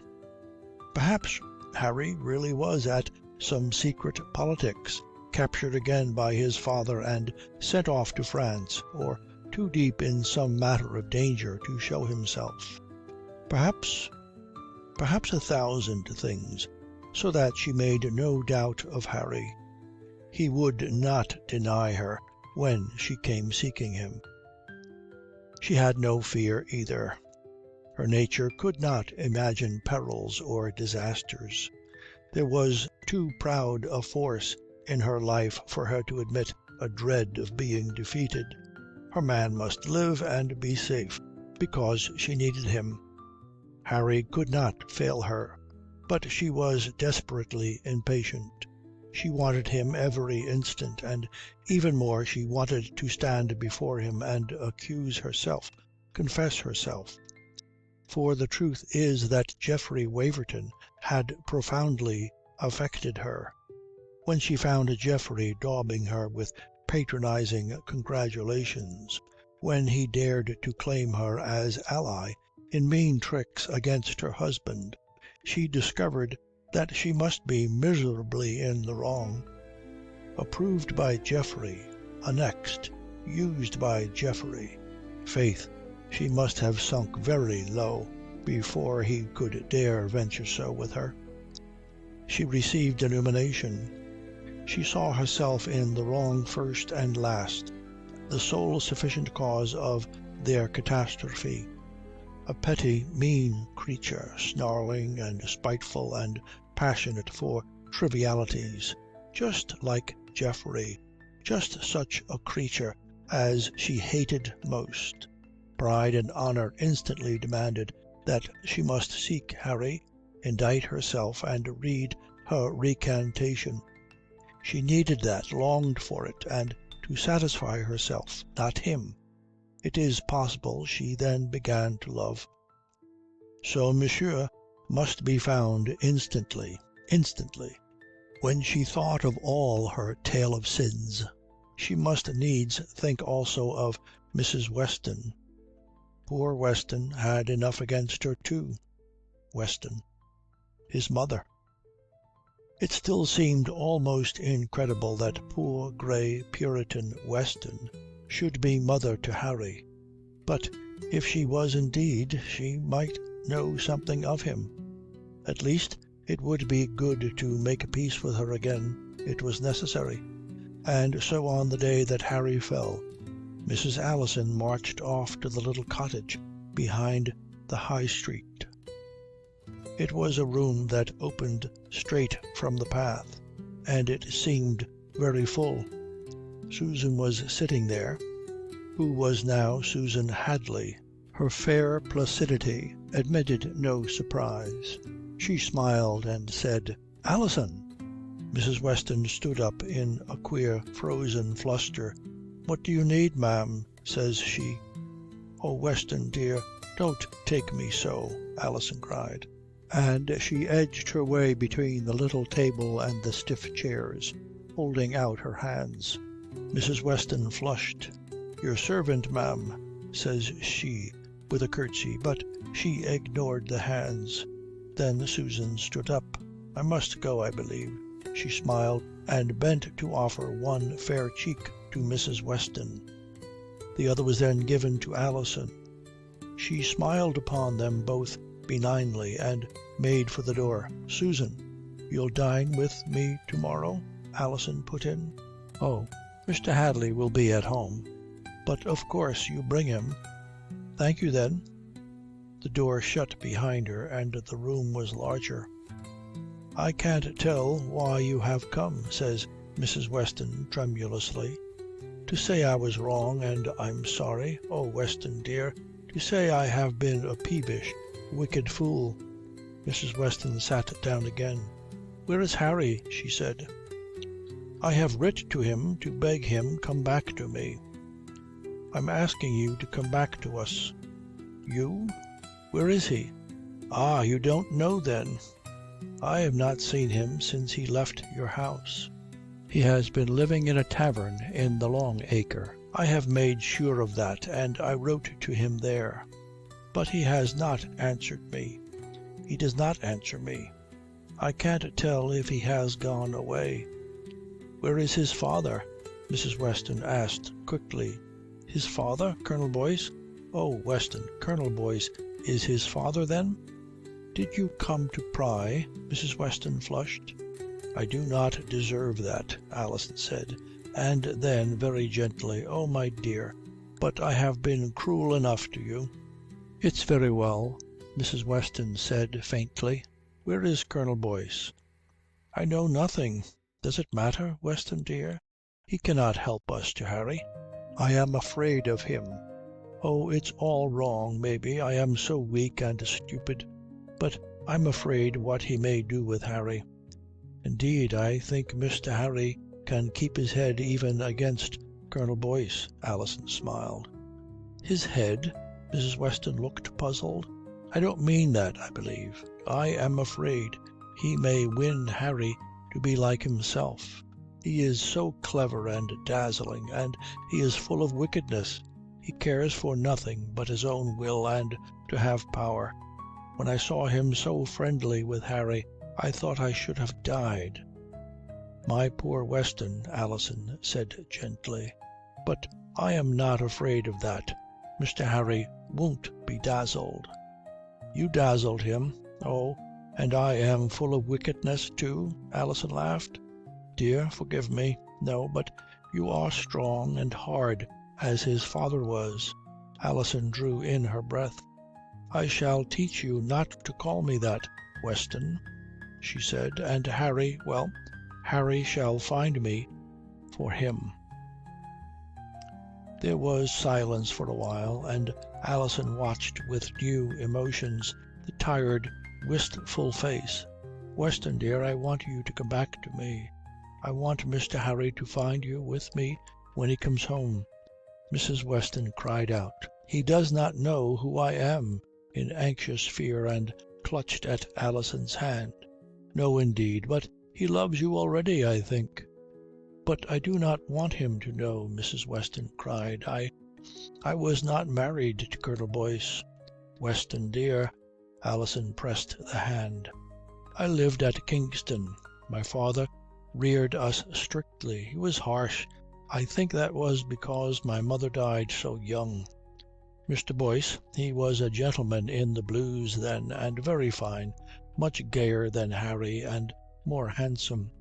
He used to ride out to Hampton Court to an old cousin of his who had a charge at the palace. He met me one day by the river. I don't know why he set himself upon me. I was never much to his taste, I think. But I thought him the most wonderful man in the world. I let him do what he would with me. I don't blame him for that. He never promised me anything. In a while he grew tired. Then Harry came. My father could not forgive me. Afterwards they said that I had killed him. Harry was born. I lay very still, and they believed that I should die. I never knew whether it was my father or my brother sent for Mr. Boyce. My brother boasted afterwards that it was he made him relieve them of the baby. And I did not die, you know. When I began to be well again, my baby was gone. My father lay dying then. He would not see me. My brother was the head of the family, and I could not stay there. I tried to find Mr. Boyce, but he had left the regiment. He had gone to Holland, they said, after the Duke of Monmouth. I could do nothing, and My brother had told me that Mr. Boyce would soon find a way to be rid of my baby. I believed that he had. I never saw Harry again till, I never saw his father till that day at Lady Waverton's. He told me afterwards that he had said to him I was dying, and he supposed me dead. I believe that is true. He would not have troubled himself with the child else. "Oh, Weston, dear," Alison murmured, and caressed her. Mrs. Weston pushed back the hair from her wrinkled brow. "Mr. Boyce promised me that Harry need know nothing of me now. I do not know if he has kept his word about that." "There's nothing about Harry that is not safe with me," Alison said. "Oh, my dear, now I know where Harry has his strength from and his gentleness." Mrs. Weston looked at her in a puzzled fashion. "I wonder what he is doing now," she said wearily. "I think I have told you everything, Alison. Oh, your father was very kind to me. When I did not know what to do, I had no money left. They gave me £5. I went to him. He used to come to my father's house, when he had business in Kingston. He used to go all over the country about his trading. My father said he was a godless man, but he was always kind to me. I told him everything. He took me into his house, and indeed I did not know where to go for food. I was your mother's servant while she lived, but I think she doubted me.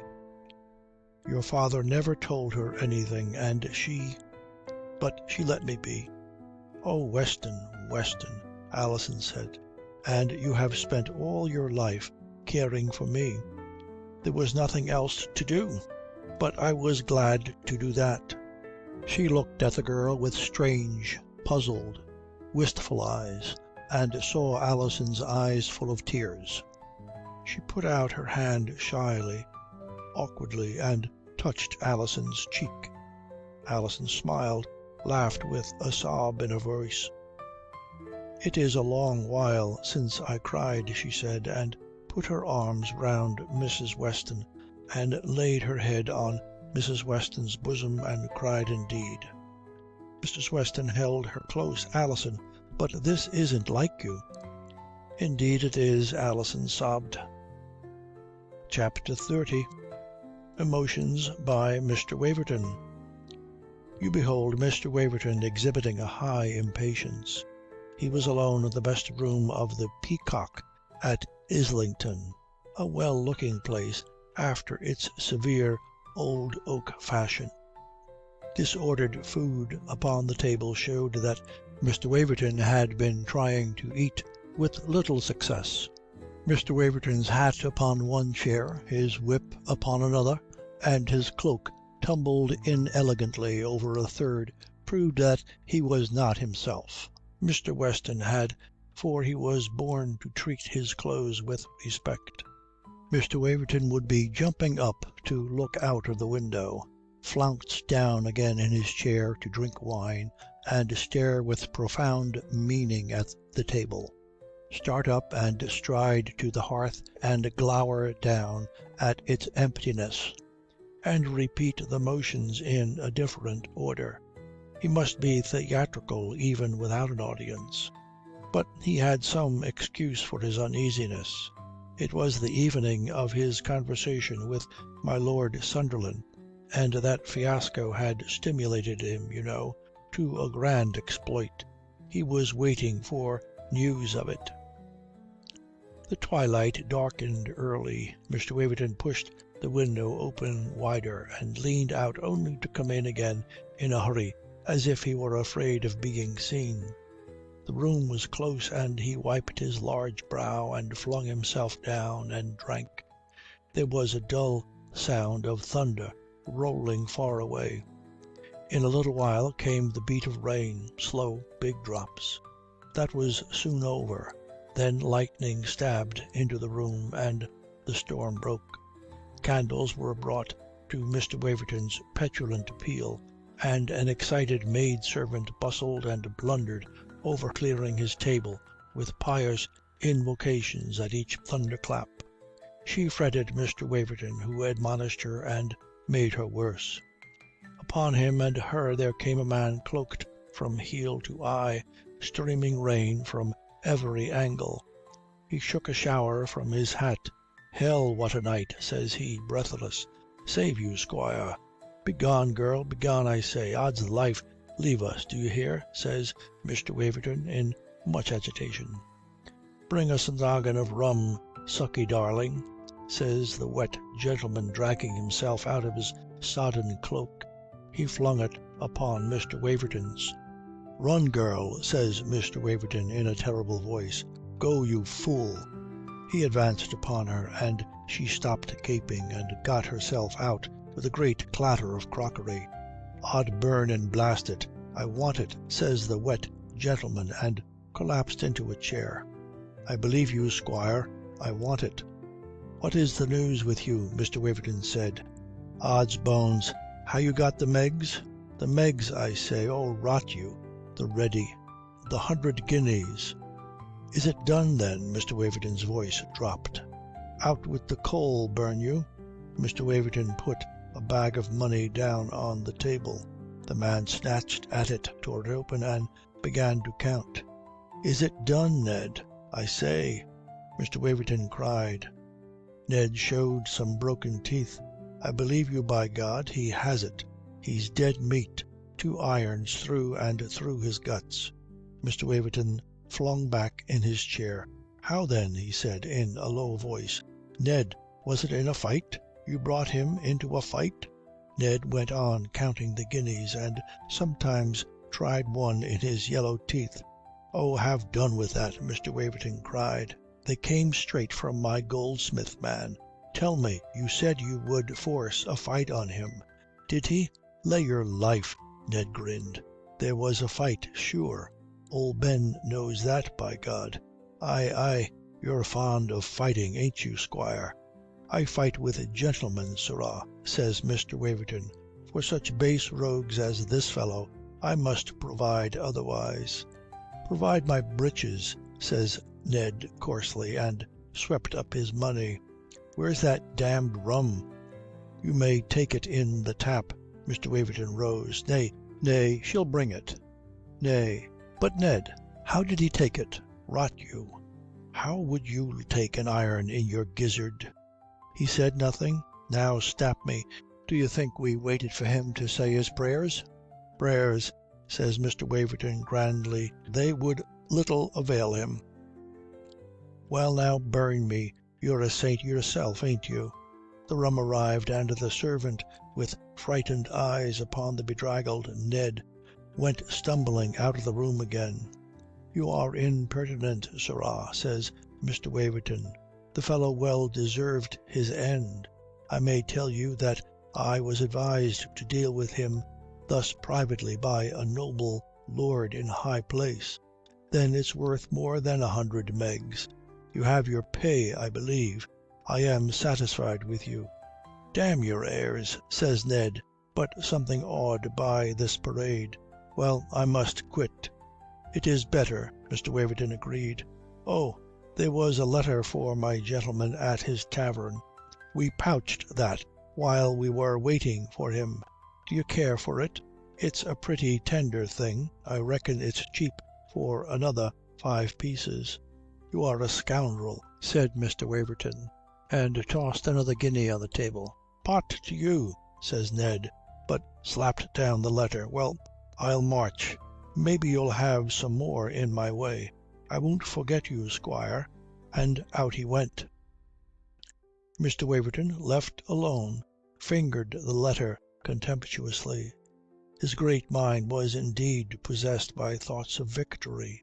He had hated Harry rarely, with the chief count in his enmity that Harry was a low fellow, hireling, menial. He could have borne defeat with some grace. He might even have sought no revenge for being made ridiculous if the offender had been of a higher station than his own.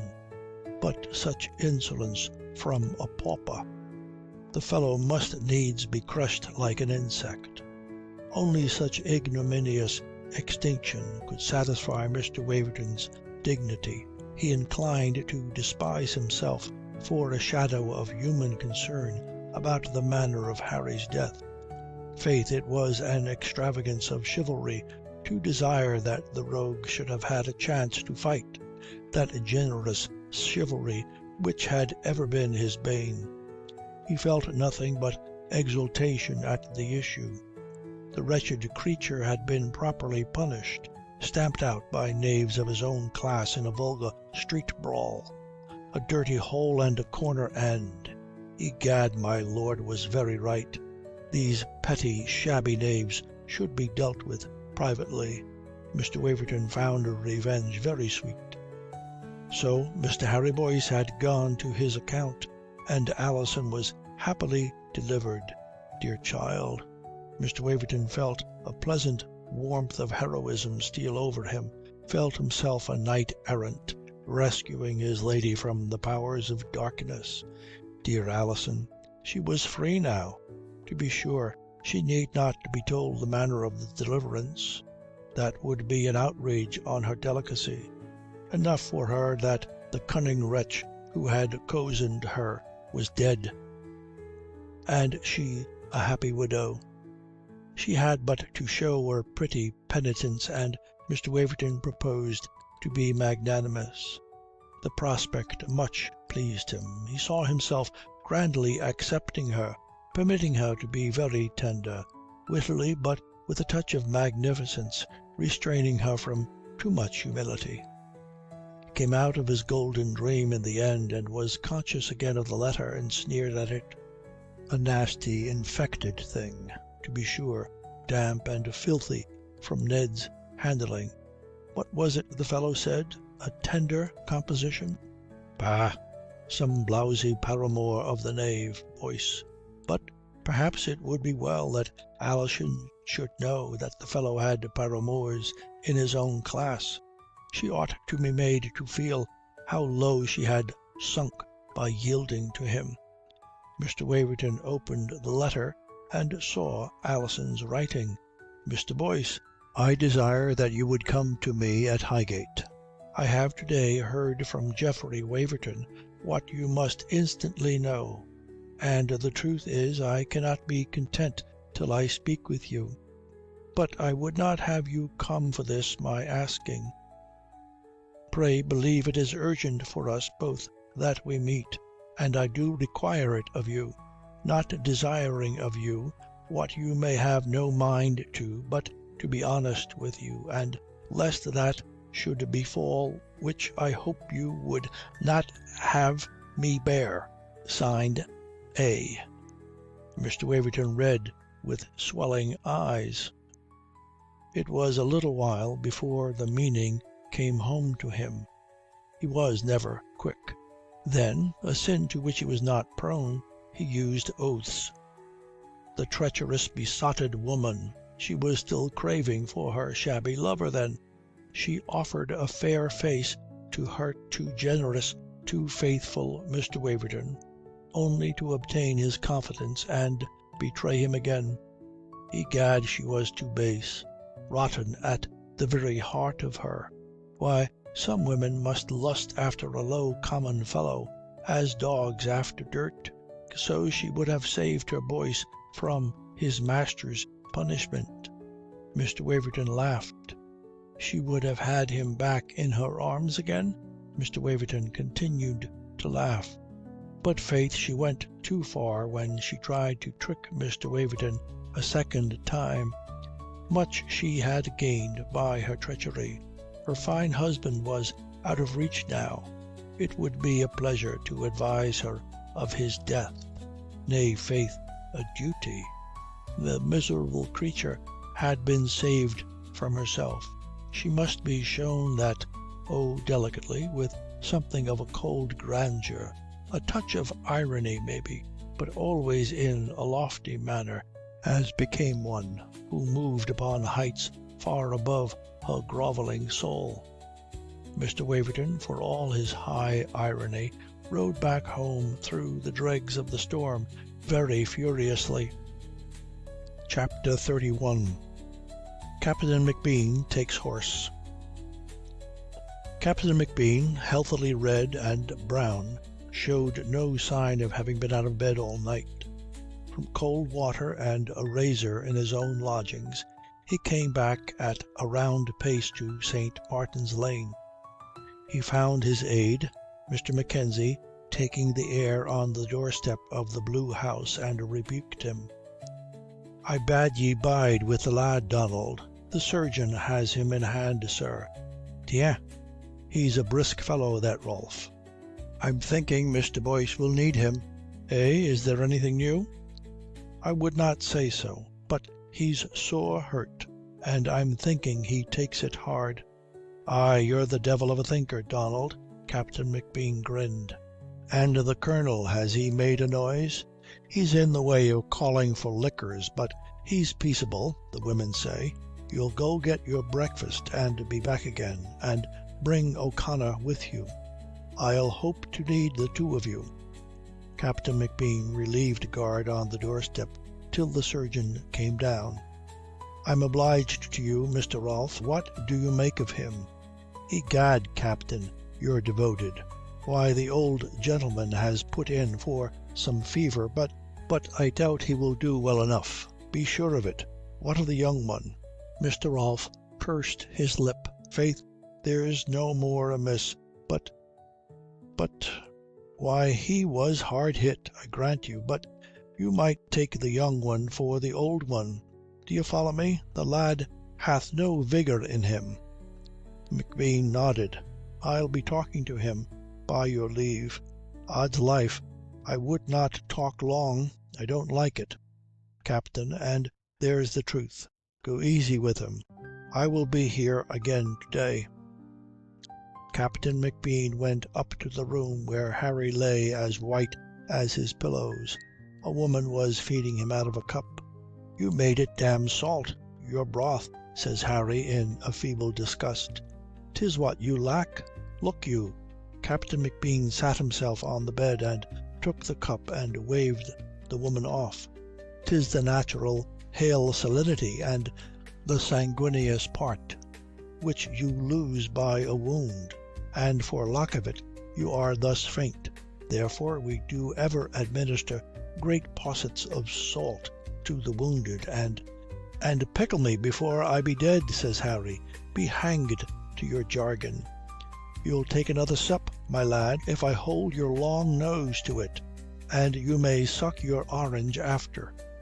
Harry made a wry face, swallowed a mouthful, and lay back out of breath. After a while, "You were here all night, weren't you?" he said. "I am body physician to the family of Boyce, mon brave. My father has a hole in his shoulder, praise God, and a damned paternal temper. He will do well enough."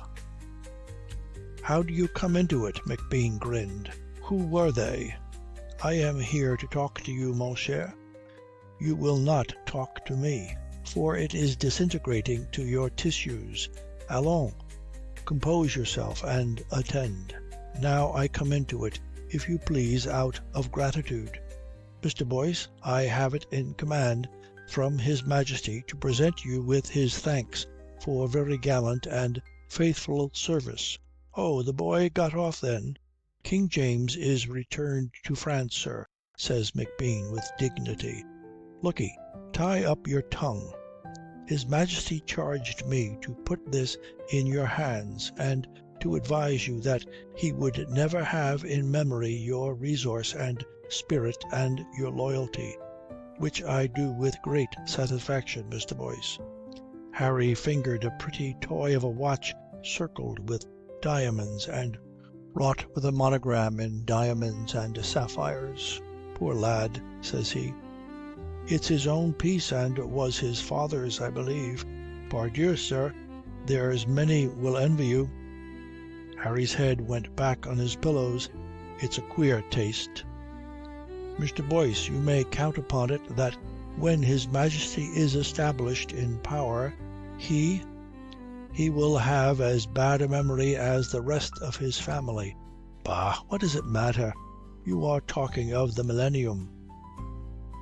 "You will talk, will you?" says McBean. "I'll gag you, mon Dieu, if you answer me back again. Come, sirrah, you know the king better. He's a noble, generous lad. So leave the Whiggish sneers to your father. So much for that. Now, mon ami, you have put me under a great obligation. It was a rare piece of work, and, to be frank, I did not think you had it in you. But I did count upon you as a gentleman of high honour, and pardieu, I count myself very fortunate I applied to you. I speak for my party, Mr. Boyce, when I thank you and promise you any service of mine." Harry mumbled something like, "Damn your eloquence." But McBean was not to be put off. "You will like to know that the king, when he was quit of Marlborough, egad, the old villain hath been a gentleman in this business, made straight for me, and was instant that I should concern myself for you. I held it my first duty to get his Majesty out of the country. Between ourselves, I was never in love with his plan of palace trickery and Madame Anne. But the thing was offered us, and we could not show the white feather. Bien, his Majesty took assurance from Marlborough of your safety, so I had no great alarm for you. I could not be aware of your private feuds, but now, mordieu, I make them my own. I promise you it touches me nearly that you should be hacked down, and egad, before my eyes." Harry tried to raise himself and said eagerly, "Who was in it? Who were they?" Captain McBean responded with some more of the salt broth. "Now, I'll confess that I had some doubts of your father. As soon as I were back in London, I made haste to find you. I was waiting at that tavern of yours when I heard the scuffle. You were down before I reached you, and there was your father fighting across you most heroical. Faith, I did not know the old gentleman had it in him. He had pinked one, I believe, but he is slow, and they were too many for him. He took it badly in the shoulder as I came, but they were not workmen. I put one out at the first thrust, and the rogues would not stand. I tickled one in the arm as he ran, but missed the sinew in his fat. So it ended. Now I'll confess I did the old gentleman a wrong. I guessed the business might be one of his damned superfine plots. It would be like him to have you finished while he made a brag of fighting for you. But I was wrong. Mordieu, I believe he has a kindness for you, Harry." "What?" says Harry, startled by the name. "Oh, mon ami, you must let me be kindly too. Egad, you command my emotions, sir. No, the old gentleman hath his humanity. He would have died for you, Harry, and faith, he is so rheumatic he nearly did. No, it was not he played this damn game. Who do you think it was that I put on his back? That rascal Ben. You remember Ben of the North Road? I put the villain to the question who set him on you. Bien, he was hired to it by that fine fellow Waverton." "Geoffrey!" Harry gasped. "Even so. Now, Harry, what has Master Geoffrey Waverton against you? If he wanted to murder your father, I could understand it. That affair at Pontoise is matter enough for a life or two, though he should take it gentlemanly. But why must he murder you?" "I am not dead yet," said Harry, and his mouth set. Captain McBean laughed. "Not by 50 year," and he contemplated Harry's pale, drawn face with benign approval. "But why does Mr. Waverton want you dead now?" "That's my affair," said Harry.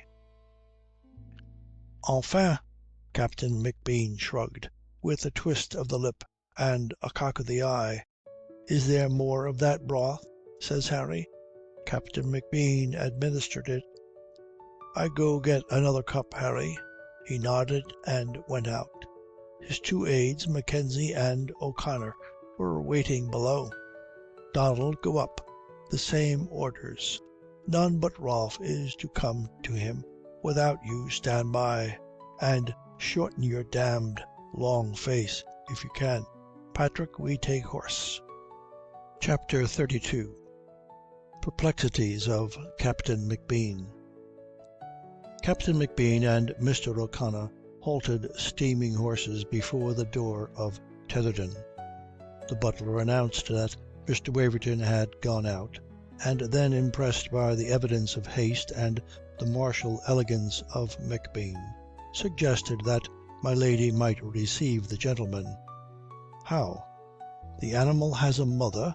says Monsieur McBean in French, and shrugged and beckoned the butler closer. "Now, my friend, could you make a guess where I should look for Mr. Waverton?" And money passed. "Sir, Mr. Waverton rides over sometimes to the hall at Highgate, Mrs. Boyce's house." The butler looked knowing. "Mrs. Boyce? Hey, is that Colonel Boyce's lady?" The butler smiled discreetly. "No, sir, to be sure. Young Boyce. Young Mr. Boyce, sir." Captain McBean wheeled round in such a hurry that the butler was almost overthrown. They clattered off. It was not till they were riding through the wood that McBean spoke. "Patrick, my man, would you say that Harry Boyce is the man to marry wisely and well?" "Faith, I believe he would not be doing anything wisely. That same is his charm." "Tiens, it begins now to be ugly. Why must the boy be married at all? Mon Dieu!" "It will be in his nature," says O'Connor, "and likely to a shrew." "If that were all, bah, they shall have no satisfaction in it. But no more will I." There were at the hall two women who had almost become calm by mingling their distress and their tears. It's believed that they slept in each other's arms, and slept well enough. In the morning another messenger was sent off to the Long Acre Tavern. If he came back with no news, it was agreed they should move into town. They said no more of their fears. Each had some fancy that she was putting on a brave face for the other's sake. There is no doubt that they found the stress easier to bear for consciousness of each other's endurance. So Mr. Hadley and his Susan were received by an atmosphere of gentle peace. Much to Mr. Hadley's surprise, who would complain that venture into Alison's house was much like a post over against the Irish Brigade, for a man never knew how she would break out upon him, but could count upon it that she would be harassing. "We are so glad," says Susan. "She loves to march her prisoner through the town. It's a simple brutish taste." "Oh, I am so, I believe," says Susan, and contemplated Mr. Hadley with placid satisfaction.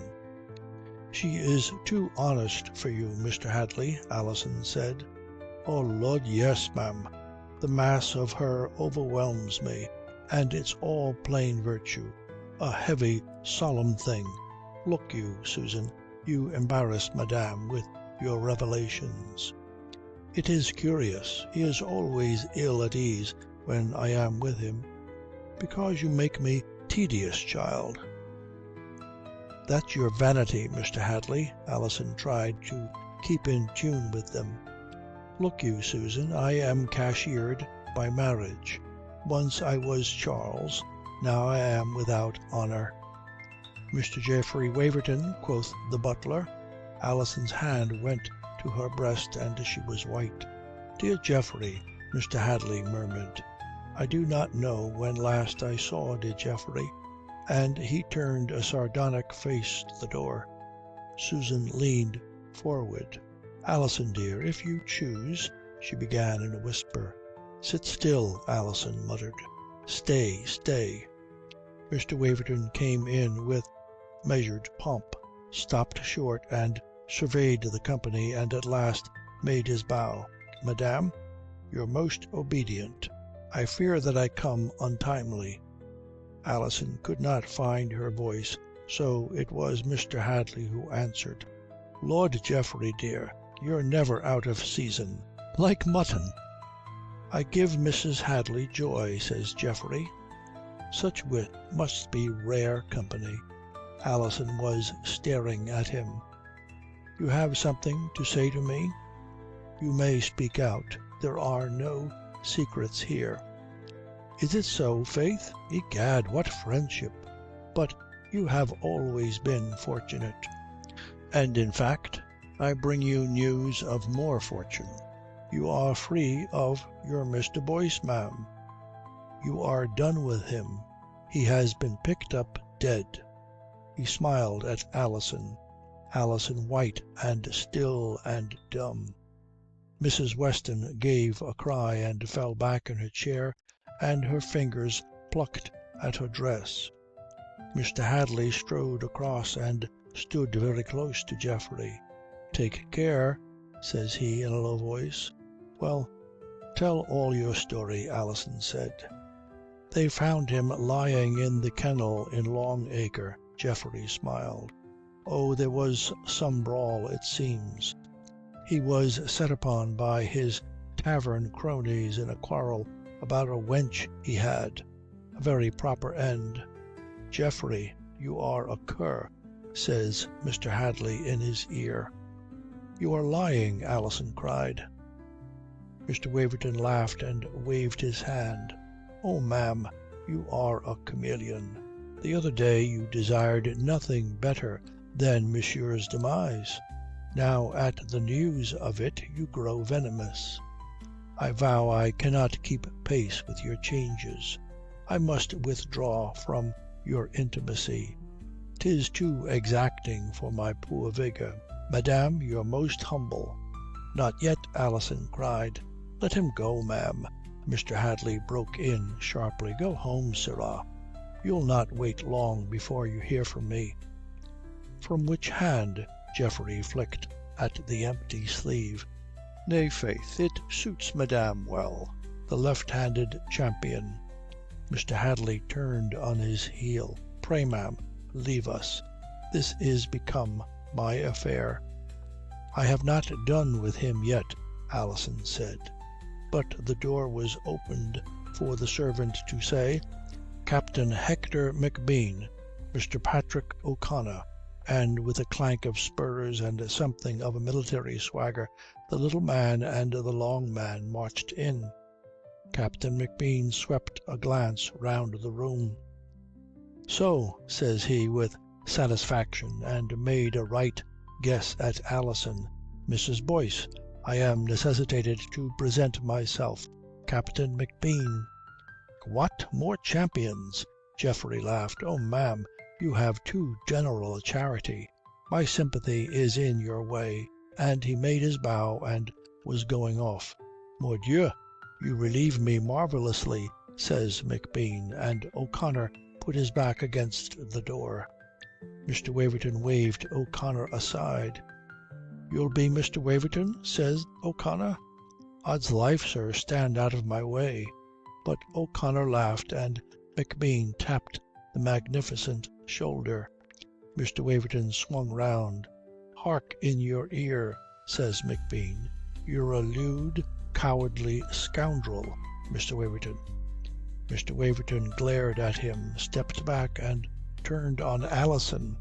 "Pray, ma'am, control your bullies.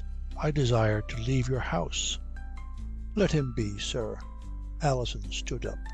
"Leave us, if you please. I have to speak with him." "You have not," McBean frowned. "The affair is out of your hands. Come, sir, march. There's a pretty piece of turf beyond the gates. Your friend there may serve you." "Not I, sir," Mr. Hadley put in.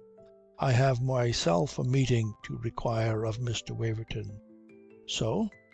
I like the air here better and better, pardieu. Well, Mr. Waverton, we'll even walk out alone. Your bluster won't serve you, sirrah. If you be a gentleman, which you make incredible, you may proceed in order, and I'll consider if I may do you the honour to meet you. Gentleman? Bah! I am Hector McBean, captain in Bouffier's regiment. Come, sir, now are you warmer? He struck Mr. Waverton across the eyes. Mr. Waverton, drawing back, turned again upon Alison. My God, did you bring your bullies here to murder me? I did not bid you here, Alison said. Lâche, says Mr. O'Connor with a shrug. En fait, says McBean, and sat down. Observe, Waverton, I have given you the chance to take a clean death. You have not the courage for it. Tant mieux. You may now hang. Mr. Waverton again made a move for the door, but Mr. O'Connor stood solidly in the way. Attention, Waverton. You have bungled your business as usual. Your fellow Ned Boone hath been taken and lies in Newgate. He has confessed that he and his gang were hired for this murder by a certain Geoffrey Waverton. It is a lie.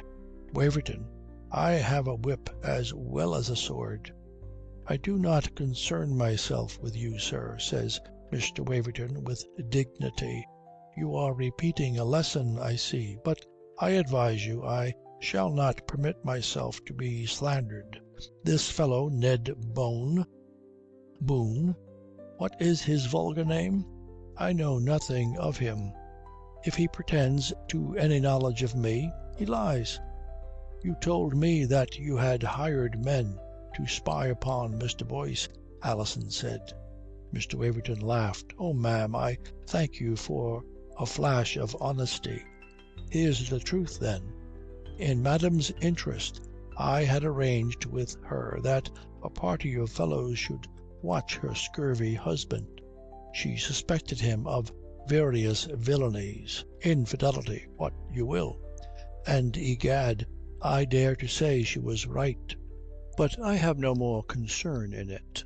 So you may his back to your employers, Captain Mac what's your name, and advise them that I am not to be bullied. I shall know how to defend myself.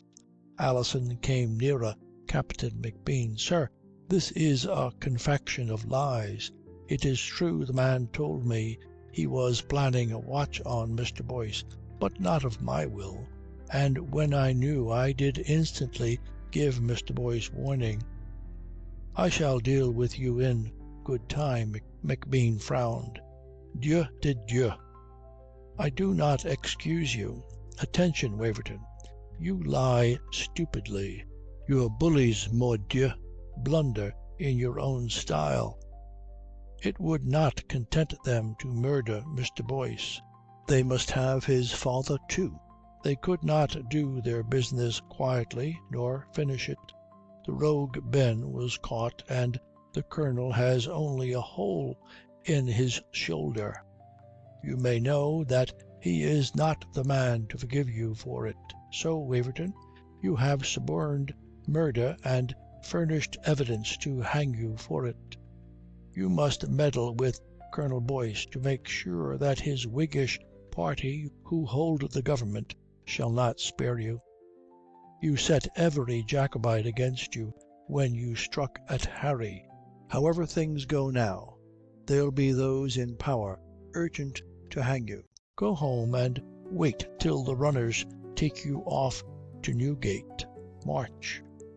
Mr. O'Connor opened the door with alacrity. I am not afraid of you, Waverton cried, and you, madame, you, the widow, be sure if I am attacked, your loose treachery shall not win you off. What I have done, you know well it was done for you and in commerce with you. Mr. O'Connor took him by the arm. Don't presume to touch me, he called out, trembling with rage. Mr. O'Connor propelled him out. I believe Patrick will cut the coat off his back, said McBean pensively, and then laughed a little. He brushed his hand over his face and stood up and marched on Alison. "Now for you," he said. "I beg leave of the company." He made them a bow and waved them out of the room. "Sir? Mr. Boyce?" Mrs. Weston said faintly. "Madame, Mr. Boyce is not dead. He lies wounded. I make no apologies, pardieu. It is imperative to frighten the Waverton out of the country, since he would not stand up to be killed. You, madame," he turned frowning upon Alison, "you must have him no more in your neighbourhood." Alison bent her head. Mr. Hadley came forward. "Captain McBean, take too much upon yourself. I'll answer for it at my leisure, sir." "Pray go, Charles," Alison said gently. So they went out, Mrs. Weston upon Susan's arm, and Captain McBean and Alison were left alone, the fierce little lean man stretching every inch of him against her rich beauty. "You do me some wrong, sir," Alison said. "Is it possible?" McBean's chest swelled to the sneer. "Pray, sir, don't scold. It passes me by. Nay, I cannot answer you. I have no defence, I believe. Be sure that you can say nothing to make my hurt worse." "How long shall we go on talking about you, madame?" Alison flushed dark and turned away and muttered something. "What now?" McBean said. In another moment he saw that she was crying. Some satisfaction, perhaps, no pity, softened his stare. She turned, making no pretence to hide her tears. "I beg of you, take me to Mr. Boyce." "I said, madame, Mr. Boyce is not yet dead." The sharp, precise voice spared her nothing. "I do not know whether he will live." Alison gave a choking cry. "I do not know whether he would desire to live." "What do you mean?" Madness of fear, of love, perhaps, distorted her face. "You well know. When I rode out this morning I had it in mind to kill the Waverton and conduct you to Mr. Boyce. But I did not guess that Waverton would refuse to be killed like a gentleman, or that I should find you engaged in the rogue's infamy." "But that is his lie." "Ah, you must know that it is a lie. You heard how he turned on me, and his vileness. Bien, you have played fast and loose with him. I allow that. It does not commend you to me, madam." "I'll not bear it," Alison cried wildly. "Oh, sir, you have no right. Mr. Boyce would never endure you should treat me so." "Dieu de Dieu! Would you trade upon Harry's gentleness now?" "Aye, madam, he would not treat you so, mordieu. He would see nothing, know nothing, believe nothing, and let you make a mock of him again. But, if you please, I stand between him and you." "You have no right," Alison muttered. "It is you who have put me there. You, madame, when you played him false with this Waverton." "That is a lie," she cried. "Oh, content you. You are all chastity. I do not doubt it. But you drove Harry away from you. You admitted your Waverton to intimacy. You let him hope, believe. Bah, what does it matter? You were in his secrets. You knew he put bullies upon Harry. Now he has failed, and you are in a fright and want your Harry again.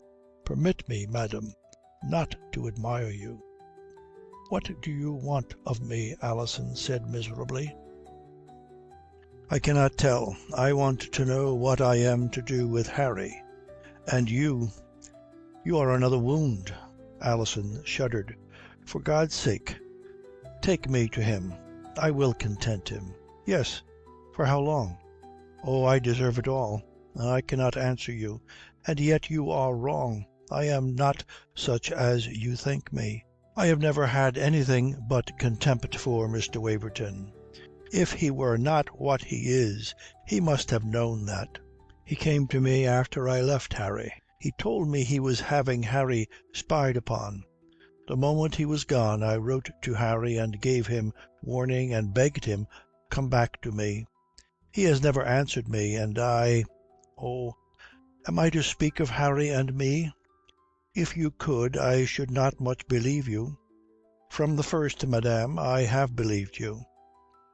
It was I who drove him away from me. I have been miserable for it ever since. I humbled myself. Captain McBean held up his hand. I still believe you. Pray, order your coach. Where is he? He lies at his father's lodging. Observe, madame, I have said he is not yet dead. Whether he lives rests, I believe to God, upon what you may do to him. Then he will be well enough, she sobbed as she laughed. Oh, I believe in your power, says McBean with a twist of a smile.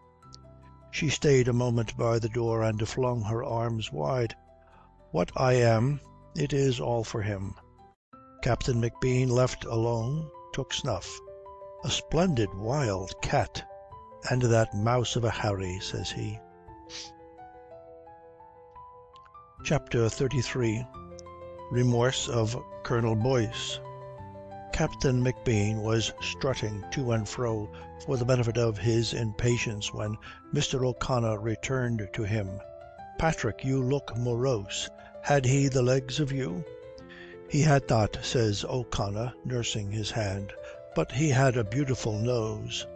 Sure, it was harder than you would think, and I have sprained my thumb. What? Did he fight? He did not, saving the tongue of him, but I had broke my whip upon him, so I broke his nose to be even. Egad, he was beautiful before and behind. He cannot show this long while, neither behind nor before faith. What will he do, do you think? Oh, Lord, he'll not face it out. He would dream of hangman. He'll take the waters. He'll go the grand tour. Do you know, Patrick, there's a masterly touch in old Boyce. To choose that oaf for his decoy at Pontoise. Who could guess a danger in him? No wonder Charles Middleton saw no guile. Yet you observe, the creature's full of venom. He bleeds like a pig, says Mr. O'Connor. What will we be waiting for, sir? The lady. She goes to Harry? Oh, he's the lucky one. What a Venus it is. Aye, aye, she should have married you, Patrick. You would have ridden her. Ah, now, don't destroy me with envy and desires, says Mr. O'Connor. But sure there was another, a noble fat girl. Will she be bespoke? She belongs to the one-armed hero. Maybe she could do with another. There's enough of her for two. Oh, come away, sir, before I danger my soul. They heard the wheels of the coach and marched out. Alison was coming downstairs with Mrs. Weston. What now, says McBean, glowering. Do you need a duenna to watch you with your husband? Madame is Harry's mother, sir, Alison said. For once Captain McBean was disconcerted. 1,000 pardons, says he, and with much ceremony put Mrs. Weston into the coach. As they rode after it, you fight too fast, sir, says O'Connor with a grin. I have remarked it before. Captain McBean was still something out of countenance. Who would have thought he had a mother here, he growled. Oh, faith, you did not suppose the old colonel brought him forth like Jove plucking Minerva out of his swollen head? I did not, Patrick, you loon, but I did not guess his mother would be here with this gorgeous madame wife. Fie now. Is it the Lord God don't advise you of everything? 'Tis an indignity, faith.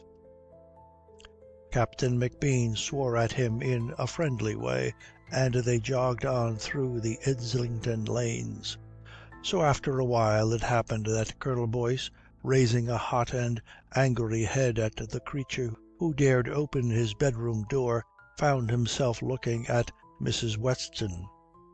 "Odds my life, Kate, what a pox do you want here?" says he. "You are hurt. I thought you would want nursing." "I do not want nursing, damme. How did you hear of the business?" "That Scotch captain rode out to tell us." "Od burn the fellow, humph.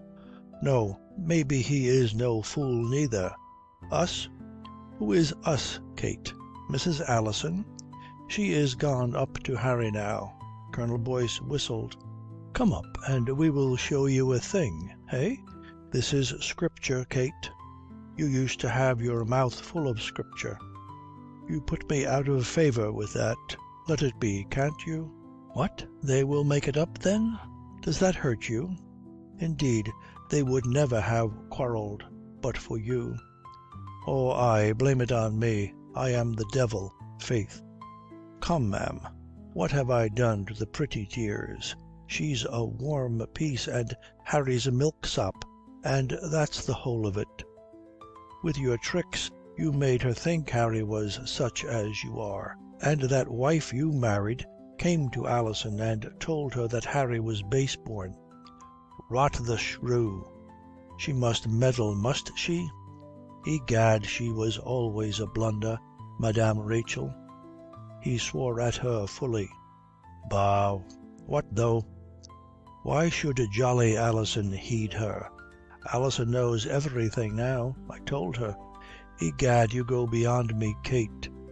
You that made me swear none should ever know the boy was yours.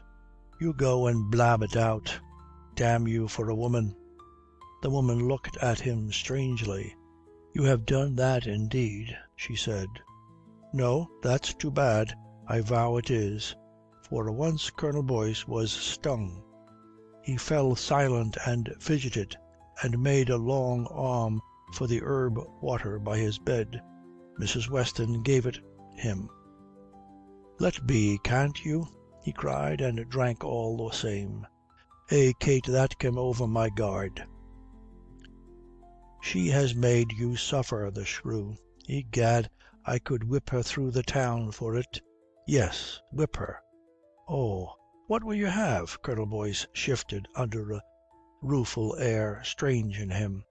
"I am what I am. I have had no luck in women. She was a blunder. And you have paid to say of me what you will.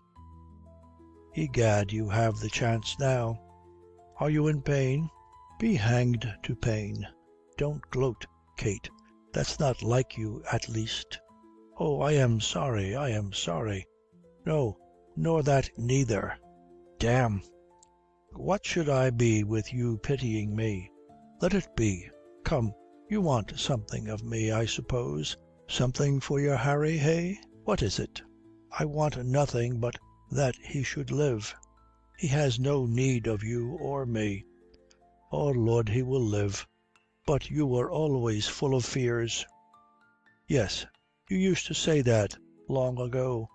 Colonel Boyce winced again. You get in your thrusts, Kate. I swear I did what I could to save him. I could not have borne to come to you else. Humph! I see no good in your coming. There's little comfort for you or me in seeing each other. I suppose it's your damned duty. I don't know. Oh Lord, then be gone, and let's have done with it all. I want to stay till you are well. Aye, faith, it's comfortable to see you on my back and helpless." Mrs. Weston did not answer for a moment. She was busy with setting his table in order. "I want to have some right somewhere. She is with Harry." "By God, Kate, you're a good soul," Colonel Boyce cried. "I am not. I am jealous of her," Mrs. Weston said with a sob. "Does Harry know of you?" "What does it matter? He'll not care now. Kate, come here, child." No, I am not crying," Mrs. Weston said. Chapter 34 Harry wakes up. Harry lay asleep when Alison came into his room. She made sure of that and sat herself beside him to wait. It was not, you know, a thing which she did well. She looked down at him gravely. Afterwards Harry would accuse her that what first she felt was how little and miserable a man she had taken to herself. He lay there very still, and his breath hardly stirred him. Indeed, the surgery of Mr. Rolfe had bound him up so tightly that he was in armour from waist to neck. After a moment she started and trembled and bent over him and put her cheek close to his lips. She felt his breath and rose again slowly, almost as pale as he. That cheating fear had stabbed cruelly, and still it would not let her be. His face was so thin, so white and utterly tired. The life was drained out of him. She sat beside him, still but for the beat of her bosom, and it seemed that the consciousness in her was falling from a height or galloping against the wind. She seemed to try to stop and could not. She tried to change the fashion of her thought and had no power in that either. It was a strange, half angry, half contemptuous pity that moved in her, and a fever of impatience. He was wicked to be struck down so, rent, impotent. Why must the wretch go plunging out into the world and measure himself against these swashbuckling conspirators? He had no equipment for it. He was fated to end with disaster. Faith, it was a cruel folly to throw himself away and drag up her life by the roots as he fell. She needed him quick and eager, and there he lay, a shrunken thing that could use only gentleness, help, a tedious, trivial service, like a child. He was humiliated, a condition not to be borne in her man. As she watched him, she saw Geoffrey Waverton rise between them, blusterous and menacing, and his lustiness mocked at the still, helpless body. But on that all other feeling was lost in a fever of hate of Mr. Waverton. He was branded with every contemptible sin that she knew. She ached to have him suffer, and, unaware of the contusions and extravasations administered by Mr. O'Connor, tried to console herself by recalling the ignominious condition of Geoffrey in the hands of the truculent gentleman at Highgate. Bah! The coward was dishonoured for ever, at least. He would never dare show his face in town or country. How could he? Mr. Hadley would spit him like a joint. The good Charles. She found some consolation in the memory of Mr. Hadley's sardonic contempt. Nay, but the others, that fire-eating little Scotsman and his lank friend, they were of the same scornful mind about Mr. Waverton. His blusterous bullying went for nothing with them but to call for more disdain. They had no doubt that he cut a miserable figure, that it was he who was humiliated in the affair, and so all men would think indeed. It was only a fool of a woman who could be imposed upon by his brag, only a mean, detestable woman who could suppose Harry defeated. Why, Harry must needs have done nobly to enlist these men on his side. He was nothing to Captain McBean, nothing but what he had done, and yet McBean took up his cause with a perfect devotion, cared for nothing but to punish his enemies and to assure his safety. Faith, the little man would be as glad to thrash her as to overthrow Master Geoffrey. He had come near it indeed. She smiled a little. The absurd imagination was not unpleasant. Monsieur was welcome to beat her if it would bring Harry any comfort. Aye, it would be very good for her. She would be glad to show Harry the stripes. Nay, but it was Harry who should beat her. Only he never would. And these fantastics were swept away in the wave of tenderness. Mr. Harry was not good at making others suffer. He left it to his wife, poor lad, and she had done it greedily. Well, There was to be an end of that. Pray God he might ever be strong enough to hurt her. She bent over him in this queer mood, and her eyes were dim, and she kissed him and whispered to herself, to him. Yes, she must make him hurt her. She must have pain of him to bear. Harry slept on. She began to caress his pillow and crooned over him like a mother with her child, and found herself blushing, and was still and silent again. Indeed, she was detestable. To make a show of fondling after having driven him to the edge of death, to chatter and flutter about him when he had no more than strength enough for sleep. Why, this was the very way for a light of love, and indeed she was no better, wanting him only for her pleasure, for what he would give, watching greedily till he should be fit to serve her turn again. Yes, that was the only way of love Mrs. Alison understood. It was some satisfaction to scold herself, to make herself believe that she was vile, for she wanted to suffer. She wanted to be humbled, not so much for the comfort of penance, not even for the luxury of sensation which makes self-torture pleasure, but that she might be sure of realizing her sins against the love which was now in command of all her being, and go on to serve it with a clean devotion. One thing only was worth doing. In one thing only could there be honour and joy, to make him welcome her and have delight in her. And so she fell among dreams. She saw something glitter on the table by the bed, and idly put out her hand for it. She found herself looking at the diamonds of the Pretender's watch. How did Harry come to such a gorgeous toy? J.R., the diamonds wrote. Who was J.R.? Alison, Harry said. She started, stared at him, and stood up. His eyes were open, and he frowned a little. Alison, it is you? He said, and rubbed at his eyes. Yes. Why have you come?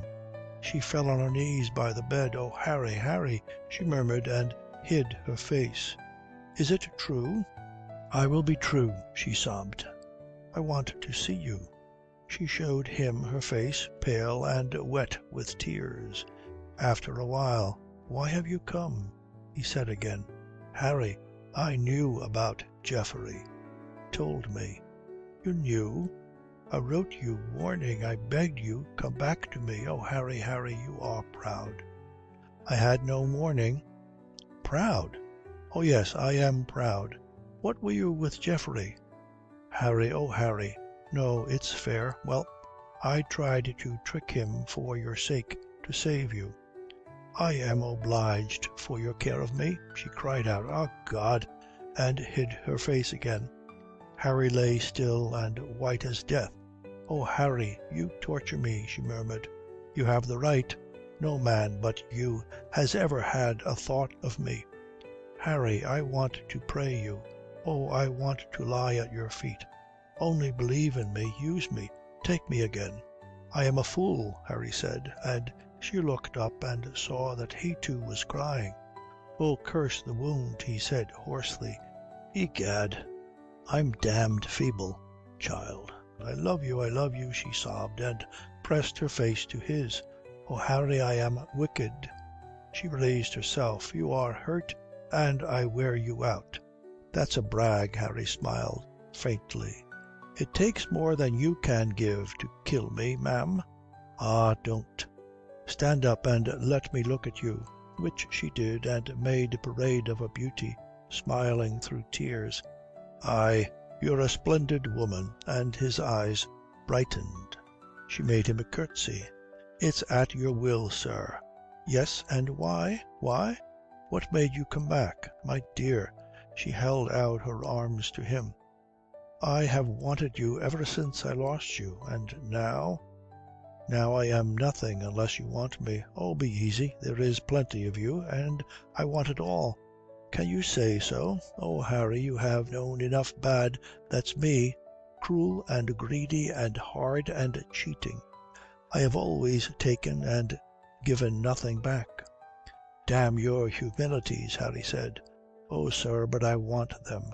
My new humilities. I have nothing else to cover my nakedness."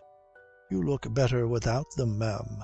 "Fie, I will stop your mouth." But it was a cup of herb water that she offered him instead of a kiss. "You are a cheat," Harry spluttered. "You presume on my infirmities." "No, no. I have made you talk too much. You must be still and rest again. Burn your maternal care. I have hardly seen you yet a minute." "A minute? Oh." She looked at the jewelled watch. "Aye, sir, an hour. And what's this pretty toy?" Harry laughed. "Why, now I have you. Sure, ma'am, it's a love token." "I shall go away, sir." "Not till you come by the secret. I know you." His ear was pinched. "J.R. Who is J.R., sir?" "Jemima Regina, a queen of beauty, ma'am. She fell in love with my nose and offered me £1,000 for it." "Harry, I am going to say good night." "Hear the truth, Alison. Do you remember you told me I was born to be a highwayman? My stand and deliver stare, my... Oh, don't play so. I was a fiend when I taunted you so." "Why, child, it's nothing. Come then. J.R. is Jacobus Rex, the poor lad Prince James, who will never be a king. God help him. He gave me that for a memory of some little service I did him. McBean brought the toy to-day." Alison nodded. "I will have that story from Captain McBean, sir. You tell stories mighty ill, do you know, highwayman. Yes, Harry, you are that. You pillage us all. Love, honour, you win it from all. And I am the last to know you." "Bah, you will never be a wife," Harry said. "You have too much imagination. But you make a mighty fine lover, my dear."